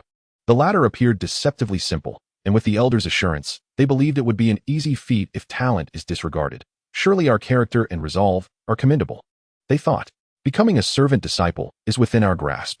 Now, I declare the first assessment, the illusory heavenly ladder, officially begins. With Elder Yi Bai's command, waves of participants began ascending the ladder. The structure was ample enough to accommodate tens of thousands undergoing trials simultaneously. Should one fail, they would be transported back down, allowing others to take their place, thus ensuring swift progress. The first batch surged up the ladder, as if the coveted Qingyun Zong was merely within arm's reach. However, while the imagination was delightful, reality proved to be harsh. Help! Why is there so much fire?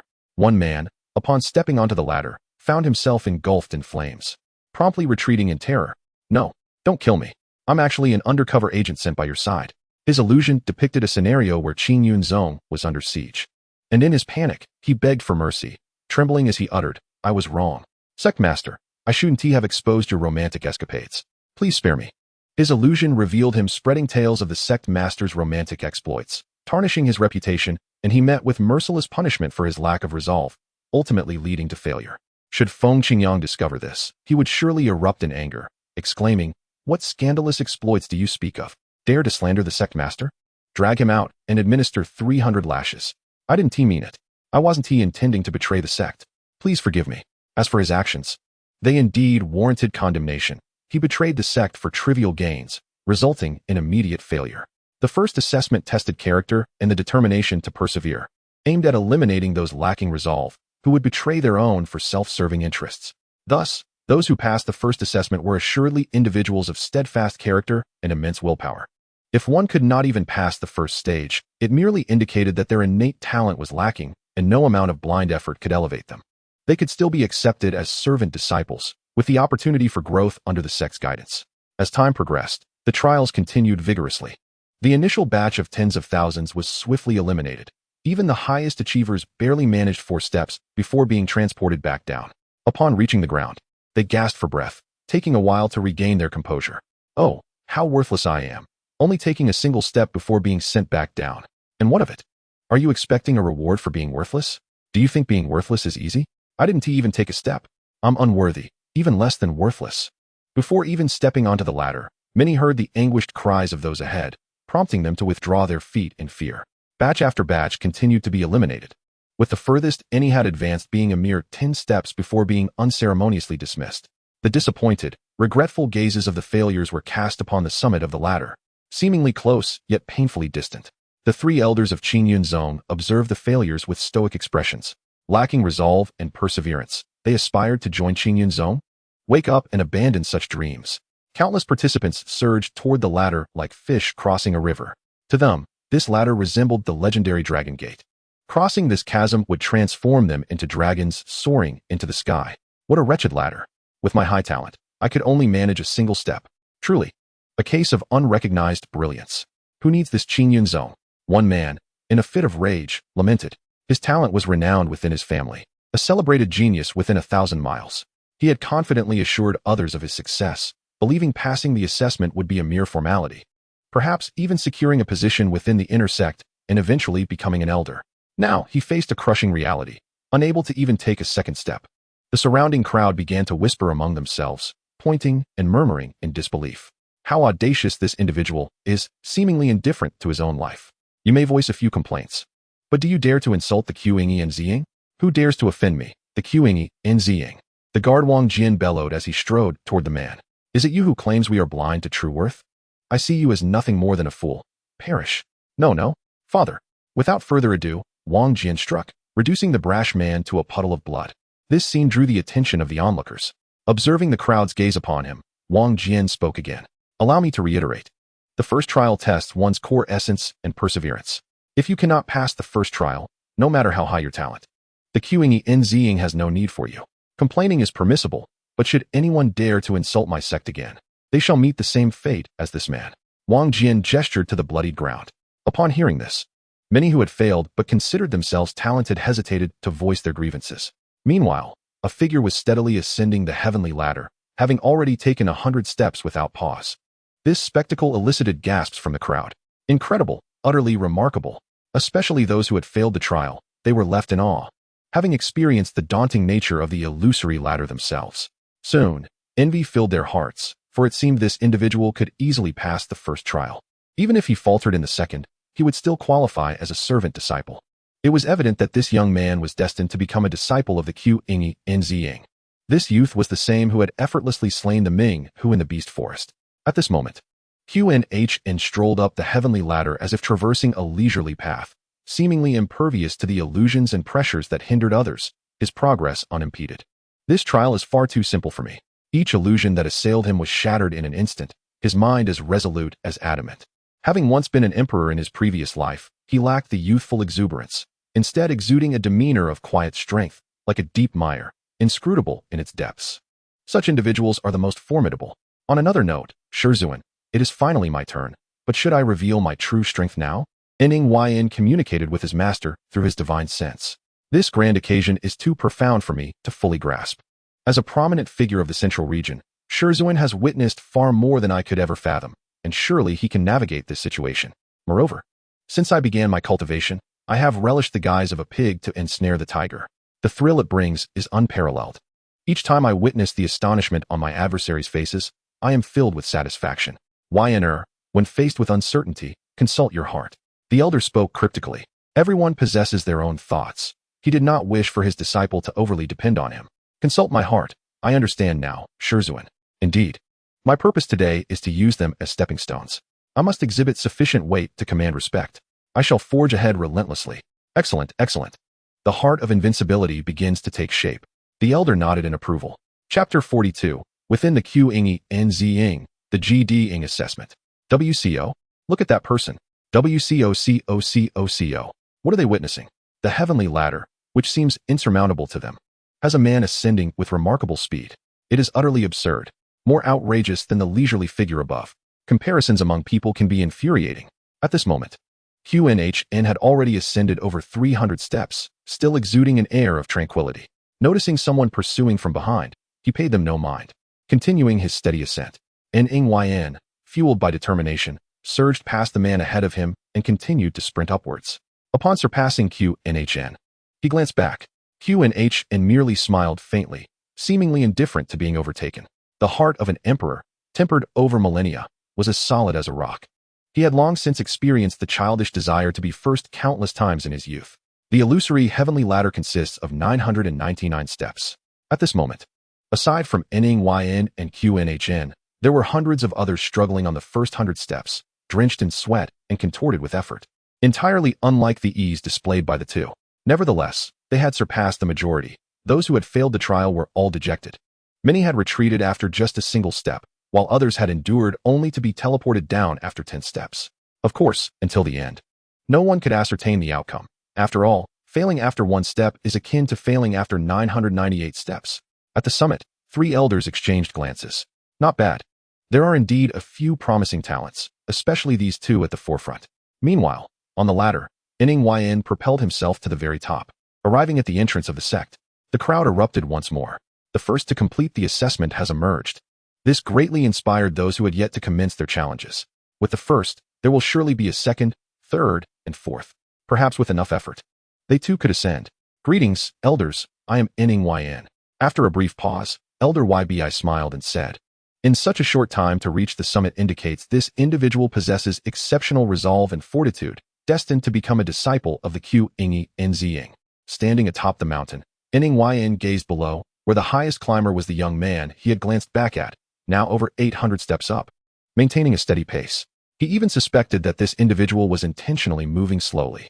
Listening to the praises and adulation from the crowd below, he could not help but feel a sense of satisfaction akin to that of a person who has toiled for 10 years in obscurity only to achieve fame overnight. As time passed, Qingyun also reached the summit. Half a day later, millions had been eliminated, with 1,000 individuals now gathered at the peak. These 1,000 had emerged victorious from the throngs, successfully ascending the heights to pass the assessment. Each of them joyfully conversed, celebrating their ascent. Fully aware of the challenges they had faced along the way, they had persevered, encouraging themselves with each step forward, driven by unyielding determination. Now that the numbers had stabilized, we shall proceed to the second round of the talent assessment. Upon hearing Elder Bai's words, he noticed some were crestfallen while others were elated, prompting him to continue. You are now considered disciples of the Qingyun, so do not be disheartened if you fail the second round. Passing the first round grants you the status of servant disciples, while passing the second elevates you to outer disciples. Servant disciples have a ranking every 2 months. The top 10 will be promoted to outer disciples, and the same applies to outer disciples, with the top 10 advancing to inner disciples. Thus, each of you has the opportunity to become an outer disciple or even an inner disciple through diligent cultivation. This rule was established after discussions among Feng Qingyang and the elders to motivate the disciples. Competition breeds motivation. Rankings are determined purely by strength, with only the top 100 recorded on each list, and any disciple may challenge those ranked higher at any time. In other words, if you have the ability, you may rise. The individuals who ascended the heavenly ladder eagerly followed the elders into the Qingyun. This day had finally arrived, granting them entry into their long-desired sanctuary of cultivation. Upon entering the sect, a surge of spiritual energy enveloped them, and as they gazed around, the ethereal surroundings resembled a celestial realm. Astonishing, an unprecedented awe overwhelmed them. Having resided in the spirit state, they had never encountered such a magnificent scene, one that could easily overshadow any sacred ground. The realization that they were now disciples of the Qingyun and would be able to cultivate and live here filled each of them with exhilaration. Previously, they had only known the Qingyun as a powerful sect, dominant over the entire spirit state. This further elucidates the formidable foundation of the Qingyun zone. With such a sect, how could it not rise to prominence? Qin Han narrowed his eyes, realizing that Qingyun zone was far from ordinary. The density of spiritual energy here surpassed that of the central region.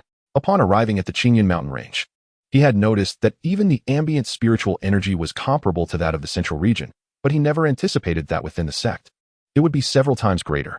Had he inadvertently stumbled into a hidden great sect? Even the emperor was astonished.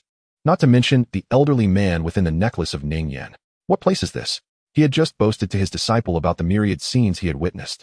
Yet this scene truly was unlike any he had encountered. At this moment, the Juding de la Belle had been brought forth, prepared 3 days prior. This was a unique artifact for testing talent exclusive to Qingyun zone. Strike with all your might. 3 bell tolls signify a successful test, qualifying you as an outer sect disciple. Striking 3 times is rather simple, so relax. Achieving 3 tolls indicates a talent that is already commendable, worthy of being called a genius. The Emperor Qin Han felt a wave of anxiety wash over him as he sensed the Joding continuously exuding Tao rhythms, suppressing fortune. Could this treasure be an immortal artifact? Are you telling me that Qingyun zone utilizes an immortal artifact to test talent? How extravagant. He, like Lung Bingning, began to harbor doubts. This Qingyun zone could no longer be merely described as a hidden great sect. Could it possibly be a celestial sect from a higher realm? The use of an immortal artifact for talent assessment is a waste of divine resources. Truly impressive. Upon hearing the elder's words, the crowd quickly expressed their disbelief. Striking 3 times is simple? You were just the one talking about the celestial ladder. Simple? Elder, you lack martial ethics. This is likely to be quite a challenging endeavor. The crowd lined up to take turns testing.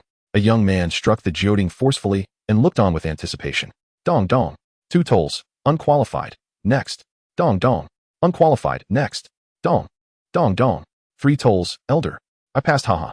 A man exclaimed excitedly. He had always possessed commendable talent. However, seeing over 100 individuals eliminated before him made him somewhat anxious, but now the weight on his heart had finally lifted. 3 tolls. Assessment passed. The test continued, with some being eliminated and others succeeding. Each individual's joys and sorrows varied. A few achieved 4 tolls, and one even reached 5. After the elder's explanation, it became clear that 4 tolls indicated a talent superior to the average genius, belonging to that in between, better than some, but not as good as others. 5 tolls signified extraordinary aptitude. Although the one who achieved 5 tolls was excited, he said little, for all that passed, regardless of the number of tolls, would become outer sect disciples, and their true strength would only be revealed in due course. One named Genie Time I was particularly unfortunate, as he only managed 2.5 tolls, failing the assessment.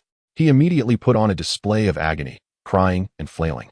Even Elder Yi Bai felt it was a pity. Just half a toll had cost this disciple dearly. Chapter 43. 8 tolls. The mountain opening completed. Next, it was Ning Yan's turn to test. Like everyone else, Ning Yan eagerly approached the geoding. He had often heard his master speak of his extraordinary talent and the high ranking of the Yin-Yang sacred body. Now he finally had the opportunity to test it himself. How many tolls could he strike? According to the elder, achieving 5 tolls indicated extraordinary talent. He believed he could certainly measure up to that. The elder in the necklace was also filled with anticipation. Such a remarkable treasure would undoubtedly yield accurate results. If Yin Air could astonish everyone, he would surely gain the sect's favor. With such a powerful sect backing him, his goal of reconstituting his body would be secured. Ning Yan cleared his mind and circulated his spiritual energy, delivering a powerful punch. Dong, dong, dong, dong, dong, dong, dong, dong. The geoding rang out a full 8 tolls before falling silent. What a shock. 8 tolls. How could we, who only managed 2 tolls, possibly compare? Yes. This is 4 times our results. We thought that the one with 5 tolls would be enough to overshadow us. But who would have thought a more formidable talent would emerge? Who is this person, demonstrating such ferocity? The crowd stared at Ning Yan in astonishment, thinking that he truly deserved to soar through the first trial's illusory ladder. With unwavering resolve and tenacity, coupled with such unparalleled talent, it would be difficult for him not to ascend. Very well, this elder did not misjudge you. The first to swiftly pass through the illusory ladder. He had just used his divine sense to probe and discovered that this child possessed a powerful, unique physique. He had expected this child's second trial for talent to be commendable, but he never anticipated 8 tolls. Those who achieve 8 tolls possess the potential of an emperor, destined to become one in the future. Elder Yi Bai declared. What a shock. Upon hearing the elder's words, the already astonished crowd was even more stunned. What existence is an emperor? They had never even seen a lofty sage, let alone an emperor, who was a being they dared not even imagine. The elder's sudden announcement that this person, no, this senior brother, was destined to become an emperor was an immense shock to them. Elder, what disciple possesses the potential of an emperor with 8 tolls? Ning Yan eagerly inquired, envisioning the sect discovering his talent and beginning to nurture him vigorously. 8 tolls still qualifies for the outer sect. Very well, then I shall ascend step by step based on my own strength. Upon hearing the elder's words, Ning Yan felt no disappointment. He would take steady steps forward and get it done. Ever since his cultivation began, from the awakening of the sacred body, he had always progressed this way. The tests continued, but with Ning Yan's 8 tolls as a benchmark, those achieving 4 and 5 tolls now seemed to pale in comparison. It was now Qin Han's turn to test. Qin Han approached the geoding, caressing it and feeling the Tao rhythms emanating from it, leaving him in awe. He had initially thought to go with the flow and merely enter the sect, even preparing to suppress his realm and talent with the Emperor's law. However, upon entering, he discovered such a powerful sect, who could remain unfazed. Given his strength and combat experience, he would be the undisputed first among the outer sect. But now it appeared he had competition and could not afford to underestimate anyone. Thus, he could not hide his brilliance. Every sect favors disciples with high talent and formidable strength. It was fine if he did not become the ordinary, unremarkable outer sect elder. if he was to become one. He would be an extraordinary elder with exceptional talent and strength. The brilliance he had once shed was rekindled. 8 tolls. He wondered how many he could strike. With a casual punch, Qin Han struck the geoding. Dong, dong, dong, dong, dong, dong, dong, dong. The geoding rang out 8 times once more. Another 8 tolls. The potential of an emperor. This person, too, was a senior brother, and he had also achieved 8 tolls. The 2 8 tolls had left the onlookers utterly stunned. Fortunately, they were all individuals of steadfast character. If someone with an unstable Dao heart stood there, they might have shattered their resolve. After all, they were both human.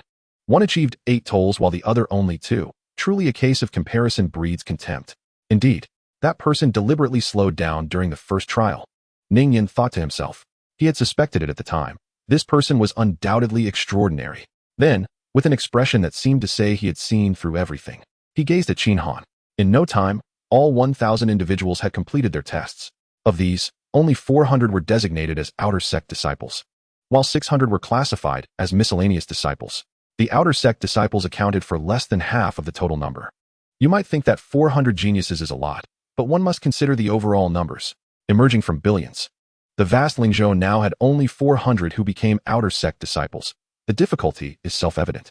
Of course, this was only the first trial, which had only completed half. There were still a full 10 days ahead. 10 days swiftly passed. Ultimately, from the billions, 2,000 emerged. Among them, 600 became Outer Sect disciples, and 1,400 became miscellaneous disciples. From the affiliated Lin family, 10 became miscellaneous disciples, and 5 entered the Outer Sect. They often watch over the main sect, standing out from the multitude through their deep affection for it. This is the outcome of Qingyun Zong's recent assessment for accepting disciples. Some might say, what extraordinary talent he possesses. Yet he cannot join Qingyun Zong. If one cannot even pass the first test, what use is talent? Qingyun Zong adheres to the principle of better to have none than to have a poor one. Those who did not pass returned disheartened, filled with expectations upon arrival, dreaming of the life within the sect, only to return to reality, filled with disappointment. In Qingyun Hall, the system announced, "Congratulations to the host for completing the task of accepting disciples. Rewards have been issued. Congratulations to the host for obtaining the exclusive cultivation method of Qingyun Zong, Qingyun Xianfa. Congratulations to the host for acquiring the exclusive martial art of Qingyun Zong, Qingyun Benleizhang. Congratulations to the host for receiving the protective formation of the sect, Qingyun Lianyu Formation. Qingyun Xianfa, the exclusive celestial art of Qingyun Zong, tailored for its disciples, serving as the foundational cultivation method.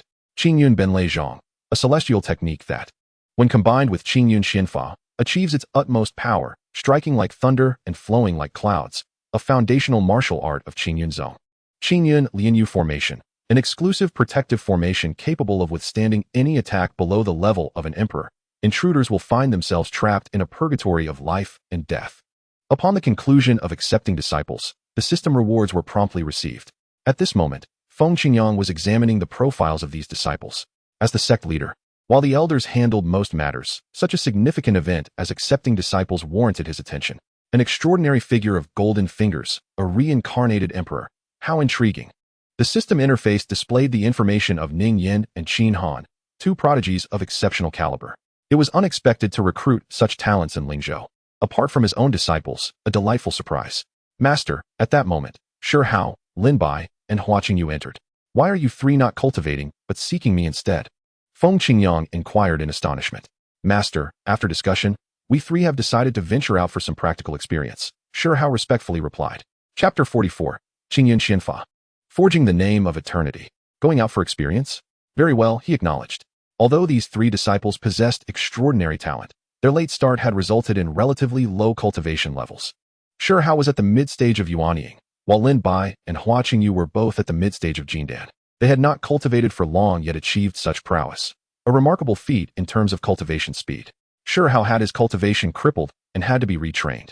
Lin Bai awakened his potential after 18 years of being a waste, while Hua Qingyu's Phoenix Sacred Body had only recently been activated. Yet, with the Qingyun Secret Realm and the Disciples' Trial Tower within the sect, was it necessary to venture outside for experience? Beep. Detecting that in over a month, the Shengzhou Shengxian Secret Realm will open, the host may send disciples there. Shengxian Secret Realm?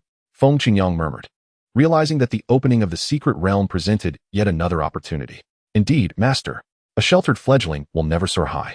Therefore, we have decided to venture forth and spread the name of Qingyun, Shi Hao stepped forward and respectfully stated, "Going out for experience is indeed wise. I look forward to your growth upon your return. Allow me to offer guidance. I have just perceived the past and future, and learned that the Xianxiaaudiobooks secret realm will open in a little over a month. You three may head there. Go." After that, Feng Qingyang, with a thought, conveyed a message to Mu Shuixian. Master, before Shi Hao could finish, Feng Qingyang interrupted him. He anticipated their words, which would merely be a farewell. It is not a parting of life and death. Why be so sentimental? Go forth, stay safe. The sect will always be your support. After Shi Hao and the others gathered their belongings, they encountered Elder Shui Xian within the sect, who kept them for a while before they departed. Outside the sect, they looked back longingly, uttering a phrase before embarking on their journey. We will surely return. They believed that upon their return, they would be like kings reclaiming their thrones. Thus, the three stepped into the eastern region, stirring the winds and clouds, commencing their legendary journey. In the outer gate area of Qingyun Zone, the distinctions between the inner and outer gates and the miscellaneous disciples had become clear. Due to the large number of miscellaneous disciples, the sect recruited several stewards from the outside to assist with chores, alleviating some burdens from the elders. However, there were no concerns about leaking confidential matters. These stewards were all individuals who had traversed the illusory sky ladder, and now they were wholly loyal to Qingyun Zone. To prevent any mishaps, they were treated to their favorite candy beans before joining the sect, ensuring their allegiance. At this moment, 600 disciples donned in outer gate attire stood in an orderly fashion in the plaza. Elder Yi Bai instructed the stewards to distribute the outer gate tokens. Have you all received them? This token belongs to each of you. Guard it well. Each token is bound to your identity, not only proving your status, but also allowing you to accumulate contribution points. The outer gate disciples gazed joyfully at their tokens. The azure and white tokens matched their sect attire, inscribed with Qingyun Zone on the front and outer gate on the back. Once bound, their names would appear on the front upon channeling a bit of spiritual energy. Removing the binding would erase them. Yi Bai continued, "You can exchange contribution points for various sect techniques, martial arts, and elixirs. Contribution points can be obtained from the task panel in the designated contribution hall. With contribution points, you may also freely post tasks. The sect will only deduct 5% as a handling fee. However, as Qingyun Zone has just entered the world, there are currently few tasks available. Therefore, your primary task now is to cultivate diligently. I will now provide you with the sect rules. Remember them well and do not violate them, or you shall face severe punishment." After 10 days of discussion and revision, the rules were finalized.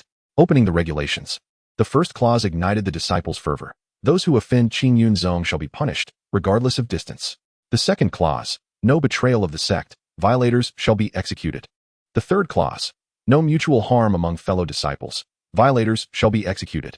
The fourth clause, no bullying of others, violators shall be executed. The fifth clause, no unwarranted defiance of superiors, violators shall be executed. The sixth clause, no disclosure of sect techniques, violators shall face execution. The seventh clause, no leaking of sect secrets, violators shall fall into eternal purgatory, unable to escape death. The eighth clause, no chaos in the world. Violators shall be mercilessly slain, whether in heaven or hell. The 8 fundamental tenets of the sect were etched in profound cultivation on the regulations. Soon, in the outer gate training room. All right, the sect rules and tokens have been distributed. Now I shall impart the foundational techniques and martial arts of Qingyun Zone. Open your senses. Upon hearing the elder's words, the disciples complied. Only Qin Han and Ning Yan hesitated for a moment before releasing their senses. Yi Bai waved his sleeve, and the Qingyun Xinfa and Qingyun Benlei Zhang transformed into luminous orbs, entering the minds of all present. Is this truly what you call foundational techniques and martial arts? How extravagant. I absolutely adore it. After experiencing the techniques and martial arts, they found them to be immensely powerful, exponentially surpassing those they had previously practiced. The difference was akin to that between clouds and mud. One could not easily trust the elder's words. The notions of ease, simplicity, and foundational techniques echoed in their minds. They thought if this were to be considered foundational, then what they practiced before must have been worthless. However, some were discerning. The 5 younger members of the Lin family, having cultivated celestial arts, could naturally sense the difference. Qin Han, the reincarnated emperor, was also among them. At this moment, Qin Han trembled with excitement. Could this possibly be a celestial art? He practiced the techniques of the great emperors from his previous life, far from being so transcendent and formidable. Could it be that this emperor's reincarnation is not solely linked to that woman, Lin Yao? This is destined by the heavens. With such celestial arts, he could advance even further, perhaps even surpass the great emperor. The elder within Ning Yan's necklace also trembled, realizing the power of this technique and martial skill. I too wish to join the Qingyun Sect. I beseech you for acceptance. Elder Zhang, what level of technique and martial skill is this? I have never encountered anything so powerful. Without even practicing, one can feel its might. This is the exclusive celestial art of our Qingyun Sect. Cultivating our Qingyun celestial art will forge a legacy of unparalleled renown. Those who achieve mastery shall not fall into reincarnation, transcend the mundane world, and their name shall be widely celebrated, revered through the ages. Chapter 45, Disciple Trial Tower, Trial Rankings. Another 10 days had passed since the sect's founding and recruitment. Everything within the Qingyun Sect was running smoothly. The disciples were diligently cultivating, all aspiring to break into the top 10 when the rankings were finalized in 2 months, thereby enhancing their standing within the sect.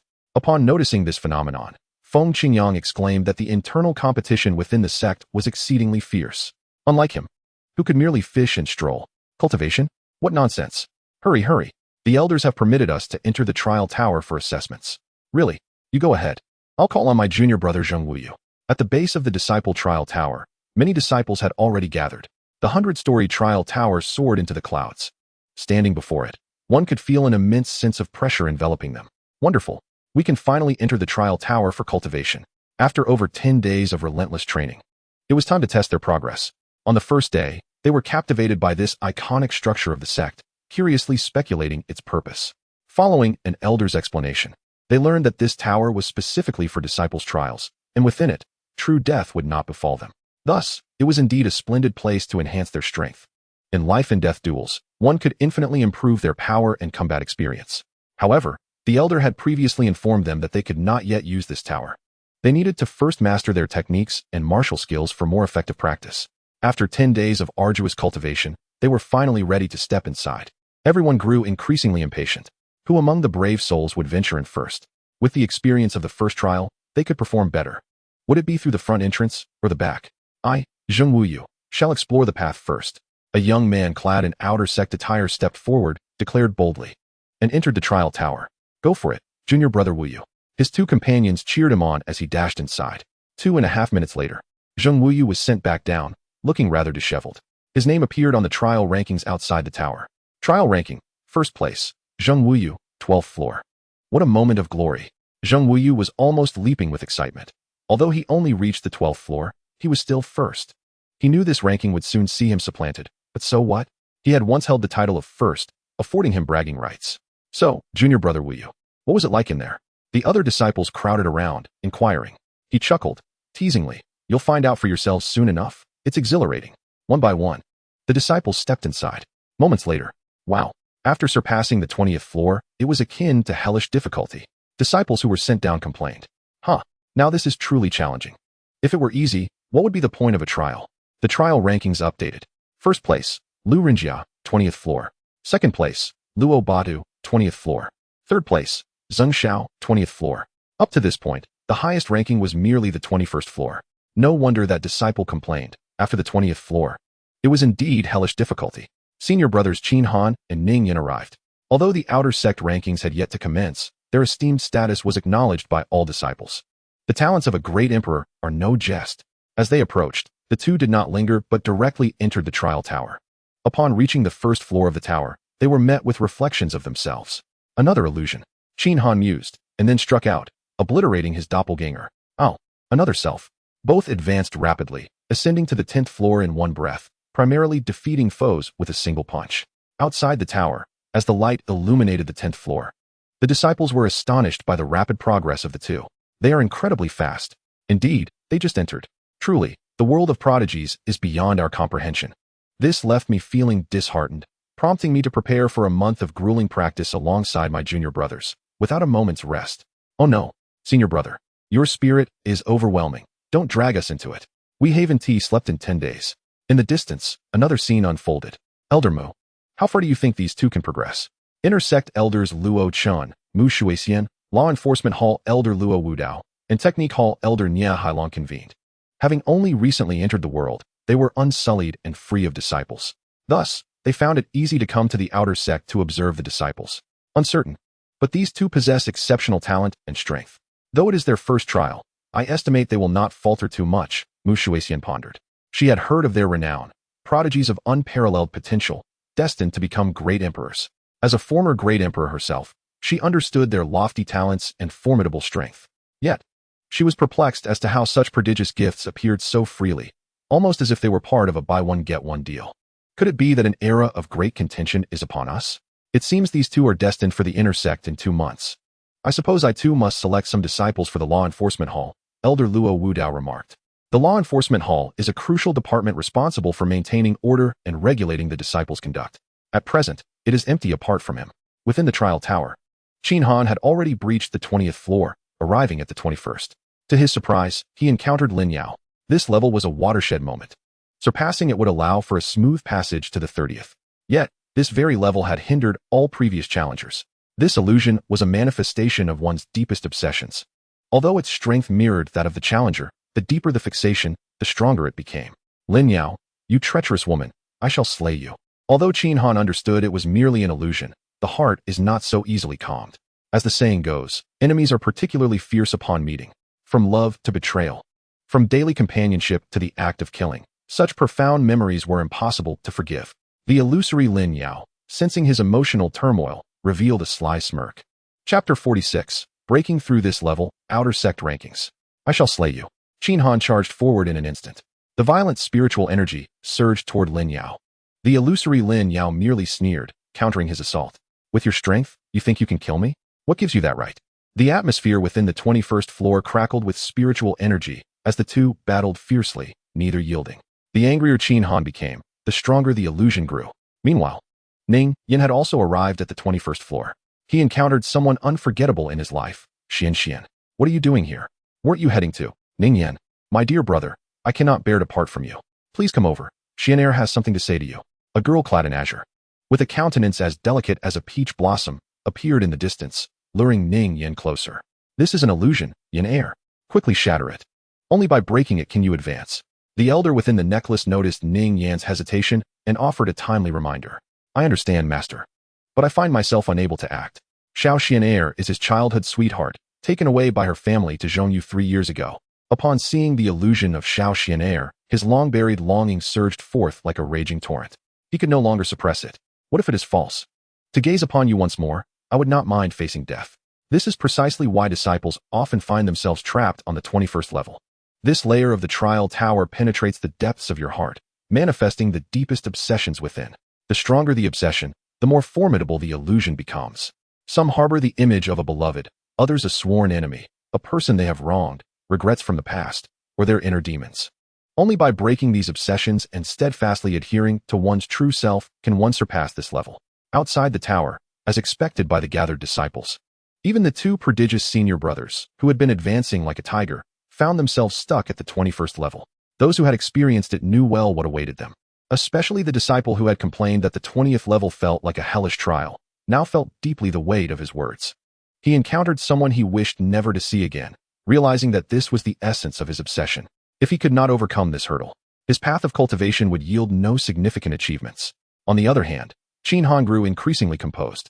After all, his heart was that of an emperor.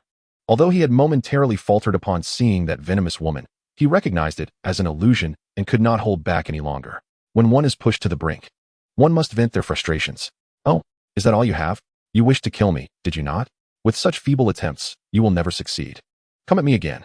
The illusory Lin Yao, sensing his growing calmness, began to taunt him. Humph, a mere illusion, yet you think to ensnare this emperor? Watch as I shatter you.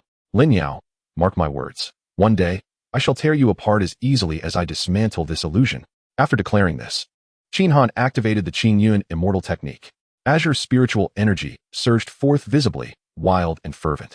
Azure cloud thunder palm, swift as thunder and ethereal as clouds. The palm struck towards Lin Yao. With a tremendous sound, the illusion of Lin Yao was obliterated, and the illusion of the 21st level shattered in response. Qin Han then ascended to the 22nd level. Look, the lights of the 22nd level have illuminated. How terrifying. Yet, it remains unknown whether it was Qin Shixiang or Ning Shixiang who succeeded. The gathered disciples marveled, exclaiming the prowess of their brothers. The difficulties of the 21st level could not confine them. Meanwhile, Ning Yan, under the allure of the illusory Xiao Xian'er, approached her step by step. It was only upon reaching the azure-clad maiden that he halted. He gently tucked a strand of Xiao Xian'er's hair behind her ear. Xian'er, do you know? I miss you dearly. Every day I think of you, dreaming of the moment when my cultivation reaches fruition and I possess the strength to visit you in Zhongyu. I envision the day I become a force to be reckoned with, one that even the Shao family cannot dismiss, and I shall take you as my wife. I now have a powerful master and have joined a formidable sect. Rest assured, I will not make you wait long. I know, Ningyan Gij, I miss you too. Shao Xian interrupted his words, stepping forward to embrace him. Upon hearing this, Ning Yin smiled brightly, no matter the hardships he faced on the path of cultivation. That single phrase was enough to sustain him. However, Shao Xian secretly drew a sharp dagger, poised to strike at Ning Yin's heart from behind. Yet, Ning Yin, having anticipated this, seized her arm firmly. Ningyan Gij, you? Silence. You are not her. No matter how closely you imitate her, in my eyes, Xian is irreplaceable. I merely wish to express my longing for her over these 3 years. Is it too much to voice my deepest obsession? I shall not allow anyone to impersonate her. Not even in an illusion. Closing his eyes, he raised his hand, and with a swift motion, the 21st level shattered. Both Qin Han and Ning Yin advanced past the 21st level, soon emerging from the trial tower.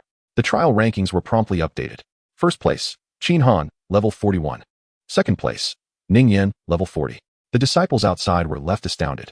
How extraordinary are these two brothers? After surpassing the 21st level, they continued to ascend for 20 more levels before pausing.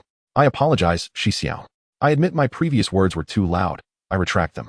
It seems they charged through like tigers, and the rankings confirm it. Ning Yin glanced at the rankings, turning his gaze towards Qin Han. He mused that Qin Han would likely be his most formidable competitor on the external rankings from now on. It was evident that the position of the external sect's master brother would emerge from among them. He understood the terror of the 40th level, as he had faltered there. Yet Qin Han managed to surpass it. I must intensify my training, Ning Yin resolved, and decisively made his way to the training chamber. Brother, with such high talent and diligent training, what excuse do we have to be lazy? Let us head to the training chamber and strive for a month. No, brother. Inspired by Ning Yin's determination, the disciples rallied, recognizing that if their brother worked so hard, they must not lag behind. Thus, a new wave of fervent competition swept through the weary disciples. Even the slumbering disciples were rudely awakened. Sleep? What is sleep? We must rise and shock everyone with our tenacity. The next day, the disciples of Qingyun Sect erupted with excitement. Under the sacred gaze of the sect master, Feng Qingyang, the external rankings and the rankings for the miscellaneous disciples were launched with great fanfare. The disciples eagerly participated, for this was their sole path to advancement within the sect. Do you wish to gain resources? To earn the sect's favor? To make your name renowned throughout the eastern region? To reach the pinnacle of life? Then showcase your true strength. Chapter 47. The Contest for Rankings, Factional Competition. Qingyun Sect, External Sect Plaza. A conspicuous ranking board was unveiled. 10 days after the launch of the external rankings, numerous factions among the disciples emerged, vying for supremacy around the rankings. Where there are people, there is a world of intrigue. They formed small groups of 3 to 5, with the largest faction expanding to 100 members. A faction not only provides mutual assistance, but also enables collaboration on future missions. This is precisely what the sect encourages. Competition breeds motivation, provided one does not violate the sect's rules. Hey, you there. An external disciple was startled as someone suddenly approached him. What do you want? Ahem. Allow me to introduce myself. I am Qin Hai from the Zhatian faction. I see you possess exceptional roots and a steady gait. Would you be interested in joining my Zhatian faction? Zhatian faction. The disciple paused, having heard of the Zhatian faction, known as the foremost faction among the external sect, filled with prodigies and experts. My brother Qin Yin currently ranks 3rd on the external leaderboard. Our faction occupies 30 positions on the entire leaderboard. If you join now, in 2 months when my brothers ascend to the inner sect, you will have inner sect brothers as your backing. What do you say? I will join Shi Xiao. The disciple was taken aback that the top-ranking faction would personally invite him. Excellent. I will take you to meet the brothers in our faction shortly, Qin Hai exclaimed, patting the disciple's shoulder joyfully. In just a few short days, he has recruited numerous individuals, relying on his eloquence, causing the Zhatian sect to rapidly expand in the outer sect. In a fleeting moment, their reputation soared, overshadowing all others. Long Ao Tian and the Long Men, what can you possibly contend with my Zhatian sect? The Long Men he refers to is led by Long Ao Tian, their greatest rival and the second largest faction in the outer sect. The disciples of the two factions engage in a fierce competition for rankings. The third largest faction, Tianwu Sect, was founded by Luo Wu, who ranks 5th on the leaderboard, comprising entirely of female disciples from the outer sect. However, the Tianwu Sect does not possess significant strength. Occupying merely the 10th position on the leaderboard, far inferior to the two dominant factions above. In the outer sect, the disciples of Qingyun Sect gather in a hall. How is Yuan Shu doing? Has senior brother Qin Han agreed to join us? No, senior brother Qin Han stated he is not interested in our trivial matters. What about senior brother Ning Yan? Neither. Senior brother Ning Yan told me not to disturb his cultivation. Sob. Looks like if our Qingyun Sect wishes to continue growing, we must rely on our own strength. That Long Aotion's Long Men has been developing too rapidly lately. Their ranking is almost on par with ours. Do not worry, Qingyan. With me here, Long Men cannot surpass our Qingyun Sect. No, I shall enter seclusion for a month immediately. 100 sword draws every day, every minute. 100 times. 100 times. Once my sword drawing technique reaches minor mastery, I will surely break into the top 10 on the leaderboard. One disciple frantically practices drawing and sheathing his sword. After witnessing the might of the sect, his horizons have broadened significantly. The group of disciples gathered together share a common goal and dream, to strive upward and attain the title of Great Emperor. What if one's talent is lacking? Then one must defy fate. What if one is born into humble beginnings? Flexibility and resilience are the true marks of a man. All right. Our Qingyun Sect shall be the foremost sect. Everyone, let us devote ourselves to cultivation. We are likely to face numerous challenges ahead. Qin Yan of Qingyun Sect stood up and declared. He currently holds the third position on the leaderboard, with Qin Han in first and Ning Yan in second. The fourth position belongs to Long Aotion of Long Men, and challenges against senior brothers Qin Han and Ning Yan must wait until he is more confident. For now, the priority is to maintain his third position and not allow Long Aotion to sneak up on him. Qin Yan. At that moment, a disciple rushed over in haste. Little fourth brother, why are you in such a hurry? Come, sit down and speak slowly. Brother, Long Aotion from Long Men has issued a challenge to you. Little fourth brother exclaimed upon entering. Just as I said to maintain my third position. Long Aotion comes to challenge me. Let us go, let us take a look. In the outer sect's martial arts arena, a considerable number of disciples have already gathered.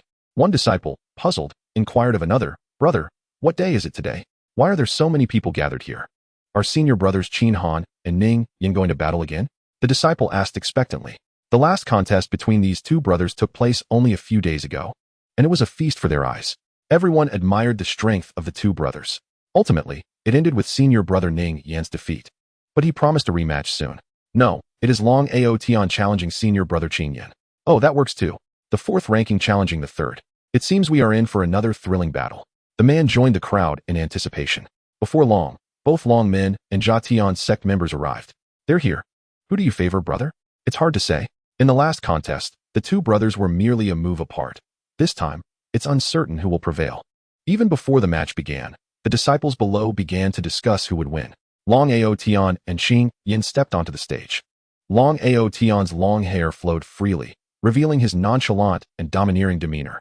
Qin Yan, a refined young man, held a folding fan, exuding an air of scholarly elegance. Qingyun Sect. Qin Yan will surely win. Qin Yan will surely win. The disciples of Qingyun Sect cheered for their brother. Long Men. Aotion will win. Aotion will win. The disciples of Long Men responded in kind, unwilling to be outdone. Now it was a battle of momentum. Regardless of the outcome, they could not afford to lose in spirit. Long Aotion, you dare challenge me after just a few days? Humph, I, Long Aotion. Do not accept defeat. Last time you won by mere luck. Let us do this again. Fine, as you wish. Long Aotion circulated his spiritual energy, attacking with his peak golden core prowess on full display. Qin Yan met him head-on, skillfully countering with his fan. The two engaged in a fierce exchange, neither willing to yield. The clash of their spiritual energies reverberated throughout the arena, showcasing the might of two peak golden core cultivators, second only to Qin Han and Ning Yan within the outer sect. They stood on the precipice of breaking through the golden core and stepping into the Yuaning stage. As the battle progressed, Qin Yan deliberately exposed a flaw. Seizing the opportunity, Long Aotion launched an attack. Heh, this kid has indeed fallen for it. Qin Yan capitalized on the moment, striking out with his fan and sending Long Aotion crashing to the arena floor. Qin Yan. The disciples of Qingyun Sect erupted in cheers upon witnessing their brother's victory. Long Aotion opened his eyes, realizing Qin Yan stood before him, extending a hand. Get up, brother Aotion. You're not injured, are you? I'm fine, but Qin Yan this. Long Aotion was puzzled as he was helped up. We are all from the same sect. It's best to keep it light. Chapter 48. The beast tide erupts, sweeping across the 4 continents. Meanwhile, in Lingzhou, within the monster beast forest. The monster beast forest spans 4 continents. Lingzhou, Huangzhou, Tianzhou, and Qingzhou. It is home to countless monstrous beasts, which periodically heed the call of the Beast King to unleash a tidal wave of beasts upon the major continents. Today, an immense beast tide surged forth with unstoppable might, launching an assault on the four continents. In an instant, the four continents trembled, bringing chaos to the living. The three great sacred lands, Dongxian Sacred Land, Lanyu Sacred Land, and Tianqing Sacred Land, simultaneously announced a united front against the beast tide. Batian City, the closest city in Lingzhou to the monster beast forest, previously housed the Tianji Pavilion. However, after its destruction by the Qingyun Sect, the city fell into disarray without a strong force to stabilize it. Countless beasts attacked the city with frenzy. There are innumerable first-tier beasts, countless second-tier beasts, mountains and seas of third-tier beasts, and fourth-tier beasts everywhere. Yet these are merely cannon fodder, leading the charge. The true threat lies with the fifth-tier and above beasts. Gazing out, tens of thousands of fifth- and sixth-tier beasts can be seen. Thousands of seventh-tier beasts roam, and there are even a few eighth-tier beasts. These monstrous creatures, with thick hides and blood-red eyes, charge forward in a frenzy. The roars of various beasts are deafening. The rank of the beasts corresponds to the realms of cultivators. First tier equals Qi refinement, second tier equals foundation establishment, third tier equals golden core, fourth tier equals Yuaning, fifth tier equals Dongsu, sixth tier equals Huashan, seventh tier equals Zhenren, eighth tier equals Sui Kong, and ninth tier equals Rusheng, and so on. A beast of the ninth tier is considered a sacred beast, possessing immense power and commanding a territory of monstrous beasts. As for the higher ranks, such as Sacred King beasts, Sovereign beasts, and Emperor beasts, they have never appeared in the entire eastern region, existing only in the powerful central region. Should these beasts invade the eastern region, it would spell disaster. However, beasts generally possess greater vitality than cultivators, making them stronger than cultivators of the same rank. It is said that the Beast King controlling the beasts within the monster beast forest is a ninth-tier sacred beast, which is why the three great sacred lands are treating the situation with utmost caution, declaring a united front among all forces across the four continents to resist. At Batian City, atop the city walls. At this moment, the area outside the city was already a scene of carnage, with mountains of corpses and rivers of blood. The walls of the city were littered with severed limbs and dismembered bodies. The various factions defending Batiancheng had repelled countless assaults from the demonic beasts. Master, we cannot hold out much longer. At most, we have a day before these beasts breach the city. A blood-soaked man staggered before the master of the house. These accursed beasts. No, we cannot retreat. If we do, our home will be destroyed by these monsters. They were the first line of defense for Lingzhou against the demonic beasts. Should this city fall, the gates to Lingzhou would swing wide open, and these frenzied beasts would sweep across the land. Half a day prior, Yi Wu, the head of the Yi family, a dominant force in the city, had united the various factions to resist the demonic beasts. Yet, the sheer number of beasts was overwhelming. They could hold out for no more than another day before the city would be lost. We must endure. I have already sent word to the upper sect and the major powers of Lingzhou. I believe powerful reinforcements will arrive shortly. Hold your ground, even if it costs us our lives. If these beasts wish to enter the city, they must first trample over our bodies. At that moment, a sixth-tier demonic beast lunged onto the city wall, biting down on Yi Wu's arm. Yi Wu cried out in pain. Master, get away. I'm fine. Hurry and defend the wall. The beasts are coming. With a fierce swing of his sword, Yi Wu cleaved the beast in two, roaring, alas. Unfortunately, the ancestor of the Broken Sky realm is entangled with an eighth-tier beast and cannot attend to this matter. That is the true battleground. Inside Batiancheng, the atmosphere was fraught with anxiety. Those with some cultivation and vigor had already gone to defend the walls, while the remaining inhabitants were either trembling in fear or had fled long ago. In the face of disaster, all were equal. Not everyone possessed the courage of the Yi family. Couples are like birds of a feather. When disaster strikes, they fly their separate ways. Yet, they failed to realize that in a collapsing nest, how could there be intact eggs? Once a bustling metropolis in Lingzhou, Tian Wucheng now lay desolate, with flames of war consuming every inch of land.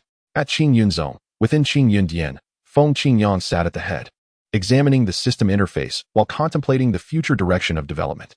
The current state of Qingyun Zone was one of stagnation. To continue to grow, it needed to expand, recruit powerful individuals and prodigies, and elevate the reputation of the sect. With an emperor-level ancestor and so many elders present, there was no need to remain isolated.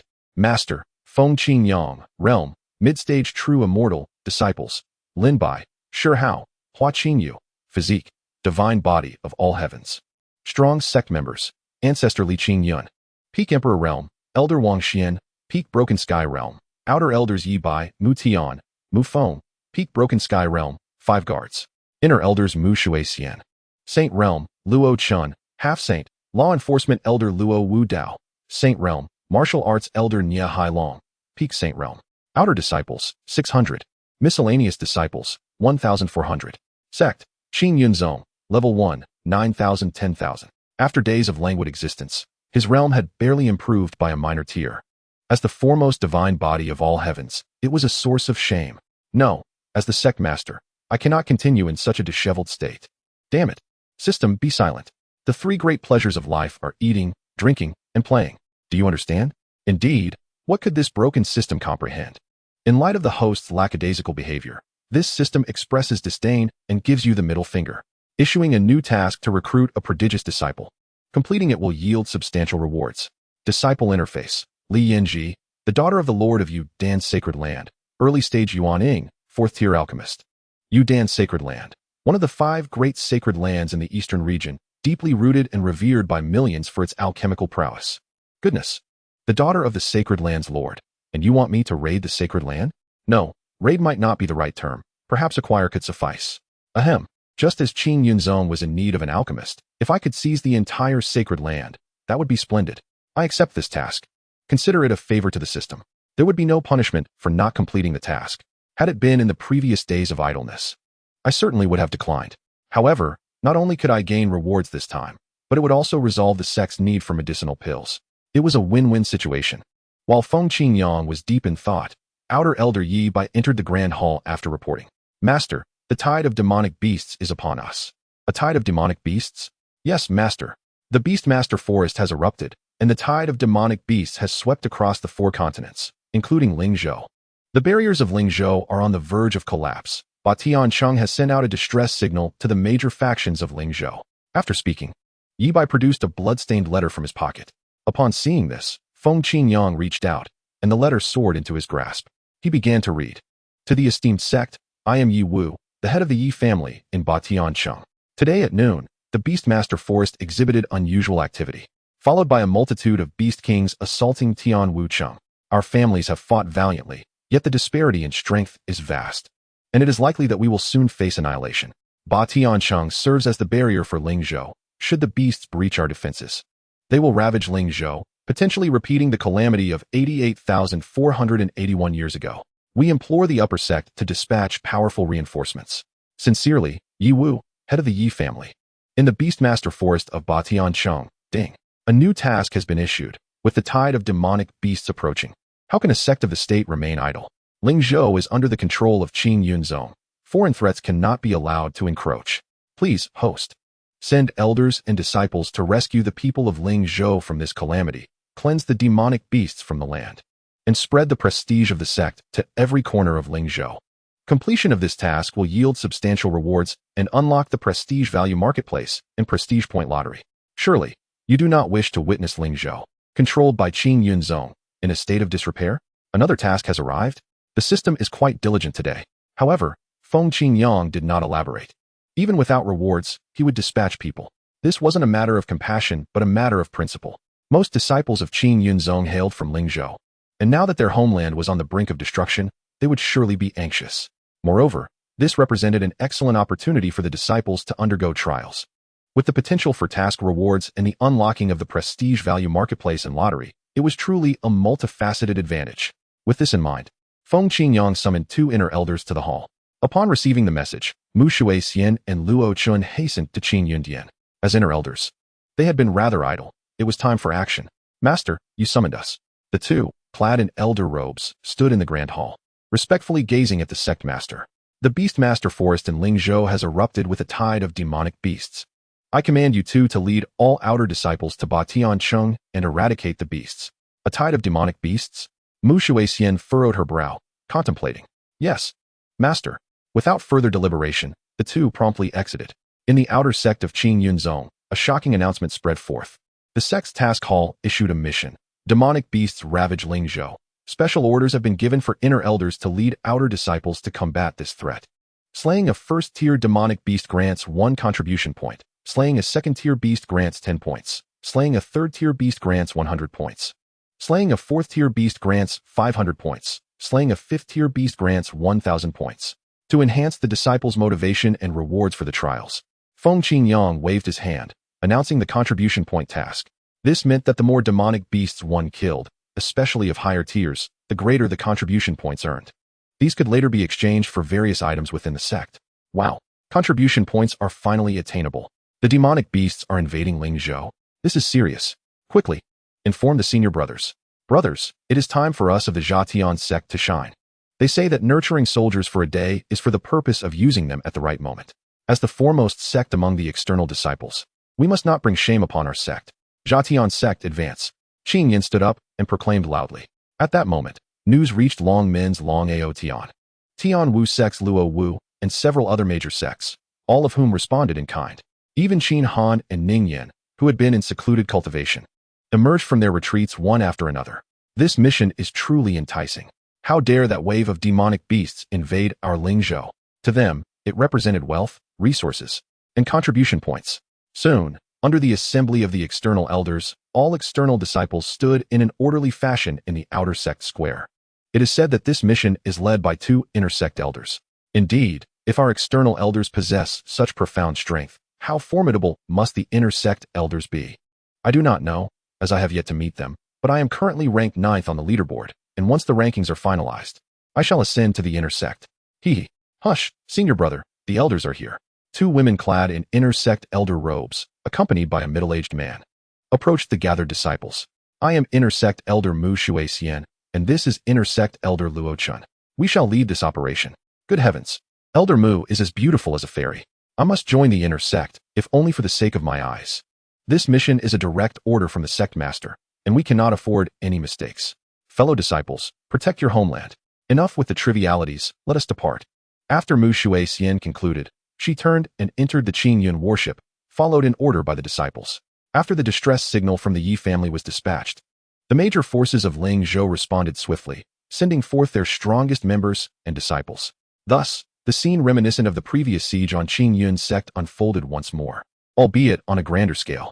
3 newly emerging hegemonic forces, numerous top-tier powers, and first-rate sects, even second-rate and third-rate forces dispatched disciples and elders to the fray. This is the battle for Lingzhou. Unity is paramount. All understood that beneath a collapsing nest, not a single egg remains intact. A multitude of massive warships converged, heading towards Batian City, Xianyu City. Countless sword cultivators gathered, determined to rush towards Batian City to fend off the demonic beasts. Who says sword cultivators lack loyalty? When disaster strikes, they stand firm for Batian, Tianwu City. The patriarch of the newly emerging first-rate Zhao family summoned all family disciples and elders to set off in support of Batian City. Fuxing City. Numerous independent cultivators gathered before the city lord's residence, led by the city lord towards Batian City. Langyu City. Fellow cultivators, this is a matter of life and death for Lingzhou. Those unafraid of death, follow me. In the face of life and death, those who remain unperturbed are either noble or responsible. Chapter 50. The major forces gather at Batian. At this moment, the battle in Batian City had reached a boiling point. The demonic beast army, undeterred by death, surged wave after wave towards the city walls. The forces defending Batian City had suffered countless casualties, yet with unyielding resolve, they repelled wave after wave of attacks. However, the demonic beasts seemed to emerge endlessly from the demon beast forest. Their manpower was limited, and now over half the demonic beasts had scaled the walls, viciously tearing at the defending cultivators. Ah, damn demonic beasts. How dare you bite me? I curse you. A man cried out as a bird-like demonic beast clamped onto his rear.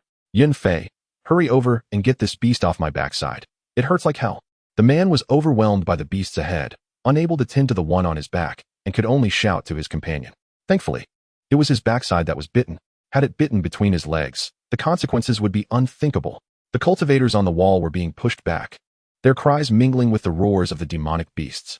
Patriarch, there are too many demonic beasts scaling the walls. We cannot hold them. We must retreat into the city. We can use the terrain within the city to buy some time. Upon hearing this, Yi Wu swiftly slew a 5th-tier demonic beast with a single sword strike and turned to gaze at the wall. He saw that numerous demonic beasts had already occupied more than half of the city, and his Yi family disciples had suffered over half in casualties. The remaining cultivators were also overwhelmed, collapsing one after another. Is the heavens determined to annihilate Batian City? The sword cultivators from Xinyu City are here. How dare these minor demonic beasts invade our Lingzhou? Just as Yi Wu was engulfed in despair, a resounding voice emanated from the west. He looked up towards the west. 3,000 sword cultivators soared towards them. The sword cultivators plunged into the throng of demonic beasts, their swords cleaving through the air, reaping one demonic beast after another.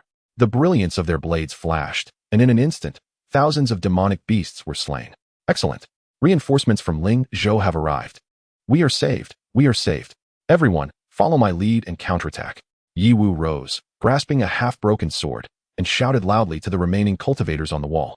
The remaining cultivators, initially too weary to continue fighting, found renewed vigor upon seeing the reinforcements, and alongside the newly arrived 3,000 sword cultivators.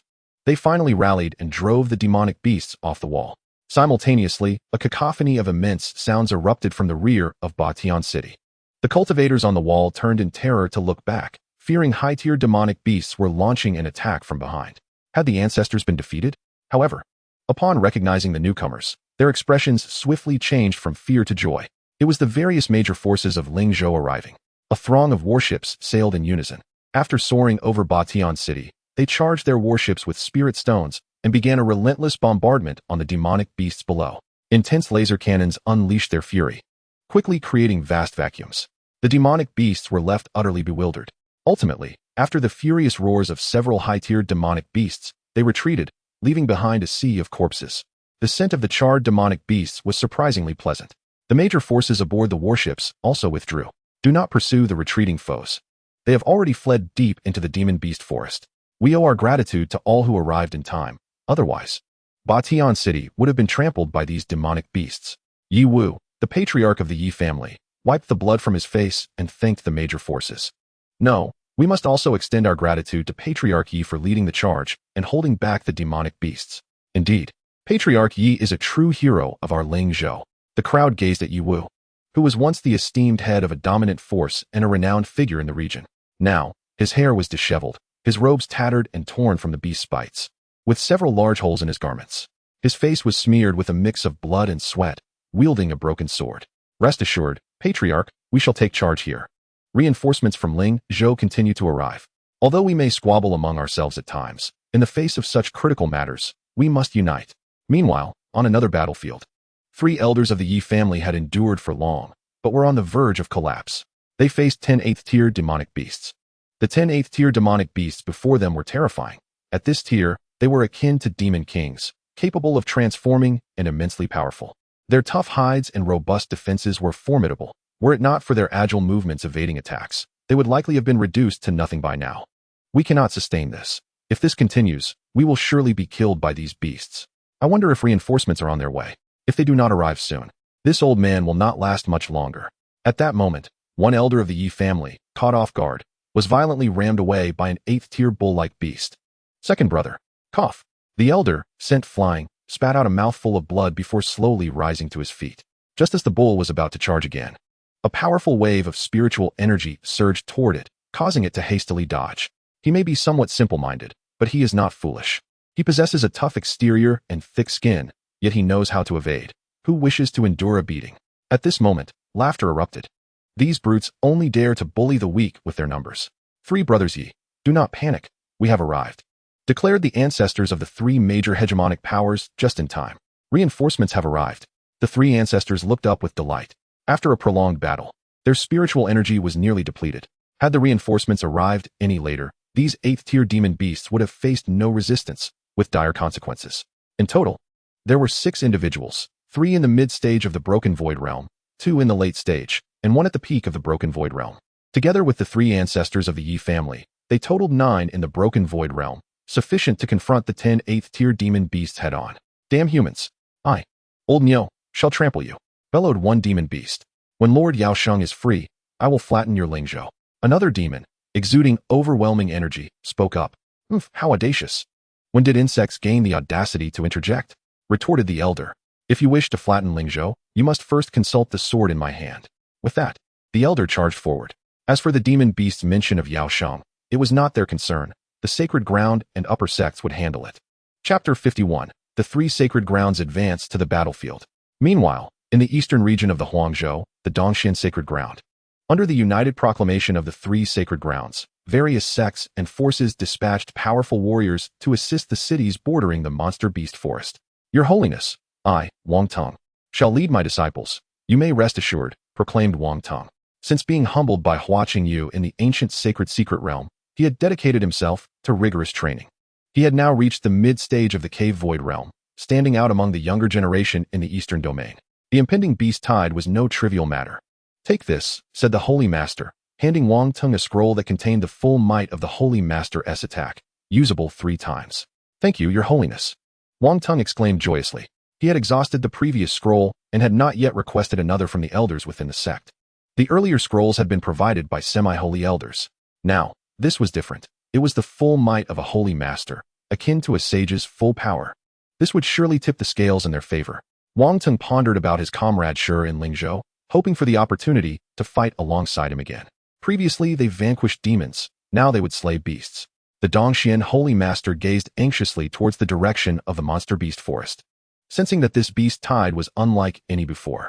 Other powerful entities from the sacred ground had already been dispatched to the main battlefield, where the outcome would be determined. Should they fail, they would have to call upon the ancestors.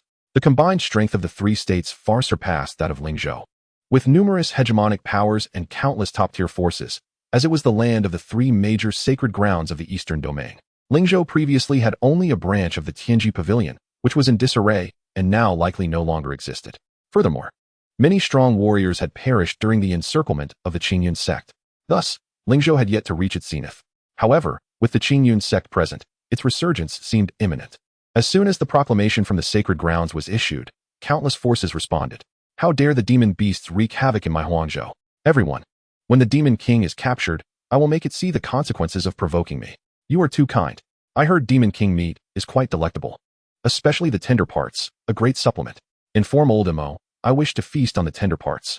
In Huangzhou, at the Huangtian city, the front line in resisting the demon beasts, the cultivators had successfully repelled wave after wave of attacks, leaving the ground littered with corpses. However, they endured until reinforcements from the major forces in Huangzhou arrived. The ancestors in the broken void realm charged to the main battlefield, where 10 8th-tier demon beasts awaited. Meanwhile, in Qingzhou, at the Tianqing sacred ground, the Holy Sun Mu Fan, at the behest of the Holy Master Tianqing, led the disciples and elders towards Changqing City. Located on the eastern border of the monster beast forest, the overall strength of Qingzhou was comparable to Huangzhou. But the Tianqing sacred ground lacked the same depth of heritage as Dongxian. It was a nascent sacred ground, yet it housed numerous hegemonic and top-tier forces, albeit slightly disadvantaged on the main battlefield. In Tianzhou, at the Lanyue sacred ground, under the directive of the Lanyue Holy Master, the entire sacred ground mobilized rapidly, sending a continuous stream of resources to Xingyuan City in Tianzhou to fend off the demon beasts. The Holy Maiden Jimengxin led the elders and disciples towards Xingyuan City. Should they lose this battle, it would spell disaster for Qingzhou. Chapter 52, The Upper Sect's Divine Might, Slaughtering the Multitude of Beasts. Meanwhile, in Lingzhou, at the Batian City, bolstered by numerous forces and a steady influx of cultivators, Batian City stood firm. They had repelled several waves of demon beast attacks. Soon, a dense horde of demon beasts surged forth again, this time in numbers far exceeding before, shaking the very earth. Roars and growls reverberated through the air. Hundreds of 7th-tier demon beasts led the charge, pursued by countless 6th-tier beasts, all frantically rushing forward. What madness! So many 7th-tier demon beasts. Are they intent on annihilating us? The leaders on the city walls exclaimed. It was as if everyone was playing small stakes, while they arrived with bombs. They thought Lingzhou was easy prey, did they? Damn it, lives are at stake. If we die, let it be with honor. For every 100 demon beasts slain, there shall be a reward. Ye family master. I am Zhang that reward is mine. Haha, I am Wang Sanbao. Do not forget to share the reward. My blade is eager for action. Amidst their banter, tens of thousands of cultivators surged forth from the city walls, charging towards the tide of demon beasts. In the face of 6th and 7th-tier beasts, the walls provided little defense. Better to take the initiative than to be passively beaten. Let them face the wrath of heaven and earth. Let them be shrouded in darkness. The moment they clashed, an overwhelming force erupted. The demon beasts emitted an aura of chaos, filling the skies, while the cultivators unleashed their spiritual energy. A torrent sweeping across the realm. In that instant of collision, thousands of cultivators bled, and tens of thousands of demon beasts howled in despair. The battle ensued chaotically. Yet the sheer number of demon beasts surrounded the cultivators. "Damn it, I will fight you to the end." A cultivator, besieged by the demon beasts, shouted and self-destructed. Boom. Thunderous explosions echoed as shockwaves radiated outward. The self-detonation felled thousands of demon beasts. Even a swarm can topple an elephant. What of these frenzied creatures? Countless demon beasts continued to flood in, quickly filling the void. The warships of various forces launched into action, unleashing a barrage of attacks on the demon beasts. Their resources flowing like water. Waves of spiritual energy struck in succession. Damn humans. Suddenly, a winged demon beast soared in from the rear, targeting the warships. The immense pressure emanating from the beast revealed its identity. It was a demon king. An 8th-tier demon king. Damn it. How can there be a demon king here? The cultivators on the warships cried out. Aren't the demon kings supposed to be on the main battlefield? This is outrageous. The furious demon king launched a frenzied assault on the warships of the various forces. Essentially, a single claw strike could obliterate a vast expanse of warships. Just then, a tremendous shockwave surged forth. Boom. It instantly reduced the 8th-tier demon king to mere dust, leaving it no time to utter a single cry of despair. The crowd looked up to behold a colossal azure warship, veiling the sky and blocking out the sun, approaching majestically. This formidable vessel was several times larger than the mightiest ships of all major factions. The shockwave that had just annihilated the demon king emanated from this very ship. It was the battle vessel of the Qingyun. The formidable forces of Qingyun had arrived. The upper sect. The upper sect. The awe-inspiring might of the upper sect. A cultivator familiar with the Qingyun's warship shouted. Splendid. The powerful upper sect of LNGZHU has come to our aid. Fellow cultivators, join your clan leaders in the slaughter. The Qingyun warship continued to charge its energy, unleashing barrages upon the tide of demon beasts. Each strike was equivalent to the full force of a sage.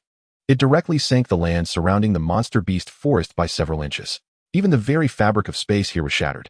With each strike, tens of thousands of demon beasts were reduced to nothingness, their blood evaporating into the ether. Incredible. The upper sect is truly formidable. No wonder it reigns supreme over LNGZHU. After these few operations, the sacred lands seemed insignificant in their eyes. Perhaps the upper sect surpasses even the sacred lands. The spectacle was utterly staggering. The relentless tide of demon beasts they had struggled against crumbled before the might of the upper sect like a paper tiger, collapsing at the slightest touch. One might ask, in the entirety of the eastern region, which faction could rival the upper sect? The disciples of Qingyun followed their saints to hunt the demons. A resounding voice issued forth from the Qingyun warship. The gates of the warship swung open. The elegant elder, Mshu 11N, was the first to emerge, sword in hand, followed closely by the inner door elder, Lu Chn. The outer disciples of Qingyun streamed out in succession. It was not that they wished to eliminate the beasts directly from the warship, but rather that their power was too immense to control. A sage's full-force strike. Below, tens of thousands of cultivators from LNGZHU were still engaged in fierce combat with the demon beasts. They would undoubtedly be caught in the crossfire, inflicting heavy losses upon themselves. Mshu 11N descended, unleashing her early-stage sage cultivation. With a mere flick of her wrist, a massive wave of sword energy cleaved through the air, instantly obliterating countless demon beasts. All members of the Exploding Heavens Sect, attack. Where's the Dragon Gate? We of the TNW sect shall not lag behind. The three major sects and other disciples followed closely behind the two elders, relentlessly slaying weaker demon beasts. These creatures were unworthy of the elders' attention. A mere breath could extinguish them. Thus they were left for the disciples. Mshu 11N continued to unleash sword energy, slaughtering the horde of demons. Suddenly, she sensed a multitude of intense fluctuations in power above the monster beast forest. Could that be the main battlefield? Elder Lu, you remain here to protect the disciples. I shall investigate that area. She instructed Lu Xichen, who was busy dispatching demon beasts. Elder Lu, a semi-sage level powerhouse, was more than capable of overseeing the situation here. Haha, what a bounty of contribution points. So many contribution points. The disciples discovered that upon effortlessly slaying a demon beast, the tokens at their waists would automatically absorb the beast's essence, granting them corresponding contribution values. The ground was littered with demon beasts, each representing a bounty of resources. Charge. The outer disciples grew even more frenzied, for the abundant resources were vital for their ascent to Qingyun. Damn it, Qingyi, bring me my great sword. I shall slay 100. The usually gentle Qingyun cast aside his folding fan and shouted at his junior brother Qingyi. If they did not act wildly now, when would they? I'll catch it for you, senior brother. Qingyi responded, tossing over a 3-meter-long sword. The disciples of the major sects, led by their senior brothers, frantically slaughtered the lower-tier demon beasts. It seemed that anyone who dared to contest them would face their wrath. The onlookers were left dumbfounded. Incredible. The power of the upper sect's elite was overwhelming, yet their disciples were equally ferocious. Each one appeared as if they had been invigorated by some elixir, particularly the 2 youths in the west, who pounded multiple 4th-tier demon beasts into submission. What? You're angry at me for taking a piece of your spoils? Then I shall take my leave. Chapter 53. The main battlefield, the holy war erupts. Meanwhile, above the monster beast forest, the main battlefield was ablaze with conflict. 9 ancestors of the broken void realm from L.N.G.Z.H.U. clashed with 10 8th-tier demon kings. Having fought fiercely for several hours, the 2 sides remained evenly matched, unable to gain the upper hand. On the L.N.G.Z.H.U. side, 3 ancestors were wounded, while on the demon side, 1 beast had its wings severed, the horns of the bull demon king were partially sliced off, and another demon bore numerous sword wounds. However, this battle was far less intense compared to those across the other 3 continents. Friends, let us not attack blindly, for that will only deplete our spiritual energy. Should our energy be exhausted, we shall perish here today. One elder cautioned, reminding them with a sword strike that repelled the demon king. Their internal spiritual energy was finite, and over time, they felt their strength waning. The demon beasts, however, transformed during the battle, utilizing their immense forms to wear them down. Identify their weaknesses, then strike decisively. He had already pinpointed the weakness of one demon king, the bull demon king. Its weakness lay in its horns, which contained its entire essence. Having already severed one horn, he could sense the demon king's power significantly diminished. With this in mind, he raised his sword and charged once more at the massive form of the bull demon king. Roar! The bull demon king, seeing the cultivator rushing towards it again, let out a furious roar, lowering its lone horn to charge at the incoming foe. Damn human! How dare you sever my horn? I shall crush you. What an opportunity! The elder saw the foolish beast lowering its horn to charge at him. You foolish beast, perish! He channeled his energy, redirecting all his spiritual force, and struck down fiercely at the remaining horn. Clang! With a resounding sound, the remaining horn of the bull demon king fell away. Roar! Roar! Roar! With a series of enraged bellows, it plummeted to the ground, its massive body crashing down with finality, lifeless. Panting heavily, the elder had expended considerable effort to bring down this formidable beast. The remaining elders of L.N.G.Z.H.U. were greatly encouraged by this display and renewed their assault on the demon kings, specifically targeting their weaknesses. Now, 9 broken void realm cultivators faced off against 9 demon kings. With 1 8th-tier demon king eliminated, their task became a touch less arduous.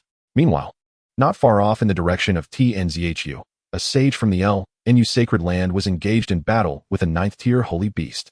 The holy beast had transformed and now loomed large in the air, resembling a tiger.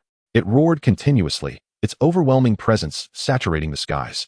Dozens of broken void realm cultivators battled fiercely against numerous 8th-tier demon beasts. Each clash of the sages generated tremendous shockwaves, keeping both the TNZHU side and the demon beasts at a significant distance. The residual force from the sage battles was beyond their capacity to withstand. The duel among the sages was not one that could yield a swift outcome. Even if one side were to falter, it would not be easily vanquished, demanding a heavy toll. Simultaneously, in the direction of QNGZHU, a sage from the Qingyun sacred land faced off against a 9th-tier holy beast. This holy beast was extraordinarily powerful, its aura indicating it was on par with a peak sage-level cultivator. It took the form of a colossal bear. It rampaged, attacking the sage with relentless ferocity, presenting a significant challenge. The sage, being only at the mid-stage of the sage realm, was no match for this holy beast. When strength reaches absolute dominance, all clever stratagems lose their significance. He could only continue to evade the attacks of the giant bear, hoping to delay until the arrival of other saints from the sacred lands. Otherwise, he would have to summon the Saint Lord. In the direction of Huangzhou, the demonic beasts here were particularly formidable. The saints of Dongxian sacred land and 2 semi-saints were engaged in combat with 2 holy beasts, while the rest of the elders from various factions were fiercely battling dozens of 8th-tier demonic beasts. The situation on the side of the holy realm was relatively even for the moment, but the 2 semi-saints fighting a holy beast were clearly struggling, fighting in a different league altogether.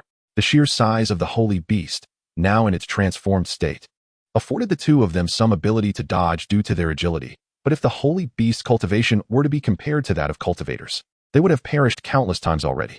This meant that he had countless opportunities for errors, whereas any single misstep on their part could lead to their demise without a grave. Overall, The cultivators from the four continents did not hold the advantage in the main battlefield. If they were to be defeated, the fate awaiting the four continents would be nothing short of annihilation. Just then, Mu Shuixian arrived. From the direction of Lingzhou, upon her arrival, she witnessed 9 cultivators of the Shattered Void Realm locked in fierce battle with 9 demon kings. All of you step aside. Let this saint take charge. Upon hearing this, the 9 elders from Lingzhou united their strength to strike at the demon kings and quickly retreated. This saint. Excellent. A saint from the sacred land has arrived. The elders looked back, only to see a breathtakingly beautiful swordswoman, her brow adorned with a hint of heroism, clad in a blue-green sect robe, emanating a powerful aura of the holy realm. Not a sacred land, but a formidable figure from Qingyun Zone. The elders thought to themselves. They had speculated that the upper sect, Qingyun Zone, must have a saint, but they had never witnessed one before. The individuals who had participated in the encirclement of Qingyun Zone were all dead, with rumors circulating about elders from Tianji Pavilion in the central domain being swiftly exterminated. Their certainty grew. Today, they finally beheld the grandeur of a saint from their upper sect. Our Lingzhou is indeed a major state with a saint to oversee. Chapter 54. The sword reclaims the holy beast, the Empress strikes. A human saint. The 9 demon kings felt the overwhelming holy might radiating from Mu Shuixian and found themselves paralyzed by the terrifying pressure. Their enormous bodies trembled in response. My lord will provide. Before the demon king could finish speaking, Mu Shuixian casually swung her sword, cutting through the air. Her cold, frosty demeanor betrayed no emotion as the piercing sword energy transcended the heavens and the earth.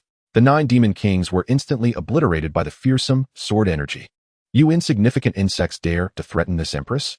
Although she could currently only exert the cultivation of the initial holy realm, she was still the renowned empress of the central domain. Moreover, her strength was gradually recovering, and it was merely a matter of time before she returned to the peak of the emperor realm. When an emperor is enraged, the heavens tremble and the earth quakes. Countless corpses litter the ground, and the stars shift. Mu Shuixian sheathed her sword and glanced at the 9 elders. Upper sect master, what are your orders? The 9 elders, witnessing the devastation of the 9 demon kings, were left in a state of nervousness, collectively stammering. So powerful. With a single strike, she reduced our long-fought demon kings to nothing. You need not concern yourselves with the matters of the main battlefield. Retreat to Batian City now and assist our sect's elders in eliminating the remaining demonic beasts. Yes, upper sect master. The 9 elders hurriedly flew towards Batian City, feeling overwhelmed by her formidable presence. I cannot withstand this any longer.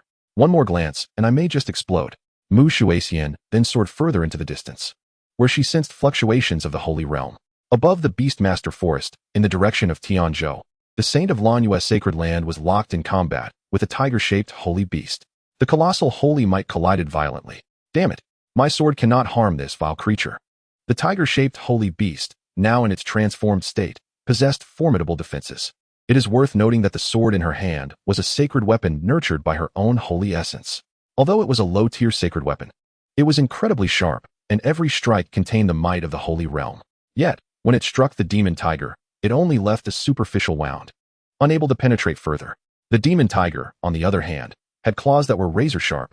She had already sustained a scratch on her back, a noticeable blood mark. A late-stage holy beast? Mu Shuixian thought to herself, calculating that if she could present a holy beast as a mount to her sect leader, it might improve her standing within the sect. However, she hesitated, considering whether her sect leader would even value a holy beast as a mount. Given the leader's immense power and the sect's strength, a holy beast might not suffice. Perhaps a beast lord or an imperial beast would be more appropriate. Regardless, she decided to capture it first. Mu Shuixian charged forward, skillfully separating the 2 combatants. Roar! The tiger-shaped demon beast bellowed upon noticing the arrival of another cultivator. Who are you? The Saint of Lanyue's sacred land, initially startled, thinking another holy beast had arrived, soon recognized the swordswoman's sect robe and inquired. However, upon noticing the embroidered characters on the sect's attire, she exclaimed, Qingyun Zone, a saint of Qingyun Zone. Indeed, Qingyun Zone possessed a saint. Mu Shuixian ignored her, striding directly toward the tiger-shaped demon beast, leaving behind a chilling statement. You may leave. Alas, this holy beast is very powerful. Only by joining forces can we achieve victory. The Saint of Lanyue's sacred land, sensing that the girl exuded the aura of the initial holy realm, which was a lower realm than her own, hurriedly rushed forward. I shall say this once, submit or perish, Mu Shuixian coldly declared to the tiger-shaped holy beast, subsequently releasing her divine consciousness pressure, resonating with the might of an emperor. Although her divine consciousness was not yet fully restored, its power was sufficient to intimidate these minor holy realm creatures. Roar, the mighty tiger, upon hearing the girl's command to submit, was infuriated. It was, after all, a proud holy beast. Holy beasts never submit. How dare it? Just as it let out a furious roar, intending to tear her apart, it suddenly experienced a terrifying pressure it had never encountered before. Its massive form plummeted from the sky, prostrating on the ground, unable to move. The overwhelming pressure continued to crush it, causing its bones to crack. Master, I submit. I submit. Fearing for its life, it cried out loudly. Why is there such a formidable figure in the eastern region? Too powerful. Too terrifying. It began to doubt its existence. If only I had realized this sooner, I wouldn't have wasted the Empress's time. Mu Shuaxian descended, gently stroking its tiger head. The saint of Lanyue's sacred land was left in shock, beginning to question her own existence. Such a powerful holy beast. And with just a light word or glance from that girl, it was subdued. Is this for real? It's truly unbelievable. Just moments ago, she claimed we needed to join forces to conquer the tiger demon. What on earth is Qingyun Zone? How could their subordinates be so formidable? What? You still have business here? Mu Shuaxian sensed her. No, I am leaving immediately.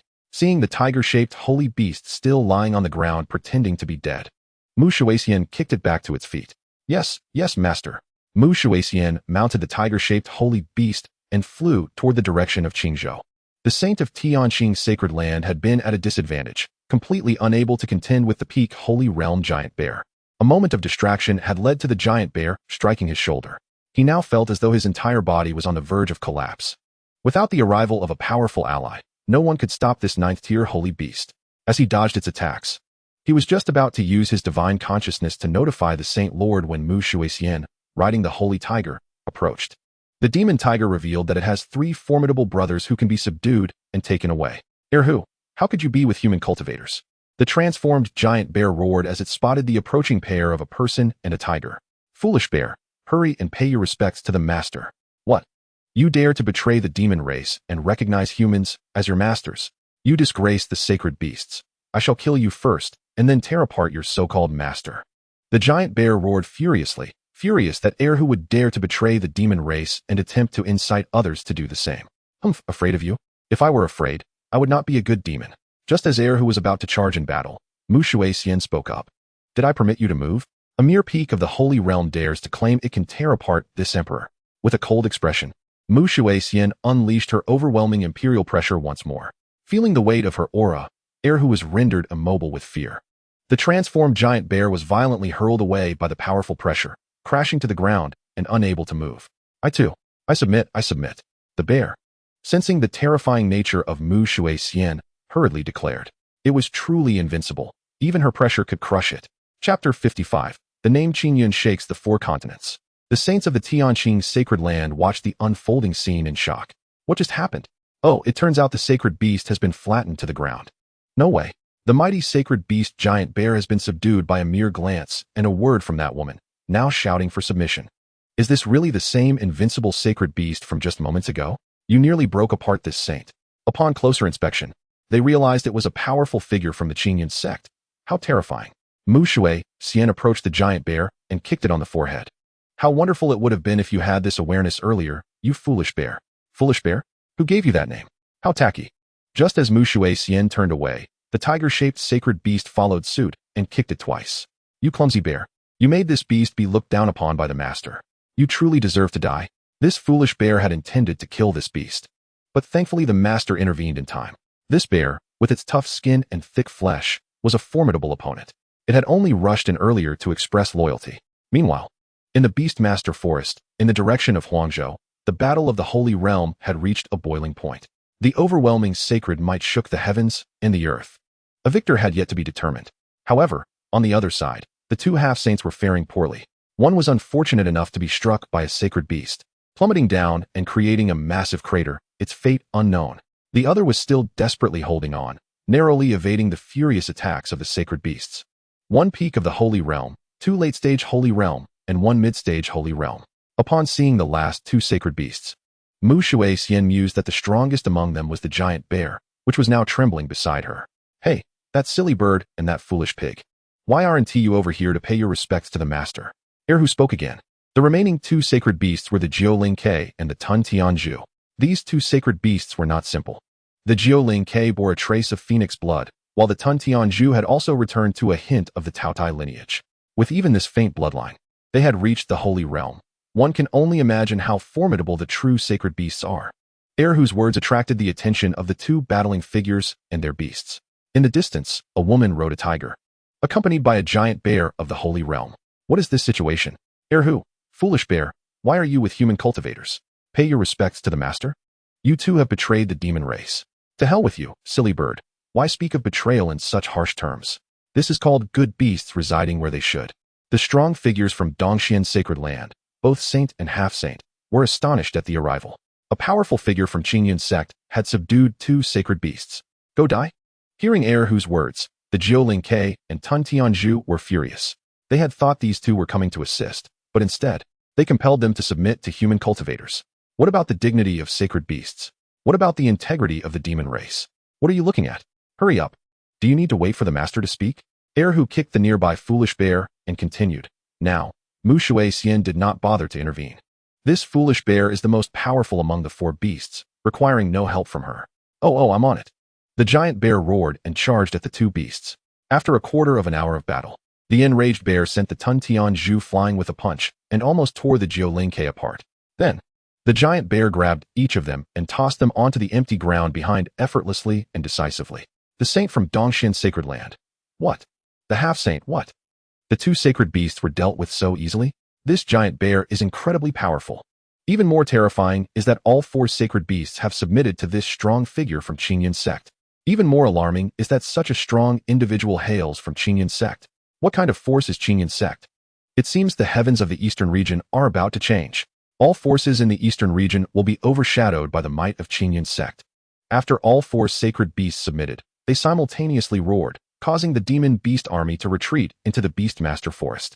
Having already suffered over half their forces, after the beast tide, these demons would return to their former state and continue the cycle of the weak being devoured by the strong. The four sacred beasts revealed that this beast tide was instigated by a powerful demon tribe from the central region, and they had no choice but to comply. In Batian City, under the slaughter of the half-saint inner sect elder Luo Chun and the 9 returning ancestors of the broken void realm, all the demon beasts outside the city were cleared away. Wow, I've struck it rich. I killed over 100 second-tier demon beasts and earned over 2,000 contribution points, exclaimed an outer sect disciple in shock. He had not been paying attention to the value on the sect token, only aware of wielding his blade and frantically slaughtering second-tier demon beasts. With each strike of his blade, he was met with more and more surprise as all disciples looked at the values on their tokens, exclaiming that they had struck it rich. Of course, among them, the ones who likely gained the most contribution points were Qin Han and Ning Yen, who had been mercilessly killing 4th-tier demon beasts. Their contribution points were probably over 10,000 by now. Shortly after, Mu Shuixian flew back with the 4 beasts. At this moment, the 4 sacred beasts had transformed into human forms. Erhu was a tall, muscular man, while the foolish bear was even more exaggerated, towering over Erhu like a small mountain. The Jiuling Ke appeared as a girl seemingly in her teens, while the Tun Tianzhu was a round figure with a fat head and ears. Here comes the elder, the disciples shouted as they saw Mu Shuixian approaching. However, who were the 4 individuals behind the elder? 2 muscular men, a girl, and a round figure. This combination was quite peculiar. All right, the threat of the demon beasts has been resolved. Let us return to the sect. After Mu Shuixian spoke, she boarded the Qingyun warship, which was sent off with cheers. As the Qingyun warship departed, the name of Qingyun Sect spread across the 4 continents at an astonishing speed. The saints from various sacred lands transmitted the news that a powerful figure from Qingyun Sect had made sacred beasts submit with a single word and with just a glance. Had them prostrating on the ground. How terrifying. What in the world is Qingyun Sect? It is too frightening. They subdued 4 sacred beasts merely by sending one person, effortlessly resolving matters. Terrifying, truly terrifying. The major forces and cultivators across the 4 continents were in an uproar. Some speculated that Qingyun Sect must overshadow the sacred lands, possibly being a transcendent power that remains hidden from the world, a reclusive sect. Others wondered if they could send out someone so formidable. What kind of existence could they possibly have? Does Qingyun Sect have a great emperor? In truth, it is a low-key imperial sect. The crowd was incredulous. How could there be an emperor? Yet, disbelief aside, they were all astonished by the might of Qingyun Zone. No longer were only the powerful factions of Lingzhou sending spirit stones and resources. The entire 4 continents were frantically preparing to send offerings to Qingyun Zone. The leaders of the various factions across the four continents earnestly instructed their disciples to avoid provoking or offending Qingyun Zong at all costs. Some even inscribed this rule directly into their family genealogies. Many cultivators frantically reminisced to see if they had ever offended Qingyun Zong. Some timid souls began slapping their own faces, terrified that they might have inadvertently crossed the sect. If they hadn't offended them, it wouldn't matter if they slapped incorrectly. It was all about finding peace of mind. Chapter 56, Summoning Offerings, the Manifestation of xianxia. The impending beast tide was a matter of life and death for the cultivators of the four continents. On the main battlefield, the four continents were already at a disadvantage. It was only thanks to the powerful experts of Qingyun Zone that they managed to overcome four formidable sacred beasts, turning the tide in their favor. There were even fervent cultivators who revered Qingyun Zone as divine, likening them to the saviors of the four continents. Erecting altars in their homes and bowing multiple times each day, the name of Qingyun spread like wildfire across the four continents, causing even the three major sacred places of the other continents to retreat, unwilling to challenge them. Who could compare to them across the entire eastern region? Meanwhile, at Qingyun Zone, in the main hall, Feng Qingyang stretched and awoke feeling refreshed, even though he had reached the realm of Zhenren, where closing oneself off for decades without sleep was not an issue. He maintained the good habits he had established back on Blue Star, late to bed and late to rise, with 3 meals a day. Ding! Congratulations to the host for completing the task. Rewards are being dispatched. Congratulations, the host has obtained a silver summoning card.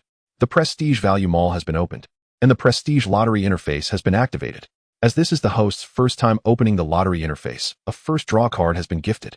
As this is the host's first time opening the Prestige Value Mall, 100,000 prestige points have been granted. Master, please check the system messages for your rewards. Oh, the beast tide has been resolved. The system rewards have arrived. It seems the beast tide sweeping across the four continents has been eradicated. Otherwise, the system wouldn't be so generous. Excitement surged within Feng Qingyang. Just after waking up, he was ready for a draw. Using the silver summoning card, Feng Qingyang anticipated the outcome, having not used a summoning card for a while. He wondered how his luck was these days. Ding! The silver summoning card was successfully used, drawing in progress. Congratulations to the host for drawing the Elder xianxia, a pinnacle expert in the manifestation realm. Drawing successful and materialized. Incredible. His luck remained as strong as ever. The highest limit of the silver summoning card was indeed the pinnacle of the manifestation realm, and he had finally drawn it. However, it still did not surpass the combat prowess ceiling of Qingyun Zone, as the peak of the Emperor realm was still present. Sometimes, Feng Qingyang pondered what realms lay beyond the Emperor realm. Upon accessing the system interface, he discovered 2 new sections, the Prestige Value Mall and the Prestige Lottery. Methods to acquire prestige value: Sect Influence, Sect Deterrence, Sect Prestige. 100,000 prestige points allows 1 lottery draw, encompassing treasures from all realms. What one draws is entirely dependent on personal luck, and the system has no authority to interfere. Feng Qingyang briefly glanced through the Prestige Value Mall and Lottery interface. Goodness, the array of treasures was dazzling, just as claimed, encompassing all realms. However, the prices were somewhat exorbitant. Empress Realm made 1 million prestige points.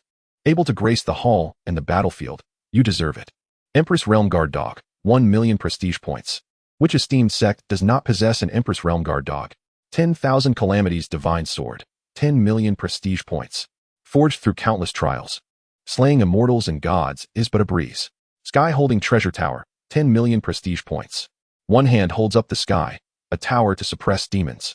A pinnacle artifact of the immortal tier. Looking at his balance of prestige points, he had only 100,000 left. Enough to purchase items that even dogs wouldn't look at. For instance, this permanent experience card for the Sacred Realm was utterly worthless. Could it be that the system was profiting from the difference? Never mind. While his luck still held, he would strike while the iron was hot. System. Use the first draw card. Ding! First draw card successfully used. Drawing in progress. Congratulations to the host for drawing a thank you for your patronage. What the heck? Are you messing with me? I thought my luck had returned, and instead, I draw a thank you for your patronage, and it even congratulates me. Is this a cruel joke? I refuse to believe it. System, let me draw again. Feng Qingyang expended his remaining prestige points to draw once more. Ding! Consuming 100,000 prestige points. Drawing in progress. Congratulations to the host for drawing a permanent experience card for the Fragmentation Realm. What a disappointment. This was even worse than trading 10,000 prestige points for a permanent experience card for the Sacred Realm. I admit I may have raised my voice a bit. Can I take that back? Meanwhile, above Qingyun Zone, a figure slowly descended. The overwhelming aura of a pinnacle expert in the manifestation realm immediately filled the air, causing the winds to change and the heavens to dim. Amidst the thunder and lightning, a man clad in the specially tailored robes of Qingyun Sect appeared. His long hair flowed like a waterfall, and his eyes were strikingly black and white. The dark purple robes exuded an inexplicable sense of grandeur. Yet his expression was unervingly cold, as if he wore a mask of ice. Under his disdainful gaze, he emanated an intense pressure. This scene caught the attention of even the ancestorly Qingyun. Had this person not been a powerful member of Qingyun Sect, he would have long since been sent flying with a single palm strike. How ridiculous! Even I, at the pinnacle of the Emperor realm, do not flaunt my presence so ostentatiously. What is the meaning of this? A powerful being has descended upon Qingyun Sect. Indeed, look quickly. The disciples within the sect, upon witnessing the extraordinary phenomena, felt the shift in the atmosphere and the powerful aura. They rushed over and beheld the scene. I am xianxia, the elder offering of Qingyun Sect. Upon recognizing the embroidered name on the man's robes and hearing his declaration, they all relaxed. It turned out he was a strong member of our Qingyun Sect. What a false alarm. Indeed, there are hidden dragons and crouching tigers within our sect. I must strive to cultivate and become such a strong figure. I wonder if I can become a fierce dragon that crosses the river. In the Qingyun Hall, Feng Qingyang begrudgingly used the permanent experience card for the fragmentation realm. Originally, he could have exchanged it for the sacred realm, thus reaching that level. He cursed himself for his own foolishness.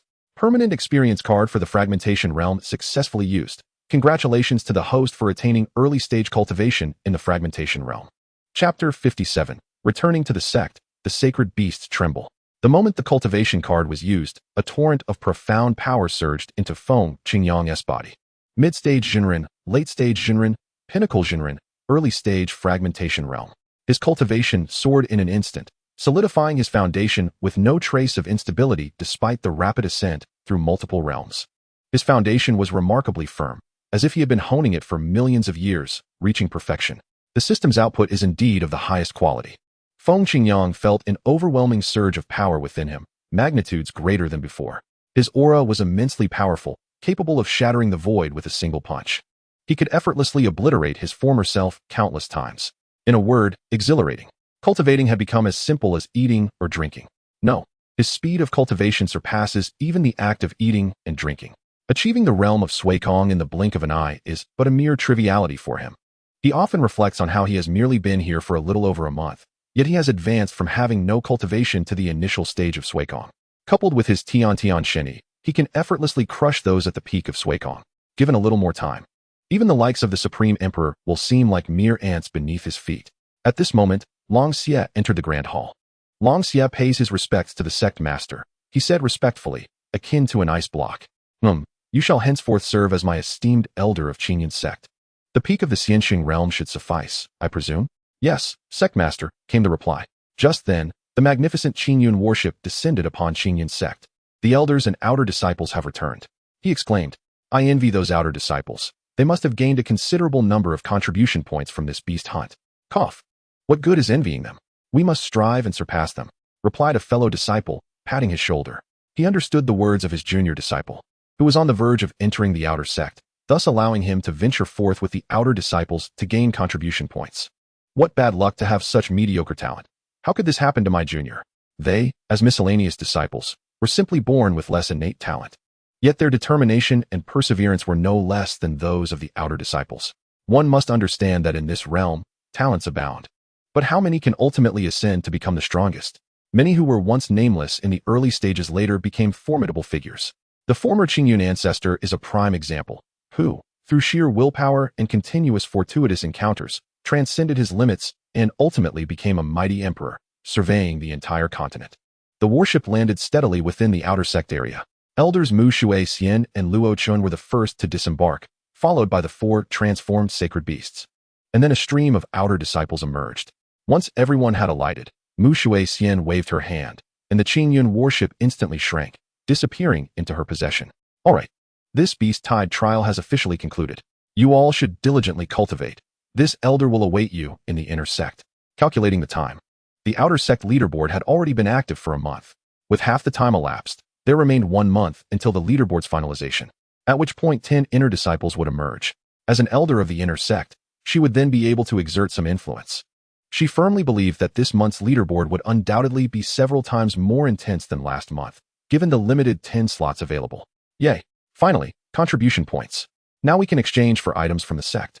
They eagerly anticipated the treasures of the sect's martial arts and alchemy halls to enhance their strength.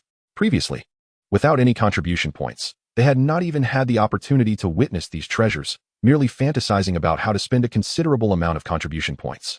Senior brother, seeing you so excited, I presume you have gained a fair number of contribution points?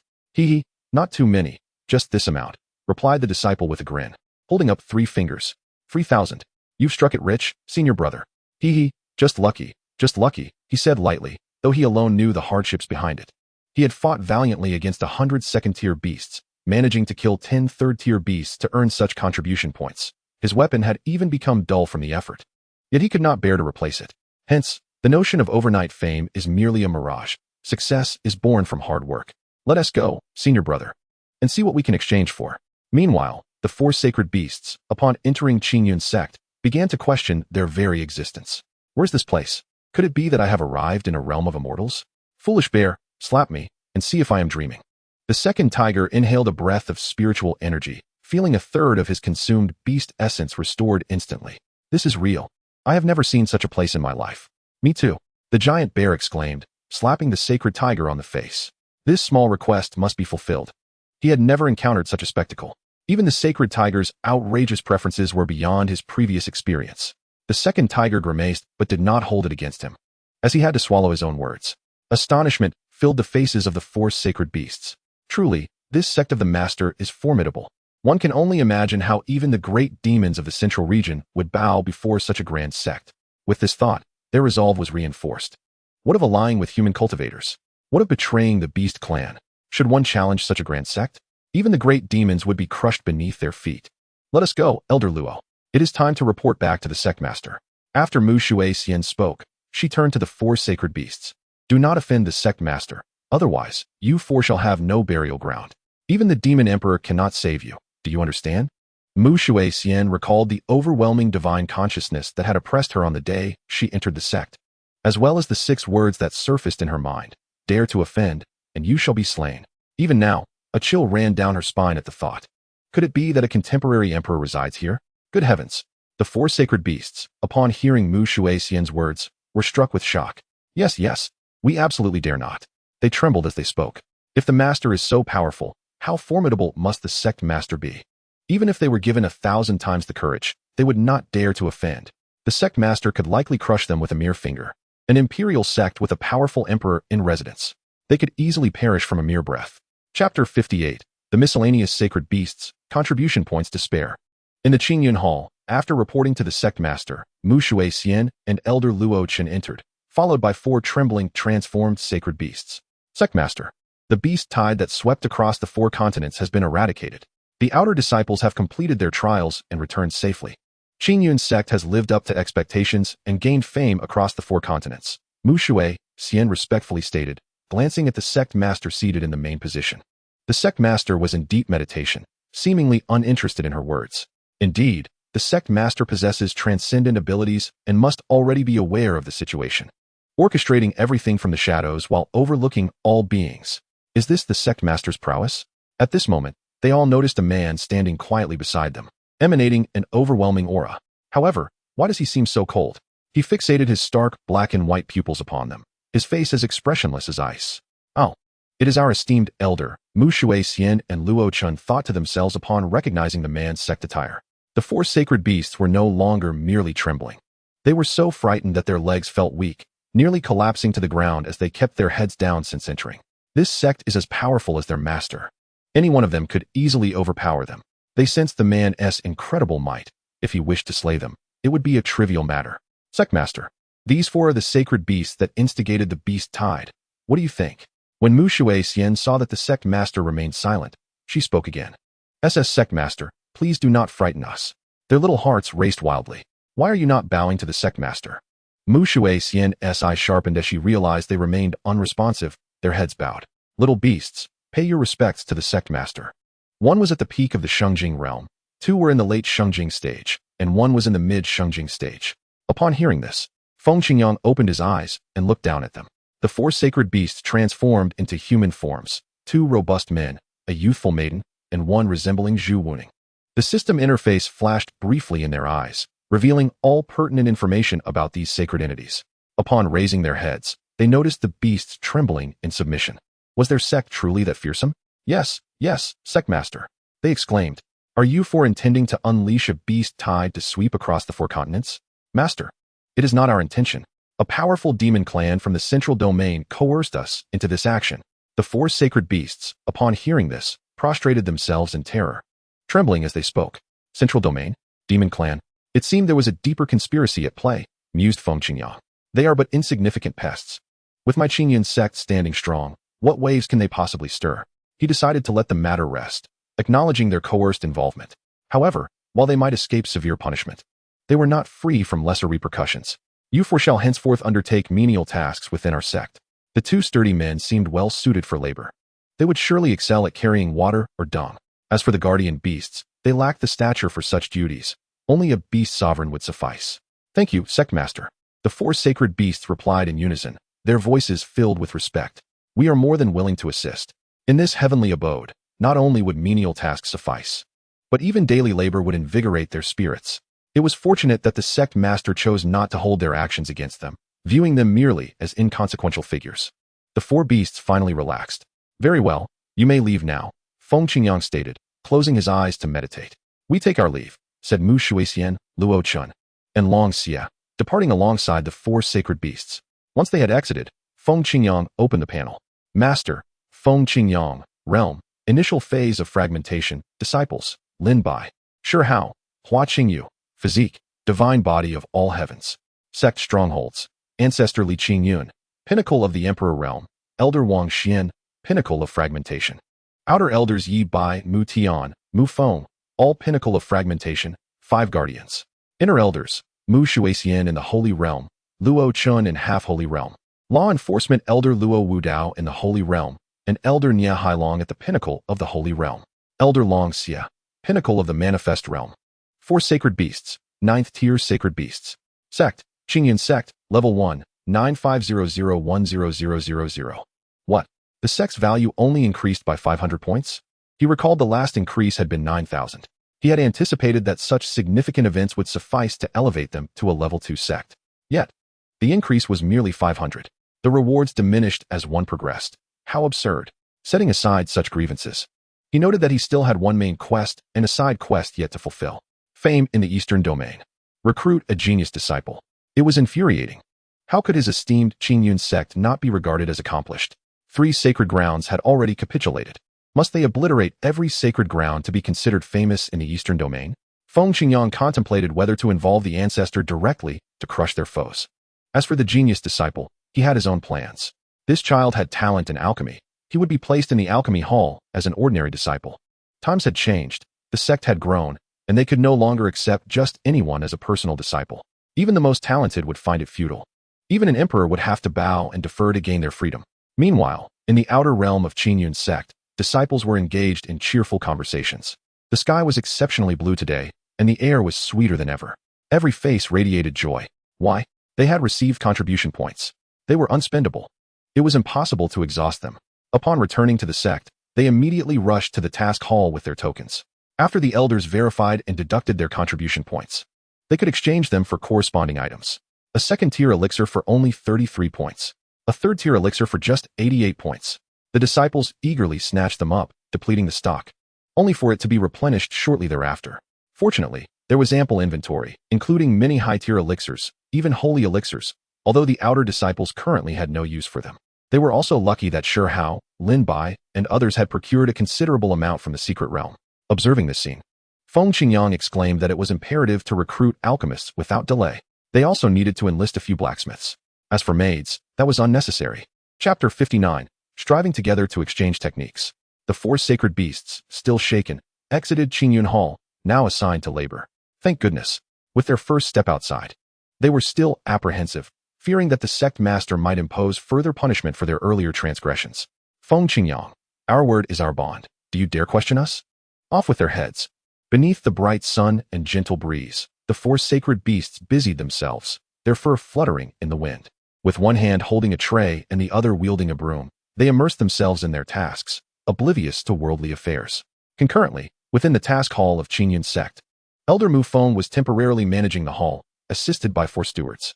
As there was yet to be a dedicated elder for the task hall, the outer elder stepped in to fill the gap.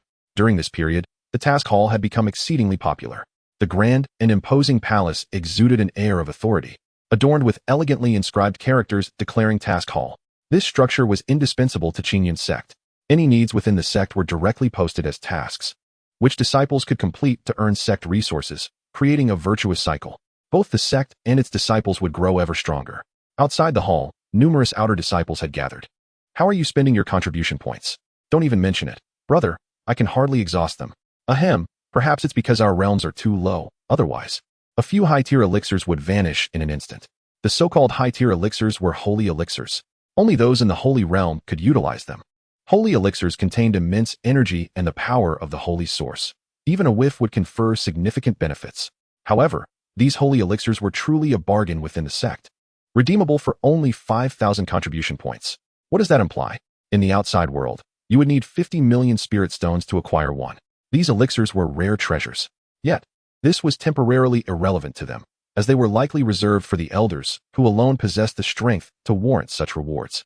Brother, what did you exchange for? A 3rd-tier Yunling pill and 2 Qi condensation pills. These 2 elixirs are perfect for me right now. I must go refine them and strive for a good ranking in the outer sect. He had just broken through to the Golden Core realm, and these 2 elixirs would help solidify his foundation swiftly. Oh, I should go take a look too. I need to exchange for some elixirs. I can't afford to embarrass myself on the ranking day, the disciple said, and then entered the task hall. Inside the spacious task hall, it was bustling with people. At the center stood a massive task board. However, with the conclusion of the Beast Tide task, there were now few tasks remaining. The rest were tasks posted by the disciples themselves. Seeking a senior brother to teach the 2nd layer of Qingyun Immortal Method, 500 contribution points. Still struggling with the 1st form of Qingyun Thunderpalm. Is there a senior brother who can enlighten me? 500 contribution points. Is there anyone who knows how to pass the 21st level of the trial tower? This illusion is tormenting me. 800 contribution points. Anyone interested in exploring the secret realm together? 10 contribution points. Is there a senior sister? Essentially, this concerns various tasks related to cultivation. After all, everyone is highly competitive and will not miss any opportunity to enhance their strength. On the other side of the Grand Hall, an elder was asked about the contribution points required to exchange for the sect's techniques and martial arts. I have grasped a bit of the Qingyun Benlei Palm and now urgently need a body technique, one disciple inquired. Indeed. As one disciple posed the question, a chorus of fellow disciples followed suit. The more skills, the better. Currently, contribution points were plentiful.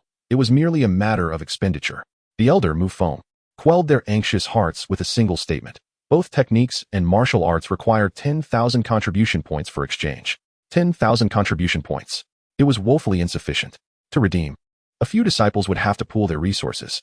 This is what they called resource sharing and cooperative win-win. It would be even better if they could pay in installments. Elder, I wish to exchange for a martial art. At that moment, Qin Han entered the grand hall and spoke. He had already achieved minor success with a certain immortal technique and was now in urgent need of a body technique, despite having numerous imperial techniques in his mind. However, immortal techniques were immortal techniques, martial arts were immortal arts, and body techniques. Could he present them? Could they hold merit? Since arriving at Qingyun Zone, his standards had inadvertently risen. Qin Han, what a coincidence. Elder, I also wish to exchange for a martial art. Ning Yin followed in, greeting Qin Han. He could not help but feel a sense of inferiority. Both possessed equal talent, yet the latter's strength surpassed his own. Qin Han consistently ranked first on the leaderboard, having defeated him multiple times as the 2nd challenger. Does anyone else wish to exchange for techniques and martial arts? Those wanting to exchange, come to me to register.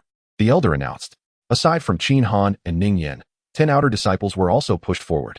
Both Qin Han and Ning Yin had sufficient contribution points. Their realms were high, and their strength formidable.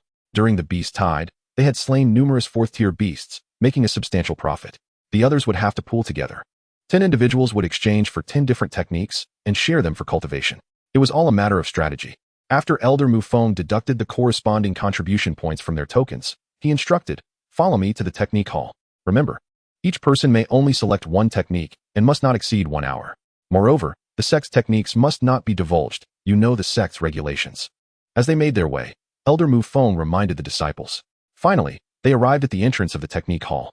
The technique hall was even grander and more magnificent than the task hall, exuding an awe-inspiring aura that left one breathless. Two great sacred beasts were carved at the entrance, the left azure dragon and the right white tiger. The carvings of these two sacred beasts appeared so lifelike, as if they could spring to life. The disciples were struck by the sight, with a pair of imposing couplets hanging on either side, inscribed, concealing the celestial techniques of all realms, perusing the vast universe. They were all deeply moved by this grandeur. Concealing the celestial techniques of all realms? Does that mean the technique hall is filled with immortal arts? Qin Han thought in astonishment. Elder Mu Feng instructed the disciples to wait at the entrance while he entered first to report. Elder Nya, these disciples are here to exchange for techniques. I have already deducted their corresponding contribution points. They merely need to select their techniques, he said respectfully. I understand. Let them in. Do they all comprehend the rules? Since the technique hall had an elder presiding, it had become increasingly formalized. Not just anyone could enter, nor could anyone select freely. This was a sacred ground of the sect, necessitating adherence to rules. Under Elder Mu Feng's guidance, the disciples entered, their hearts ablaze with excitement. Wait. I have stated before that everyone must abide by the rules. How dare someone among you break the rules? Elder Nya Hailong scanned them and finally fixed his gaze on Ning Yan. Chapter 60. I too wish to join. Ning Yan felt the elder's gaze upon him, as if he had fallen into an icy abyss. An invisible pressure bore down upon him. He sensed that, although the elders in front of the technique hall had not released their aura, the oppressive feeling was undeniable. What is going on? Why does the elder keep staring at Senior Brother Ning? Could it be that he is the one who broke the rules? But wasn't he Senior Brother Ning with us when we entered? We were all under their watchful eyes and did not see him do anything. The disciples could only ponder in confusion. You all step outside and wait. Elder Mu Feng, an outer elder, wanted to inquire about the situation but was silenced by a glance from Elder Nya Hailong. You too, step outside. This young man carries a remnant soul with him. Who exactly is he? What is his purpose in entering the technique hall? What objectives does he have in joining Qingyun Zone? All of this remains unknown. Although disciples are tested through the illusory ladder during recruitment, the depths of the ocean are still discernible, while the human heart is elusive. As an elder of a hall and one of the sect's most crucial figures, he must be willing to kill 1,000 innocents rather than let one dangerous individual slip by, extinguishing all threats in their infancy. Once everyone had exited, he spoke again. I ask you, what are the second and sixth rules among the 8 sect regulations? Ning Yin was somewhat bewildered. Why was the elder asking him this? Nevertheless, he answered honestly, reporting to the elder, the second rule is, do not betray the sect. Violators shall be executed. The sixth rule is, do not divulge sect techniques. Violators shall be executed. Ning Yin stated with neither humility nor arrogance, confident in his conscience. Since you know, then explain why you brought a remnant soul into the technique hall. Did you intend to deceive me under my very eyes? Elder Nya Hailong's piercing gaze remained fixed on him, as if attempting to see through him. Oh no, this is bad. The elder has seen through my master. He wouldn't think I intend to betray the sect or divulge its techniques, would he? Ning Yin had never considered exposure, as the elders he interacted with in the outer sect were not above the sacred realm. His only encounters with high-ranking officials in the sect were with Elder Mu and Elder Luo, who had led the extermination of the beast tide. In truth, Ning Yin was unaware that Mu Shuixian had already seen through everything. To her, the other party was merely a negligible remnant soul, and she had not paid much attention. Everyone has their own secrets. It was likely that his master was merely a remnant soul, with a consciousness less than 1% of its prime, which allowed it to be seen through by a sacred realm elder. In reality, even if it were exposed, it would not matter. The sect treated him and all disciples well and was powerful enough to not care. The critical point was that this was simply not the right occasion. Elder, I am Dan Xing, and I offer my respects to your esteemed sect's elders. Just as Ning Yin was floundering in his words, Dan Lao took the initiative to emerge. Elder, Ning Yin has been my disciple since before he entered the sect. I have been residing within the Holy Light Chain. This time, it was an oversight on our part that led to my presence being brought in as well. I would never dare to harbor any intentions toward your sect's techniques.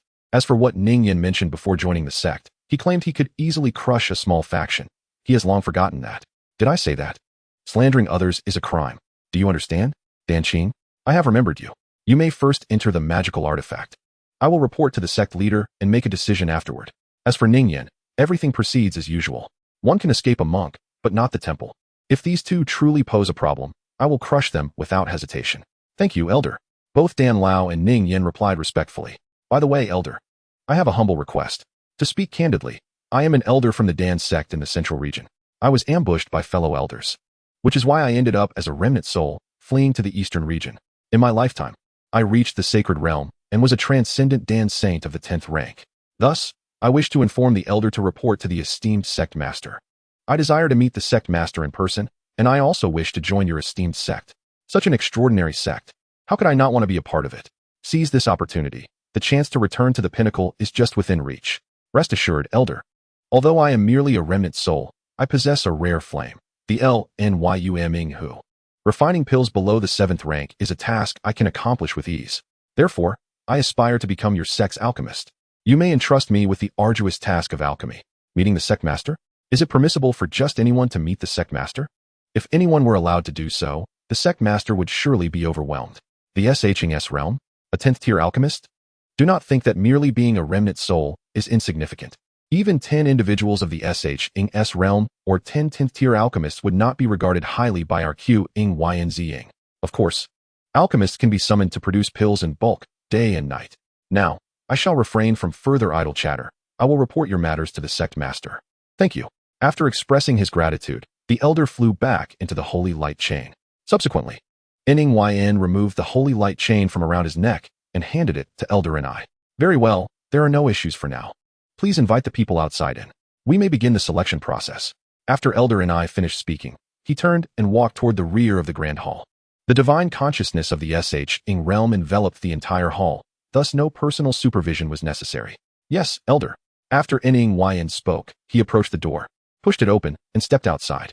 The crowd waited outside, filled with curiosity.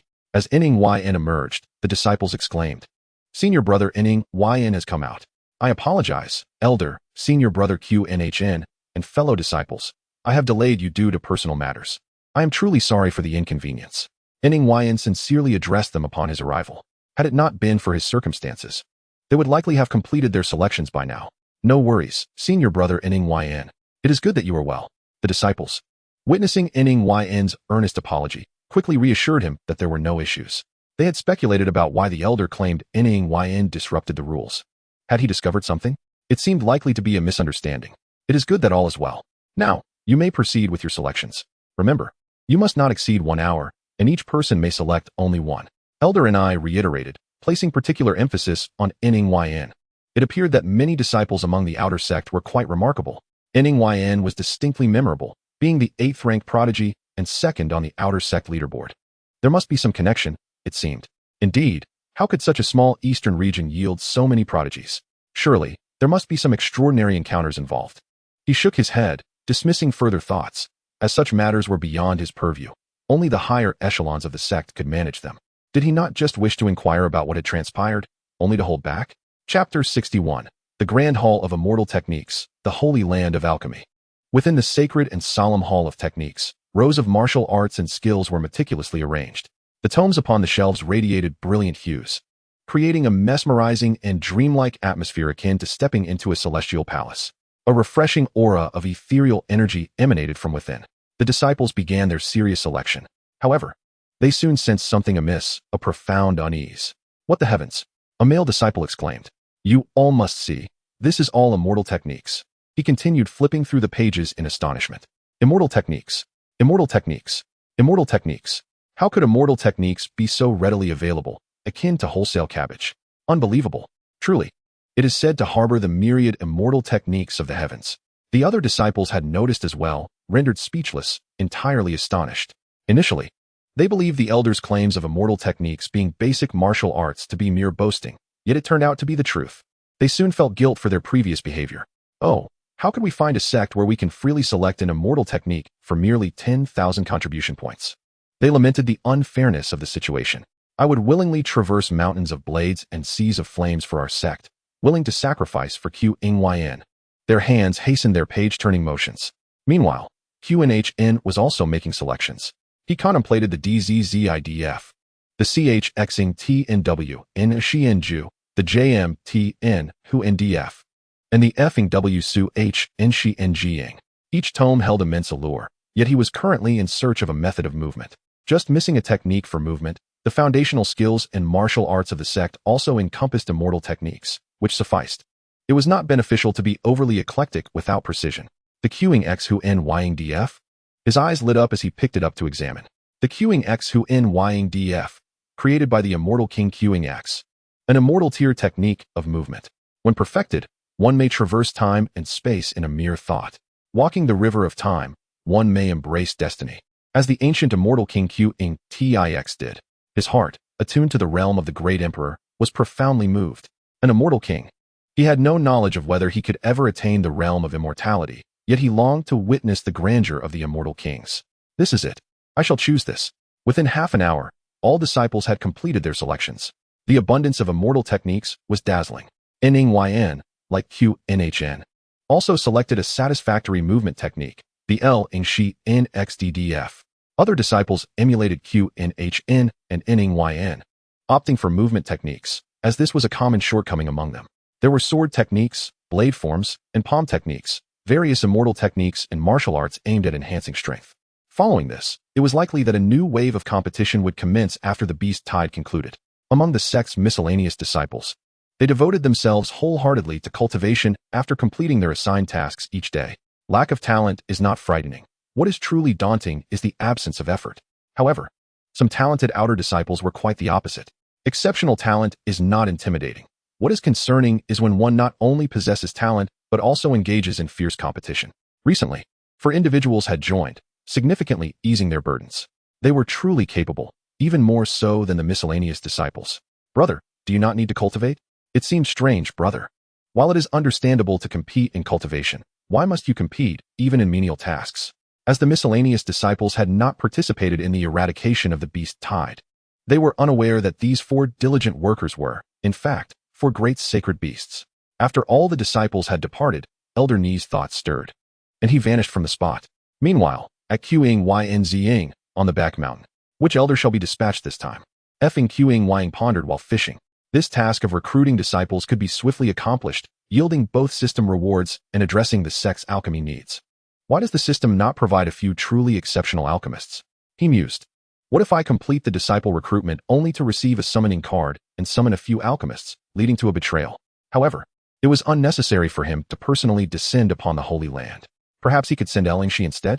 He contemplated the elder of offering, Shi, whose demeanor was perpetually frosty. Such recruitment tasks required individuals who were both polite and formidable. Subsequently, Qingyang summoned Shi to meet him with his divine consciousness. Upon arriving at the Holy Land, let them prostrate beneath the might of Qingyang. Once the divine consciousness was dispatched, within the blink of an eye, Shi arrived. Sectmaster, how may I serve you? As an elder of offering, he could not afford to be idle, yearning for battle. The Sectmaster had finally called upon him for a task. Even the frost on his expression begrudgingly yielded a hint of a smile, which appeared quite peculiar. Have you ever seen a face that is cold on one half, yet smiles on the other? I have a task for you. You are to visit the Holy Land of Alchemy, and ensure their allegiance to Qingyang. Lastly, bring all the alchemists from the Holy Land. Remember, all of them. Long Xia was initially filled with excitement, and upon hearing the mention of the Holy Land, his enthusiasm only intensified. Rest assured, Sectmaster, I can easily annihilate this trivial Holy Land. Do you understand? This sect does not require you to obliterate them. How brazen. To think that someone so powerful would resort to such drastic measures. Does your family even know how formidable you are? My apologies, Sectmaster, I misunderstood. But what if they refuse to cooperate? Do I really need to instruct you on this? If they do not comply, we shall first execute a warning. And if that fails, we shall eradicate them entirely. Your cultivation is not for show.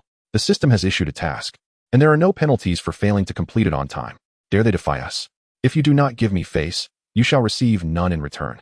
Long Xia thought that the sect master was showing mercy, but it seemed that was not the case. Thank you, said the Holy Land of Dan. Rest assured, I will handle it.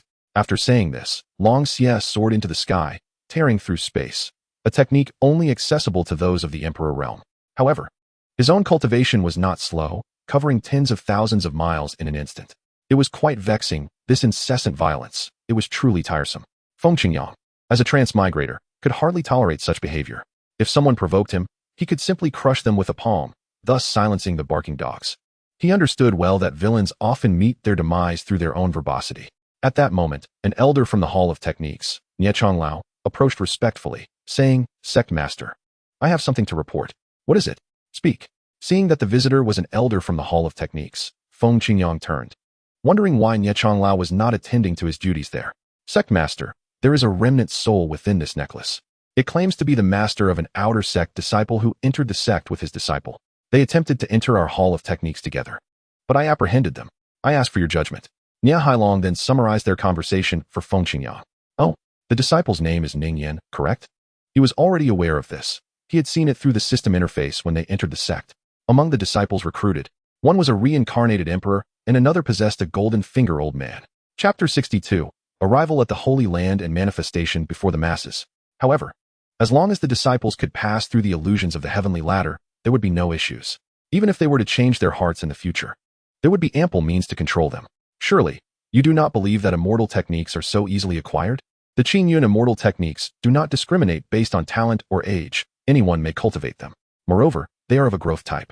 As long as one is wholeheartedly devoted to the sect, their techniques will only grow stronger. Conversely, they shall face backlash. As the leader of a powerful sect, particularly as the sect master, one must consider every aspect thoroughly. Since this was a misunderstanding, they shall be granted leniency for now. Should they err again, they will be dealt with according to sect regulations. Feng Qingyang spoke slowly. A mere remnant soul was not worth dwelling upon. As for the remnant soul's desire to join my Qingyun, how amusing. Let him out. Upon hearing this, Nia Hailong used his spiritual sense to notify the remnant soul of Dan Lao within the holy light chain. Dan Lao's remnant soul soon soared out. He was eager, yet aware that not everyone could meet the sect master. Dan Xing of the Dan sect pays respects to the sect master. He began with utmost reverence, understanding that this opportunity could determine his fate. "I am already aware of your circumstances. I trust the elder has informed you. Qingyun is not only strict in accepting disciples, but it is even more challenging to join our ranks. Now tell me, what qualifications do you possess to join Qingyun?" Feng Qingyang concluded, casually scanning him with his gaze. A mere remnant soul was not a cause for concern. "Though I am but a remnant soul, I possess exotic fire. For any alchemical materials below the 7th rank, I can refine as many as you have. Furthermore, I am an elder of the Central Domain's Dan sect, and when I descend to the Central Domain in the future, I can gather my old friends and allies. I wish to join your sect and serve you." Dan Xing stood nervously after speaking. He was uncertain whether his qualifications would move this enigmatic sect master. "You can refine as many alchemical materials below the 7th rank? This old man is a fine asset. We must recruit him into the sect. Your conditions are rather average, but they suffice for admission. By the way, regarding your plan to gather old friends and allies, please expedite that. The more assets we have, the better. All right. You are now a disciple of my Qingyun Sect's alchemy hall. You may go now and later collect your sect robes from the elder." "Thank you, sect master." He laughed. "I am now also part of Qingyun Sect. Even if I am just an ordinary disciple, so what? Joining such a powerful sect is a direct path to success. The future is bright." Meanwhile, in Xianzhou, the Holy Land of Dan. The Holy Land of Dan is the only alchemical sacred ground among the 5 major sacred lands of the eastern region, with profound heritage and extensive connections, enduring for over tens of thousands of years. The Holy Master, Li Tianxian, is not only a contemporary sage, but also a 9th-rank Dan saint. His daughter, Li Yinji, has perfectly inherited his talents. Not only does she possess great aptitude in cultivation, but she is also quite accomplished in alchemy, having already become a 4th-rank alchemist at a young age. All 3rd-rank and above alchemists are certified by the Central Domain's Dan sect. Without the Dan sect's recognition, others would not regard you as a legitimate alchemist, highlighting the formidable nature of the Dan sect. They monopolize alchemists across the continent, with branches spread throughout the 5 domains. The Holy Land is suffused with spiritual energy, although it does not match the density found in Qingyun Sect. It stands far superior compared to other regions in the Eastern Domain, embodying the essence of a holy land for cultivation. After all, it is the only alchemical sacred ground among the 5 major sacred lands, and its location cannot be taken lightly. The richness of spiritual energy can enhance the success rate of alchemical refinement. At this moment, within the alchemy hall of the Holy Land, success.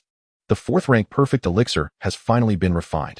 Li Yinji exclaimed joyfully, holding a flawless 4th-rank elixir. The fragrance wafting from the elixir indicated its perfection. After painstakingly refining for over a year, she had finally succeeded in creating a supreme elixir. Her excitement was palpable. "Thank you, Father, for your personal guidance. It has allowed me to advance further in alchemy," she said, turning to her father, the Holy Master of the Holy Land of Dan, who is also a 9th-rank Dan saint. Throughout the year, she constantly sought her father's advice. It was fair to say that her ability to refine a 4th-rank perfect elixir was largely due to her father's contributions. "Haha, my daughter is both talented and intelligent. Indeed. Now that you can refine 4th-rank perfect elixirs, it won't be long before you break through to become a 5th-rank alchemist. Holy Master Li Qingxian said with a smile. Feeling gratified, his daughter, at such a young age, was on the verge of becoming a fifth-rank alchemist. Such talent would undoubtedly rank highly even within the talented alchemists of the Central Domain's dance sect. He recalled that at his daughter's age, he had only just begun to refine fourth-rank intermediate elixirs. Truly, the new generation surpasses the old, each wave stronger than the last. Meanwhile, above the Holy Land of Dan, the venerable elder Long Xia had just arrived. So this is the Holy Land. Upon entering Xianzhou, he humbly inquired from a passerby who directed him here. Oh, a mere protective formation? You think it can stop me? As he flew in, the protective formation beneath him manifested. Such formations are typically active at all times and reveal themselves upon detecting the approach of powerful outsiders. Very well, I shall shatter your formation. Someone dared to intrude upon the Holy Land with such audacity. What? Who is so bold? There are so many powerful figures within the Holy Land. Is he seeking death? The outside cultivators were utterly astonished by Long Xia's bold maneuver. Being locals from Xianzhou, they were acutely aware of the formidable reputation of the Yu Dan Holy Land. Though it was merely a place for alchemy, this very fact had attracted numerous powerful figures to its ranks. Countless adept cultivators, in their quest for elixirs, were willing to scramble for a place within its hallowed grounds. Today, however, someone had the audacity to storm the sacred land uninvited. This promised to be an intriguing spectacle. Who dared to intrude upon our holy ground? The guardians of Yu Dan Holy Land also noticed Long Xia hovering above them. The sight of the man, with hair cascading like a waterfall and distinctly defined black and white pupils, descending upon their domain was striking. The guards promptly soared into the air, intent on thwarting this intruder. I am Long Xia, a venerable elder of the Qingyun Sect, sent by the sect master on an important mission. Bring forth your holy master. I have matters of great significance to discuss with him. This concerns the very survival of your holy land. Should you dare obstruct me, do not blame me for shattering your grand formation. Such audacity. The very words ignited a fervor among the outside cultivators. To descend alone upon the Holy Land and demand to meet its holy master, threatening to dismantle their defensive array if obstructed, truly remarkable. This was a singular force standing against an entire Holy Land. We ought to take action, lest we miss the opportunity to assist. Yet, caution is warranted. We must first determine whether this individual is merely boasting. Chapter 63, Alone at the Holy Land, the overbearing Long Xia. Anyone can claim to be a saint nowadays. Is the Eastern Domain's holy figure so commonplace? To request an audience with the Holy Master? No, he demands the Holy Master to come forth. And it relates to the very existence of the Holy Land. What audacity from this Qingyun Sect's upstart.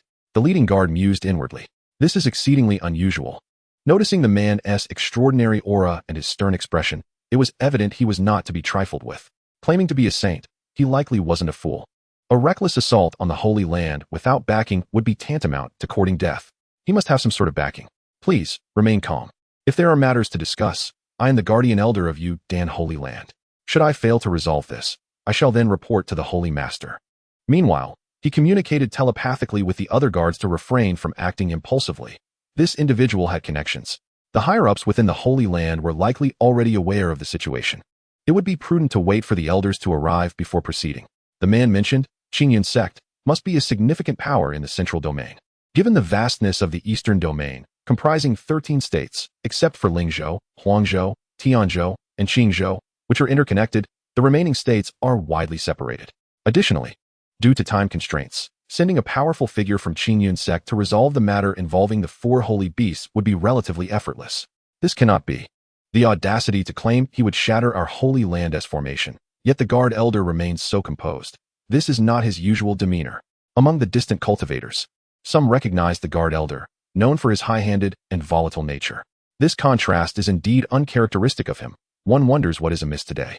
Previously, when a certain faction offended the Holy Land, it was this very guard elder who led the charge in confrontation, exhibiting sheer brutality. Indeed, this brother speaks true. I was merely observing from afar when I was dragged into the fray. Who are you to speak to me? What is your status? Do I, a holy saint, need to engage in dialogue with a mere guard elder? Long Xia spoke coldly, growing increasingly impatient. He was preoccupied with how to fulfill the task assigned by his sect master, whether to intimidate or threaten. At that moment, the guardians and elders of Yu Dan Holy Land soared towards the scene. How audacious to stir trouble on the head of Tai Sui. They were keen to uncover who dared to provoke their holy land within Xianzhou. The Holy Master, Li Qingxian, who had enveloped the entire Holy Land in his divine sense, also took note of the commotion. Frowning, he continued instructing his daughter in the art of alchemy. Who was this fly buzzing about? Qingyun Sect? I have never heard of it. Surely, it must be another obscure sect attempting to deceive us and obtain elixirs. Such occurrences have transpired before. It must be said, the individual who has arrived appears convincingly adept. His divine sense detected no significant fluctuations in cultivation from the newcomer, leading him to dismiss the matter for the moment. However, he would soon need to ascertain the truth. Father, what is happening? Li Yinji inquired upon noticing her father's sudden frown. Nothing of concern. Merely a small fly has arrived. Continue your alchemy. Oh, with that, Li Yinji resumed her fiery endeavors, preparing to refine another batch of elixirs. Soon, she would achieve the coveted 4th-grade pinnacle elixir.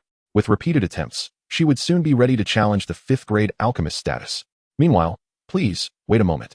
My status as a guardian elder is indeed somewhat lowly, but my sect's senior elders are on their way. The guard elder hastily proclaimed. Despite his frosty demeanor, the pressure he felt was palpable, and he was adept at maintaining a faade. This individual certainly possesses an impressive talent for dramatic flair. Oh, you have summoned them? That is splendid. Xianxia thought to himself, eager to showcase his prowess. Yet, why did the elder disregard his words as mere wind? I have demanded that your holy master personally come forth. This is his perspective. After all, what dignity does a mere holy master of a small sect possess? However, he is still a holy master, a position of some esteem. Just then, several figures approached from a distance. The icy expression on Xia's face softened into a smile. Who dares to act so brazenly within my holy land? A voice boomed. 7 elders and 5 guardians swiftly arrived, standing resolutely before the guard elder, all eyes fixed upon Xia. Ah, the moment has arrived. The spectacle is about to unfold. You dare to watch this? Be cautious, lest you find yourself ensnared in the fray. Fear not, for we are many. Perhaps if we all endure a few blows together, the brunt may not fall upon me. I will gladly deliver a few blows to you right now. The discussions among the distant cultivators ceased abruptly, replaced by the sharp sounds of slaps and cries of pain. Elder, I suspect this individual has connections. He does not appear to be acting. The guard elder conveyed telepathically to the other elders. Connections? You think to deceive me? One elder retorted, evidently lacking the discernment of the guard elder, who had experience leading their excursions despite his comparatively lower cultivation. What is this Qingyun Sect? I have never heard of it. What qualifications do you have to meet our holy master? Ah, you shall soon discover what qualifications I possess. No sooner had he spoken than a tempest arose, and a violent surge of spiritual energy engulfed the surroundings. Purple tribulation lightning, akin to the wrath of the heavens, cascaded downward. In an instant, Xianxia unleashed his full might, revealing his cultivation at the pinnacle of the sacred manifestation realm. Under the crushing pressure, all present were rendered powerless, prostrating themselves on the ground. I grant you one final opportunity. Under the might of my Qingyun, not only you but the entirety of the eastern domain must bow. I shall single-handedly crush the 5 holy lands and sweep through the 13 states. Chapter 64. Conquering the Holy Land. Danzong, unworthy. By the heavens, how formidable. That young man will be dealt with later. You, with your ominous words, have brought calamity upon us all. Even within the sacred grounds below, we are subjected to this formidable pressure. The disciples within the sacred grounds bow their heads, and even the semi-holy powers are suppressed. Indeed, in this ruthless world of the other realm, strength reigns supreme, and one must wield a mighty fist to navigate affairs. A show of strength at the outset makes everything easier. Within the sacred grounds, the holy master Li Qingxian and Li Yinji in the alchemy chamber also sense this overwhelming force. This is bad. A powerful enemy approaches. Yinji, you must stay here. Do not venture out. I shall investigate. In an instant, he regained the dignity of a holy master, for the sacred grounds needed him in the face of this invasion. Feeling the immense pressure, Li Qingxian furrowed his brows. The visitor's cultivation was undoubtedly above the holy realm. It seemed he would need to call upon the ancestor for assistance. He braved the pressure and, in a heartbeat, arrived above the sacred grounds. Why do you assault my sacred grounds without cause? Do we have any grievances with you? Upon arriving, he encountered a stranger. Li Qingxian recalled that his sacred grounds had never provoked such a powerful being. Upon seeing the newcomer, Xianxia finally retracted his pressure. Humph, you dare to question me? I come at the behest of my sect's master to discuss important matters with your sacred grounds. You informed me that I was unworthy to meet your holy master. Is this how you treat your guests? How audacious. You are truly the prominent figures here. Hearing this, Li Qingxuan's brows knitted tighter. Such a formidable being should either be befriended or treated with caution. He could not afford to offend him. He had to meet him. He then turned to the leading elder with a questioning gaze, as if asking, what is the meaning of this? When the elder noticed the holy master looking at him, he was taken aback at first, then mimicked the holy master, directing a questioning look at the guard elder. Damn it, you fool. I already warned you that the other party has a background, but you wouldn't listen. And you, is this how you phrase it? You clearly said to let the Holy Master meet you. My mistake, it's all my fault. The guard elder mentally chastised them all. Ultimately, he bore the burden alone. Esteemed one, it appears this is a misunderstanding, a mistake made by our sect's elder. I am the Holy Master of the Yudan Sacred Ground. Since you have matters to discuss, please, come inside. Observing the guard elder rendered speechless, Li Qingxian assumed he had silently confessed, so he spoke up. Yudan Sacred Ground, in the main hall. May I inquire what matters you wish to discuss? Li Qingxian initially thought the visitor might be a performer, but he soon realized he was a powerhouse. Wait, that's not right. What could be so appealing about our sacred grounds? It's merely about the elixirs. Perhaps the performer was just here to deceive us. The powerhouse wouldn't dare to seize anything outright, would he? Are you here for the elixirs? He blurted out before Long Xie could respond. Elixirs? I have no interest in those. That's good. Li Qingxian felt relieved upon hearing this. However, I am quite intrigued by the alchemists themselves. Long Xie said with a charming smile. In the vast hall, his words seemed to lower the temperature, instilling fear. The alchemists? You mean the alchemists? Goodness. This powerhouse has quite the appetite. The performer merely sought elixirs, but you, on the other hand, directly seek to recruit people. Looking at it this way, the performer is rather friendly. What do you mean? Li Qingxian inquired cautiously. If the other party were to press hard, he would have to invoke the ancestors' assistance. It's simple. Yudan Sacred Ground must submit to our Qingyun Sect, and then all alchemists of the 4th rank and above shall return with me to the sect. Not long after, the sect master contacted him, informing him that the alchemy hall had received the remnant soul of a 10th rank transcendent alchemist from a Dan zone. They had already secured all elixirs below the 7th rank, requiring only alchemists of the 4th rank and above. The 4th to 6th ranks were needed to expedite the production of certain elixirs. Although Danqing had already ramped up its operations, working tirelessly day and night, it was still insufficient. They needed to bolster their stock. Feng Qingyang thought of that talented disciple, who was a 4th rank alchemist, so she could not escape. As Long Xie finished speaking, Li Qingxuan's expression darkened visibly. Do you understand what you are saying? You dare to suggest that my sacred ground submit to you and hand over all alchemists of the 4th rank and above? What are your intentions? What? You refuse? Do you think that your submission to us is beneath our Qingyun sect? Or do you believe that having your alchemists join my sect would be a disgrace? Seeing his demeanor, it seemed he could only summon the ancestor for assistance. Just as Li Qingxian was about to convey this through his divine sense, the ancestor unexpectedly arrived on his own. Haha, you jest. My Yudan Sacred Ground has a long-standing heritage. We have never been a subordinate force to any major sect. This has always been the case and remains so. An elderly man with white hair and a youthful demeanor approached slowly. Oh, never submitted? Don't be hasty. Now you have the opportunity, do you not? The ancestor, upon hearing this, refrained from saying more.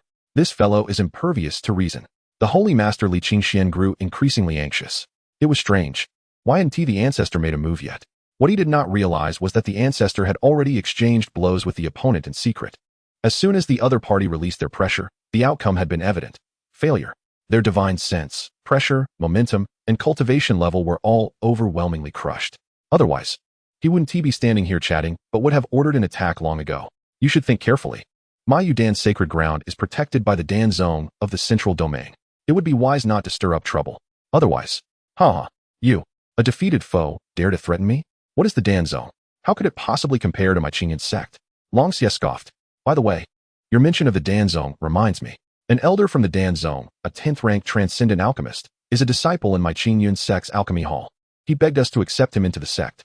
Our sect master, feeling pity for him, took him in, saying his qualifications were only worthy of being an ordinary disciple in the alchemy hall. Not only did he eagerly agree, but he was also immensely grateful and is currently busy crafting elixirs. What? Long Xie's words astonished the two of them greatly. He showed not the slightest regard for the formidable Dan zone. The transcendent alchemist of the Dan zone is only worthy of being an ordinary disciple in the sect? And he begged to be accepted? Had he not been so powerful, they might have thought the other party was deranged. Such audacity and boasting without a shred of evidence. Chapter 65. Yudan compromises, Yinji moves out. Yet, the situation stands as it is.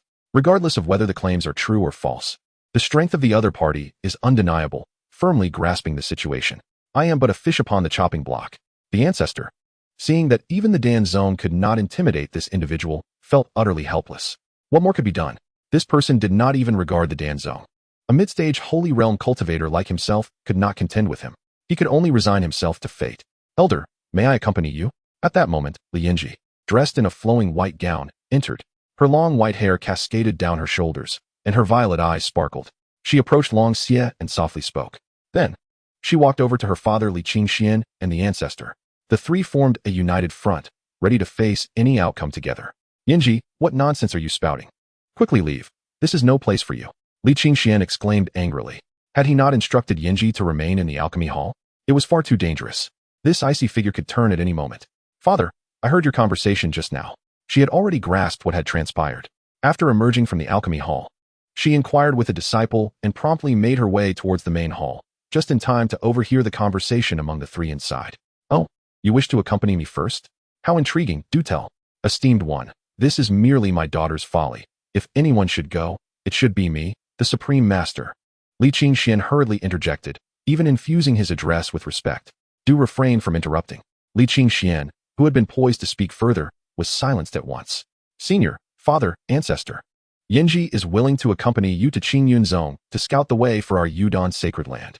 Your profound mastery assures that you would not indulge in idle boasts. Perhaps Qingyun Zone is indeed as formidable as you have suggested. They found themselves at an impasse within Yudon's sacred land. Beyond this, they saw no alternatives. If Qingyun Zone truly possessed the strength as claimed, it could present an opportunity for them. With a legacy spanning several 100,000 years, Yudon's sacred land had reached a saturation point in development, entering a phase of stagnation. To aspire for further advancement would be a daunting challenge. If they could seize this opportunity, they might soar to new heights. Should the claims prove false, she could relay the information back, allowing the sacred land to prepare in advance. This young lady exhibits a modicum of courage. However, whether it is permissible still rests upon the decree of our esteemed sect leader. In this fleeting moment, Li Qingxian and the ancestor once again cautioned Li Yinji, urging her to reconsider the peril of her undertaking. Subsequently, Li Yinji conveyed her thoughts to the two.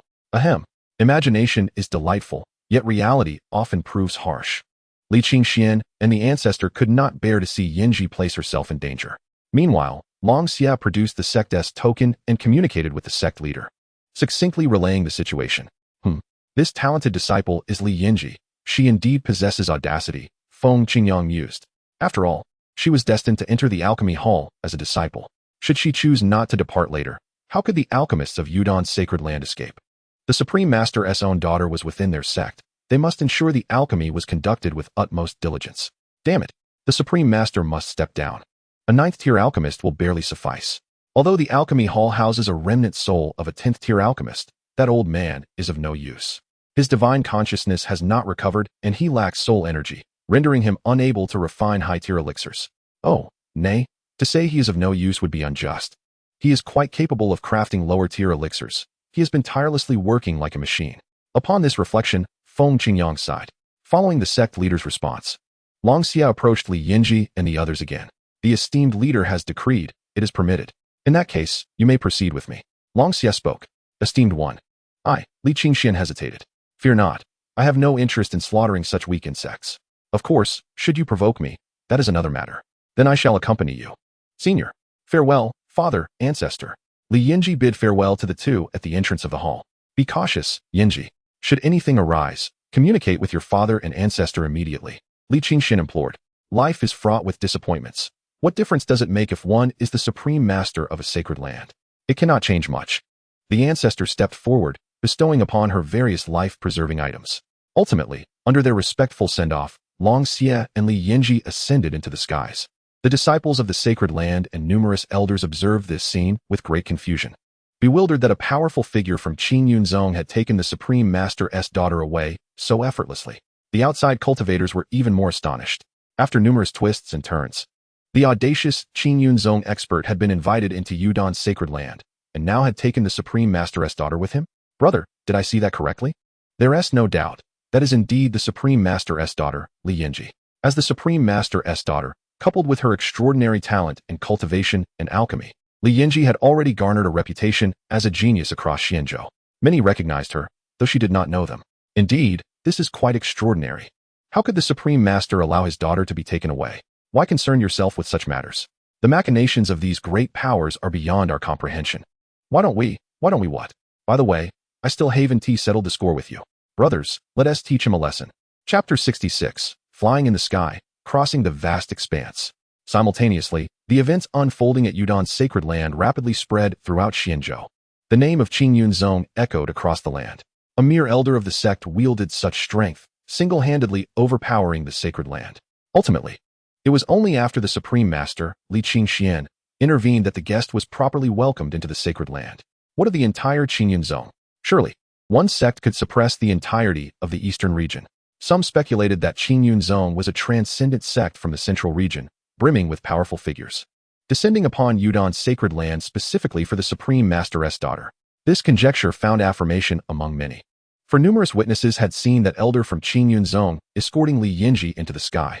It seemed likely that he had taken notice of her dual exceptional talents, as she excelled in both cultivation and alchemy, far surpassing her peers.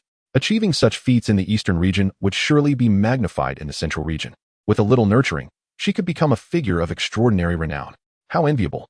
Now Yudan's sacred land had allied with a major sect from the central region. They were poised to ascend. Originally, an established sacred land in the eastern region, this development might enable them to advance further into the central region. Of course, some posited that it was merely a rogue disciple from a major sect who had taken a fancy to Li Yinji, sending a strong man to abduct her as a servant for his pleasures. Meanwhile, high above in the skies, Senior, slow down. Li Yinji's legs felt weak, and her silvery hair was tousled by the wind. She appeared quite disheveled, lacking the previous charm and audacity. Xiao's speed was astonishing. In the span of a breath, he could traverse thousands of miles. The scenery below shifted abruptly, and in no time they had crossed beyond the borders of Xianzhou. It felt akin to traversing through time. Li Yinji, overwhelmed by the rapid pace, could scarcely endure it. She finally called out loudly. Xia was suddenly awakened to a realization. He had been flying her through the air without employing the sacred source to protect her. Truly careless. Why did the sect leader permit you to come first? He pondered. Couldn't you bear it? I fly swiftly. We shall arrive shortly. Xia stated coldly. Yet he proceeded to envelop Li Yinji in a protective shield of sacred source. Should anything happen to her, he would have difficulty explaining it to the sect leader. How could he allow it to be said that his speed was too great for her to withstand? With the sacred source shielding her, Li Yinji immediately felt much more at ease. Thank you, Senior, she expressed gratefully, then began to gaze around in wonder. Earlier, she had been forcing herself to endure with closed eyes. Now, free from that strain, she could truly savor the exhilaration of soaring through the heavens. However, upon inspection, she realized that her vision was insufficient to discern the landscapes both ahead and below. All was a blur. Thus, she could only imagine the might of Qingyun Zong along the way. The senior beside her, capable of exerting such pressure on their sacred land single-handedly, was merely an elder. How formidable must their sect be? What sort of personage was their sect leader? They likely stood at heights she could only aspire to, forever out of reach. She could only look up in admiration, just as many speculated. Qingyun Zong must indeed be a major sect in the central region. And this time they were crossing two realms. Even if the speed of the elder is remarkable, it still requires 10 days of continuous flight day and night. She closed her eyes to rest. Suddenly, the scenery changed dramatically. The two of them had already traversed several states. Before long, they entered the territory of Lingzhou, heading straight for the Qingyun mountain range. At a distance of 100 miles from the foot of the mountain of Qingyun Zong, the enormous city of Qingyun City, spanning tens of thousands of miles in length and width, was already half constructed. With the manpower and resources from the 4 continents, the construction of Qingyun City progressed rapidly. At this moment, countless cultivators from the 4 continents were fervently engaged in the construction. After the fame of Qingyun Zong spread throughout the 4 continents, innumerable cultivators from the neighboring 3 continents flocked into Lingzhou, eager to witness the grandeur of the sect. Upon learning that Qingyun Zong was building its own city, a multitude of cultivators came in droves, participating in the construction work, not for any reason other than the hope of one day joining Qingyun Zong, even if it meant merely standing guard at the gate. Below them, Qingyun Zong was now within reach. And what caught their eyes was a massive stone tablet at the foot of the mountain, inscribed with the 3 characters, Qingyun Zong. Wake up, we've arrived. Xia descended with Li Yinji at the foot of the sect. Qingyun Zong is heaven. Apart from the permission of the sect master, no person, species, or force is allowed to fly above Qingyun Zong. Otherwise, it would be a challenge to the might of Qingyun Zong. Even an emperor must compose a 7-step poem to step out. What? We are in the central domain already. This is too fast. Li Yinji exclaimed upon being awakened. Had she truly slept for so long? They had reached the central domain. Taking a deep breath, she felt the abundant spiritual energy. It was indeed the central domain. What do you mean we are in the central domain? This is Lingzhou. You child, how can you still be confused after a nap? Lingzhou? Li Yinji paused for a moment, then saw the 3 grand characters of Qingyun Zone inscribed on the stone tablet ahead, along with the 100-mile-long heavenly ladder. It was dreamlike, shrouded in an ethereal aura. Her cherry lips parted in astonishment as she gazed ahead. Stepping onto it must feel like walking on clouds. What kind of formidable force resides at the end of that heavenly ladder? In her impression, Lingzhou was just an ordinary state in the eastern domain, with no holy land to claim. It only had a branch of the Tianji Pavilion, but no supreme beings of the holy realm. These were their preconceived notions. After all, Qingyun Zone was a sect that had been obscure in the eastern domain. If such a powerful patron existed within the sect, it must be a major sect from the central domain. To her surprise, it was actually located in Lingzhou. The spiritual energy here was astonishingly rich. It seemed to be a hidden great sect. The spiritual energy of their holy land paled in comparison to that of Qingyun Zone. It was a world apart. The outer spiritual energy alone had cured the Tianji Pavilion elder, who would cough if he did not absorb the spiritual energy of the central domain. Of course, he no longer needed to cough, as he had been crushed by the ancestor. What Li Yinji did not realize was that this was merely the outer spiritual energy. The energy within the sect was several times denser than here. The spiritual energy from their holy land seemed laughable in comparison to that of Qingyun Zone. Elder Long. The guard at the mountain gate greeted upon seeing Long Xie return with a woman. Yes, this saint has been sent by the sect master to handle some matters. Let us enter the sect.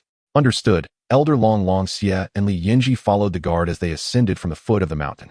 Outsiders must be accompanied by a guard to reach the sect. Otherwise, they would have to traverse the illusionary heavenly ladder. Anyone attempting to force their way through would be met with the wrath of the sect's protective formation, which would show them what purgatory truly means. The Qingyun Purgatory Formation had never been activated since its establishment because Feng Qingyang would not allow other forces to encroach upon the sect. If they were attacking your home, that would be too much. How could they still claim to be the #1 divine sect of the heavens? Chapter 67. Summoning the Alchemy Sage. Breaking into the Holy Realm. Entering the sect, Long Xie and Li Yinji beheld a scene of palatial grandeur, reminiscent of a celestial realm. Elder, this is Qingyun Zone. The rich spiritual energy felt surreal, transforming into mist and rain, with countless magnificent structures that left her in awe. A supreme sect, an unparalleled great sect. What she saw and heard far exceeded her understanding. As the daughter of the Holy Land's master, she was not someone lacking in experience. She had traveled extensively throughout the eastern domain and even ventured into the central domain. Yet, she had never witnessed such a scene. Elder, what should our Dan Holy Land do? Indeed, the opportunity for ascendance had arrived. The progression of their holy land depended on seizing this chance. Did I not mention? It is quite simple. Your Dan Holy Land shall become our affiliated force. Then, alchemists above the 4th rank may enter the alchemy hall to refine pills for the sect. This was also the sect master's way of showing favor towards them. In my opinion, you should head straight to the headquarters of the Dan Zone in the central domain and recruit a few transcendent alchemy sages. Of course, the primary aim was to fulfill the task of recruiting talented disciples. If they could also bring in some alchemists, that would be even better. May I meet the sect master? Yinji pondered. Li Yinji cautiously probed. After all, becoming an affiliated force or joining the alchemy hall to refine pills was no small matter. The sect master is not someone you can meet at will. Long Xia coldly interrupted her. Indeed, the sect master of such a powerful sect is a figure shrouded in mystery, unmatched in strength. Perhaps their own holy land could be extinguished with a mere breath from him. Li Yinji inwardly lamented her earlier impulsiveness. Elder, I am willing to join Qingyun Zone. As for our holy land, I will send a message to inform them. You are quite perceptive, very well. Come, this saint shall take you to the alchemy hall. Meanwhile, in Qingyun Hall, as soon as Li Yinji finished speaking, the system's prompt followed suit. Congratulations, host, for completing the task of recruiting talented disciples. Rewards have been distributed. Congratulations, host, for obtaining a golden summoning card. Congratulations, host, for obtaining a cultivation enhancement card. Congratulations, host, for obtaining a Tao Essence Alchemy Cauldron. Golden Summoning Card can summon beings from the Great Saint Realm to the Emperor Realm. Cultivation Enhancement Card can elevate one's cultivation by a major realm, no restrictions, and no issues of unstable foundation. Tao Essence Alchemy Cauldron, a treasure of the Immortal King, crafted over millions of years using Tao Essence and Immortal Iron. As Long Xie and Li Yinji entered the sect, Feng Qingyang sensed their arrival. Soon after, the system rewards were also received. Not bad, a golden summoning card. This should be the first gold since summoning the Emperor Ancestor. Could it be that another Emperor will appear? System, use the golden summoning card. Beep, Congratulations, host, for successfully using the golden summoning card, drawing in progress. Congratulations, host, for drawing the 11th level Great Alchemy Sage from the Great Saint Realm. Engraving in progress, successful. Goodness, did the system just give me a backstab? But fortunately, I got a Great Alchemy Sage. I'll let it slide this time. In the realm of alchemy, the levels range from 1 to 14. The 9th level is Alchemy Sage. The 10th is Transcendent Alchemy Sage. The 11th is Great Alchemy Sage.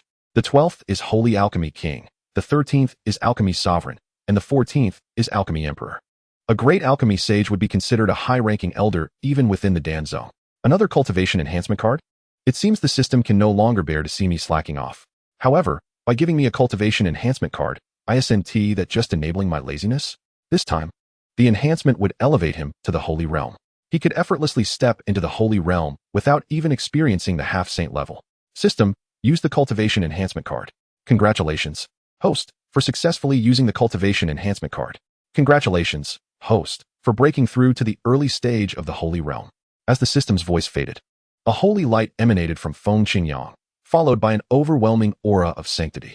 In the midst of the fragmented void, through the intermediate and later stages, he ascended to the pinnacle of the shattered void, transitioning from a half-saint to the initial stage of the saint realm. With a single step, he entered the realm of saints. The spiritual energy within him continuously transformed and refined, subsequently manifesting as an unceasing flow of saintly power. The heavens converged above, and the earth erupted with golden lotuses. Stepping into the saint realm granted him the ability to gaze upon the eastern domain, placing him amongst the formidable figures across the 5 domains. Even within the central domain, a saint is not merely capable of striding with impunity, but is recognized as a powerful entity. The entry into the saint realm marks a threshold. Once attained, one is free to revel in the myriad wonders of the central domain, witnessing its splendor. For those with strength, the central domain is a sanctuary for cultivation. For those lacking it, it resembles a descent into hell. A saint can establish sanctuaries, ensuring an enduring legacy. It can be said that this is akin to ascending to the heavens in a single stride. If those who have languished their entire lives at the half-saint and shattered void pinnacle were to learn that Feng Qingyang had idled for over a month before effortlessly stepping into a height they could never reach, they would surely be overcome with despair. Some individuals are inherently destined to be protagonists, while others are merely supporting characters. Having entered the saint realm, Feng Qingyang, after briefly recalibrating his aura, felt as though he could shatter the void with a single punch and fracture the earth with a mere step. He could move mountains and drain seas, scorching the heavens and boiling the oceans, as all things bowed before him. Meanwhile, above the Qingyun Sect, a figure descended, markedly different from the previous encounter with xianxia. This was a low-profile elder, exuding no discernible aura. Indeed, the youth brimmed with vigor, shining brightly wherever they went. In the Qingyun Hall, the alchemy elder Mo1, at the peak of the Great Saint Realm, approached the sect leader with respect, bowing before him. Elder Mo, from now on, you shall be the alchemy hall elder of our Qingyun Sect. Currently, there are 2 disciples in the alchemy hall, but soon many alchemists will arrive, and we shall rely on you to oversee them. Over a month of nurturing in the role of sect leader had transformed Feng Qingyang significantly. He had shed his earlier naivety. He was no longer ostentatious, yet commanded respect, warning others not to provoke him lest they face dire consequences. He was not arrogant, but he understood the importance of youthful ambition and declared his intentions when necessary. In essence, he had matured from the inexperienced individual he once was. Back then, no matter who they were, even ancestors of the great emperor realm had to refer to that elder with deference. Thank you, sect leader, for your trust. I am willing to devote myself wholeheartedly to the sect. I will manage the affairs of the alchemy hall diligently. In the system, the Tao alchemy cauldron was extracted. Feng Qingyang retrieved the Tao cauldron from the system space. With a high-ranking elder now present in the alchemy hall, this cauldron could finally be put to use. Regardless of its might, within the Qingyun Sect, it was merely an alchemical vessel, nothing more. The Tao alchemy cauldron radiated with divine light as it was successfully extracted. A dazzling brilliance erupted within the hall, nearly blinding Feng Qingyang and Mo1. The ensuing, overwhelming aura echoed with the sounds of celestial disputes and the forging of alchemical elixirs, harmonizing like celestial music. The entire hall resonated with these divine sounds. However, despite the cauldron's formidable nature, it was still a creation of the system. Now, under Feng Qingyang's command, its immense power posed no threat to them. Otherwise, the entire continent would be unable to withstand its might. Outside the hall, extraordinary phenomena manifested in the sky. Celestial beings played music, and the shadows of countless immortals appeared above Qingyun, all paying homage. Such a rare and astonishing spectacle had not been witnessed since the last manifestation of the 9 cauldrons of the Tao. In the Elder Hall, the sect leader's actions had once again summoned a celestial artifact. The awe-inspiring phenomena in the sky startled Mu Shui Xian, who quickly severed her spiritual connection. Realizing the unfathomable depth of the sect leader's treasures. How many more treasures does the sect leader possess? It is truly terrifying. In the outer disciple area, the disciples were equally astonished by the celestial phenomena. The celestial music resounded as immortals bowed. They could conceive of no other possibility than the descent of divine beings.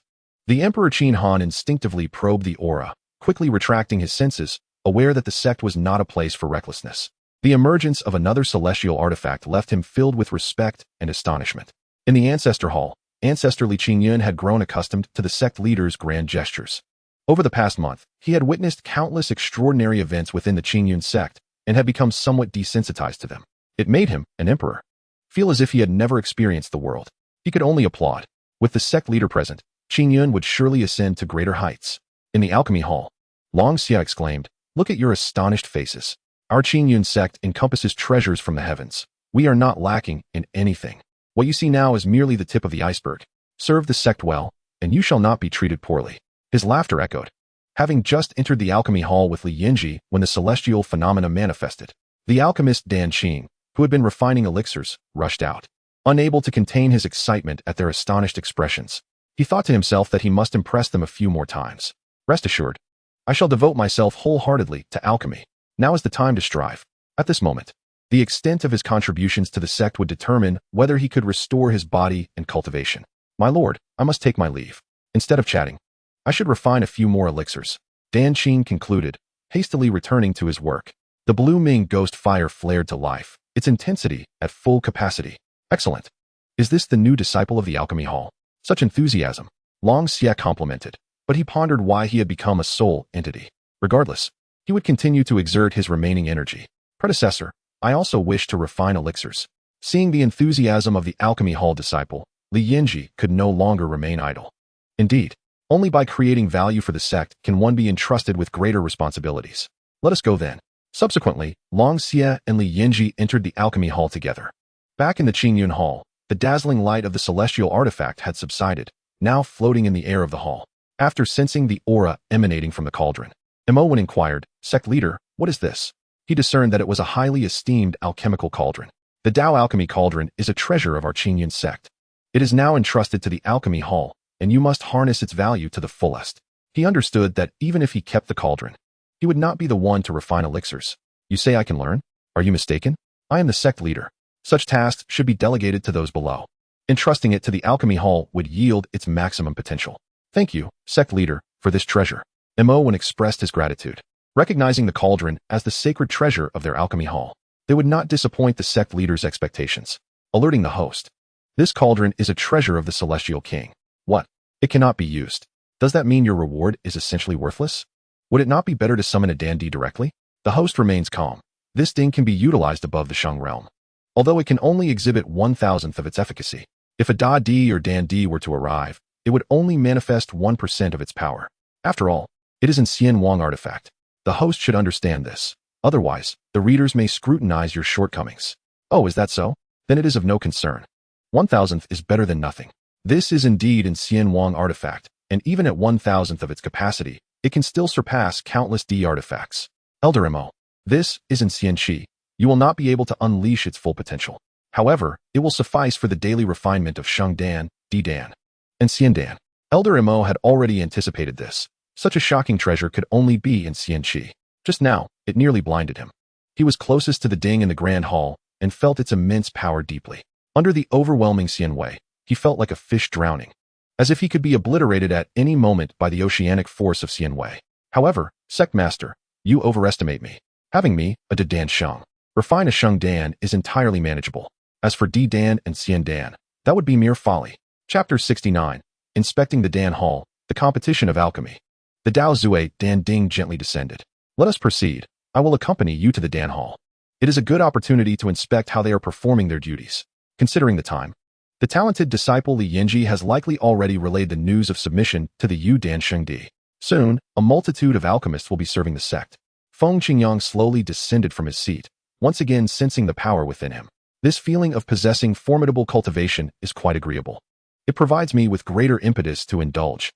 Elder Mo, upon hearing this, put away the Dao Ding and followed behind the sect master as they exited the hall. Along the way, they encountered no outer disciples or errand disciples, as this is the core area of the sect, accessible only to senior members. Others, without the sect master's permission, would be dealt with according to sect regulations, treated equally. On the way to the Dan Hall, they happened upon the 4 great sacred beasts, now in human form, diligently sweeping. Upon seeing the sect master approach, they hurriedly put forth their utmost effort to clean. They utilized both hands and feet, sweeping and dragging. Realizing the sect master was merely passing through, they breathed a sigh of relief. It is best to remain low-key and avoid drawing attention. The sect is becoming increasingly formalized. The Dan Hall now has disciples and elders, the Gongfa Hall has elders, and the GFA Hall also has elders and disciples. Recently, the elders of the GFA Hall recruited several disciples from the outer sect. The purpose of the GFA Hall is to intimidate disciples and enforce sect laws. The time for the outer disciples and errand disciples to rise is fast approaching. In 20 days, the rankings for the outer disciples and errand disciples will be finalized. At that time, 10 outer disciples will ascend to the inner sect. However, this is of little concern to Feng Qingyang. Only the core disciples of the sect might warrant his slight attention. His direct disciples have all gone out to train. Perhaps in the future, the sect will also have sequential disciples, or DZ, but that is a matter for another day. In the Dan Hall, the atmosphere is currently bustling with activity. Numerous resources from the major forces of the 4 continents have been delivered, including pills and various medicinal materials. There is no need to worry about a shortage of materials for alchemy. They can simply focus on refining. At this moment, Dan Xing stands before a Dan Ding, employing the blue fire with his left hand to roast, while continuously adding medicinal materials with his right. This cycle repeats, with batch after batch of pills emerging. The aroma of the herbs and the intricate patterns of the pills indicate that all of them are exceptional quality. This display left Li Yinji utterly astonished. How can this master be so formidable? I cannot possibly compete. In this time frame, while she produces a batch, this master can produce several. Does he not tire? Does his soul power not deplete? Engaging in such repetition, does he not feel hollow? Moreover, she also sensed that the flames in the master's hands were incredibly extraordinary. The blue appeared frightening, reminiscent of ghostly flames.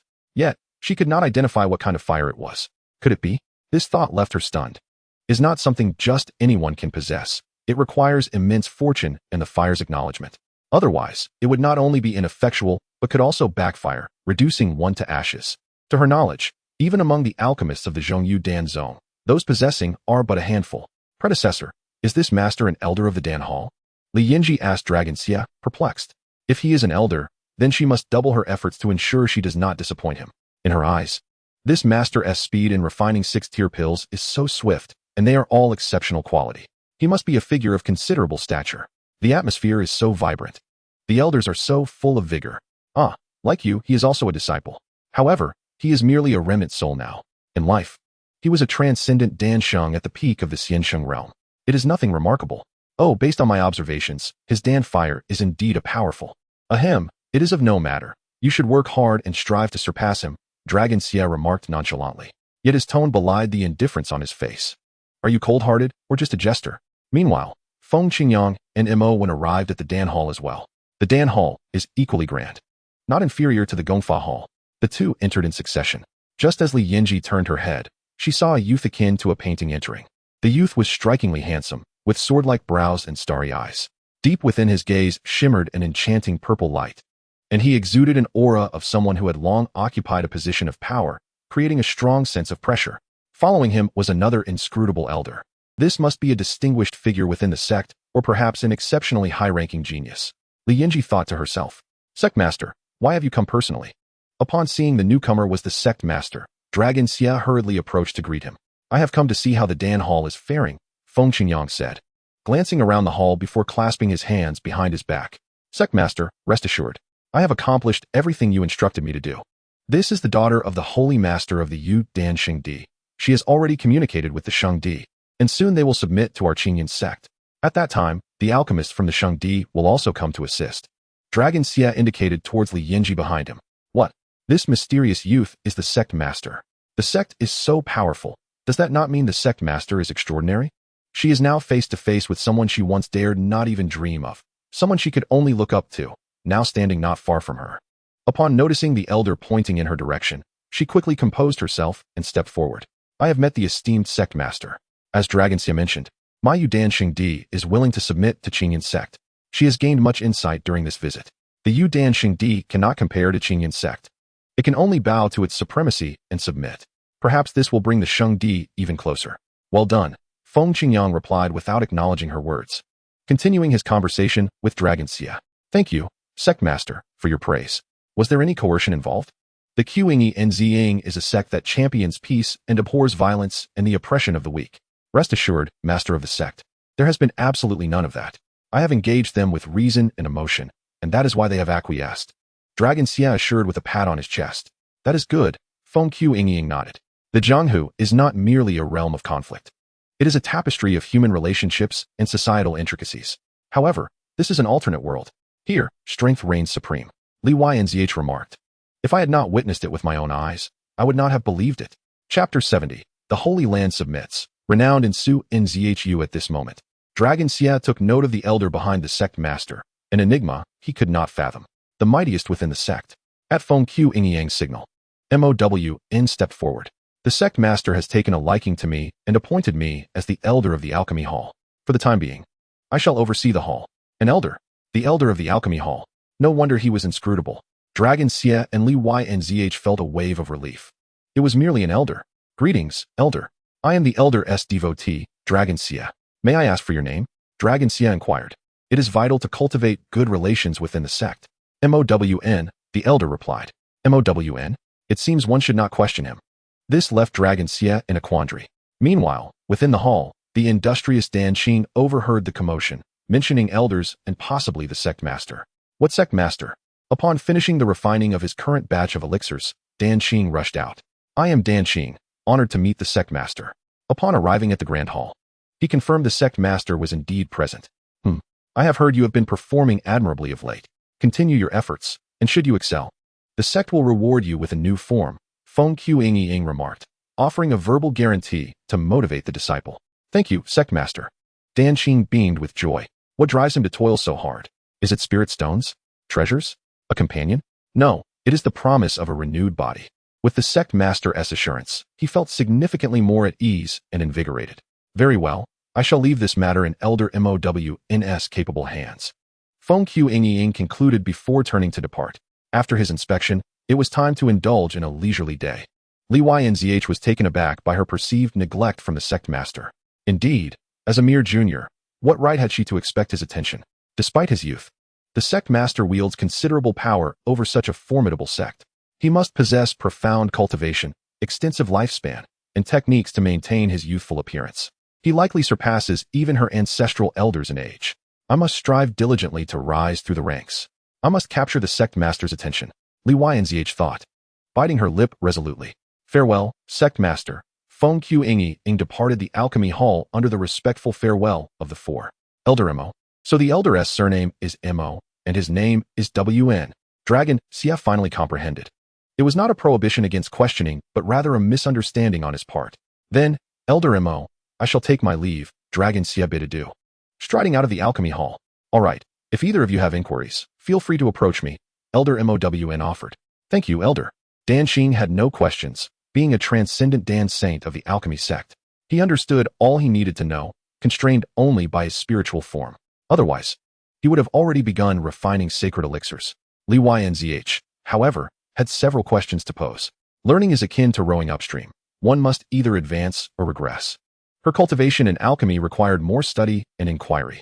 After a while, Elder MOWN produced the Great Tao Cauldron. He intended to refine a few elixirs to test the efficacy of this celestial artifact.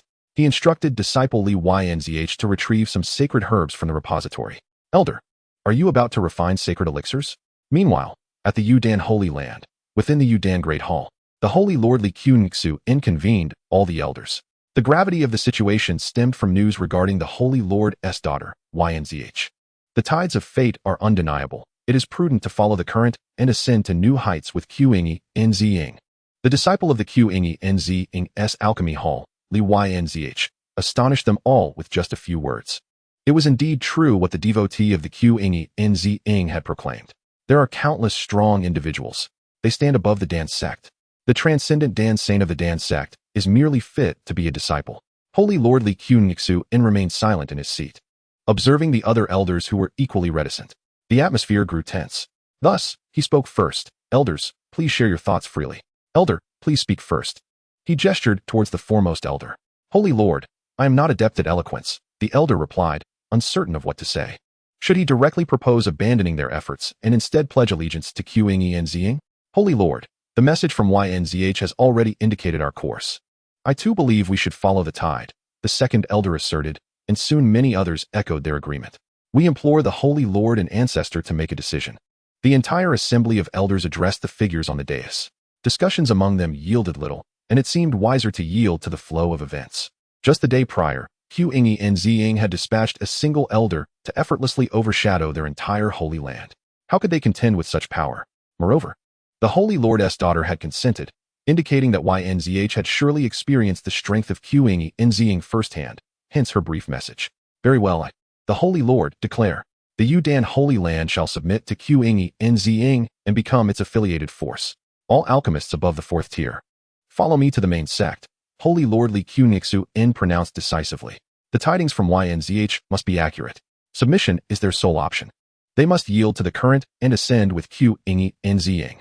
Li Qingyu murmured to himself. This may indeed be a monumental opportunity for the Yudan Holy Land.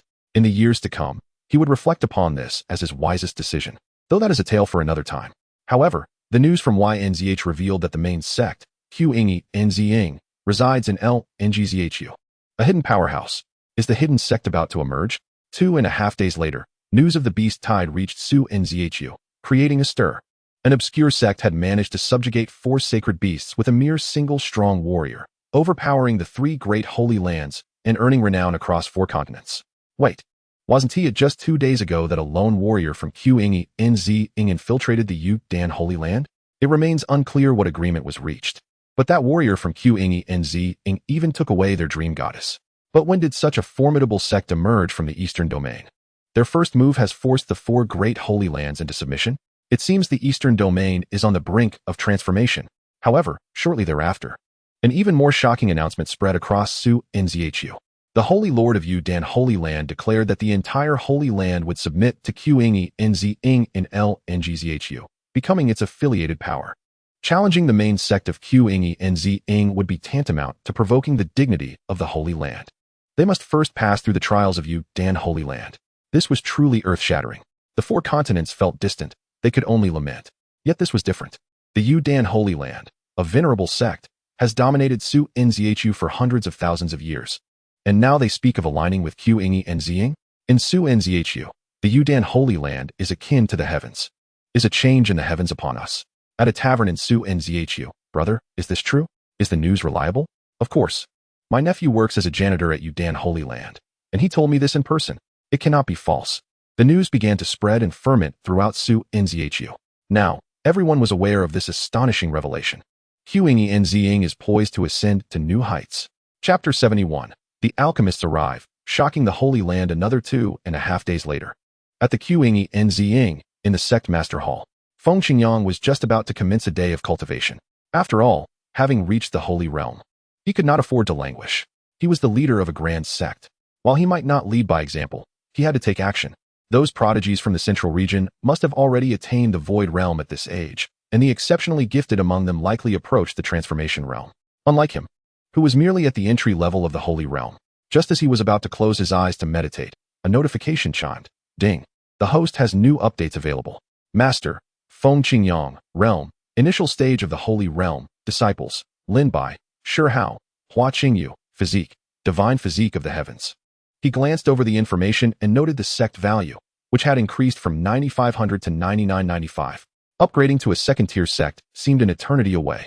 He opened the prestige section and found that it had surged by 500,000. Indeed, the reputation of Qingyun Sect had spread across various continents. In the 13 states of the eastern region, over half were intimidated by the Qingyun Sect. Among the 5 holy lands, 3 were awed, and 1 had submitted. The last one remained indifferent on days of displeasure. Accumulating more prestige could allow him to exchange for formidable experts of the Emperor Realm. Feng Qingyang pondered quietly, believing that the more Emperor Realm experts he had, the better. especially since powerful imperial clans and ancient families in the central region likely had their own emperors and recluse. Of course, this was merely conjecture. Having been here for just over a month, he was still unfamiliar with the continents beyond the eastern region. Meanwhile, at the foot of Qingyun Sect, Li Yinji awaited someone, frequently glancing into the distance. They have arrived. A massive flying ship came into view, but it halted at the foot of Qingyun Sect. Li Yinji had already communicated with them, informing that flying was prohibited in this vicinity. Had they not been forewarned, their Holy Land ship would have likely been smashed to pieces by the sect's powerful guardians, resulting in chaos. These were talents crucial for alchemy within the sect. The alchemists from the Holy Land disembarked, led by the Holy Master Li Qinxian. He was a 9th-tier alchemy saint who had come to the main sect. As the Holy Land had sufficient ancestors to oversee matters, he was eager to witness the grandeur of the main sect, to ascertain if it was truly as formidable as Yinji had claimed. Upon descending, everyone felt invigorated. The spiritual energy here is indeed abundant. They had not expected Lingzhou to possess such a treasure. It was no wonder it was the stronghold of the main sect, with spiritual energy several times denser than that of their Holy Land. If one could refine elixirs here, they would have a 30% increased success rate. An astonished alchemist, a 5th-tier practitioner, exclaimed. If each refining session could enhance the success rate by that margin, his alchemical skills would progress rapidly. It would have been ideal if the predecessors of Qingyun Sect had arrived earlier. A considerable number of alchemists from Yudon Holy Land had come, as all those at the 4th tier and above were present. 54th tier, 35th tier, 15 6th tier, 10 7th tier, 5 8th tier, and the 9th tier alchemy saints were the Holy Master and the Grand Elder. This was the foundation of their Holy Land. It is important to note that the path of alchemy is not so simple. It is intricately related to one's cultivation level, as the corresponding tier of elixirs requires adequate spiritual will or soul power. The stronger the spiritual will, the greater the soul power. One's innate talent for alchemy is also crucial. Without talent, one might never progress beyond a 2nd-tier alchemist, remaining stuck at the 1st tier or lower. However, they all practiced dual cultivation of elixirs and martial arts. Presently, the remaining members of the Holy Land were various elders and disciples, with many powerful individuals among them. Upon seeing the alchemists from Yudon Holy Land disembark, Li Yinji called out to her father from a distance. Father! Li Qinxian, noticing his daughter nearby, hurried forward. The alchemists from Yudon Holy Land followed closely behind the Holy Master. Li Yinji immediately turned to her accompanying guard and said, Senior, these are our alchemists from Yudon Holy Land, here at the behest of the sect master to visit Qingyun. The guard nodded, affirming that they had been informed. You may proceed up the mountain directly. The elder has already instructed that the alchemists from Yudon Holy Land would be arriving today, so they may enter. Shortly thereafter, Li Qinxian and the alchemists, guided by Li Yinji, stepped into the Qingyun Sect. Upon entering, it felt as though they had entered a different realm, a paradise. The rich and profound spiritual energy greeted them. They were immediately awed by the heavenly staircase that reached into the clouds. They had not anticipated such wonders within the sect. The spiritual energy surged to levels several times more intense, enveloping them like mist. The palatial structures, adorned with calligraphy that flowed with the essence of Tao, left them profoundly impressed. The scenes within Qingyun Sect shattered their previous conceptions. Though they hailed from a holy land, they were not without experience. At this moment, they felt akin to Lu Lao entering the Grand View Garden, utterly astonished by the main sect. No wonder such powerful beings emerged from here. They could not help but marvel at the Holy Master's wise decision. To be allowed to refine elixirs in such a place was an opportunity they would gladly embrace. Li Yinji watched as the previously confident alchemists from the Holy Land were now left in awe, nearly questioning their existence. She could not suppress a smile.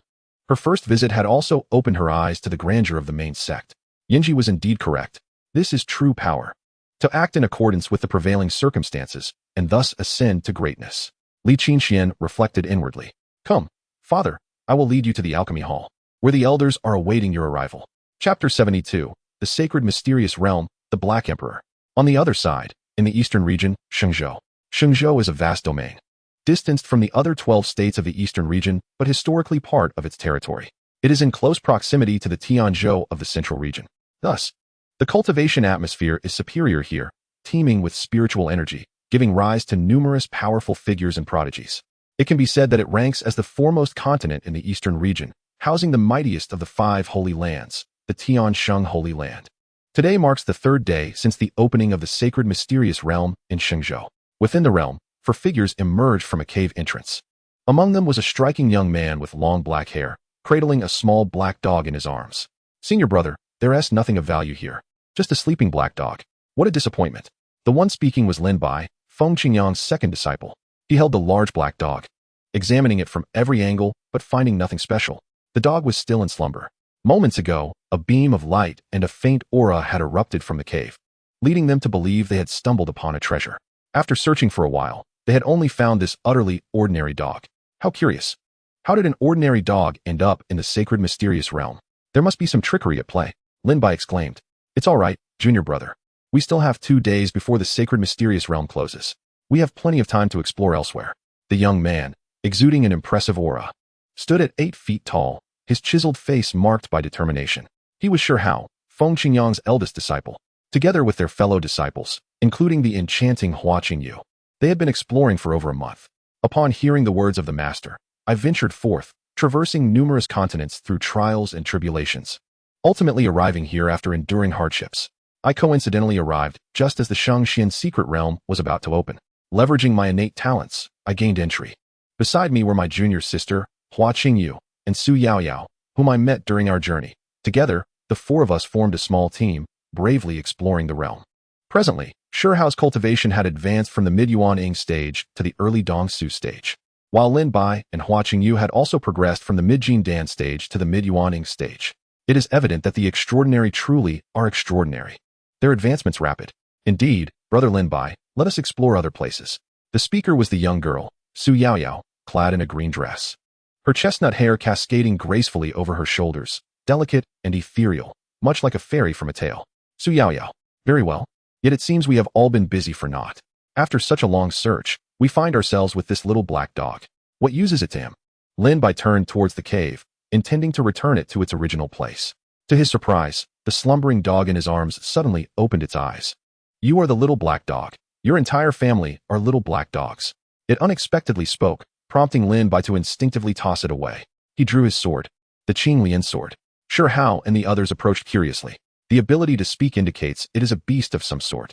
Indeed, nothing in the secret realm is simple. Ouch! Why did you throw me out, you wretch?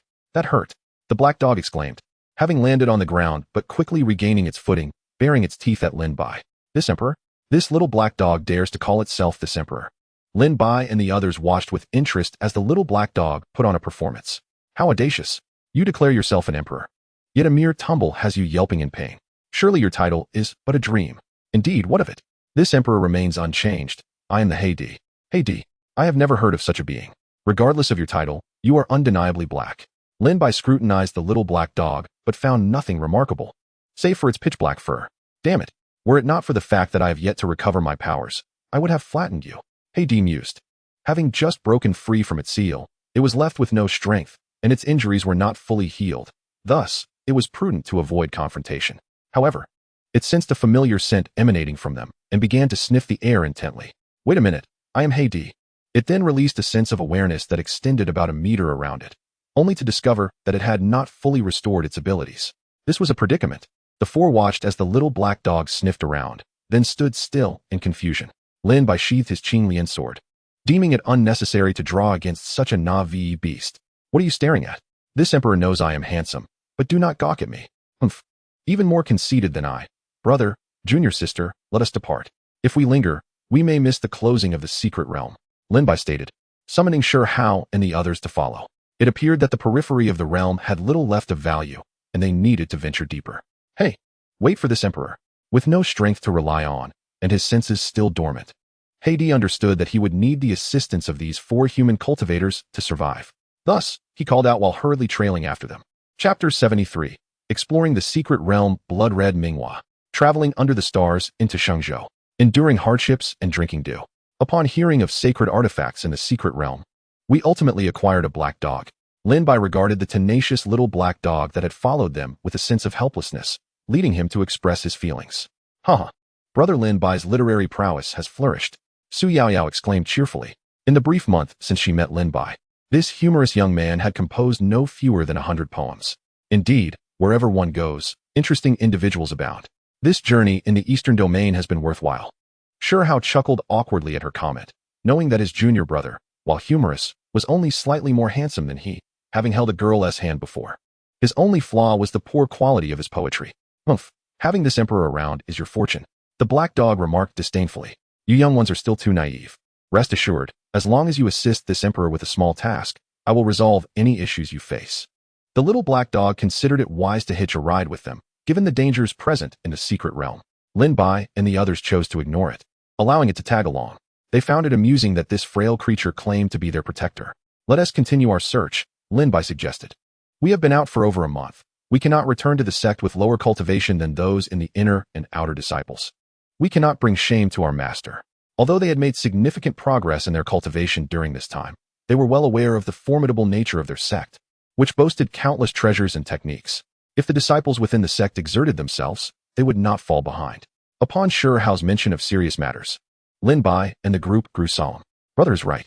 When those disciples first entered the sect, I noticed several with exceptional talent. Among them were even 2 prodigies with 8 chimes. Their innate abilities surpass ours. With only a month of practice, they have already surpassed the efforts of many who have trained for a decade. Shi Hao, having regained his supreme saint body, was the strongest among them. However, he feared being overtaken by the sect's prodigies. Surely not. You 3 possess such high talent and solid cultivation. Why worry about being surpassed? Su Yaoyao questioned, puzzled. Being the direct descendant of the Su family in the southern domain, her cultivation was at the peak of Yuanying, just 2 minor realms above Lin Bai and Hua Qingyu. Yet, she recognized that her peers had already reached the Dongsu stage, which was quite alarming. To think you fear being surpassed, how powerful must the prodigies of Qingyun Sect be? She had heard tales of the Qingyun Sect's renown, known for its numerous strong individuals and its leader possessing transcendent cultivation, feared by all across the 5 domains. During their month-long journey, they frequently heard of Qingyun Sect's exploits, vanquishing the 4 sacred beasts and intimidating the 3 great holy lands. Indeed, within Qingyun, there are countless prodigies. If we do not remain diligent, we may be surpassed at any moment. With Shi Hao's words, Su Yaoyao was further inclined to visit Qingyun, drawn to such an esteemed sect. When do you plan to return to the sect, Shi Hao? I, Yaoyao, wish to join you at Qingyun Sect. Hee. Though I may not have the talent to become a core disciple, I would be content as an inner disciple, having grown accustomed to the southern domain.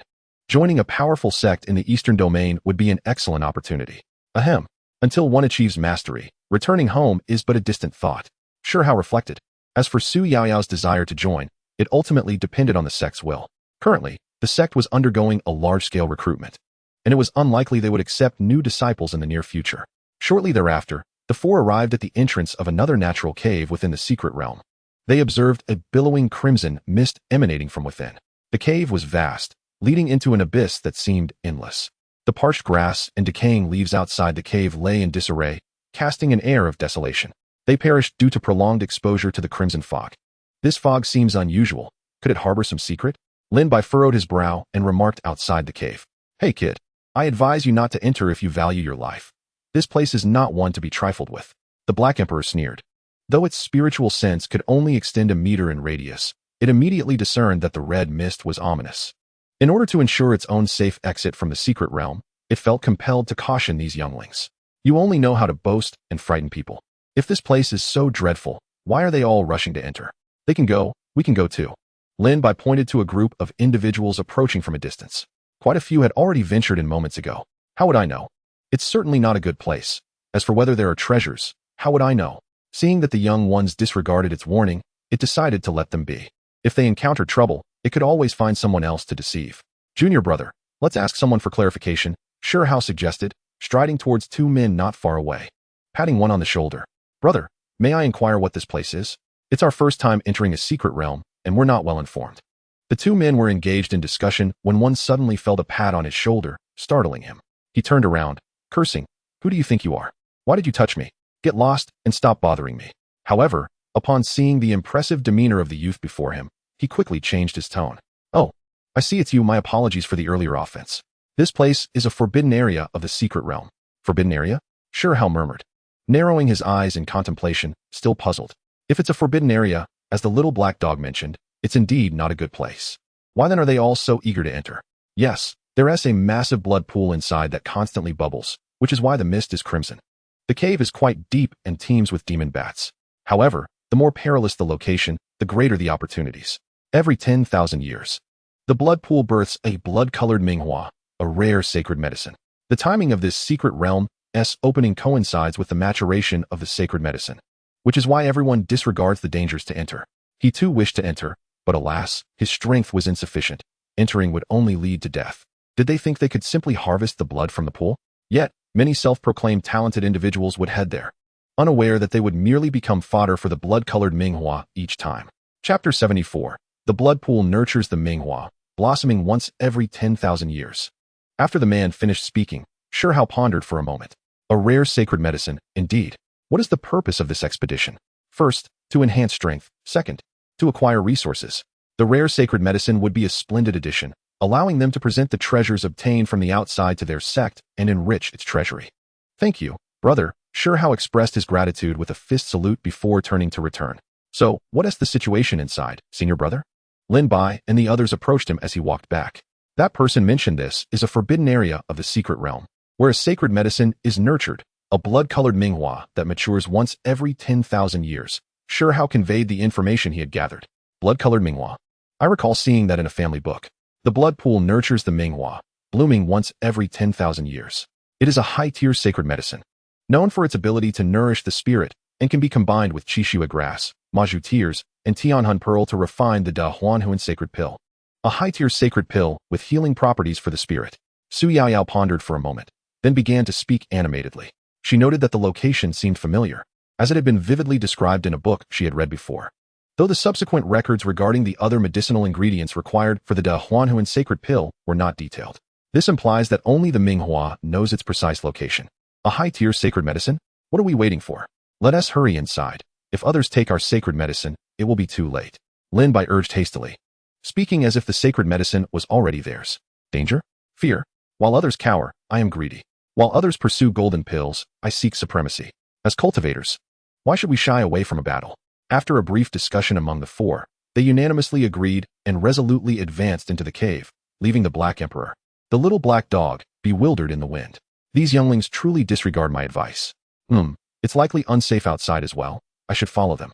It sensed that these youths were exceptional, especially two of the young men and the woman clad in a fiery red dress. Their talents were remarkable. Wait, did they just mention a sacred medicine that nourishes the spirit? Hey, wait for me. I shall protect you. The Black Emperor hurriedly bolted after them, its forelegs propelling it forward. Upon entering the forbidden cave, the first sensation was of cold dampness, with the bubbling crimson fog incessantly billowing forth. The eerie silence was occasionally pierced by the squeaking sounds emanating from the depths of the cave. Shi Hao surmised that these must be the demon bats mentioned by the man, though he was unaware of their strength and needed to prepare accordingly. The group cautiously ventured deeper, with the Black Emperor trailing closely behind. What is this ghastly place? If I still had my former powers, I would obliterate this wretched sight with a single strike. The dampness and chill were unbearable even for its fur coat. Wait, there is something ahead. Shi Hao called for a halt.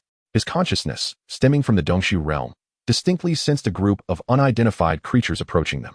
Lin Bai and the others immediately stopped, cautiously fixating on the front. The atmosphere grew tense, and they collectively held their breath, not daring to make a sound. Suddenly, the previously dim cave brightened. They beheld countless demon bats clinging to the cave walls, while many others surged toward them. Demon bats. The four instantly shifted into battle mode. As per usual, let us resolve this swiftly, Shi Hao declared, charging ahead first. The supreme reincarnation technique operated at full force. Torrents of spiritual energy surged and coalesced, exuding a formidable presence that made him appear godlike. With sheer strength, I shall break through. He unleashed his fists, wielding no artifacts, and displayed his full might. Boom, boom, hiss, squeak. He struck out with his fists, instantly annihilating numerous demon bats. The shrieks of the demon bats reverberated throughout the cave. The overwhelming force stemming from his Dongshu realm sent many demon bats tumbling. At that moment, he had transcended his former self. Having reached the Dongshu realm, he unleashed a terrifying aura. Transitioning from the Yuanying to the Dongshu realm was a significant milestone. Crossing it led to a substantial enhancement in strength, allowing one to unlock their personal spiritual cave. The more spiritual caves one opened, the greater the reservoir of spiritual energy. More energy meant prolonged endurance in battle. Hence, spiritual caves serve as a measure of one's innate talent. The more spiritual caves one opens, the stronger the talent. 9 is the maximum number of spiritual caves, and Shi Hao had just unlocked 9. Were it not for the array bolstering this cave, it would have been breached long ago. To think that just over a month ago I was being pursued by the family's guards, who were merely at the Dongshu realm. My dear brother, I owe gratitude to you and our uncle's schemes. Without the two of you, I would not have had the opportunity to join Qingyun Zone. This is what they call surviving great calamity, leading to future blessings. Just wait. Shi Hao unleashed all his fury upon the obstructing demon bats. Each strike of the Supreme Reincarnation Fist was delivered with full force, and he had already crushed a significant number of demon bats. Meanwhile, Lin Bai and his companions were engaged in a fierce battle. Haha, you demon beasts, let me test my Qingyun sword technique, Lin Bai shouted. Unleashing the first form of the Qingyun sword technique, Qingyun Wenlu. A piercing sword aura was cleaved from the Qingyun sword, its power unstoppable. Countless Qingyun flowers surged from the ground, attacking the demon bats. Chapter 75, Fierce Battle with Demon Bats. The Black Emperor takes action. The Qingyun slaughters demons. The sword intent sweeping through the cave, annihilating hundreds of demon bats. The demon bats fell from the sky like dumplings. Die! Lin Bai continuously swung the Qingyun sword. The blood mist erupted from the severed demon bats mixed with the flowing blood aura within the cave, enhancing the eerie atmosphere. In just over a month, although his cultivation had advanced rapidly, his sword intent had not improved significantly, still firmly grounded in the minor success realm. One must understand that the path of the sword is far more challenging to elevate than mere cultivation, requiring exceptional talent and extraordinary perseverance. To put it plainly, with your talent, even if you reach the Huashan realm, it is often merely the starting point for mastering the sword path. Most Huashan sword cultivators only begin to grasp sword intent at that stage. Those who comprehend sword intent before reaching the Huashan realm are indeed few and far between. Possessing extraordinary gifts, a millennium of honing a sword results in its minor success. Otherwise, how could the Qingyun sword god of the Middle Ages be so powerful? The Slaughter Saint and Sword Emperor had, upon entering the Great Saint realm, single-handedly faced the 10 great saints with just one Qingyun sword, sealing his divine fate in battle. In that year, a single Qingyun sword had slain 4 great saints and gravely injured 6, earning renown throughout the central domain. At that time, the sword god had already reached the realm of sword heart clarity. With a sword in his heart, even a blade of grass could slice through the void. On the other side, Hua Qingyu activated the Phoenix Transformation Sacred Technique, fully awakening her Phoenix Sacred Body. A colossal Phoenix phantom loomed above her, continuously exhaling Phoenix flames, scorching the oncoming demon bats. The clashing sounds resonated. With each cry of the Phoenix, the flames unleashed could incinerate swathes of demon bats. The pitiful demon bats were transformed into a dish of braised demon bat. The aroma mingled with the scent of charred flesh wafted through the air. Su Yaoyao stood nearby, wielding a soft sword, striking fiercely. With her peak Yuanian cultivation fully unleashed, the powerful spiritual energy gathered on her sword, continuously cleaving through the air. Once again, she felt the overwhelming strength of the trio. Shi Hao resembled a war god, capable of slaying countless demon bats with a single punch. While Lin Bai's Qingyun sword intent was equally formidable, with the sword aura sweeping forth, capable of exterminating numerous demon bats with a single stroke. Sister Qingyu's Phoenix Phantom dealt widespread damage, with each exhalation of Phoenix flames capable of annihilating large numbers of demon bats. Though she too wielded a sword, her 10 years of practice had yet to touch the door of the sword path. She hadn't even reached the threshold. If only she possessed Lin Bai's talent. A few years her senior, he had already achieved minor success in sword intent. Even with a 2-tier lower realm, she doubted she could match him. Perhaps even a single half-step would be insufficient. Seeing the fierce prowess of these individuals, the Black Emperor decided against intervening and instead found a comfortable spot to recline. With the scorching heat of the Phoenix flames, the cave's temperature rose significantly. Its consciousness could currently extend only within a 1-meter radius, meaning it was invincible within that realm. However, it was still too weak. Continuously projecting its consciousness would harm its essence, so it preferred to refrain from action. Junior brother, junior sister, Yao, you all go ahead. I will hold them back, Shi Hao declared, fury blazing in his eyes, with spiritual energy within him ready to erupt like a volcano. The 9 spiritual caverns provided him with an unceasing supply of energy, and his trump card, the Supreme Body, had yet to be activated. Although the demon bats were not powerful, their overwhelming numbers continued to swarm in. Moreover, in his perception, there were stronger demon beasts approaching from afar. No, we must leave together. These scraps of demon beasts cannot harm us, Lin Bai said, unleashing several sword strikes, his gaze steely as he regarded the incoming demon bats. It appeared that today would be a protracted battle. Then let it come. My Qingyun sword yearns for blood. They had yet to unleash their full power, as the upcoming competition for the sacred medicine would likely require their utmost strength. He continued to strike, the formidable sword force obliterating the demon bats before him. Turning to survey his surroundings, he saw his senior brother delivering powerful punches from a distance. while his junior sister and Yao Yao were also employing their techniques to slay the demon bats. Only that little black dog lay lazily behind them. Damn it, you want us to clear the way for you. If you want us to take you out of the secret realm, you should contribute too. Lin Bai approached, looking down at it. Hey, Black Emperor, I admit I spoke too loudly before, I take it back. Indeed, to err is human, and to correct is commendable. At first glance, I knew you were capable of great things. The Black Emperor shook itself, slowly standing up. Then, Black Emperor, we leave this to you, my senior brother, junior sister, and I will go contend for the sacred medicine. It is time for you to act. After saying this, Lin Bai squatted down and picked up the Black Emperor. Hey, you little brat, what are you doing? Let go of me. Lin Bai carried the Black Emperor to the front. Senior brother, junior sister, you go first. The Black Emperor will hold them back for us. It claimed its power was too great and would harm them. Lin Bai tossed the Black Emperor to the front. What the hell? Am I so easily commanded? Shi Hao and the others exchanged glances. Though skeptical, they continued to fight while retreating. So it's settled then, I'll hold them back. And you all take me out. These juniors are going to compete for the sacred medicine. With their strength, it shouldn't be too difficult. Once I restore some strength and employ a few tricks, the sacred medicine will be mine. After consuming the sacred medicine, my damaged spirit will also receive some nourishment. You juniors go ahead. I can easily crush these demon bats with a single hand. Chapter 76. Emperor's Might Destroys Bats, Holy Sun's Long Song. Junior brother, can this work? Shi Hao gazed speechlessly at the Black Emperor, who was baring its teeth. That little frame facing off against thousands of demon bats? Let's go, senior brother. Otherwise, others will snatch the sacred medicine. Hua Qingyu and Su Yaoyao retreated. What is going on, senior brother? She asked, puzzled. Not fighting anymore. The previous battle was merely a warm-up. Our true strength has yet to be displayed. You all go ahead and seize the sacred medicine first. Don't let anyone else take it. I'll be there shortly. Hearing his junior sister speak, Lin Bai pondered and replied.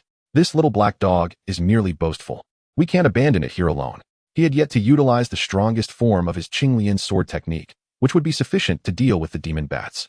Lin Bai's words were intended to ensure his senior brother and junior sister departed first, while he would hold the rear. Junior brother, be careful. If anything happens, use the token to call us. We can abandon the sacred medicine if necessary. Shi Hao was aware that Lin Bai possessed a life-preserving card bestowed by the Shui Xian Elder, ensuring his safety. As they departed, their master had specifically instructed them to visit the Elder, who provided each of them with a life-saving talisman. However, these tokens were meant to be utilized only in the most dire of circumstances. Even in desperation, one must strive to hone oneself. Consequently, he led his junior sister and Su Yaoyao, changing direction to continue their journey. Ahead, the Black Emperor valiantly held off numerous demon bats. Lin Bai flicked his arm and grasped the Qingyun sword, advancing forward. It was unlikely that the little black dog could withstand the onslaught for much longer. If its prowess were even half as formidable as its boast suggested, he would not need to intervene. It appeared that today, he would have to employ some means. To obtain the sacred herb and escape the secret realm, they must fight fiercely. The Black Emperor contemplated, his gaze icy as he stared ahead at the swarm of demon bats, with the full force of his imperial consciousness unleashed. The very fabric of space seemed to buckle and collapse, transforming into an endless black void. The wrath of an emperor could lay waste to millions of miles. A tremendous imperial might surge forth. Had he not just released his seal, with his consciousness and cultivation not yet restored, this entire secret realm would have been obliterated on the spot. Under the weight of imperial might, all beings were rendered equal. Following a deafening roar, the fragmented consciousness of the emperor surged forth. This was the Black Emperor, renowned 100,000 years prior. How could he now be bullied by a flock of winged rodents? He had once feasted upon the essence of dragons and phoenixes, having fought fiercely with dragon emperors over sustenance. The imperial consciousness instantly spread across 100 meters, evaporating the demon bats within that radius. This was the limit of his current capabilities. Any further exertion would drain his essence, resulting in a loss far outweighing any gain. A swarm of insignificant flies.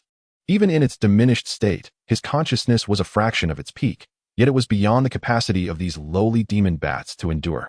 A swift resolution was imperative. Otherwise, given his current state, he would not be able to sustain himself for long. Behind him, Lin Bai was rendered speechless. Goodness, this little black dog is truly powerful. It's not boasting. If you're this formidable, why didn't you say so earlier? This aura? Could it be? On another front, after a brief interval, Shi Hao and the others arrived at the innermost sanctum of the cave. The space was exceedingly vast, capable of accommodating thousands without issue. As they gazed around, they noted the gathering of many individuals. At the center lay a massive blood pool, bubbling and emitting steam. The crimson aura permeating both inside and outside the cave emanated from this very source. The sacred herb was on the verge of blooming. Do not act impulsively. The saint's son, Guchanggu, is here. Competing with him is tantamount to seeking death. Surrounding the blood pool, many people were engaged in hushed conversations. What? The saint's son has entered this forbidden area? Why didn't you mention it earlier? This journey has been in vain. Damn it. I just got bitten by a demon bat on my backside. It hurts like hell.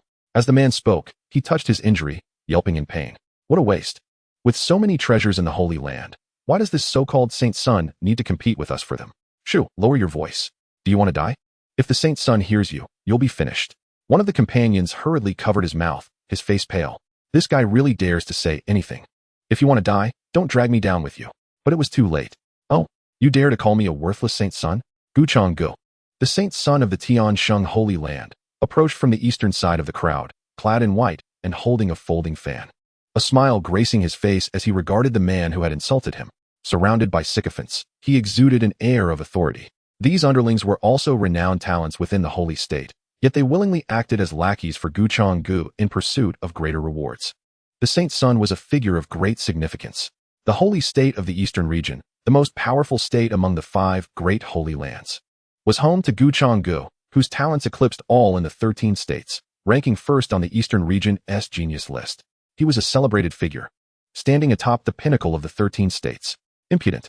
To show disrespect to the saint's son is to court death, one of Guchanggu's followers declared, preparing to charge at the man who had insulted the saint's son. Let us not be so violent. We are all from the eastern region. Just throw him into the blood pool for reflection, Guchanggu said with a smile, but his words plunged the man into despair. Into the blood pool. I'll turn to blood in an instant. I was wrong. Please, have mercy. The man quickly knelt, repeatedly slapping his own face. His momentary outburst of frustration had brought about a death sentence. Yet, his pleas fell on deaf ears as Guchanggu's lackeys dragged him toward the blood pool. Remember to keep your mouth in check in your next life. With a splashing sound, the man was thrown into the blood pool, vanishing without a ripple. Instantly transformed into blood. The assembled cultivators were struck with fear. The saint's son was terrifying. They must not provoke him. He was truly a smiling reaper. It seemed that today's sacred herb was destined to be beyond their reach. Haha, I apologize for the disturbance, everyone. When the sacred herb matures, you need not worry about my identity. Let us compete fairly. I will not threaten your lives, families, or sections, Guchanggu said with a smile, gently waving his folding fan, looking down upon the crowd from his elevated position. Damn, this kid is such a show-off. Shi Hao thought to himself. Fair competition is one thing. The treasures should go to those with the ability to claim them. But does this kid not understand that there are always greater powers beyond his own? Others may fear him, but we do not. One must act with integrity and not lose sight of one's aspirations. Look, the sacred herb is blooming. Chapter 77, The Blooming of the Sacred Herb. Grant me a glimpse. Everyone turned their gaze to the blood pool. Even though the sacred herb was beyond their grasp, witnessing it firsthand was a rare opportunity. This was a flower that blossomed once every 10,000 years, likely the only chance in their lifetimes to behold it. The conditions for entering the Xianxian secret realm stipulated that only those under 25 and at the late golden core stage could gain entry. The water in the blood pool bubbled violently, mist rising as crimson aura surged from the depths, draining the pool of its blood. As the mist dissipated, a peculiar flower emerged from the bottom of the pool. Its fragrance was intoxicating, the petals a dark red, truly extraordinary. Quick, focus your consciousness. The crowd quickly responded. They had been warned that this sacred herb would create illusions, driving people to madness, ultimately leading to self-destruction. Previous sacred herbs had been claimed only by the last person remaining on the field. These were hard-earned lessons from the blood-soaked experiences of their predecessors. Bring it to me. Upon seeing the sacred herb, Guchanggu commanded. Several figures shot forth from behind him, the aura of the Yuan Ying stage erupting. The onlookers hastily retreated in fear. The saint's son's possessions were not for them to covet. Alas, they could only watch, unable to partake. The sacred herb was not a prize meant for them. Shi Hao and his companions soared forward, landing steadily at the bottom of the pool. Junior sister, quickly retrieve it, Shi Hao urged before launching himself into the air. Who dares to compete with the saint's son for treasures? Guchanggu's lackeys, seeing this, charged forward. They had assumed that with the saint's son's imposing presence, acquiring the sacred herb would be a mere formality, yet they were caught off guard by those unafraid of death who dared to challenge him. How intriguing. Guchanggu maintained his smile, though his eyes were filled with coldness. He had not anticipated that someone would indeed dare to confront him. Was this not a provocation to his authority? How would he maintain his standing in the eastern region thereafter? Who were these individuals that dared to contest with the Saint's son? Unbeknownst to them, they were destined for misfortune. It is crucial to recognize that the prodigy, Guchanga, possesses an exceptionally terrifying talent. At the tender age of 23, he has already reached the fifth realm, the late stage of Dongxiu. His prowess rivals that of the masters of ordinary first-rate factions, and his future is boundless.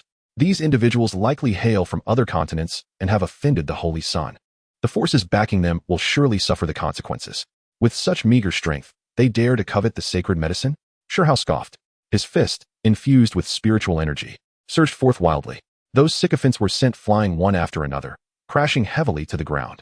Astonishing. The crowd gazed in shock at the young man hovering in the air. Indeed, those who dare to stand out are anything but ordinary. It is worth noting that the Holy Sun's lackeys are all at least in the Yuaning realm. Yet they were utterly incapable of contending with this young man. Not even a single punch could they withstand. This led them to believe that they too could step forward. Dongxiu realm? Is there such a youthful practitioner in the eastern region? Who is this person? Guchanga furrowed his brows in contemplation, but no matter how he thought, he could not recall seeing this individual on the genius rankings. Who are you? From what faction? Guchanga inquired. Such a young prodigy is unlikely to be from the eastern region. The force behind him may very well rival the Tiansheng Holy Land. Do you believe you deserve to know my sect? Shi Hao replied coldly. At that moment, Lin Bai and Di entered from the entrance. What a lively scene.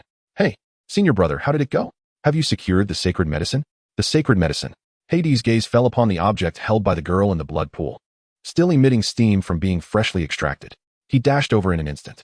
In the past, he would have regarded such sacred medicine with indifference, considering it merely an ordinary meal. Not only did he not fight for it, but even a dog would shake its head in disdain. Times have changed. In his current state, the sacred medicine could indeed provide some nourishment. Are there allies? Upon seeing the man and dog that had burst forth, Guchanga's brow furrowed once more. However, upon closer inspection, he felt at ease. A mere mid-yuaning, likely unable to contend with even his lackeys. No need to pay any mind. Am I not worthy of your respect? Guchanga's voice thundered with authority. Since you refuse to recognize your place, you shall remain here forever. Kill them all, and eliminate everyone present, and no one will know who is responsible. What of the powerful sects from other domains? Do you think they would wage war against my Tiansheng Holy Land for a fallen prodigy? Di, what are you waiting for? Having witnessed Di's might firsthand, Lin Bai immediately submitted. In this situation, a strong presence like him was essential. I doubt that young man could even withstand a blow. That young man, grant me favor. The sacred medicine belongs to me. Di leaped into the midst of the scene, standing tall and proud before Guchanga. It is known that even the leaders of the imperial clans in the central region dare not refuse the face of Di. Seeing the little black dog barking at him, Guchanga's anger flared. It seemed that his earlier reservations in speaking with them had led to this dog daring to confront him. Where did this stray dog come from? Get lost. Guchanga roared, exuding an overwhelming aura. The late Dongxiu realm's power erupted, and 7 spiritual apertures manifested behind him, an inexhaustible stream of spiritual energy flowing into his body. 7 spiritual apertures. Remarkably powerful, indeed worthy of being the Holy Sun. The crowd gasped once more. It is said that upon breaking through to Dongxiu, those who can open 5 spiritual apertures are already considered geniuses. They had seldom witnessed the Holy Sun's prowess and were astonished to see him manifest 7 spiritual apertures. A great sage is at hand. The potential of a saint. You think you can disregard my authority? Di's expression darkened, though due to his naturally dark complexion, it was hard to discern. He unleashed his imperial might once more, intending to crush this insolent youth. Annihilate. With that command, 1, 2, 3. The scene froze for 3 seconds, devoid of movement. This display left the onlookers in disbelief. Lin Bai stared at Di, bewildered. Brother, where did that invincible momentum go? Are you not just a fleeting presence? Initially fierce and invincible, now weak and feeble? Ha ha ha. You wild dog dare to threaten the Holy Sun? I will slaughter you all. Guchanga surged forward with a terrifying aura, pressing toward them. His formidable might swept over, causing the crowd to retreat in fear of collateral damage. Come forth. Shi Hao. Likewise, unleashed his power, revealing 9 spiritual apertures behind him. An unparalleled aura erupted forth, with the 9 apertures voraciously drawing in spiritual energy. He relished in battling such high-caliber prodigies. What is the significance of defeating an opponent with a single punch? Without any pressure, how can one emerge victorious from dire straits? The two clashed violently, a colossal shockwave causing the cave to tremble. Spiritual energy intertwined, fists collided. Bang! Each impact reverberated through the surroundings.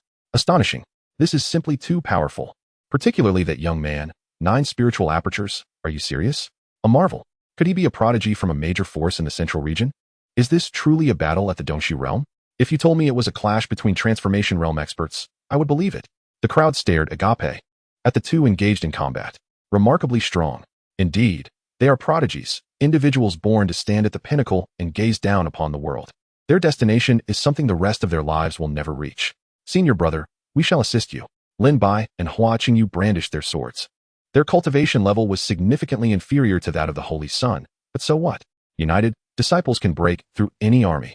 With great calamity upon us, Lin Bai can wield a single sword to slay demons and protect the sect. One sword to part the heavens.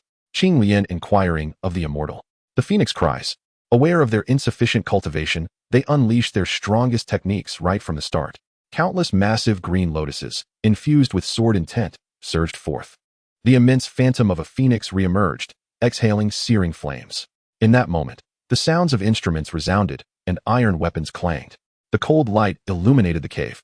Can a battle lack my presence? Su Yaoyao swiftly joined, drawing her sword and unleashing the divine might of the heavens. Guchanga sensed 2 tremendous attacks approaching from his left and swiftly dodged backward. Seizing this opportunity, Shi Hao unleashed a fist aimed at his torso. Supreme Reincarnation Fist. Boom. After 2 resounding crashes, Guchanga fell heavily to the ground, blood spurting forth, his hair disheveled. The once pristine and radiant appearance vanished. No, this cannot be. Who are you? Guchanga exclaimed in fury. 9 spiritual apertures. The leading young man's talent far surpassed his own. The other 3, though of lower cultivation, were all exceptional, capable of battling across realms. The dead need not know too much, Shi Hao replied coldly. Too weak, it lacks interest. He hadn't even utilized his supreme holy body. Remaining relaxed with his hands in his pockets, finding no worthy opponent. Although his junior brothers and sisters had ambushed him, he did not evade. You must understand. This is the holy continent. It is the territory of my holy land. Kill the holy sun, and you shall not escape. He has succumbed to confusion. Recently pondering whether his adversaries hail from a formidable power, still believing they would not wage war against their holy land for a deceased genius. However, the tides have shifted. He has become the prey. Does he not consider that the Holy Land would fight on his behalf? Ha ha ha, do you truly think everyone fears your Tiansheng Holy Land? I am Su Yaoyao, the legitimate daughter of the Su family from the southern region. How about that? Have you heard of the Su family? My friends, I need not elaborate further. The sect behind them is even more powerful than my Su family. Can you provoke them? The ancestor of the Su family remarked, enhancing others' ambitions while diminishing one's own prestige. Is that it? Furious. Feng Qingyang stated. Indeed, those who possess the ability are remarkable. Qingyun Sect welcomes you. The Su family. The southern region's Su family. Those who recognized her gasped in astonishment. One of the top families in the southern region. With numerous formidable warriors within, they are not to be underestimated by the Holy Land. Yet, it was unexpected that the legitimate daughter of the Su family would venture to the eastern region for training. Wait, that is not the point. If they are even stronger than the Su family, could they possibly be backed by a powerful force from the central region? It is I, the Holy Sun, who has been defeated. I surrender, spare my life. Guchanga initially spoke with despondence. Shi Hao and the others continued to regard him coldly. If one does not eradicate the roots, future troubles abound. To act decisively, he must be eliminated. How infuriating. How could he not fall for it? Why? Guchanga suddenly began to shout wildly, akin to a madman. To hell with the Holy Land's disgrace, the Holy Sun's disgrace. All of it is false. All an illusion. He has so humbly pleaded for mercy, yet these individuals remain unmoved.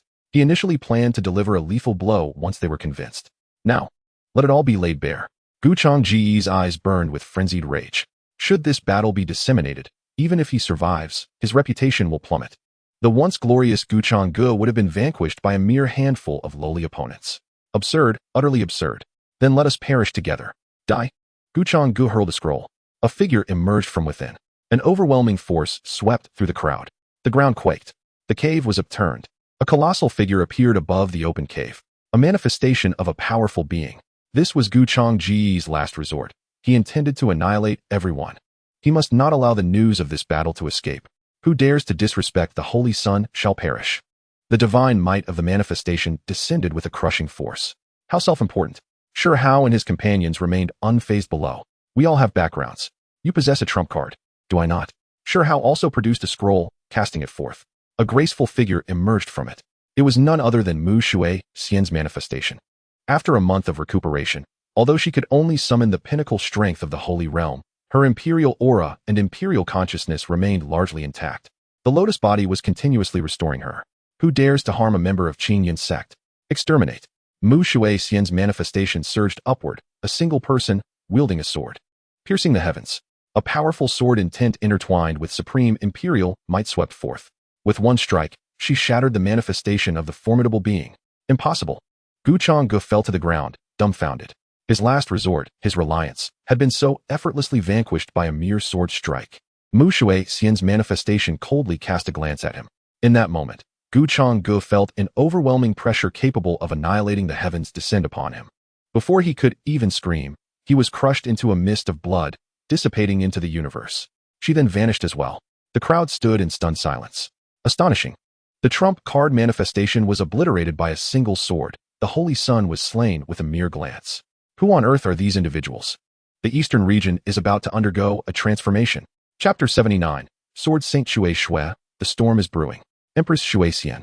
The Black Emperor was astonished. The Empress Shui Xian is still alive. Witnessing all of this, the Black Emperor was unsettled. What is happening? Could it be that the Empress Shui Xian has survived and joined the sects of the Eastern region? The Black Emperor's mind was flooded with questions. It had been a close friend of the Empress. 10,000 years ago, it witnessed her being ambushed by the Wuchan Emperor and perishing. It had then rushed to engage in battle with Wuchan, but ultimately could not prevail, narrowly escaping with severe injuries. It had managed to reach the Eastern region's holy state. That battle had been cataclysmic, with the heavens darkened and the sun and moon obscured. It had fled in disarray, almost losing its very essence. To recover, it sealed itself within this holy, profound secret realm. Unbeknownst to it, 10,000 years later, it would once again see its former friend. Too many questions swirled in its mind. No, it seems I must follow these youngsters. The Empress should be a high-ranking member of their sect. Only by accompanying them can I reunite with my old friend. With this thought, the Black Emperor's gaze turned resolute. The usually unruly Black Emperor harbored a softer side within, willing to risk everything for a friend. Qingyun Sect. Elders Hall. Mu Shui Xian, in a meditative state, sensed the emergence of her manifestation. Holy State, Tiansheng Holy Land. Those who dare to harm my Qingyun Sect seek death. She murmured, her countenance like ice. The life-preserving trump card entrusted to Hua Qingyu and the others was indeed her manifestation scroll. Meanwhile, in the Tiansheng Holy Land, this is bad. The Holy Sun's life token has shattered. Cries of alarm echoed throughout the Holy Land. Impossible. Has the Holy Sun ascended? What? Who dares to strike against the Holy Sun? Who is so audacious? They had not anticipated that in their holy state, someone would dare to slay their Holy Sun.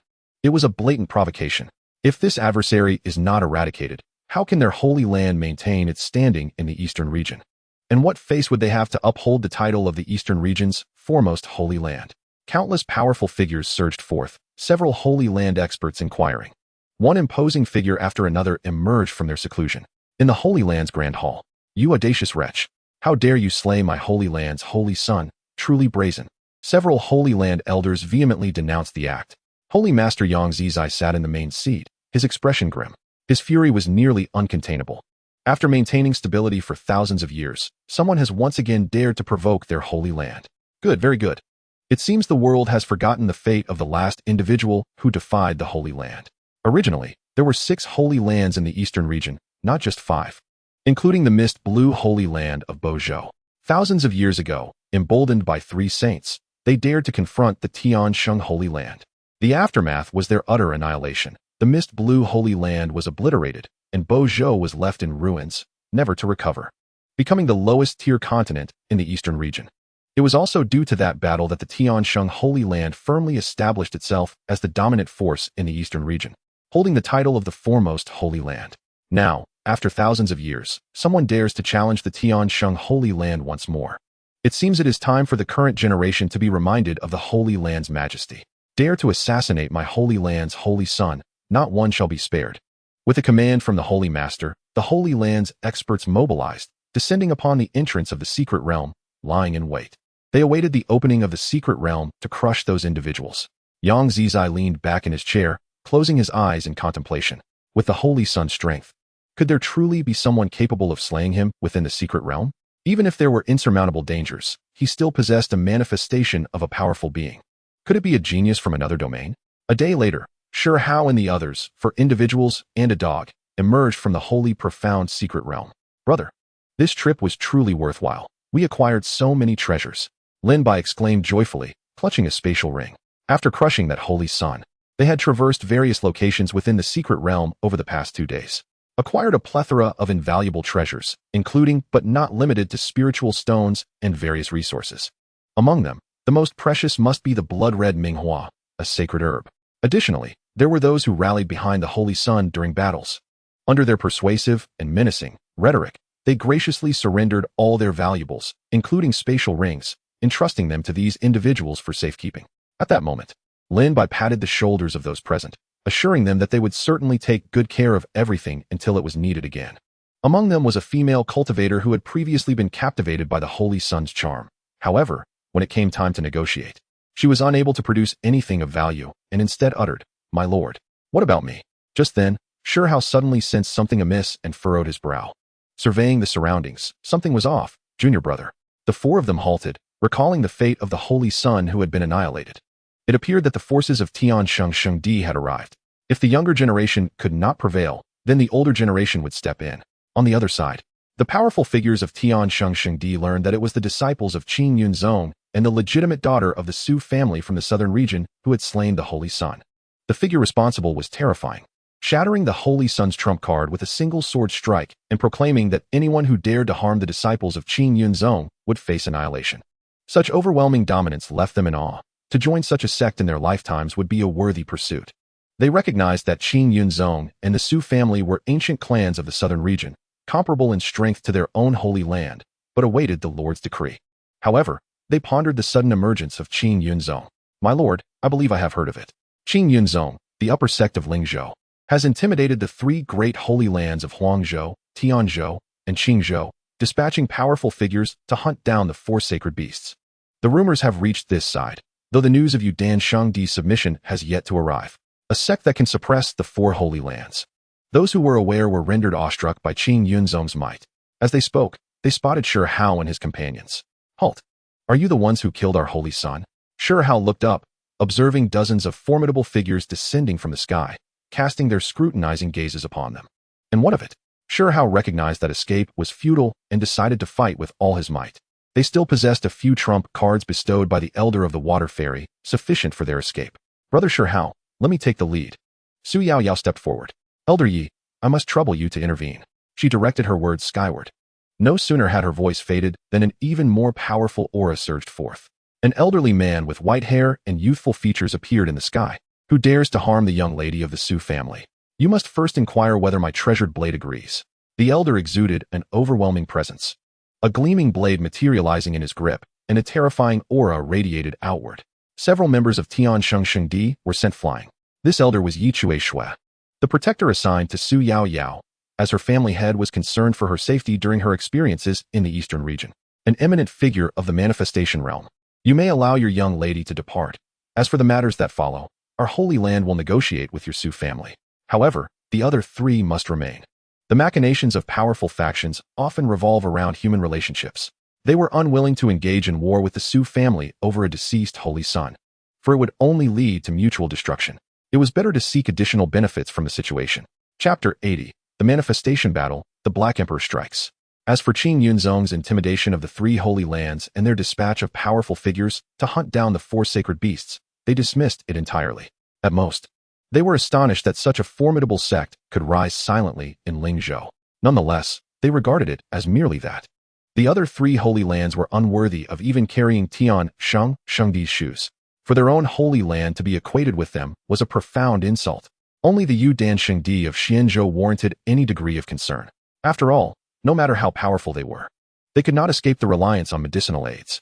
The Yudan Shengdi possessed deep roots and was likely supported by a major force from the central region, the Dan Zone. Yet, he was unaware of how he might react if he learned that the Yudan Shengdi had already allied with Qingyun Sect. What a joke. My lady's friends are the friends of the Su family. What if I insist on taking them all? Yi Chui Shui scoffed. The aura of a mid-stage manifestation realm cultivator surged forth. The blade in his hand was already eager for action. His white hair billowed in the wind.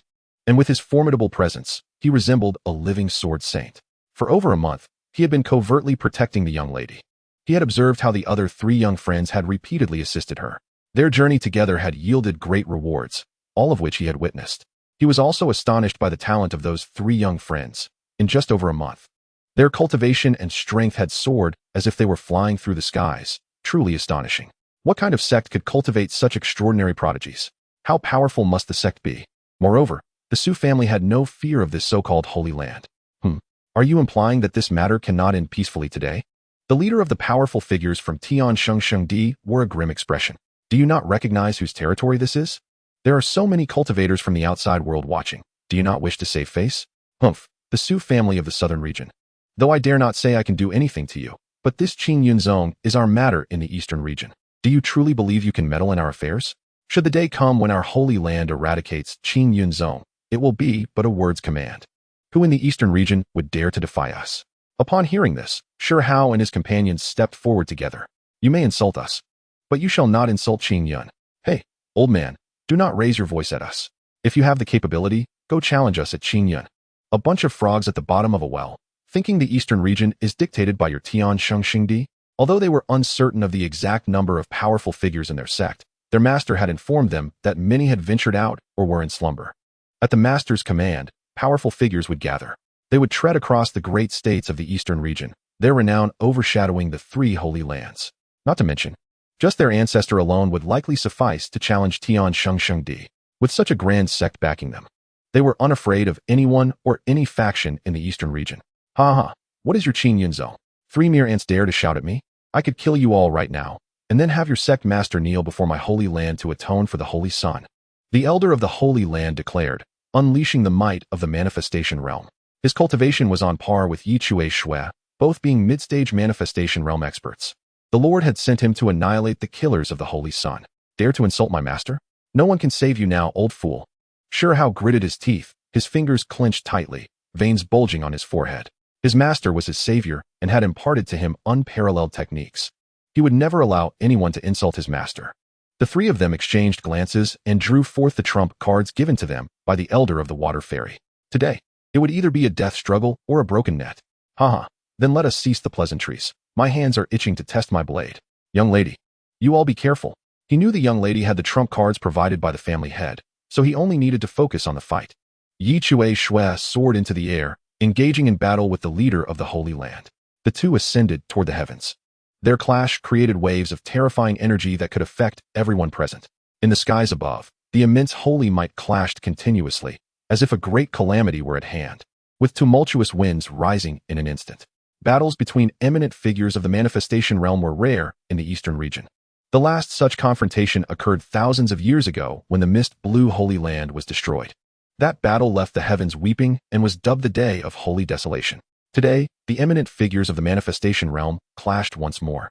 Dark clouds loomed over the city. The sound of space fracturing echoed relentlessly, the overwhelming holy might resonating for thousands of miles. Dark, oppressive clouds descended from the sky, sweeping away the magnificent clouds of the 9 heavens. Today, I had the rare fortune of witnessing a fierce battle between two formidable beings. I could boast of this encounter for a lifetime. The Su family's powerful practitioner engaged in a fierce confrontation with the Holy Land, ostensibly to protect the members of Qingyun zone. Could it be that these two factions share a deeper connection? It seems plausible, especially considering that the Su family's direct heiress has been seen in the company of individuals from Qingyun zone. Might she be in a fated partnership with one of them? Some speculated that she could even be the Dao companion of the leader of Qingyun zone. However, regardless of the conjectures, these factions are not ones they can afford to provoke. Eliminate them, commanded the formidable warriors of Tianshengshengdi as they advanced upon the remaining young practitioners. Their overwhelming presence was unmistakable, an unstoppable force closing in. In response, Shi Hao and his companions revealed their hidden strengths. 2 exquisitely crafted swords and a scroll emerged. With a swift motion, the 2 small swords transformed into gigantic blades that soared skyward. Meanwhile, Mu Shui Xian's avatar erupted from the scroll, gracefully alighting upon the 2 colossal swords, declaring, "Those who dare to harm my Qingyun kin shall face eternal reincarnation." Elder Shui Xian had previously instructed that these 2 small swords were manifestations of her sword domain, unstoppable and capable of cleaving the heavens and earth. As for her avatar, Shi Hao and his companions had already witnessed its prowess in the secret realm, where it effortlessly shattered adversaries with a single stroke. This was their confidence. With these 3 hidden cards, they were assured of a safe departure today. Mu Shuixian. The Black Emperor's excitement surged upon encountering the familiar visage of an old friend. The Emperor's aura exploded, sending Shi Hao and the others crashing backward. The Black Emperor ascended, following the path of Mu Shui, Xian's avatar, reminiscing about their past companionship after 100 millennia. Today, I shall fight alongside you once more. Struggling to rise from the distance, Shi Hao and his companions were bewildered. What is happening with the Black Emperor? Is he attacking indiscriminately, even harming his own? Lin Bai exclaimed, astonished by the Black Emperor's fluctuating strength. Was he weak against the strong, yet strong against the weak? Do not worry, my hidden cards remain unplayed. And with Elder Yi by our side, we shall return safely today, Su Yao reassured them, fully aware of Elder Ye's formidable prowess. One of the top cultivators even within the Su family. The legendary dragon-slaying blade had previously vanquished a dragon of equal rank. It was no wonder her father had entrusted him with her protection. Chapter 81. Annihilating the Holy Land's powerhouses, the Eastern Domain stirs. Meanwhile, Mu Shui Xian's avatar ascended with her sword. The two giant swords led the charge, casting a dreadful sword domain over the dozens of powerful practitioners from Tianshengdi. What is this? No, stay away, they screamed, seemingly confronted with the most terrifying vision of their lives. The once cloudy sky darkened instantaneously, becoming ominously foreboding, akin to a purgatory.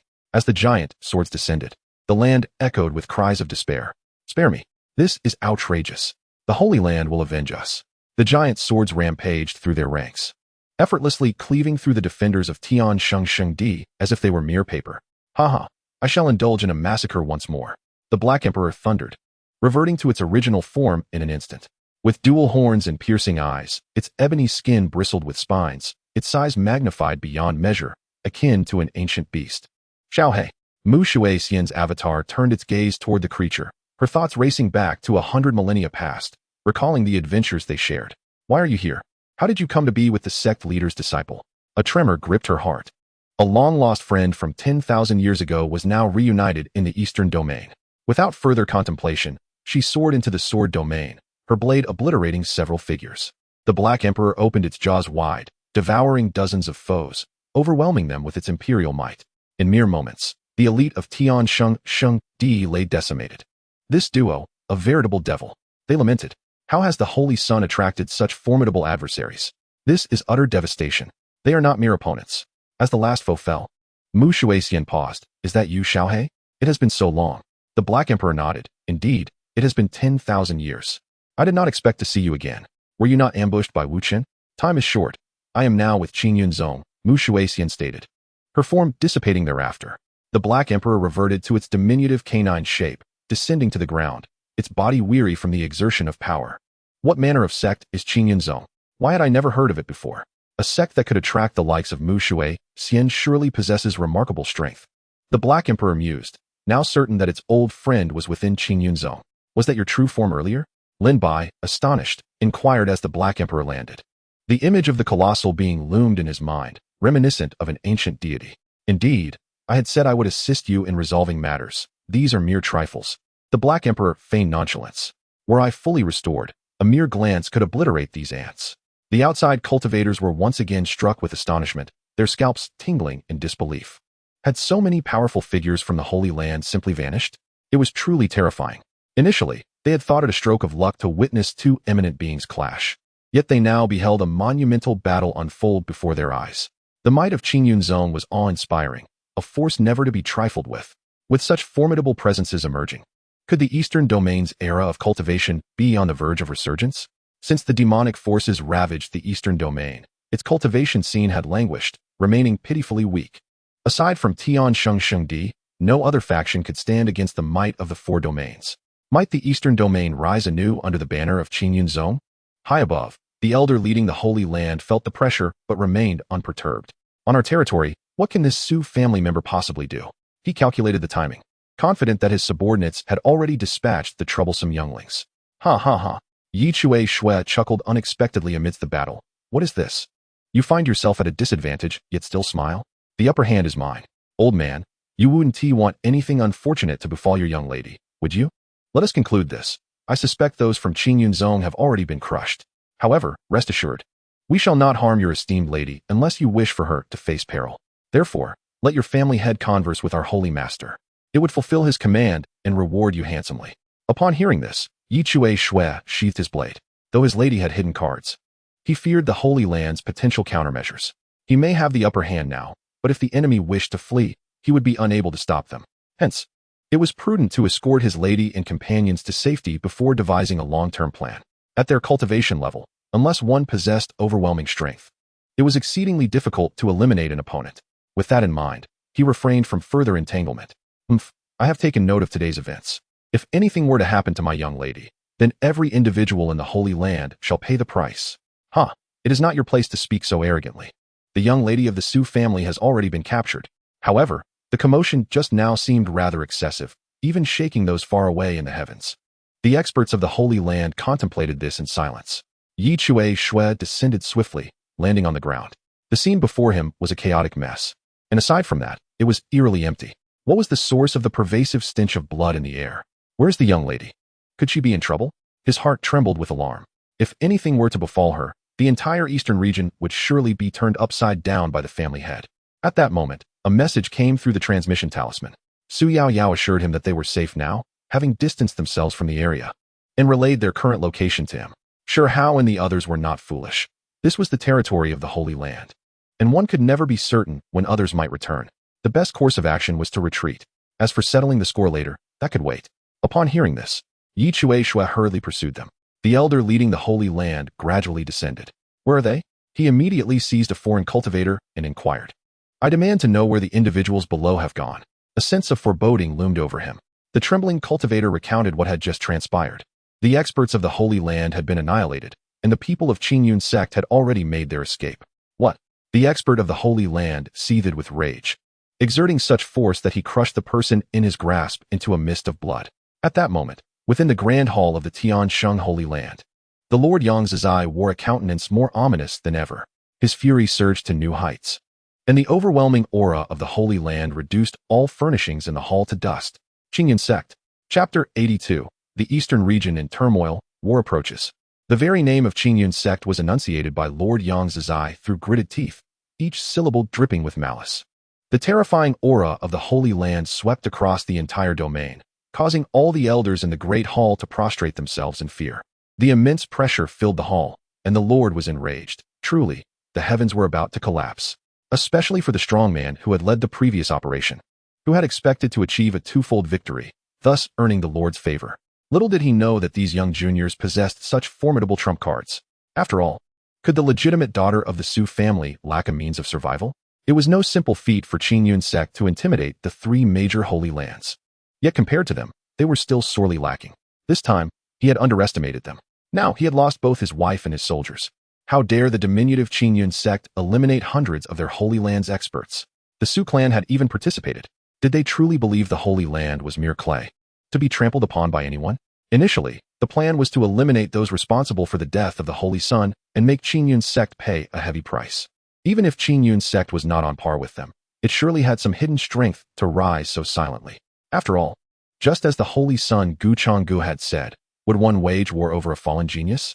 Yet he had never imagined that this incident would occur to him.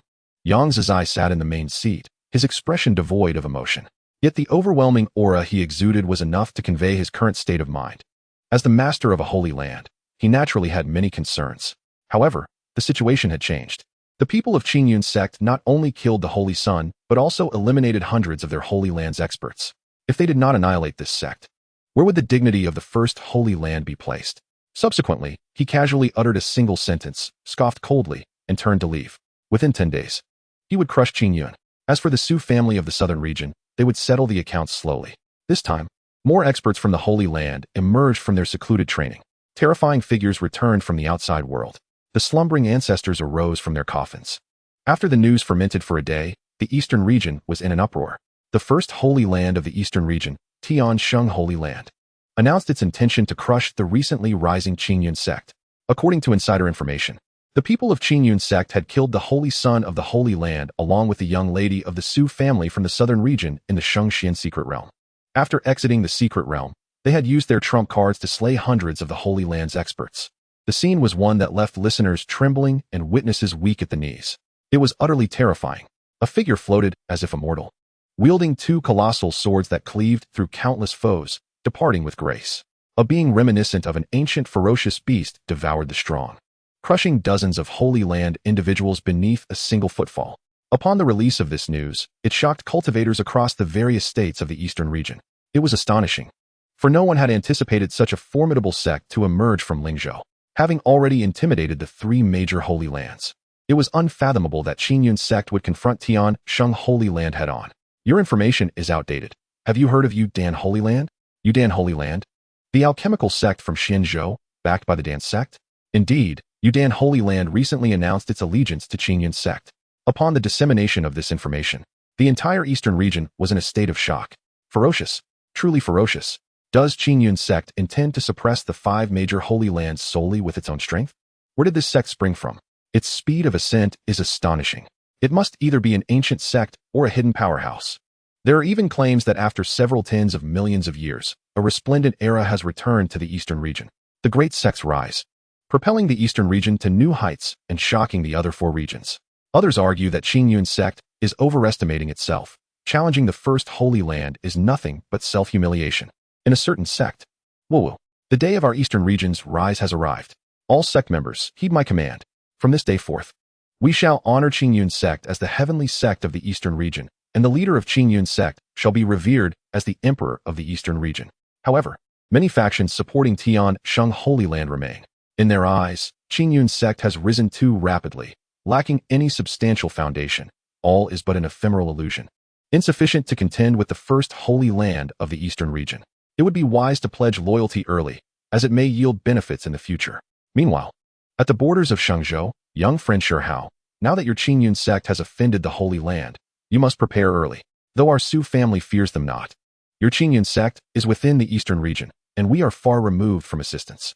Yi Chue Shui stroked his grizzled beard and spoke. The battle from 2.5 days ago had passed. They had now distanced themselves from Tian Sheng Holy Land and arrived at the borders of Shangzhou, which was indeed the territory of the Holy Land. A fierce dragon does not cross rivers. With just the two of them, one dog and 4 young friends, they were hardly capable of contending with the Holy Land. Thank you, Elder, for your righteous intervention. Shi Hao and the others expressed their gratitude with a wave of their hands. Originally, it was no concern of the Su family. The leader of the Holy Land had already stated they could leave, yet this elder still acted gallantly. Indeed, true feelings are revealed in times of adversity. No trouble at all. It was a minor matter. However, the affairs concerning the Holy Land must be approached with caution. As a senior member of the Su family, he was well aware that these formidable powers were not to be underestimated, each possessing hidden depths. It is better to be careful, senior brother. We must conclude our training and return to the sect, Lin Bai said anxiously. I feel ashamed. I told the master we would train, yet it has barely been over a month. Although my strength and cultivation have greatly increased, I have also attracted formidable enemies for the sect. We must face this together. Return to Qingyun. I shall refine my divine sword and spill my blood in battle for Qingyun. Very well, let us return to the sect, Shi Hao mused. The sect should already be aware of these events. This matter is one of their own making, and they must bear the consequences. Which so-called Holy Son used his influence to oppress them first, while the people of the Holy Land insulted the Master and Qingyun subsequently. There are limits to what can be tolerated. They must know the strength of Qingyun Sect. Young friend Shi Hao, may I inquire if we could visit your esteemed sect? At that time, when the Holy Land descends, I shall also lend my assistance, Yi Chue Shui remarked, eager to witness the grandeur of Qingyun Zone, which they spoke of so highly. Even the young lady wishes to join, although the powerful members of the Su family cannot arrive in the short term. With my mid-stage xianxian cultivation, I believe I can offer considerable support. I am merely curious about the standing of my cultivation within Qingyun Zone. Su Yao added, indeed, Shi Hao Gij, since you are returning early, I can also visit your Qingyun. The most excited among them is Heidi. As an old acquaintance resides in Qingyun Zone, and he seeks answers from Wuchun. You'd better wait, he thought. Chapter 83. Those who insult Qingyun shall be punished. Meanwhile, news reached Lingzhou. What? The Holy Land dares to declare they will crush our sect. They are truly audacious. AI Kuan Zone shall never agree. Calm down, brother. This is a game of power among great forces. What can a mere third-rate sect like yours do? Do not underestimate AI Kuan Zone. We will send people to attack you. In Xinzhou, the Yudan Holy Land also issued a message, severing all alchemical supplies to the Tian Sheng Holy Land and calling upon the alchemists of the eastern region. Those who dare to serve the alchemists of Tian Sheng will have their ranks stripped away. They even swallowed the medicinal pills being refined for Tian Sheng. In Qingyun Zone, At Qingyun Hall, Feng Qingyang sat in the main seat. With an ethereal purple light swirling around him, his flowing hair resembled a waterfall. His sword-like brows and starry eyes displayed no expression, yet an overwhelming aura of authority permeated the atmosphere, making it difficult for anyone to meet his gaze. He had reached the late stage of xianxian. Indeed, he was the foremost divine body among the heavens, and his cultivation speed was unparalleled. In just a few days, through diligent practice, he had ascended from the early to the late stage of xianxian. It is worth noting that the process of absorbing Sheng Yuan is exceedingly slow for most xianxian cultivators, requiring arduous effort to advance even a small level. Yet for him, progress came swiftly with minimal effort. Beep, the Tiansheng Holy Land has insulted Qingyun Zone. Can this be tolerated? Where will the face of the future foremost divine sect be placed? Please dispatch powerful cultivators to eliminate them. A friendly reminder, upon defeating them, the task of establishing a reputation in the eastern region will be completed, granting you substantial rewards. Finally, the words I have been waiting for have arrived.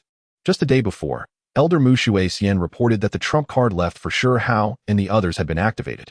The Tiansheng Holy Land provoked us. This makes things easier. While I wait for the system, what are you waiting for? Death.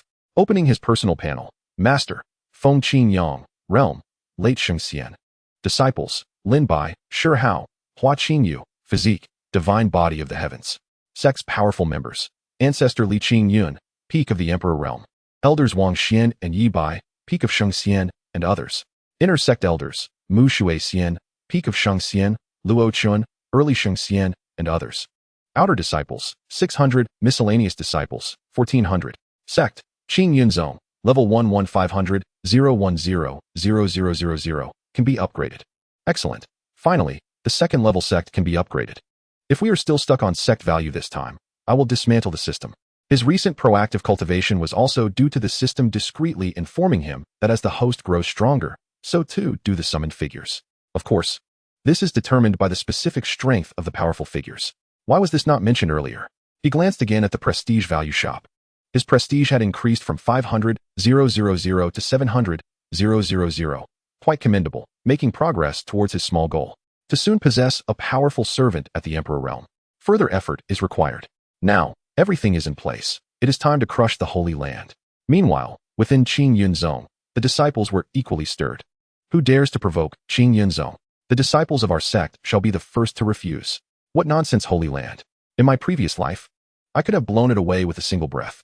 Even in this life, give me a few decades, and I will still crush it, Qin Han thought. Feeling a strong sense of belonging to Qingyun Zone, cherishing the honor of joining such a sect.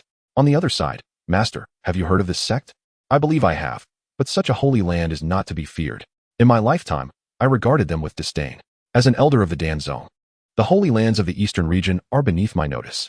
Not to say I could easily defeat them. Just spreading the word in the central region would attract many willing to assist me. The speaker was Dan Qing with his disciple Ningyan. Since the Yudan Holy Land allied with the sect, his workload has significantly decreased. Mainly because he had no opportunity to take part in the frantic alchemical practices of those people. However, when it came to the speed of alchemy, his thousands of years of singlehood had honed his skills. A chorus of condemnation arose. The first rule of sect regulations states, those who offend Qingyun shall be punished, no matter how distant. Simultaneously, in the Qingyun Great Hall, elders congregated, their formidable presence filling the space. Each one, remarkable in their own right, would strike fear across the eastern region. For Peak Xianxian elders sat at the outermost edge. The Peak of Xianxian is still not considered the upper echelon of Qingyun Zone. Within were 5 powerful figures of Xianxian. Inner Sect elders Mu Shuixian, Luo Chun, and others sat side by side. A total of 11 powerful figures, the backbone elders of Qingyun Zone. All gazed respectfully at the sect master seated at the helm. In their hearts, the sect master was the most mysterious and powerful. Feng Qingyang looked down upon the gathered elders, a sense of accomplishment swelling within him. The progress of Qingyun Zone over the past month had been evident to all, with saints serving as elders and prodigious talents as direct disciples.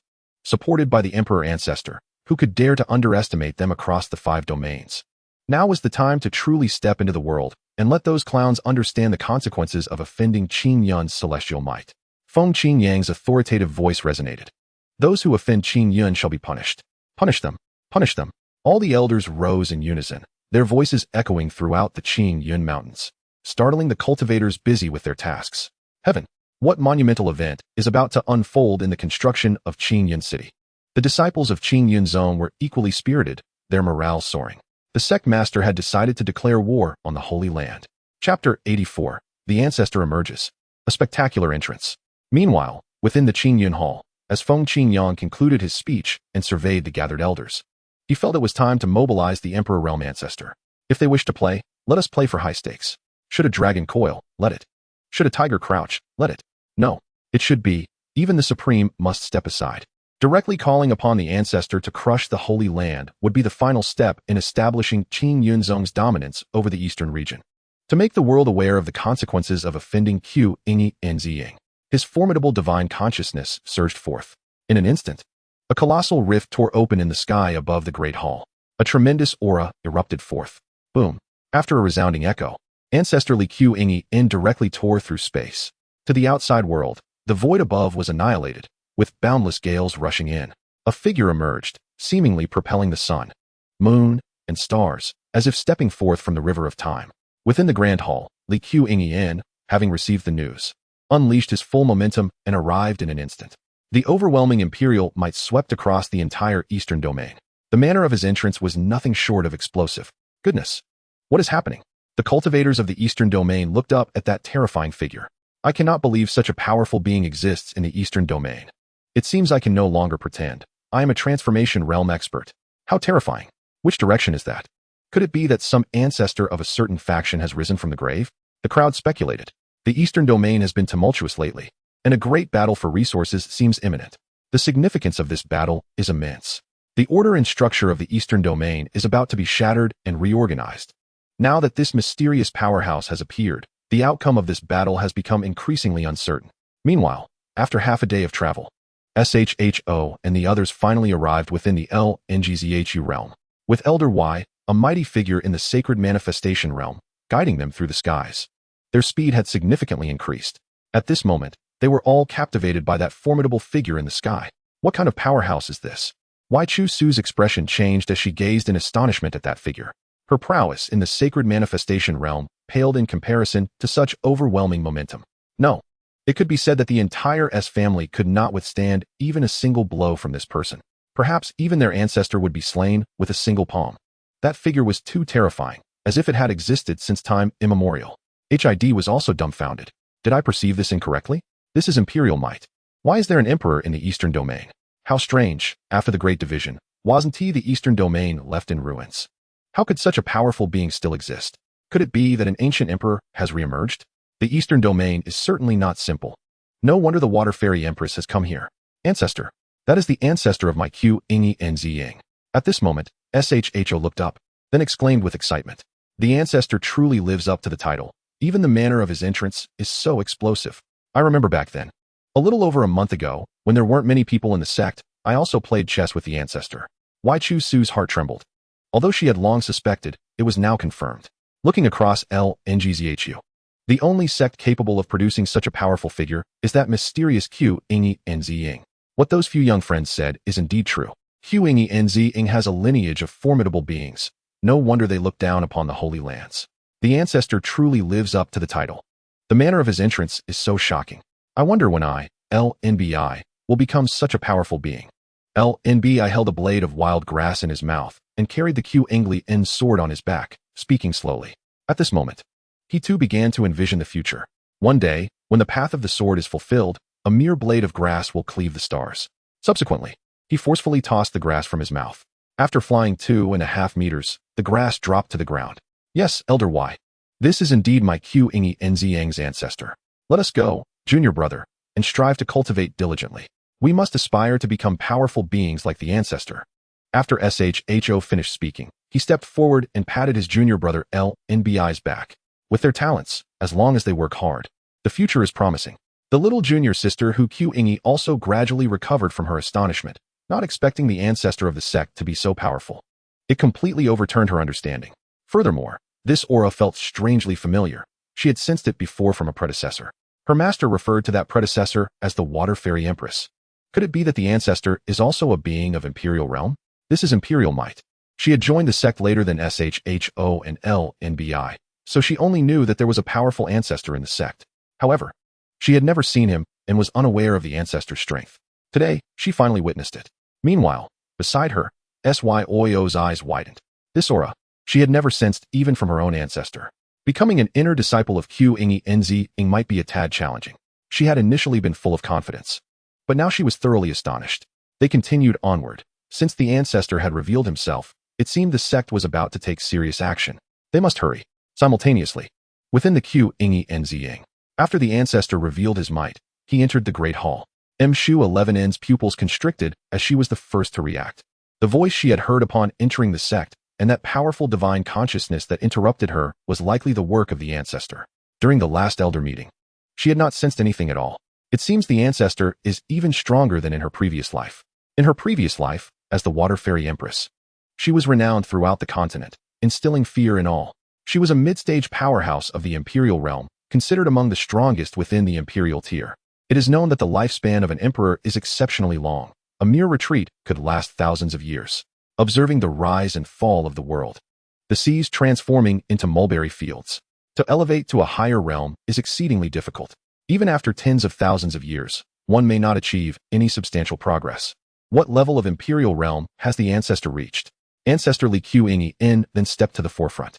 Sect Master, I wonder what matter calls for my presence. Finally, it is my turn to take action.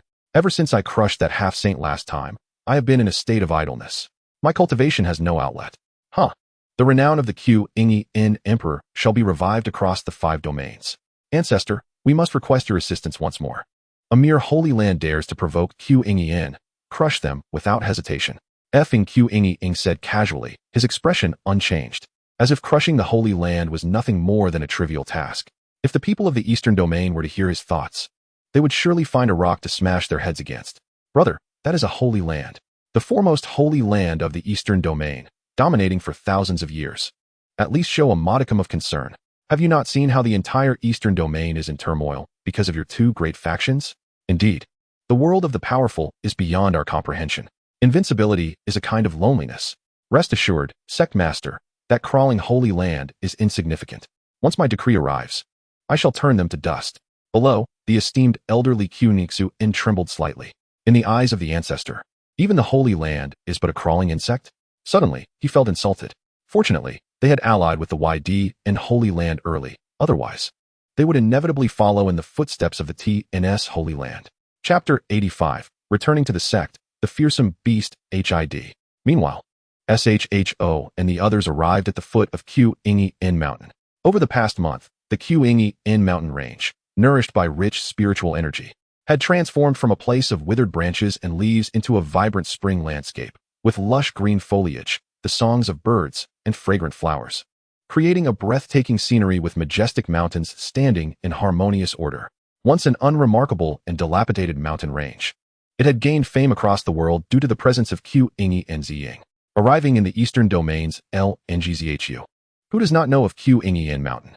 As they approached the stone tablet at the foot of the mountain, with its magnificent calligraphy inscribing the 3 grand characters, Qingyan, they knew they had reached their destination. The concentration of spiritual energy here is astonishing. Wai Chu Su exclaimed, taking a deep breath. She felt the sacred essence within her stir. Qingyan, we have returned.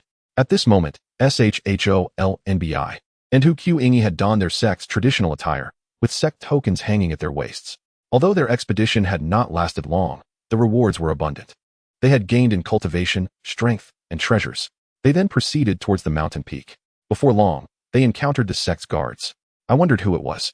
It turns out it was the sect master's direct disciples returning.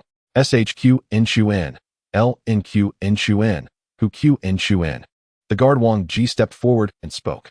The 3 direct disciples of the sect master had been out training for over a month, and he had personally sent them down the mountain when they departed.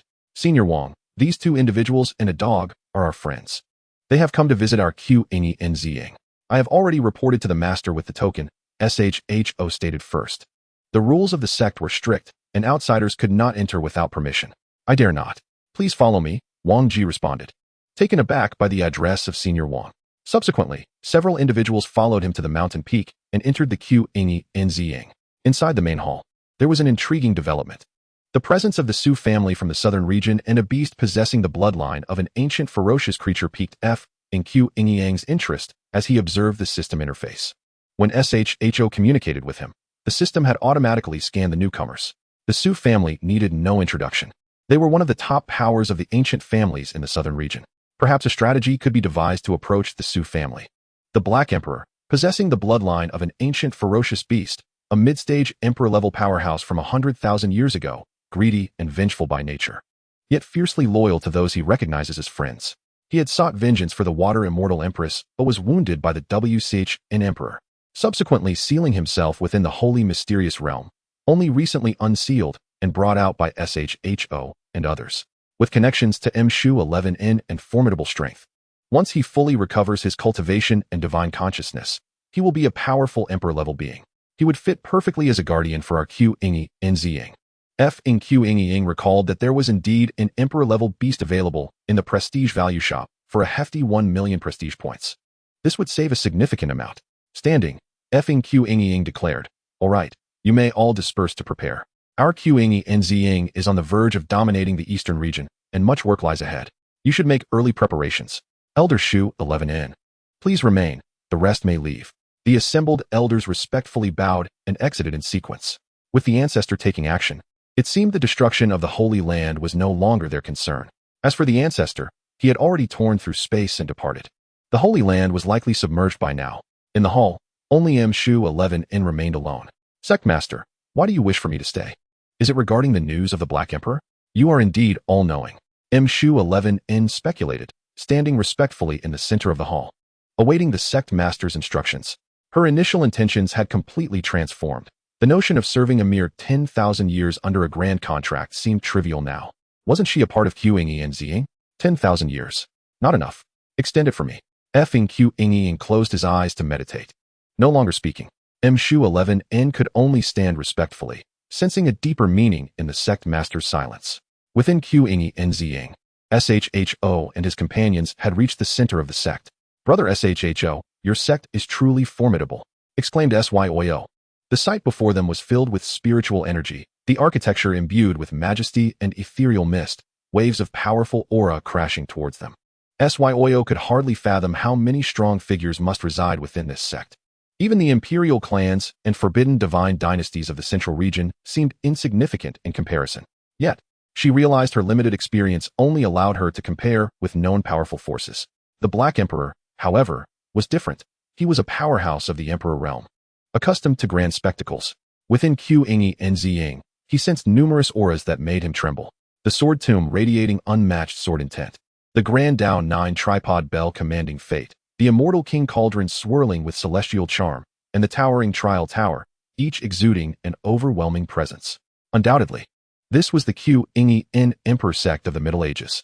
Remarkably, it had become so powerful after lying dormant for tens of millions of years. Some disciples within the sect recognized Sho and recalled how he had welcomed and encouraged them during their initial assessments. He was the direct disciple of the sect master. Yet, such a celestial figure had not been seen by the outer disciples for over a month since entering the sect. Today, they were fortunate enough to see him again. "It's Brother Sh," they exclaimed. "Finally, we can see Brother Sh again. Brother, I adore you." The disciples greeted Sho enthusiastically. "Haha, brother, you are truly popular in the sect." Lin Bai chuckled. "It's fortunate I didn't show myself during the mountain opening ceremony. Otherwise, I would have been in trouble too. Some disciples are even professing their love for you." Seeing Sho's discomfort, Hu Qingyang and others could hardly suppress their laughter, surprised to find the usually composed Sho in such an awkward situation. However, the disciples also noticed that Lin Bai and Hu Qingyang wore the same sect attire as Sho, with the words Direct Disciple inscribed on their tokens. Just as they were about to greet them, Sho swiftly led his two companions away. Moments later, within the Qingyun Great Hall, Sho and his companions entered after reporting. Their eyes were immediately drawn to Mshu-11N standing in the center of the hall, followed by the sect master seated in the main seat. The Black Emperor gazed up at the master's position. The deep insight of an emperor-level observer could see for millennia. Before him stood a terrifying figure, traversing the river of time, hands propelling the stars of the heavens. The Grand Dao trembled in response. The entire realm could not contain his true form, and countless spatial rifts erupted, chaos ensued. "Is this?"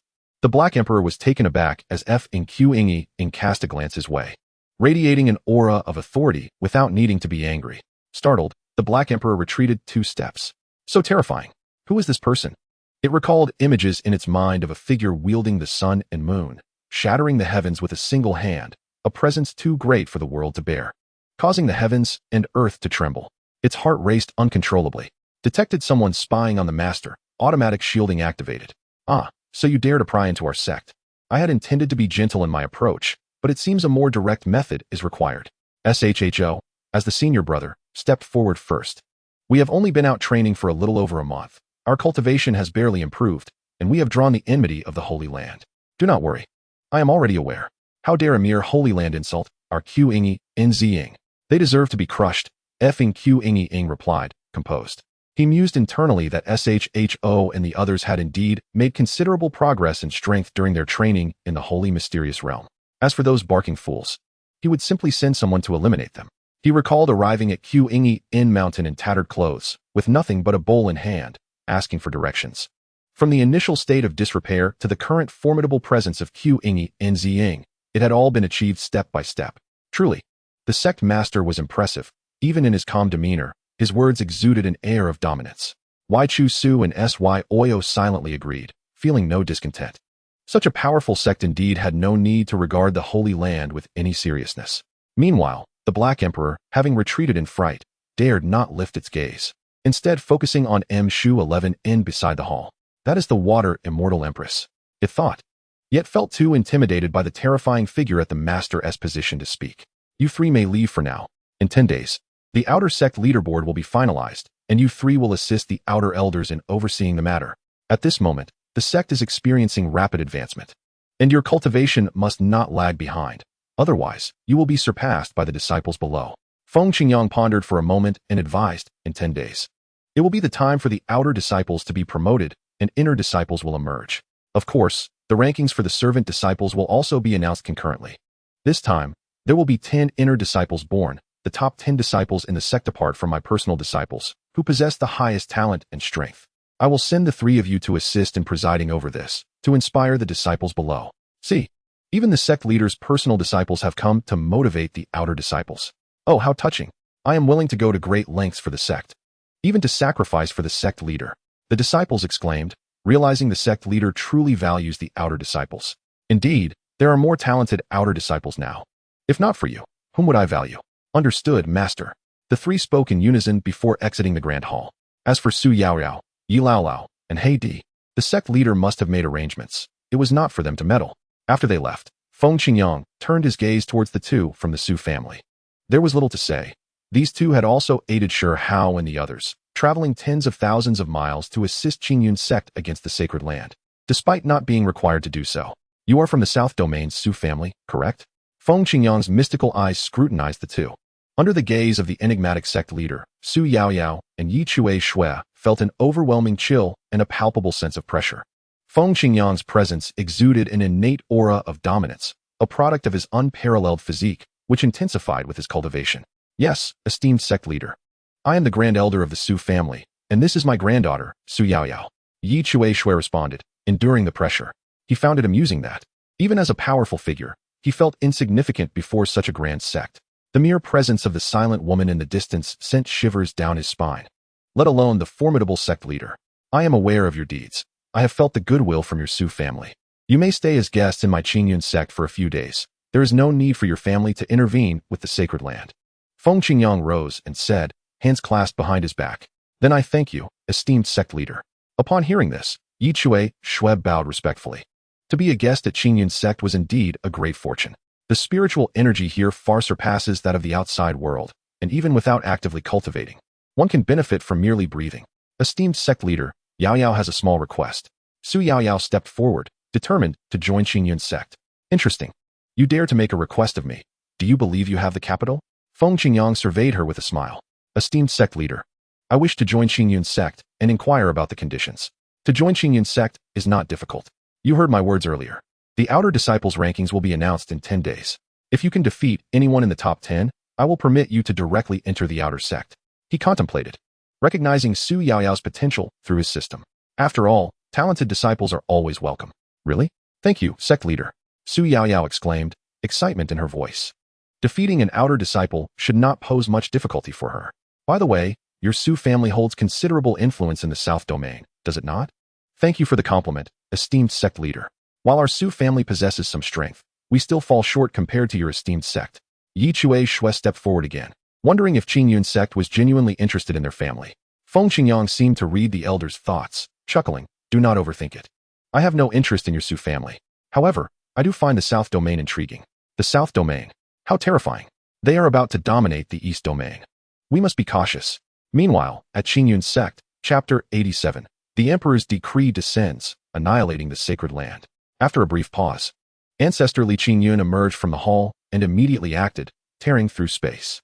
With a flick of his wrist, a beam of golden light shot forth, heading straight for the sacred land. In an instant, the atmosphere shifted dramatically. The vast Qingyun mountain range, shrouded in swirling clouds, resembled an ancient beast awakening from slumber following the ancestor's casual strike. A profound rumble echoed from the mountain's heights, accompanied by an overwhelming imperial aura. Within the dense clouds, spiritual energy surged violently, shocking the world. Meanwhile, in the sacred state, at the heavenly sacred land, today was the day the sacred land sought to obliterate Qingyun Sect. Numerous powerful figures, disciples, and elders gathered in a massive plaza. The sacred Lord Yangzizai looked down imperiously, flanked by several formidable figures, their presence radiating terror. This was the foundation of the heavenly sacred land's dominance over the East Domain. 5 powerful figures and numerous others, with countless strong practitioners from various realms. The long-standing heritage of the sacred land commanded respect, and before Qingyun Sect, no one dared challenge its might. Those from Qingyun Sect have slain my holy son and destroyed my strong practitioners. Today, I, the sacred lord, shall shatter Qingyun and avenge my grievances. Let them follow in the footsteps of the misty blue sacred land, leaving no trace of Qingyun Sect. The sacred lord's authoritative voice reverberated throughout the sacred land, instilling fear. The overwhelming might surged into the heavens in an instant, sweeping across the land. The people outside trembled in anticipation, sensing the impending battle for the annihilation of the sect. All eyes were on this pivotal confrontation that would determine the order of the East Domain. Would the first among the 5 sacred lands continue its reign? Or would the powerful sect, Qingyun Sect, rise to prominence? Just then, a piercing sound echoed, resonating throughout the sacred state, capturing everyone's attention. A disturbance. Could it be? Above the heavenly sacred land, the air was torn apart, revealing a vast chasm, exposing the boundless void within. From this abyss, an edict imbued with immense imperial might descended, sweeping across the East Domain. Even the distant Qingyun Sect felt its presence. In the Grand Hall, Feng Qingyang stood with his hands clasped behind his back, a knowing smile gracing his lips. The show was about to begin. In the wake of the edict's arrival, a terrifying pressure followed suit. At that moment, even cultivators separated by tens of millions of miles in the 13 states of the East Domain were stunned, gazing in awe at the edict. First, the overwhelming imperial power dominated the East Domain, followed by the edict descending upon the sacred land. Who authored this magnificent display? It was simply astounding. At this moment, the cultivators from various states suddenly recalled that fearsome figure from not long ago. Amidst the boundless chaos, a figure emerges from the endless void. The oppressive aura and magnificent presence unmistakably belong to the same individual. Could it be that he harbors a grudge against the Holy Land? No, it is not merely enmity. This is undoubtedly a formidable warrior dispatched by Qingyun Zong. In the Holy Land, a resounding boom echoes as a golden decree descends from above, illuminating the land of Shenzhou with its resplendent radiance. Yet, to the people of the Holy Land, this blinding brilliance feels like a death warrant. Under the weight of this overwhelming pressure, the previously audacious crowd of the Holy Land is reduced to cowering on the ground. What is happening? Quickly, summon the ancestor. The Holy Master, Yangzizai, is also pressed to the ground, desperately straining to lift his head and gaze upon the decree in the sky. As the sovereign of the Holy Land, when has he ever endured such humiliation? Being forced to prostrate on the ground is more unbearable than death itself. The remaining slumbering ancestors within the Holy Land sense the disturbance and attempt to rise from their coffins. However, they find the lids immovable, and the terrifying pressure from outside bears down upon them. Save me, Holy Master. I do not wish to die. I surrender, I surrender. Spare my life. The anguished cries of the Holy Land's populace reverberate for miles. This terrifying pressure is beyond what they can withstand. Suppressed, they can only scream and plead, with escape becoming a distant dream. Others are similarly howling in despair. Yangzizai's visage contorts with rage as he frantically channels his entire cultivation, unleashing torrents of sacred energy in futile attempts to counteract the oppressive force upon him. Cursed be the one who has provoked such a powerful being. Once I discover who it is, I shall annihilate their entire clan. He remains perplexed as to why such a strong adversary would actively strike against their holy land. The pleas for help from his followers fall on deaf ears. Has he not seen that even the Holy Master himself is reduced to prostration? As the decree slowly unfolds amidst the cacophony of screams, a soul-stirring voice resonates forth. I am the ancestor of Qingyun Zong, Qingyun Laozu. Today, the Holy Land dares to insult my Qingyun. Such insignificant ants, utterly lacking in self-awareness, have brought this disgrace upon themselves. Today, I descend with a decree to obliterate the Holy Land, so as to not tarnish the reputation of my Qingyun. The thunderous proclamation echoes through the heavens, reaching the ears of all present. Qingyun Laozu, Qingyun Zong. It is indeed the handiwork of a powerful figure from Qingyun Zong, just as the external cultivators had speculated. That imposing figure is indeed from Qingyun Zong. The Holy Land is doomed. You Qingyun Zong truly seek to eradicate us. Upon hearing the words from above, Holy Master Yang Zizai grits his teeth in fury. Yet, beneath this overwhelming celestial might, he appears feeble and powerless. Following the utterance of the word obliterate, a deafening crash reverberates through the air. The decree radiates golden light, transforming into a colossal hand that blots out the sun. Terrifying lightning follows suit, crashing down towards the ground. The enormous hand descends alongside it, unleashing a deluge of oppressive force. No, witnessing this, the screams of the Holy Land's people intensify as they gaze in horror at the descending hand from the heavens. With a thunderous crash, everything within the Holy Land is reduced to dust. The once mighty and flourishing Holy Land is obliterated beneath a single palm, vanishing without a trace. Even the cultivators of the 13 states feel the ground tremble, as if the apocalypse has descended. As the smoke dissipates, a desolate sight meets the eye. The Holy Land lies in ruins, with only a vast chasm remaining. How terrifying! Where is the Holy Land? Where are its powerful warriors? They have all ascended to the heavens. A chorus of gasps fills the air, as the scene is too shocking to comprehend. The first Holy Land of the Eastern region, obliterated in an instant. Qingyun Zong must not be provoked. Chapter 88. Renowned in the Eastern region, the Guardian Beast. Did I not see correctly? The Holy Land is gone with a single palm strike. The cultivators of the 13 states are equally astonished. The factions supporting Qingyun Zong are left in disbelief. They anticipated a victory for Qingyun Zong, yet never expected such overwhelming power. The clouds of war that had stirred their blood for days have dissipated in an instant. Is this for real?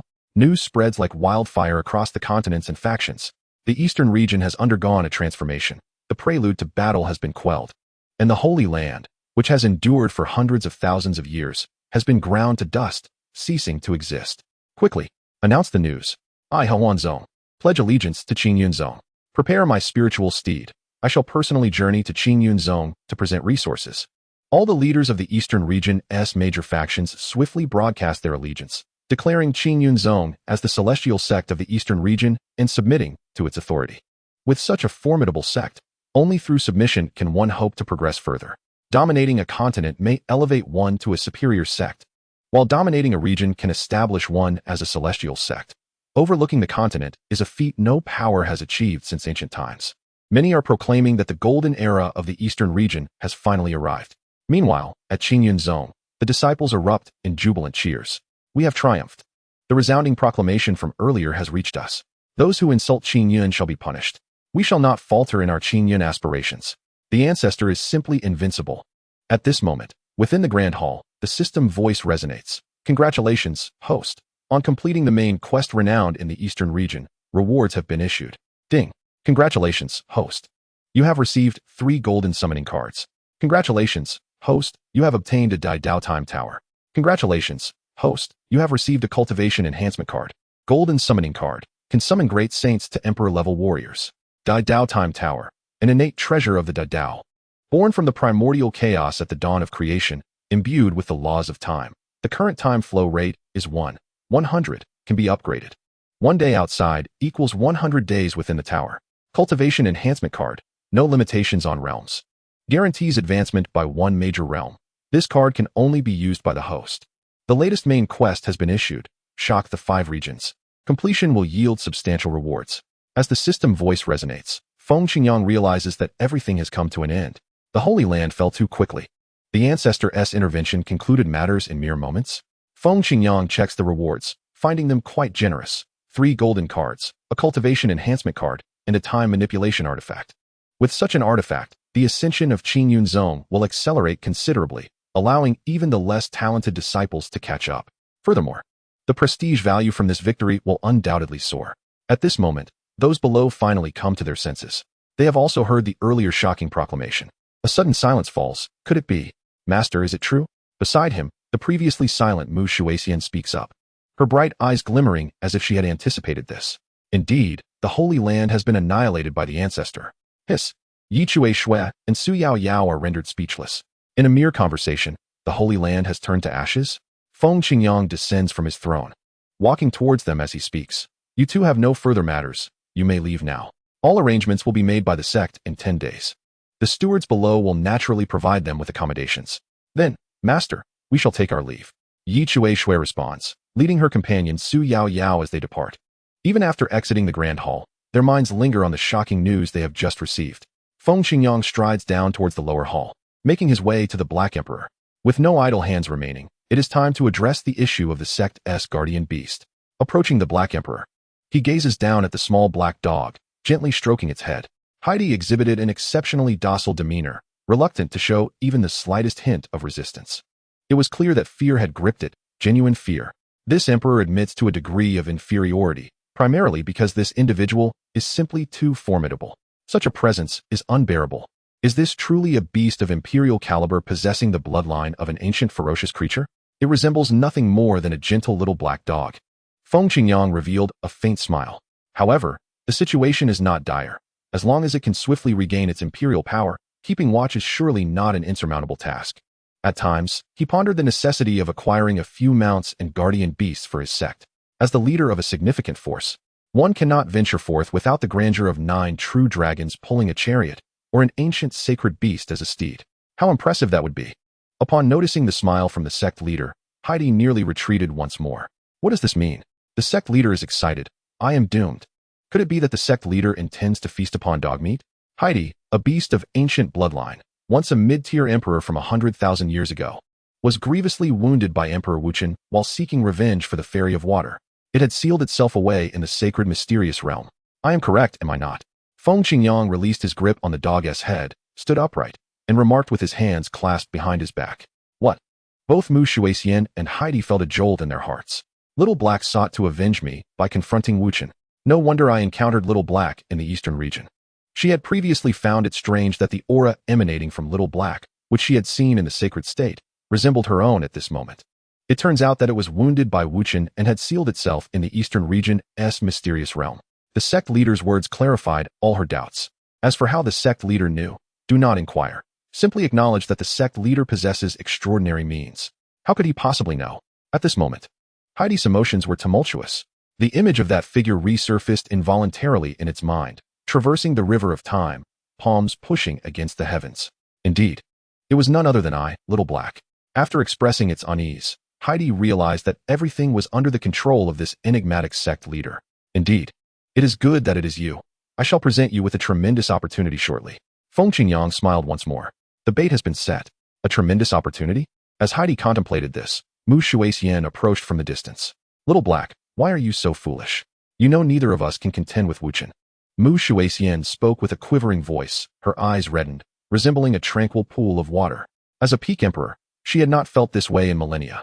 A kindred spirit is hard to find, a friendship from the past. I have but you as a friend. Thus, I must seek vengeance for you. How detestable. That despicable scoundrel Wuchen, always resorting to underhanded tactics. Heidi sighed after speaking. It had always been unruly. Yet it could never forget the humiliation of being thoroughly defeated by Wuchen that day. Enough. You two old friends should catch up. We will discuss this another time. Wuchen is but an insignificant insect. I shall grant you an opportunity to seek revenge. How about that? Wuchen, an insect. Opportunity, revenge. Heidi seized upon these keywords. Please. Esteemed sect leader, enlighten me. Feng Qingyang stood with hands clasped behind his back, gazing into the distance beyond the main hall, and gestured outward. My Qingyun Sect is in need of a guardian beast. I see you possess a modicum of strength, sufficient for the task. A guardian beast? I shall guard the gate. This does not sound too bad. Heidi mused privately. This venerable sect, with its legacy spanning millions of years, undoubtedly boasts countless formidable beings and profound depth. For instance, it sensed several auras that made it tremble. Since the sect leader deems Wuchen an insect, revenge must not be far off. What are your thoughts? In truth, based on your current strength, you are hardly qualified to guard my Qingyun Sect. I am only reluctantly agreeing out of respect for Elder Mo. Feng Qingyang continued to gaze into the distance, standing with hands clasped behind his back. A powerful aura radiated from him. How touching. I did not expect the sect leader to regard me so highly. Shuaixian has indeed assisted me immensely. Esteemed sect leader, I am willing. Entrust the gate of Qingyun to me. I assure you that without the sect leader's permission, not even a fly shall enter.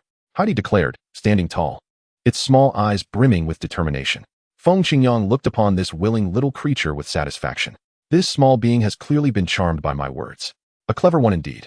My Qingyun sect requires such talent. However, it must be noted that Qingyun is destined to dominate the realms in the future. At that time, a guardian of imperial caliber will be utterly insufficient. But that is a matter for another day. As long as you perform diligently, my sect shall not neglect any of its members. You may withdraw now. Feng Qingyang concluded, waving his sleeves to signal their departure. We take our leave. Upon hearing this, Heidi and Mu Shuaixian echoed in unison as they exited the main hall. As Heidi stepped out, it contemplated the sect leader's words. Perform diligently, and no one will be neglected. I am a beast. Alas, it matters not. Such a towering figure as the sect leader would not deceive me. Mu Shuaixian gazed at her old friend, her thoughts swirling. 100,000 years have passed. I wonder how my Mu clan fares now. Will they face Wuchen's retribution? But at present, there is little I can do. My strength remains insufficient to contend with Wuchen. I was no match for him 10,000 years ago, and I am even less so now. For now, I must heed the sect leader's words and work diligently. If I perform well, I can later request the sect to intervene, and Wuchen shall surely not be a match. Currently, I lack the weight to demand such action. Fairy of Water, I shall guard the sect for now. Should the opportunity arise, we shall drink and celebrate together once more. After bidding farewell to Mu Shuaixian, Little Black set forth, heading directly towards the gate. Inside the main hall, Feng Qingyang opened the system interface. It is time to summon a few beings. The last time the golden card summoned a powerful being from the Great Sage Realm. I wonder what will manifest this time. 3 golden cards. If fortune smiles upon me, perhaps 3 peak emperors will emerge. System, utilize all rewards. Ding, the Tower of Time and Space has been manifested. Ding, the golden summoning card has been successfully used. Congratulations to the host for summoning a peaked Saint King Realm Strongman. Solitary pursuit of defeat. Summoning in progress. Congratulations to the host for summoning a peak Saint King Realm Strongman. Emophone. Summoning in progress. Congratulations to the host for summoning a peak Saint King Realm Strongman. Charm. All characters have been successfully depicted and manifested. 3 peak Saint King Realm beings? That is quite satisfactory. They can initially serve as core elders. But since there are currently no core disciples, they shall serve as guards for my sect. A guard by the sect leader's side holds significant status. It is important to note that peak Saint King Realm beings are among the most powerful in the entirety of the 5 domains. The most formidable beings in some transcendent sects and powerful families of the central domain are merely at the Saint King Realm. Saint King, as the name suggests, denotes the sovereign of saints. Reaching the Saint Realm allows one to comprehend laws and absorb sacred sources to cultivate laws, achieving mastery of the Saint King Realm laws. From there, one gradually explores the Tao, breaks through to the Supreme, and gazes down upon the ages. Mastery of the Tao enables one to ascend to the Emperor Realm and dominate the continent. This is the path to imperial ascendance beyond the Saint Realm. Yet throughout history, how many exceptionally gifted individuals have failed to grasp the Taoist edge in their lifetimes, perishing without comprehension? To attain the Tao, one might commit any act of madness, reversing laws and forcibly breaking through. Have you not heard? To hear the Tao in the morning is worth dying in the evening? Cultivation enhancement card, usage successful. The cold, mechanical voice of the system resonated once more. Infinite sacred sources materialized from thin air, surging into Feng Qingyang's body. The powerful force of the laws enveloped him, filling every inch of his being. A mighty aura erupted forth, and his cultivation soared in an instant. Ascending to the peak of the Saint Realm, early, mid, and late stages of the manifestation realm. The enhancement card directly elevated him by an entire realm. Simultaneously, in Qingyun Sect, the phenomenon of heaven and earth reappeared.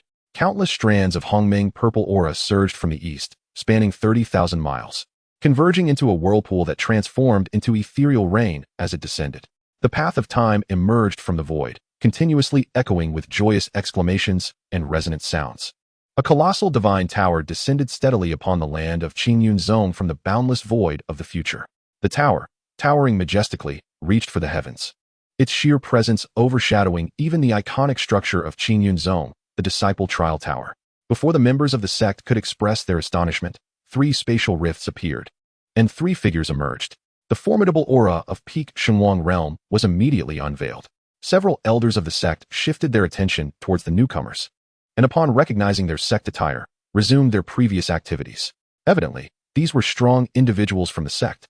It appeared that after Qingyun Zong's ascendancy in the eastern region, the elders who had been traveling abroad were returning one after another, and the slumbering powers were gradually awakening.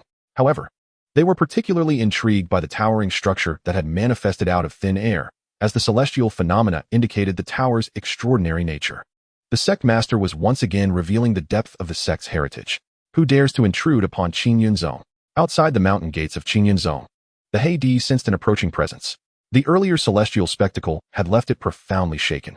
As an imperial being, it could sense the celebration of the path of time, which was indeed remarkable. Yet, the 3 auras that had reappeared dared to trespass into Qingyun. The time for this emperor to achieve merit has arrived. Oh dear, Heidi, that is our Qingyun strong warrior, not an outsider. The elder guard Wang Ji hastily called out to Heidi. The little black dog had claimed to be appointed by the sect master to guard the mountain gate, and initially, Wang Ji had not taken it seriously. However, upon witnessing the aura displayed by the little black dog, he promptly changed his address to Heidi, my lord. The sect master's direct appointments were truly formidable. Upon hearing this, Heidi paused, perplexed, and inquired, "Oh, are you saying those 3 individuals are our Qingyun Zong strong warriors?" "Indeed, my lord Heidi. Just moments ago, our elder guard used the token to inform me." Wang Ji presented the sect's token and continued. "A sect token? Blast. This emperor still does not possess one." Meanwhile, in the Qingyun Hall, the 3 figures entered the grand hall and respectfully gazed towards the main seat. Gudu Qiubai, Mo Feng, and Wu Mei, paying their respects to the sect master. Chapter 90, The Tower of Time, Level 2 Sect. The 3 spoke in unison. Feng Qingyang surveyed them from above.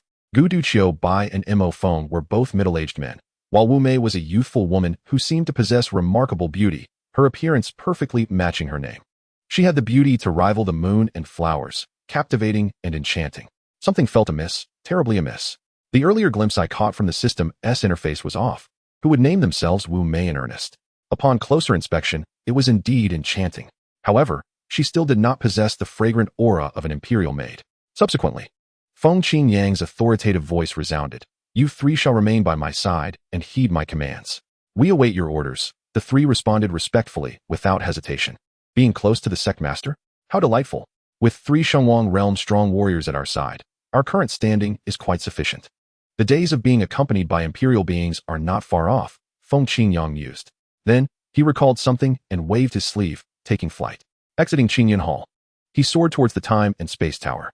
This tower stood at the core of the sect, distanced from the Disciple Trial Tower, which was designed for the convenience of disciples training in the outer sect area. The colossal tower, reaching for the clouds, emanated a profound aura, with an overwhelming Hongmeng purple mist enveloping its structure, accentuating its sanctity. Feng Qingyang had come this time to test the effects of the Time and Space Tower. Without further contemplation, he entered. After a brief moment of shifting stars and time, the scenery before him transformed dramatically. Inside the Time and Space Tower lay an expansive and boundless void, with the Hongmeng purple mist growing more intense. Countless stars sparkled within the void, filled with endless temporal laws. Upon entry, Feng Qingyang immediately sensed the altered flow of time compared to the outside world. The power of his Xianxian realm laws pulsed within him, which he subsequently released. The flow of time here was 100 times faster. This meant that while hundreds of days passed within, only a few days would elapse in the outside world. A single day of cultivation here equated to 100 days for others, making it almost impossible not to soar in strength. Yet, isn't this a roundabout way of shortening one's lifespan? System prompt. Although the flow of time here surpasses the outside world by 100-fold, the bone age of those who enter will not change. They will only gain cultivation and experience. That's splendid. This means that even if one cultivates here for 10,000 years, the outside world will only experience the corresponding passage of time, equivalent to 100 years. Essentially, one would have truly lived through 10,000 years while only experiencing a mere 100 years. Indeed, this place can be opened to all members of the sect immediately. He then turned and departed. Shortly after, the sect elders disseminated the news. The Time and Space Tower is now open to the public. With a time flow of 1 to 100, disciples of miscellaneous duties, armed with sect tokens, can enter to cultivate for 10 days each month. Outer sect disciples can enter for 15 days each month. Elders are unrestricted. Additionally, 500 contribution points can extend one's stay by an additional day. Upon the announcement, the sect erupted with excitement. From the elders to the disciples, everyone was astounded by this monumental news. This time and space tower is simply miraculous. With this tower, won't our cultivation soar at an astounding rate? Oh dear, all disciples are eligible to enter the tower, thanks to our junior brother. Thus, it is relatively fair. To stand out, one must strive harder. An outer sect disciple clapped his junior brother Ji Yin on the shoulder, offering a reminder. Brother, what are we waiting for? Let us hurry and go. Let's roll. I've realized it, brother. Please call me Ji Yin, the rolling god. The disciples, upon receiving the news, surged into the time and space tower, commencing their cultivation. With the decisive ranking day approaching, no one wished to fall behind. This utilization plan was meticulously crafted by Feng Qingyang. Firstly, the time and space tower required resources for maintenance. Secondly, mindless arduous training would yield minimal gains. Disciples should not overly depend on this tower, hence the restrictions were implemented. This way, in their quest to utilize the time and space tower for improvement, they would fiercely compete to enhance their strength, as the higher the sect's status, the more days they could use the tower. After notifying the elders with his divine sense, Feng Qingyang eagerly opened the system interface once more. The current sect currency was finally sufficient and even exceeded expectations. He was eager to witness what a level 2 sect entailed. However, the next upgrade required a staggering 100,000. System, let us begin. Ding, sect upgrading, upgrade successful. Current sect level is level 2. As the system's voice concluded, a tempest arose, and torrential spiritual rain cascaded down. The entire Qingyun zone, situated on the Qingyun mountain peak, began to tremble precariously. What the heck? What is happening? This is unexpected. The entire Qingyun zone was thrown into turmoil. Everyone, do not panic. This is merely a minor spell from our sect. The voice of sect master Feng Qingyang resonated like divine authority throughout Qingyun zone. It turned out to be the master of the sect. Then all is well. The upgrade continued. After the tremors subsided, 8 towering mountains rose from the ground, forming a majestic range. Each mountain soared thousands of feet, resembling sharp swords piercing the heavens. The scenery was breathtakingly extraordinary. A dense aura of immortality enveloped the area, resembling a celestial realm. The entire sect underwent a monumental transformation. The original palace structures were replaced by sanctified edifices, exuding a holy and solemn atmosphere. The Pill Refining Hall, Cultivation Rooms, Artifact Refining Hall, Elders Hall, Sect Masters Hall, Qingyun Hall, and more. Every level 1 structure was upgraded to level 2, expanding by several dozen times. It was magnificent. Everyone gazed in wide-eyed astonishment at this spectacle.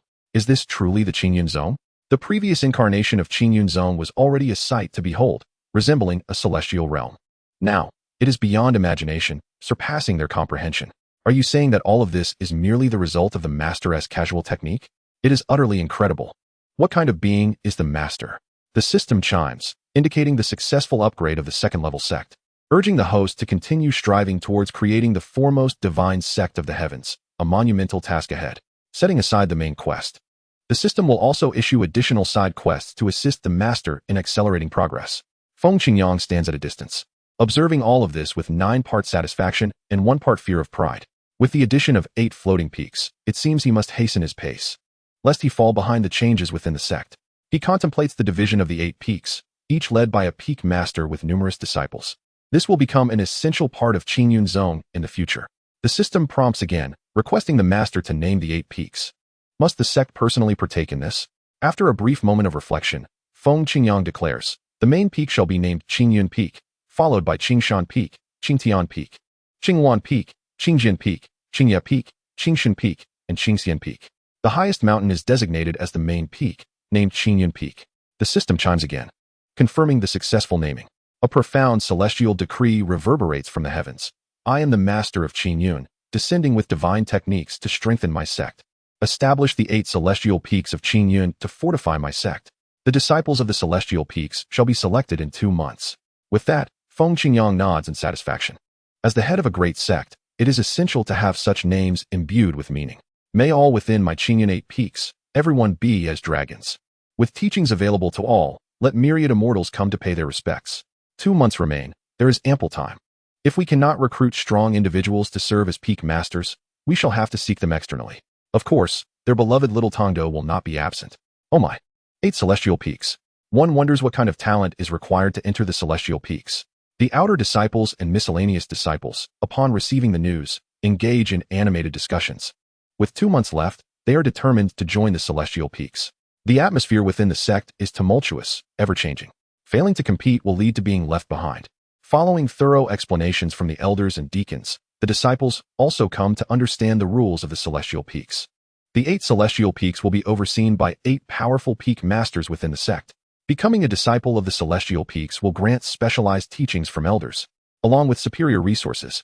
If one is fortunate enough to become a personal disciple of a peak master, it is akin to ascending to the heavens in one leap. However, joining the celestial peaks is not a simple endeavor. Everything hinges on the 2 months ahead. Even the elders are astonished by the 8 powerful peak masters. It seems the strong of Qingyun Zone are gradually returning. Time flows, and 10 days swiftly pass. During this period, all disciples have devoted themselves day and night, neglecting food and sleep, honing their skills within the time-space tower. 10 days of training in the tower equates to 1,000 days, almost 3 years of cultivation. Their strength has seen significant growth. Today is particularly lively. The outer gate area of Qingyun Zone is bustling with activity. Today marks the day for finalizing the rankings for the outer gate and miscellaneous disciples. 10 inner and outer disciples will be selected. In the outer plaza, 600 disciples stand in neat rows. After 2 months of fierce competition, the first ranking is reaching its conclusion. On the martial stage, 10 talented outer disciples stand, each remarkable in their own right. Now, I will announce the selected inner disciples, declares Elder Yi Bai from the high platform. Standing beside him are inner sect elders Luo Chun and Mu Shui Xian, along with Shi Hao, Lin Bai, and Hua Qingyu in the background, accompanied by Su Yao Yao and Yi Chui Shui from the Su family. The first place in the outer gate ranking goes to Qin Han, at the peak of the Dongxi realm. Senior brother. Senior brother. As expected of senior brother, Qin Han is incredibly powerful, reaching the peak of Dongxi. The disciples below cheer, congratulating their senior brother. Qin Han's talent is evident. His 8 resonances captivating all disciples. Elder Yi Bai continues. The second place in the outer gate ranking is Ning Yan, in the late Dongxi realm. Ning Yan, I love you. The disciples shout again. Ning Yan's talent is also exceptionally high, aside from the senior brother. He is unmatched in the outer gate. In the distance, Danqing strokes his beard in satisfaction. Indeed, the achievements of this disciple today were anticipated. The Yin-Yang sacred body, with 8 resonances. However, he is puzzled by the first place, Qin Han, who is unexpectedly formidable. Despite sharing the same 8 resonances, he likely harbors unknown secrets. The third place in the outer gate ranking goes to Qin Yan, at the peak of the Yuanying realm. The fourth place goes to Long Ao Tian, also at the peak of the Yuanying realm. The fifth place is Luo Wu, likewise at the peak of the Yuanying realm. The rankings continue, revealing a total of 10 talented disciples. The 10 prodigies on the martial stage are spirited and confident. The arduous 2 months of cultivation were all for this moment, including the 1,000 days in the time-space tower. They have endured nearly 3 years of hard work and have finally achieved some modest accomplishments. Is this a mistake? Are the outer disciples truly this strong? Su Yao Yao gasps in surprise. The master had promised her that if she could defeat any one of the top 10 in the outer gate ranking, she would be allowed to enter. Seeing the top 2, both of whom are talents at the Dongxi realm, and the remaining 8 all at the peak of the Yuanying realm, she wonders if she can truly compete. She, as the legitimate daughter of the Su family, is merely at the peak of the Yuanying realm. Can she truly prevail? During her stay at Qingyun Zone with Elder Yi, she has witnessed the immense changes within the sect, leaving her utterly astounded. The top 2 are incredibly strong, truly worthy of being 8 resonance talents. Lin Bai remarks from the side. Upon hearing this, senior brother Shi Hao nods in agreement. These 2 are indeed powerful. His supreme sacred body has only 9 resonances. After nearly half a year of recultivation coupled with the 1,000 days in the time-space tower, he has only just reached the early stage of transformation. Meanwhile, Elder Yi Bai has finished speaking, clearing the names of the top 10 from the massive banner in the plaza, pushing the subsequent rankings forward. Now, all 10 of you are inner disciples, Elder Yi Bai announces. He instructs the deacon to present the inner sect tokens and garments to the 10 individuals on stage. I am now an inner disciple. Lin Yao, our time together will surely increase. Just wait. Qin Han thinks to himself as he receives his attire and token. Qingyun Zone is immensely powerful. It is the strongest sect he has ever encountered.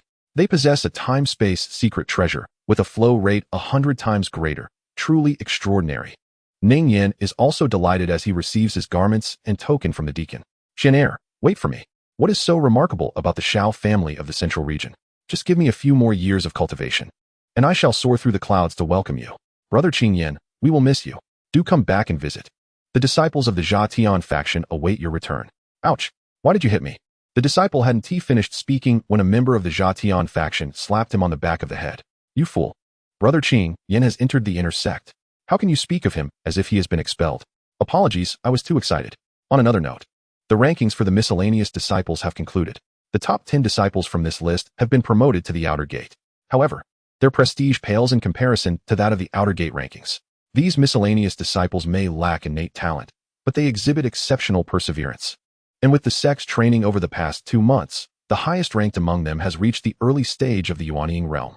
The first place in the miscellaneous disciple ranking is xianxiafan, at the early Yuanying realm. The 10th place is indeed intriguing. It belongs to the gifted Jinatami. At that time, a single miscalculated move cost him dearly. Yet through his relentless efforts, he has finally secured a position within the outer sect. Shi Hao and his companions have also made their way to the forefront. Fellow disciples, the Qingyun Sect will not neglect any diligent student. I hereby announce the conclusion of the inaugural outer sect ranking and the commencement of the second ranking, which will be finalized in 2 months. I hope you remain steadfast in your aspirations, undeterred by adversity. Chapter 92, Su Yaoyao's Defeat, Qingyun Xianxing. Shi Hao. The sect master's 3 esteemed disciples have come to inspire us. I am deeply moved. I must strive to work hard for the next 2.5 months before taking a break. As Shi Hao's words resonated, the disciples below became increasingly restless, and the atmosphere reached a fever pitch. Qinhan looked up as well. Initial stage of transformation. Indeed, the sect master's disciples are no ordinary individuals, surpassing even my own talents. On the day I joined the sect, I realized the leader among them was exceptional. I possessed the aptitude of 8 resonances. Could he be of 9? Yao Yao, did you not wish to challenge the top 10 disciples? Feel free to select one. Hua Qingyu reminded Su Yao Yao beside her. They were aware of the sect master's words, allowing Yao Yao to challenge any of the top 10 disciples. Success would grant her immediate entry into the outer sect. Oh, then I shall choose the disciple ranked 10th. Su Yao Yao responded, realizing she must select the one at the bottom of the ranking. However, even with the lowest rank, her confidence was not substantial. Before long, the 9 talented disciples descended from the stage, leaving only the 10th ranked genius. The other disciples were momentarily perplexed. What is happening here? Soon after, a strikingly petite woman ascended the martial stage. Is she here too? The 10th ranked young man was equally bewildered, having just been informed by an elder to accept a challenge from an external genius. External? Genius? Could someone dare to confront us at Qingyun? He immediately patted his chest and assured, Elder, rest assured, I will not leave him unscathed. Greetings, I am Su Yao Yao, the eldest daughter of the Su family from the southern region.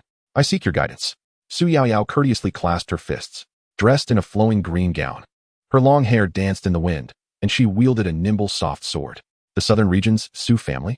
How curious that the eldest daughter would come to our Qingyun sect to challenge us. Nevertheless, it matters not. Whoever dares to confront us shall face the consequences. A significant portion of the disciples cheered from below, rallying for their brother. Go for it, brother. Put in your all. Show her the might of our Qingyun sect. The 10th ranked disciple also clasped his fists and declared, Qingyun sect, Yangli. Not killing her while reducing his strength by half. What a difficult choice. Under the watchful eyes of the gathered disciples, the 2 unleashed their respective auras. 2 formidable energies of the peak stage of the Yuanying realm clashed. Impressive. This woman matches my brother in realm. However, my brother still stands a chance. The advantage lies with our Qingyun. They wish to challenge us. Perhaps in another lifetime. The 2 on the martial stage engaged in a fierce battle. Spirit sword technique. Su Yao Yao executed her swordplay, unleashing a torrent of fierce sword energy. Amidst the flashing blades, she charged forward with a thrust. With her cultivation backing her, a violent surge of spiritual energy erupted. Yang Li chuckled disdainfully at this. Though we share the same realm, all my techniques are of celestial rank. What do you possess to contend with me? Qingyun thunderclap palm. Yang Li struck with a powerful punch, his aura surging. Grasping the heavens' thunder, he charged forth with overwhelming, tyrannical battle intent that engulfed the arena. Break. With a single palm strike, the skies filled with thunder, crashing down like a collapsing bamboo. Boom. A resounding noise echoed, followed by Su Yao Yao's muffled groan as she was forcefully sent off the martial stage. Her soft sword flying away. Impressive. As expected of a brother on the verge of entering the inner sect, defeating an opponent of the same realm with a single palm. Yi Chue Shui rushed over anxiously, exclaiming, Miss, are you all right? I am fine, Yi Lao. The talents of Qingyun sect are indeed formidable. Su Yao Yao clumsily rose, adjusting her disheveled hair. Shi Hao and his companions also descended from the stage, approaching Su Yao Yao. Are you all right, Yao Yao? After speaking, Hua Qingyu stepped forward to brush off the dust from her clothes. I apologize, I may have used just a tad too much strength. At that moment, Yang Li also approached, having just been informed by his brother that this girl was not there to challenge, but was sent by the sect master. Cough. It seems he must silently bear the weight of his earlier vow. Subsequently, the disciples dispersed one by one. The 10 prodigies followed the inner sect elders away from the outer sect, embarking on their new journey within the sect. Meanwhile, at Qingyun Palace, Feng Qingyang was reviewing the disciples' data in real time through the system interface. So far, there are 3 personal disciples, 10 inner sect disciples, 600 outer sect disciples, and 390 miscellaneous disciples. Excluding his personal disciples, the strongest among the others is Qin Han, the reincarnated emperor, followed closely by Ning Yan, who possesses the golden finger of the old man. Ding. As the future first divine sect of the myriad realms, it is imperative to continuously recruit talented disciples. A task has been issued to recruit 2 talented disciples. Completion will yield rewards. The system notification echoed. Another task? Recruiting talented disciples, and 2 at once? As Feng Qingyang pondered, Lin Zhan, the head of the Lin family, entered to report. Reporting to the sect master, Qingyun City has been completed today. Lin Zhan announced excitedly upon entering. Finally, after more than 2 months of hard work and considerable resources, this magnificent city has been constructed. As an auxiliary city of the Qingyun Sect, it is destined to gain renown alongside the sect. Oh, Qingyun City has been completed? The auxiliary city of our Qingyun Sect is finally ready. Feng Qingyang had initially ordered its construction on a whim, as all major sects possess their own auxiliary cities. Thus, he could realize some of his aspirations. Lin Zhan, I appoint you as the president of the Qingyun Chamber of Commerce. Cultivate Qingyun City well, gathering resources and intelligence for the sect. Feng Qingyang commanded, glancing downwards. Thank you for your recognition, sect master. I am deeply grateful. Rest assured, the Lin family will dedicate ourselves to building the Qingyun Chamber of Commerce and will not disappoint your expectations. Lin Zhan pledged respectfully, acknowledging the sect master's generosity. At the same time, outside the Qingyun mountain range, a magnificent city rose majestically from the ground, its towering walls expansive and boundless. Stretching as far as the eye could see, standing on the wide city ramparts, one could gaze far and wide, beneath the vast sky. The towering walls extended in a rolling manner alongside the multitude of mountains, nestled before the Qingyun mountain range, exerting its dominance over the region. This colossal city, stretching tens of thousands of miles in length and width, was completed today. Its grandeur is unrivaled, regarded as the first colossal city in the eastern domain. The spiritual energy here is exceptionally dense, with the Nine Ding Avenue continuously exuding its profound essence, commanding the fortunes of the region. With the support of the Qingyun Sect's celestial artifacts, Qingyun City appears dreamlike, infused with celestial energy. At the city gate, a massive plaque inscribed with the powerful characters Qingyun Xianxiang resonates profoundly. Today, there are still 2 updates. Tomorrow, during the holiday, I will certainly make up for it. Furthermore, although the sect will not ascend to the upper realms quickly, I will expedite the pace as much as possible. Chapter 93, Qingyun Auction, Blood Fiend Organization. The news of Qingyun City's completion stirred a tremendous wave across the eastern domain. The only auxiliary city of the Qingyun Sect, this much-anticipated colossal city has finally been completed. To cultivate a closer relationship with Dongyu Tianzong and Qingyun residing in Qingyun City is undoubtedly the optimal choice. Nestled at the feet of the Tianzong, it stands as the safest haven in the entire Dongyu. Underneath Qingyun City, a multitude of over 100 million people congregate, with more arriving incessantly. At the city gates, the Lin family's guards diligently oversee the entrance. The safety of Qingyun City is beyond question. It is the territory of Qingyun, enveloped by the protective formation of the sect. With the elevation of the Qingyun to a second-tier formation, it has simultaneously enhanced its defenses. Previously capable of withstanding all but the mightiest emperors, now rendering even peak emperors ineffective. In the midst of this gathering storm, arriving at Qingyun City is akin to coiling like a dragon or resting like a tiger. The spiritual energy here is overwhelmingly rich. Of course, one must bear in mind where they are. This is a subsidiary city of Qingyun, the foremost giant city of Dongyu. Before even entering, the splendor of the city leaves everyone in awe. Qingyun City truly lives up to its celestial name. Those wishing to stay in Qingyun City must first submit their spiritual stones. The guards of the Lin family orderly facilitate entry. To reside here, one must pay a sum of 100,000 high-grade spiritual stones, after which a token for Qingyun City will be issued. Only with this token may one conduct affairs within the city. Of course, merely entering the city requires only 10 high-grade spiritual stones. However, without a token, one will be expelled after 3 days, and conducting affairs will be inconvenient. Do you think Qingyun is engaged in charity work? With such abundant spiritual energy and such robust security, one cannot expect to partake without contribution. Bring me 10 tokens. When it was the turn of a rotund man, he bellowed, producing a spatial ring. After the guard inspected it, revealing it filled with spiritual stones, and confirming the quantity, 10 tokens were handed over to him. 1 million high-grade spiritual stones. That is enough for several lifetimes. A man behind him exclaimed, having only come to enjoy the spectacle, his 10 high-grade spiritual stones suddenly seeming trivial. You don't understand. The Tianzong provides us with such a splendid place. We must express our gratitude. 1 million spiritual stones are but a token of my sincerity. I, Wang Fuguei, lack nothing but spiritual stones. Wang Fuguei then swaggered into the city, leaving the crowd in a state of confusion. The guard's expressions twitched. Such talent. This is precisely the kind of person Qingyun City needs. 10 days later, various major trading associations from Dongyu settled in Qingyun City, along with branches from the central region drawn by its reputation. Qingyun City has undoubtedly become the epicenter of Dongyu. The city is now bustling with organized chaos, with various sounds of commotion filling the air. Come one, come all, extraordinary techniques on sale for just 10 spiritual stones. An elderly man with a white beard shouted energetically, and upon seeing a young man, he quickly beckoned, saying, "Young man, I sense a connection between you and this technique. It's yours for just 10 spiritual stones." The geniuses of Qingyun have descended. Suddenly, a loud shout rang out in the street, drawing everyone's gaze. 3 youths clad in Qingyun attire approached. The disciple in the center exclaimed, "How bustling Qingyun City is. Senior brother.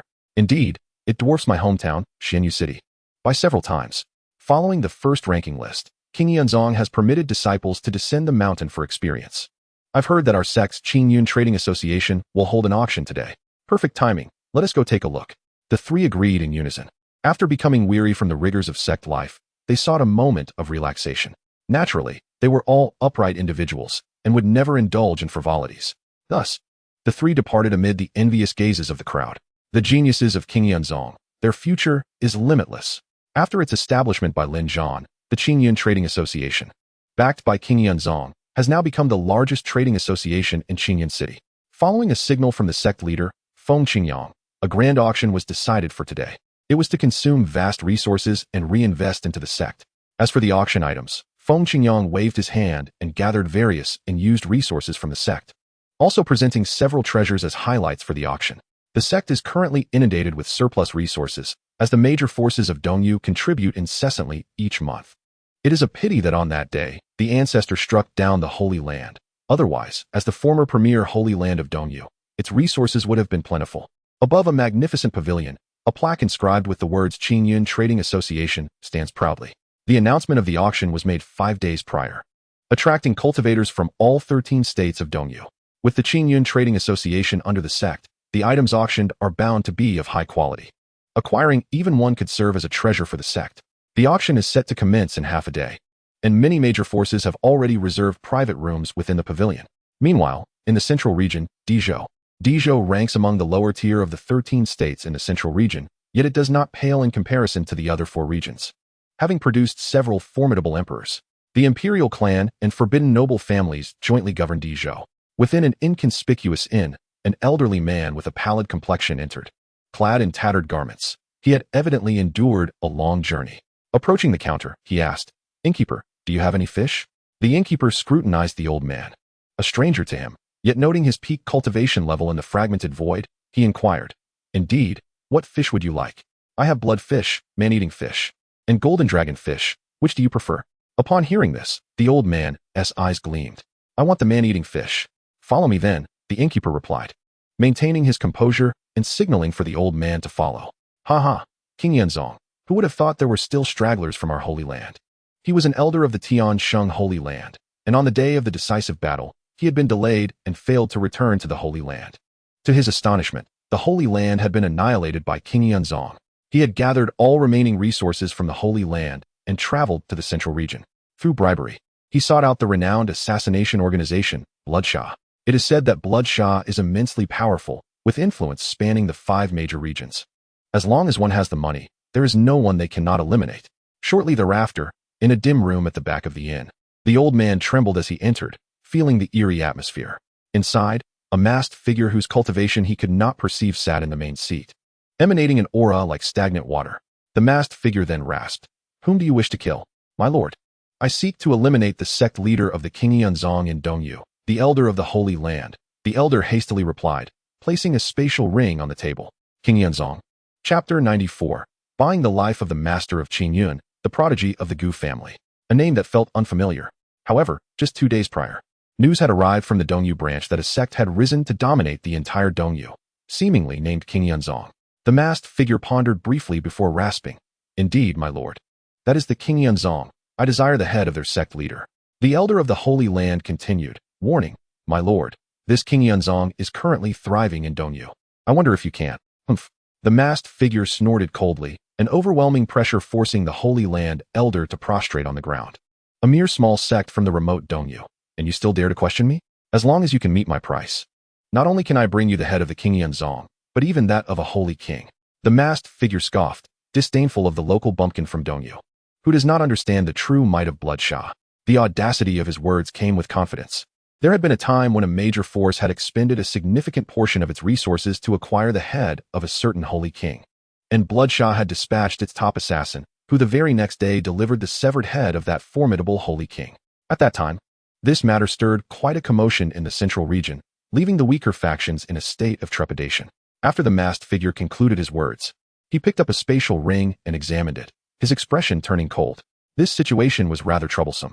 The news from the division pavilion indicated that the Qingyun Sect had annihilated the former foremost sacred ground of the eastern region. The elder of the sacred ground's complexion darkened upon hearing this, for the sacred ground that had been destroyed was none other than their own Tiansheng's sacred ground. Trembling, he uttered, "My lord." "Ah, it is not that it cannot be done, but it will require more payment."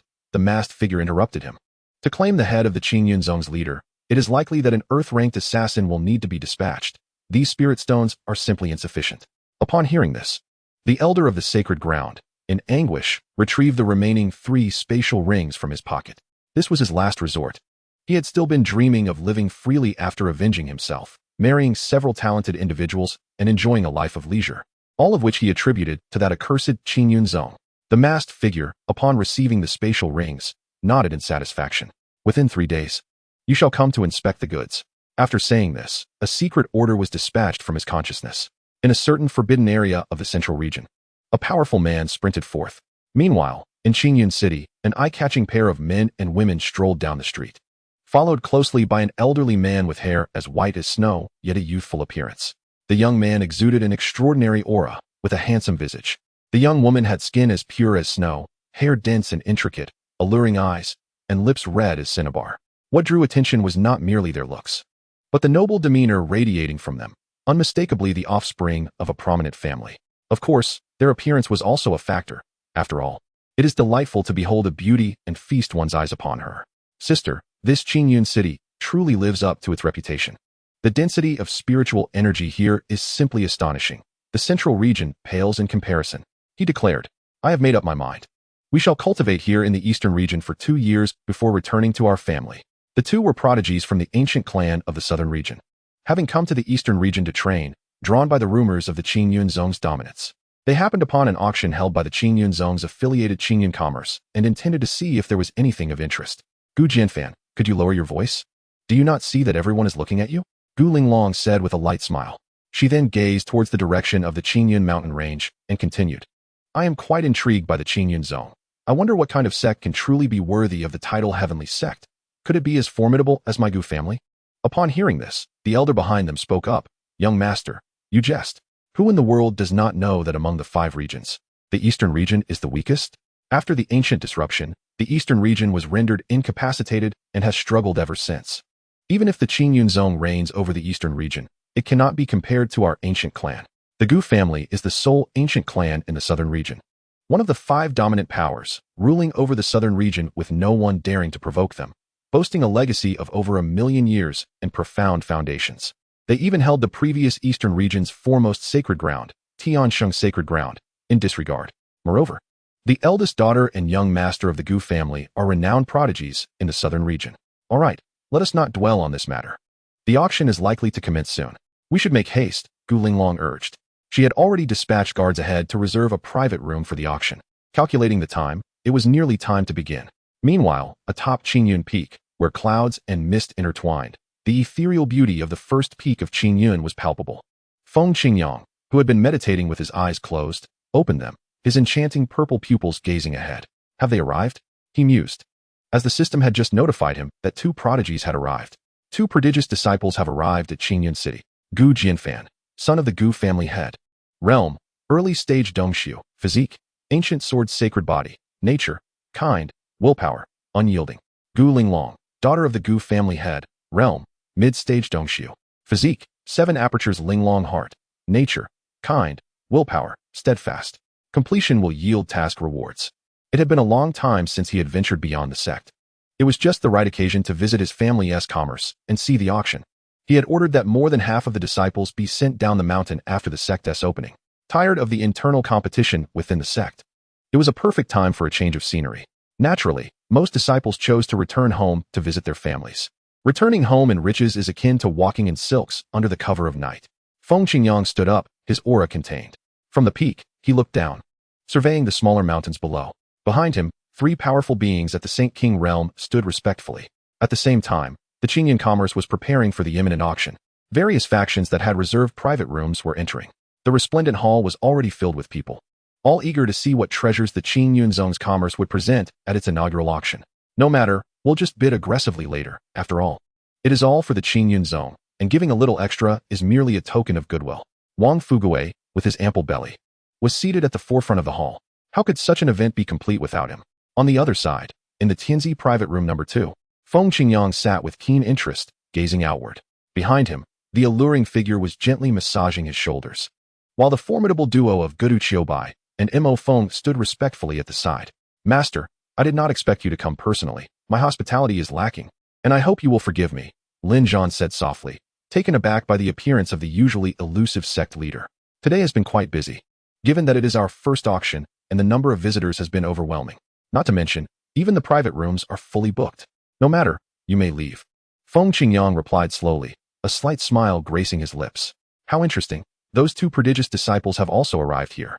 Before long, a melodious voice with a hint of charm echoed, Ladies and gentlemen, please wait a moment. There are 2 more chapters coming at dawn today.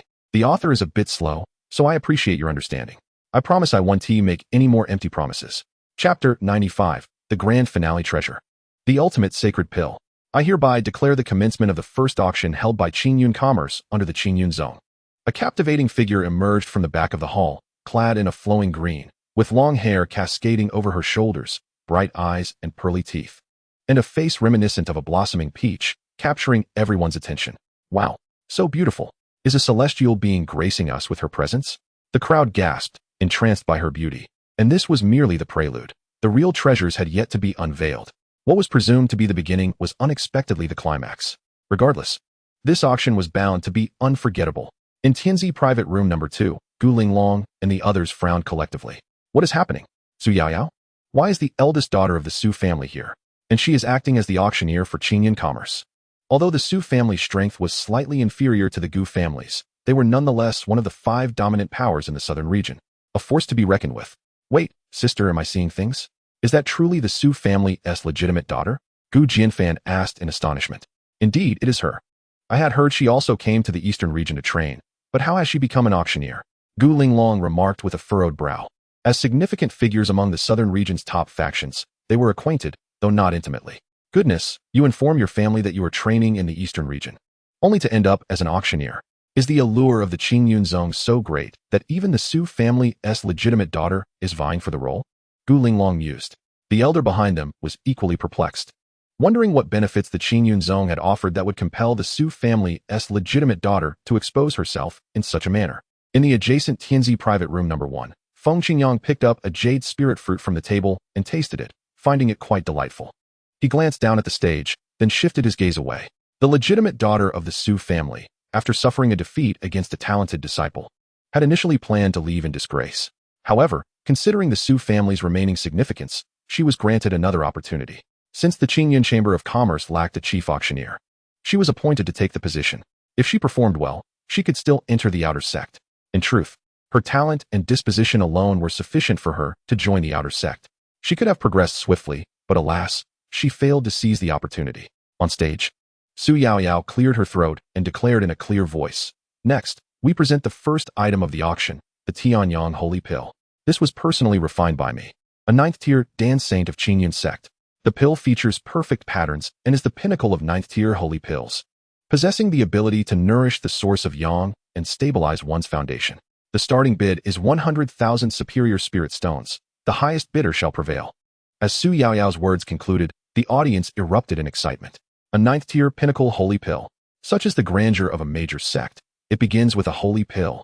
Or perhaps the holy pill serves merely as an appetizer. Today is destined to be a thrilling spectacle. I bid 100,000 superior spirit stones. A man in the center of the hall stood up. I bid 100,100. Shouted a young man in the back, his face flushed. Observers could only speculate about his condition. Was he overly excited? But what did his increment of 100 mean? Hey, I bid 100,000. And you respond with 100? You are making things difficult for me. The initial bidder glared darkly. What? There's no rule against adding 100. Difficult? Then don't bid, retorted the flushed youth disdainfully, brimming with a sense of defiance. The notorious Wu Ji from the northern region had never submitted to anyone. Throw him out. Su Yaoyao frowned and coldly commanded. How dare he create a ruckus here without recognizing the place? Two powerful presences surged forth, effortlessly lifting each of them like chicks and escorting them out. The flushed youth cried out, no? I didn't expect these people from the eastern region to show no respect for my Wu Ji. After this brief interlude, the auction resumed. The Qingyun Holy Pill was eventually sold for 800,000 superior spirit stones. Following that, each item elicited gasps of wonder from the crowd. High-grade holy pills and high-grade holy medicines were being distributed like they were worthless. An array of peculiar treasures were presented, each commanding a hefty price. Some were plundered from secret realms by Shi Hao and his companions, while others were tributes from the great powers of the eastern region. Today, they truly experienced what it means for spirit stones to flow like water. However, seated in the front row, Wang Fugue remained unfazed, even feeling a hint of amusement. Did they think their trivial offerings could challenge his pocketful of spirit stones? Finally, the moment everyone awaited arrived. Su Yaoyao adjusted her attire, determined to conclude with perfection. She then spoke seriously, thank you all for your support. We now enter the climax of today's auction. The first grand finale item is the 11th tier pinnacle holy pill.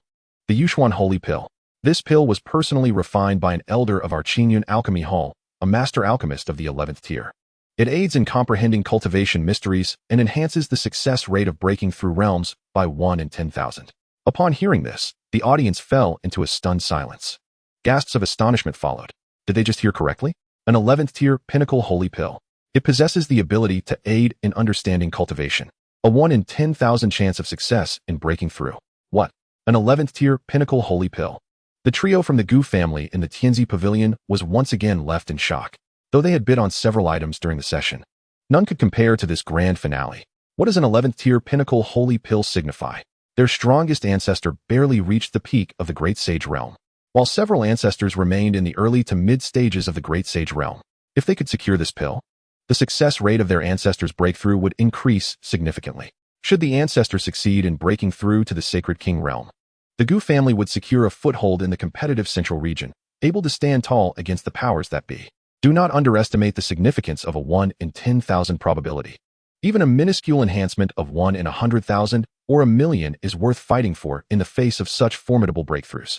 The starting bid for the pinnacle holy pill was 10 million superior spirit stones. As Su Yaoyao's words fell, the audience erupted into a frenzy. Everyone recognized the value of this pill. Even the most oblivious could discern the reactions of those around them. I bid 10 million superior spirit stones. An elder stood up and shouted, revealing his identity as the supervisor of the Eastern Factory of the Yuheng dynasty in the northern region. Is the Eastern Factory of any consequence? I, Wang Tong, the holy son of the Dongxian sacred land, bid 20 million superior spirit stones. Wang Tong also rose to proclaim. Initially intending to reconnect with Shi Hao, he was captivated by the auction upon entering Qingyun City. He had already contacted the sacred lord to prepare spirit stones for the purchase. This pill was a must-have for the Dongxian sacred land. As Wang Tong's voice faded, many others joined in the bidding, and the price surged to 50 million superior spirit stones. What does 50 million superior spirit stones imply? For some ordinary sacred lands, that amount is equivalent to a third of their total spirit stones. Yet the bidding continued. Before long, the Tianzi Pavilion's second room made an announcement that left everyone in awe. A melodious, elegant female voice resonated, 100 million superior spirit stones. This declaration stunned the crowd. 100 million.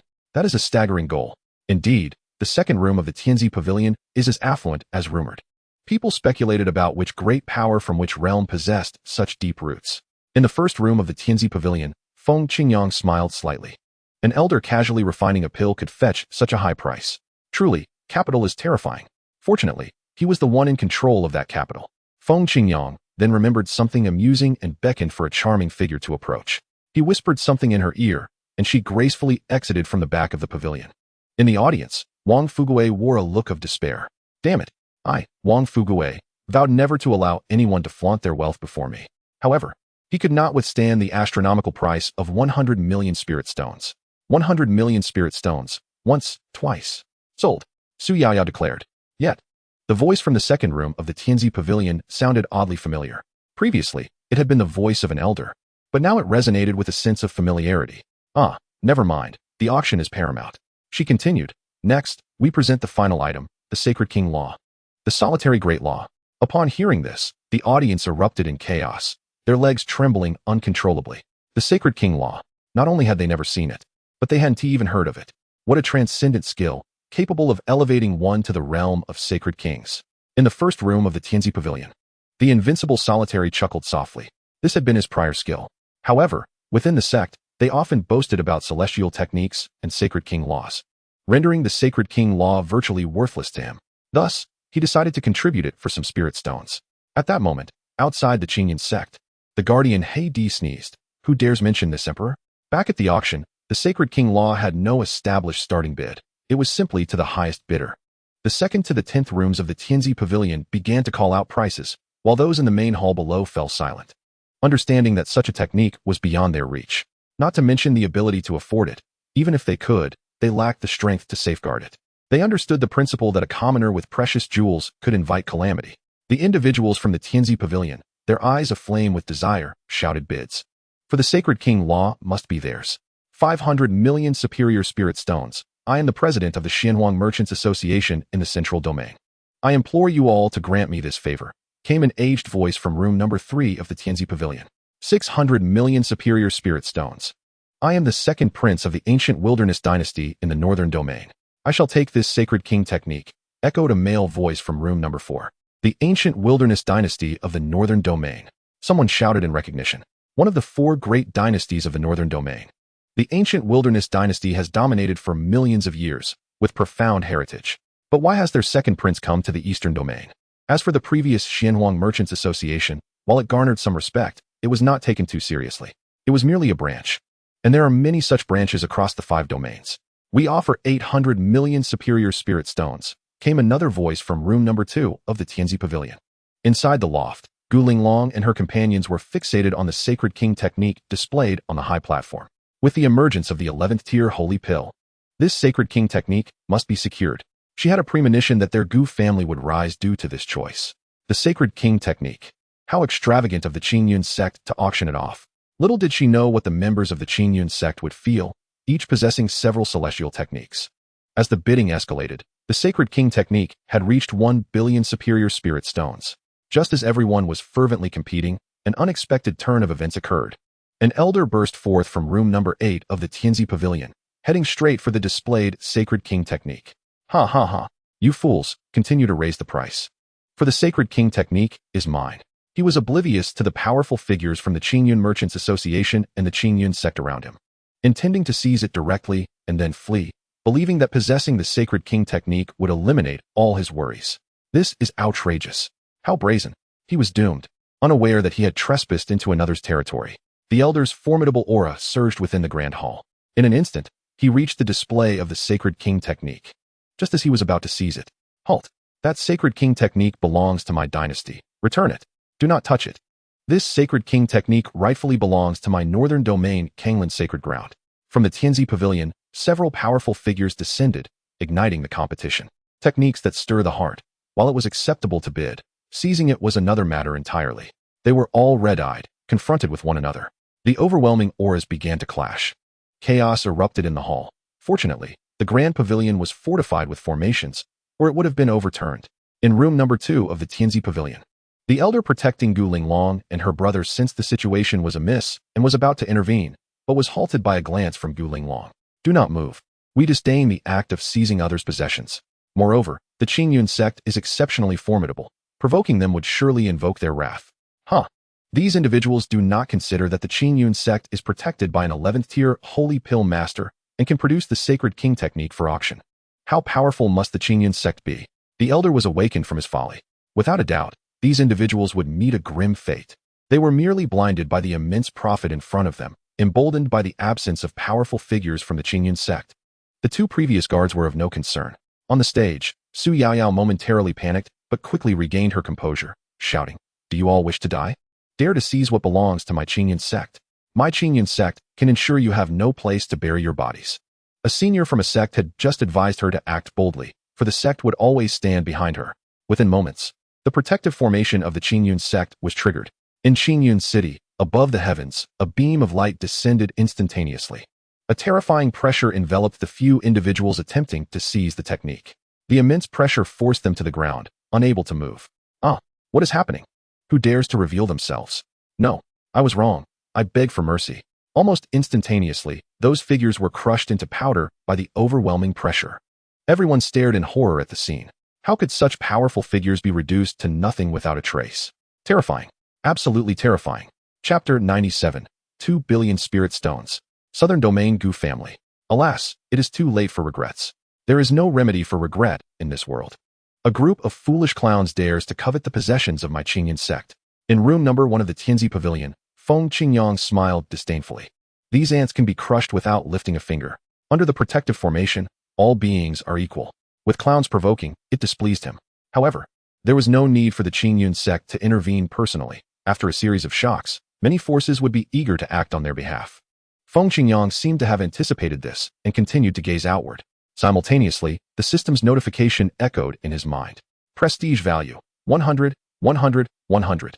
System notification, prestige value exceeds 1 million. Following the recent destruction of the sacred ground, the sect's reputation soared in the eastern domain.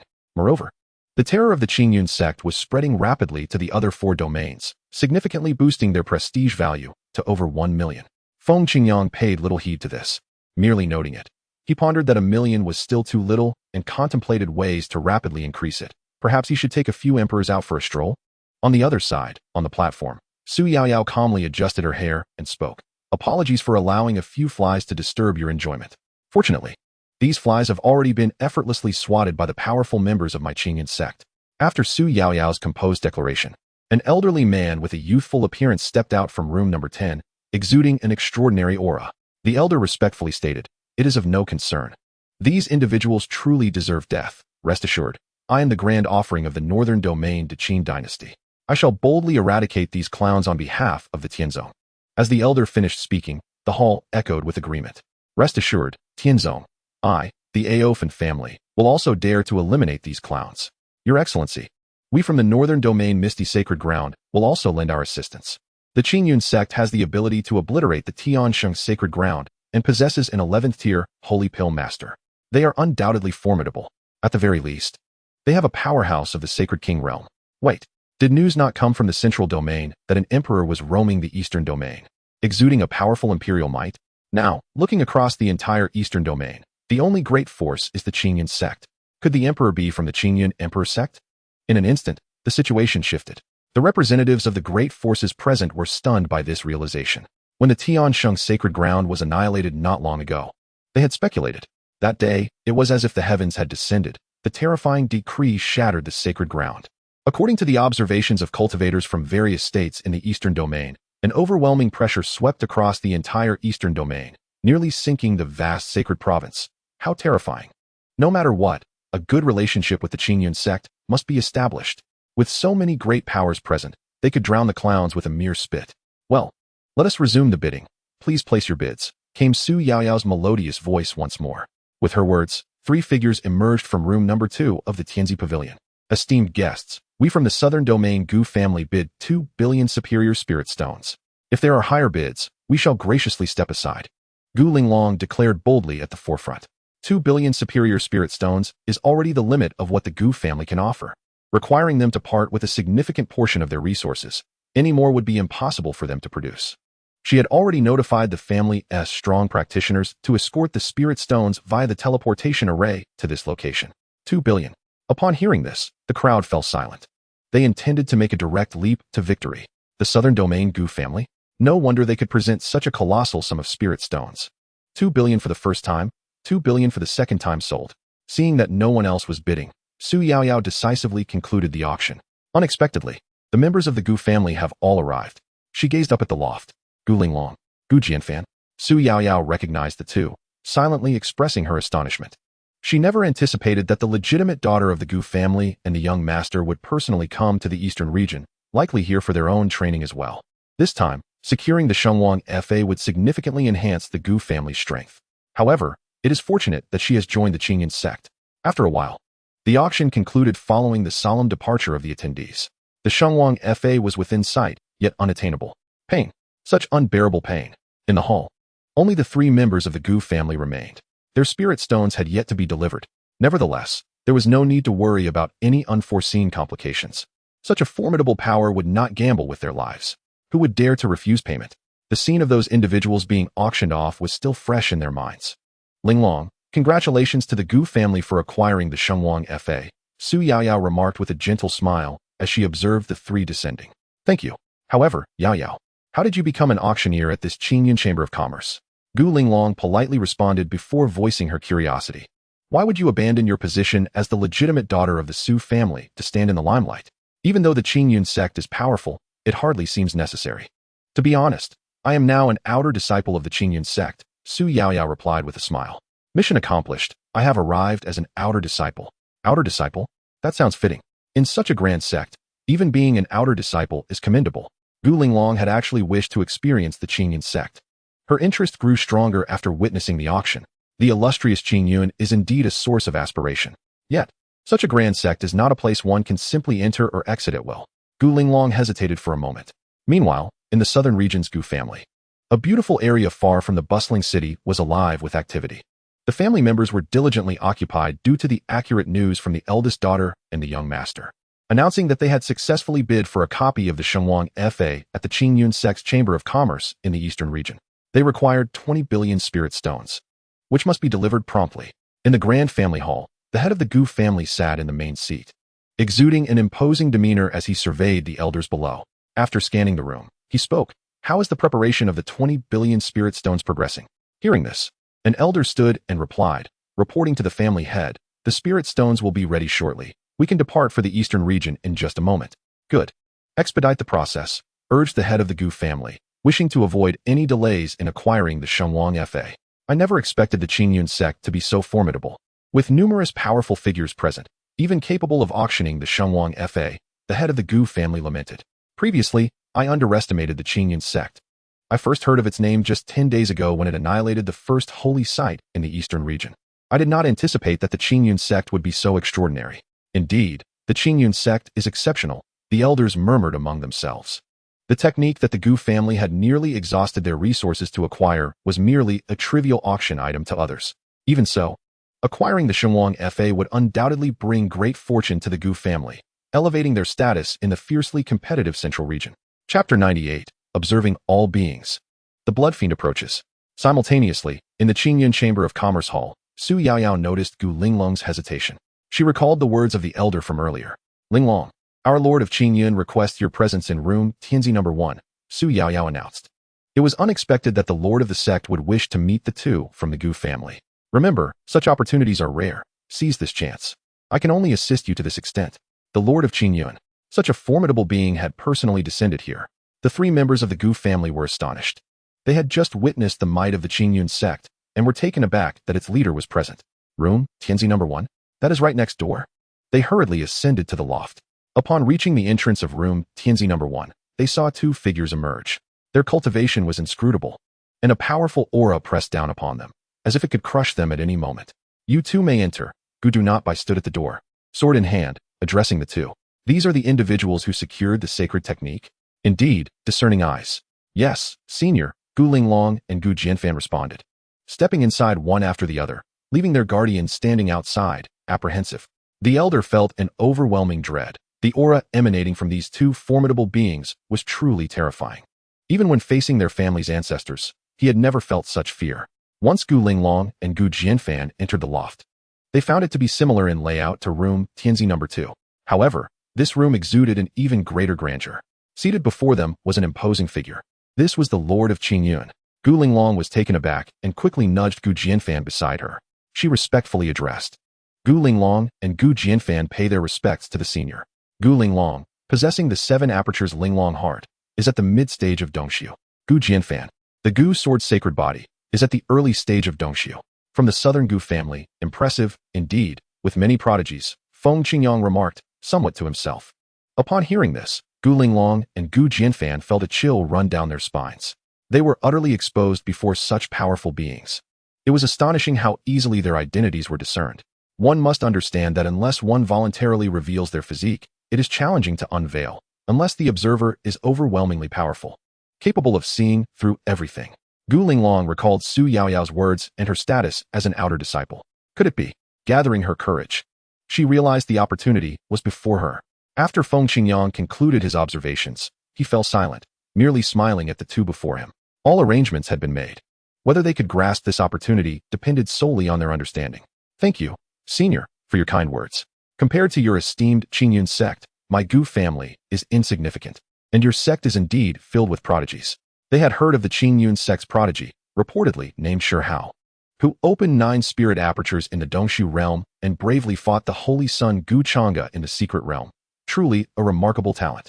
She and her brother Gu Jianfan had only opened 8 spirit apertures in the Dongxiu realm. Realizing this, Gu Linglong suddenly understood. Could it be that the senior had taken an interest in them?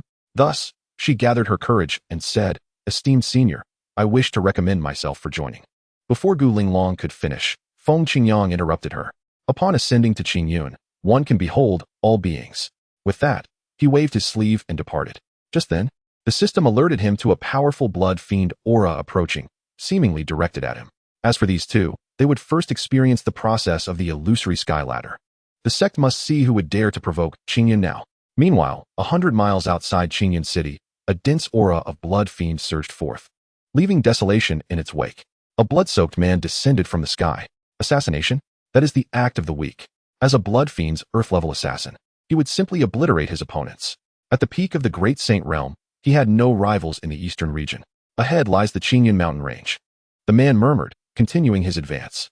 Soon, he arrived near the gates of Qingyun City, the affiliated city of the Qingyun Sect.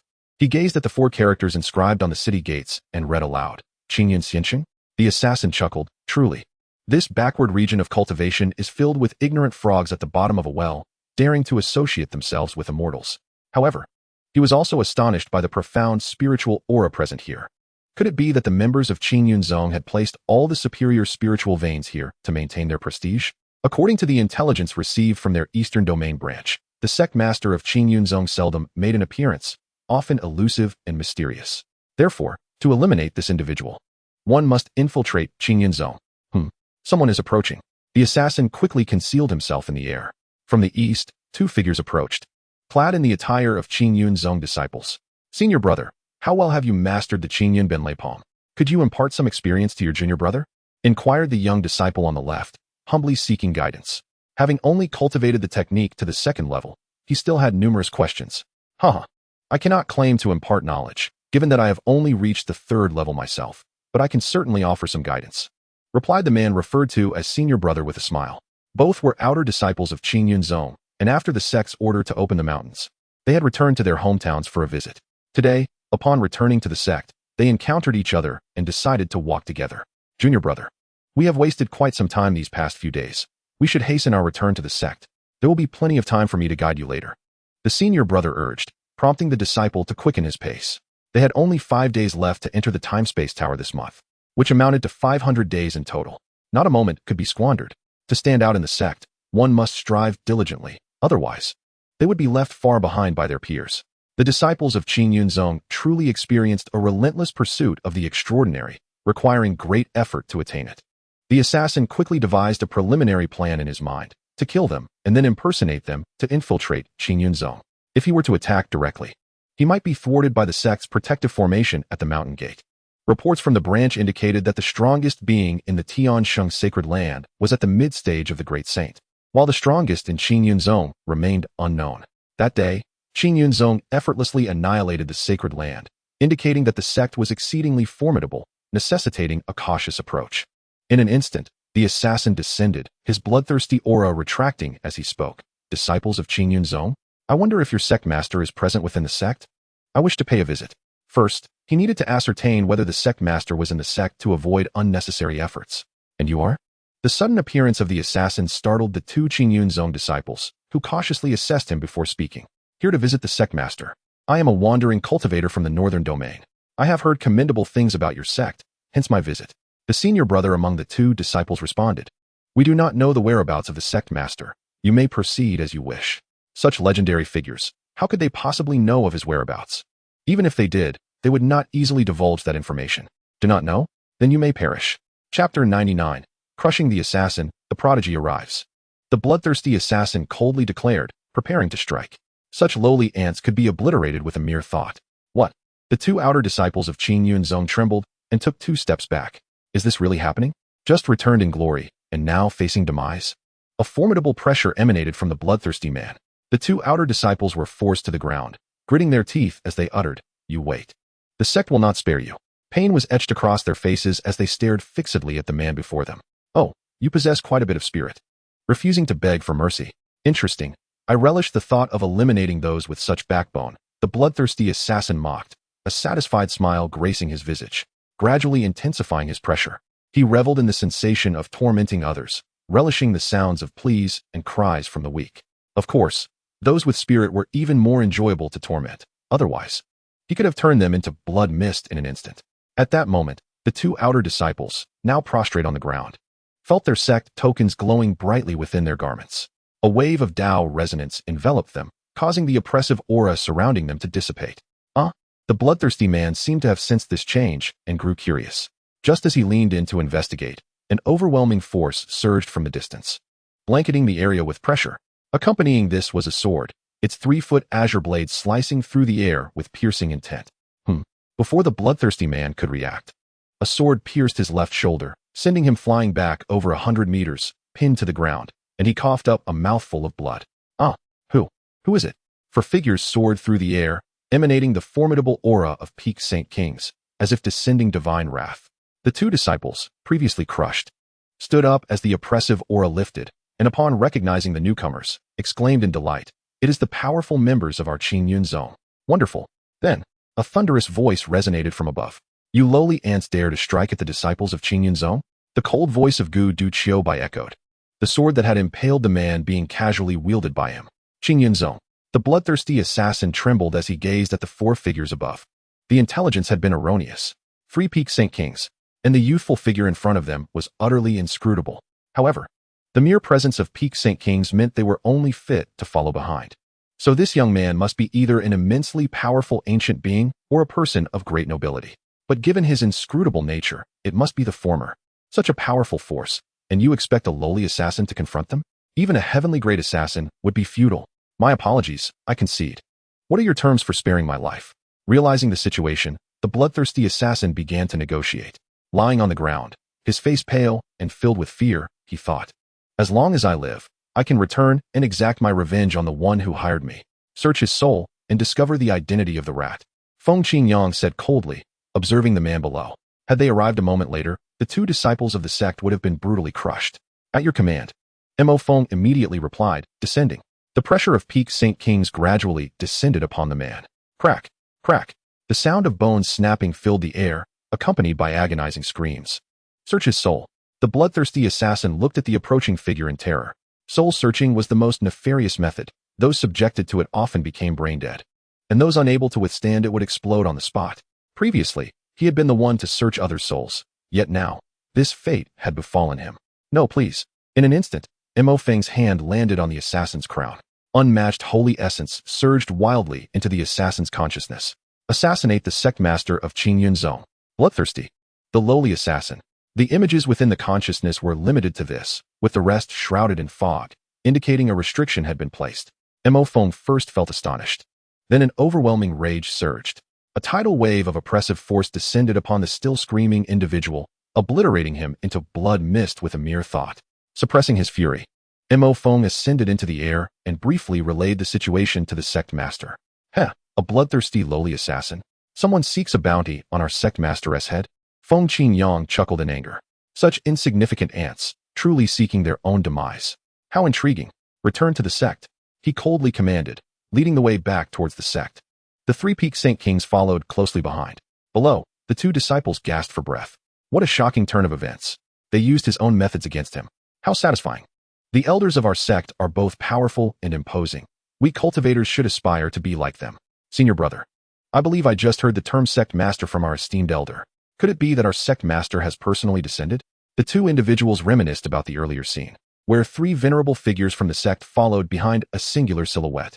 As outer disciples, they had never been afforded the opportunity to meet the sect master. Could that fleeting figure have been the sect master?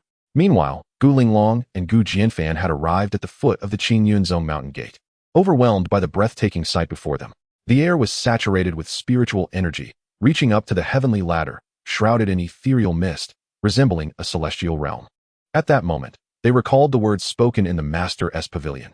Ascend to Qingyun and behold all of creation. Let us ascend to Qingyun, Gu Linglong resolutely declared, taking the lead with purposeful strides. Sister, wait for me, Gu Jianfan called out, hastily following suit. In such a prestigious sect, even as outer disciples, their Gu family would surely bask in its glory. Prior to their arrival, they had already learned that visitors wishing to pay their respects to Qingyun must first ascend the illusory, heavenly ladder not far away. Gazing upwards at the ladder reaching into the clouds, the pair exchanged no further words and began their ascent without hesitation. They pressed forward, unyielding, as the countless illusions along the ladder seemed as solid as the ground beneath their feet. Upon reaching the mountain's summit, the external realm of the sect, Hades sensed their approach and extended his consciousness to investigate. A young man and a woman, he murmured, another pair of dream-chasing youths? Given their speed, they are likely to succeed in traversing the ladder. Before long, Gu Linglong and Gu Jianfan reached the peak. What brings you two juniors to my Qingyun zone? A thunderous voice resonated in their minds as soon as they arrived. They looked left and right, but saw no one. Sister, did you hear that? A powerful being from Qingyun zone is nearby, inquiring about us. Gu Jianfan exclaimed in astonishment.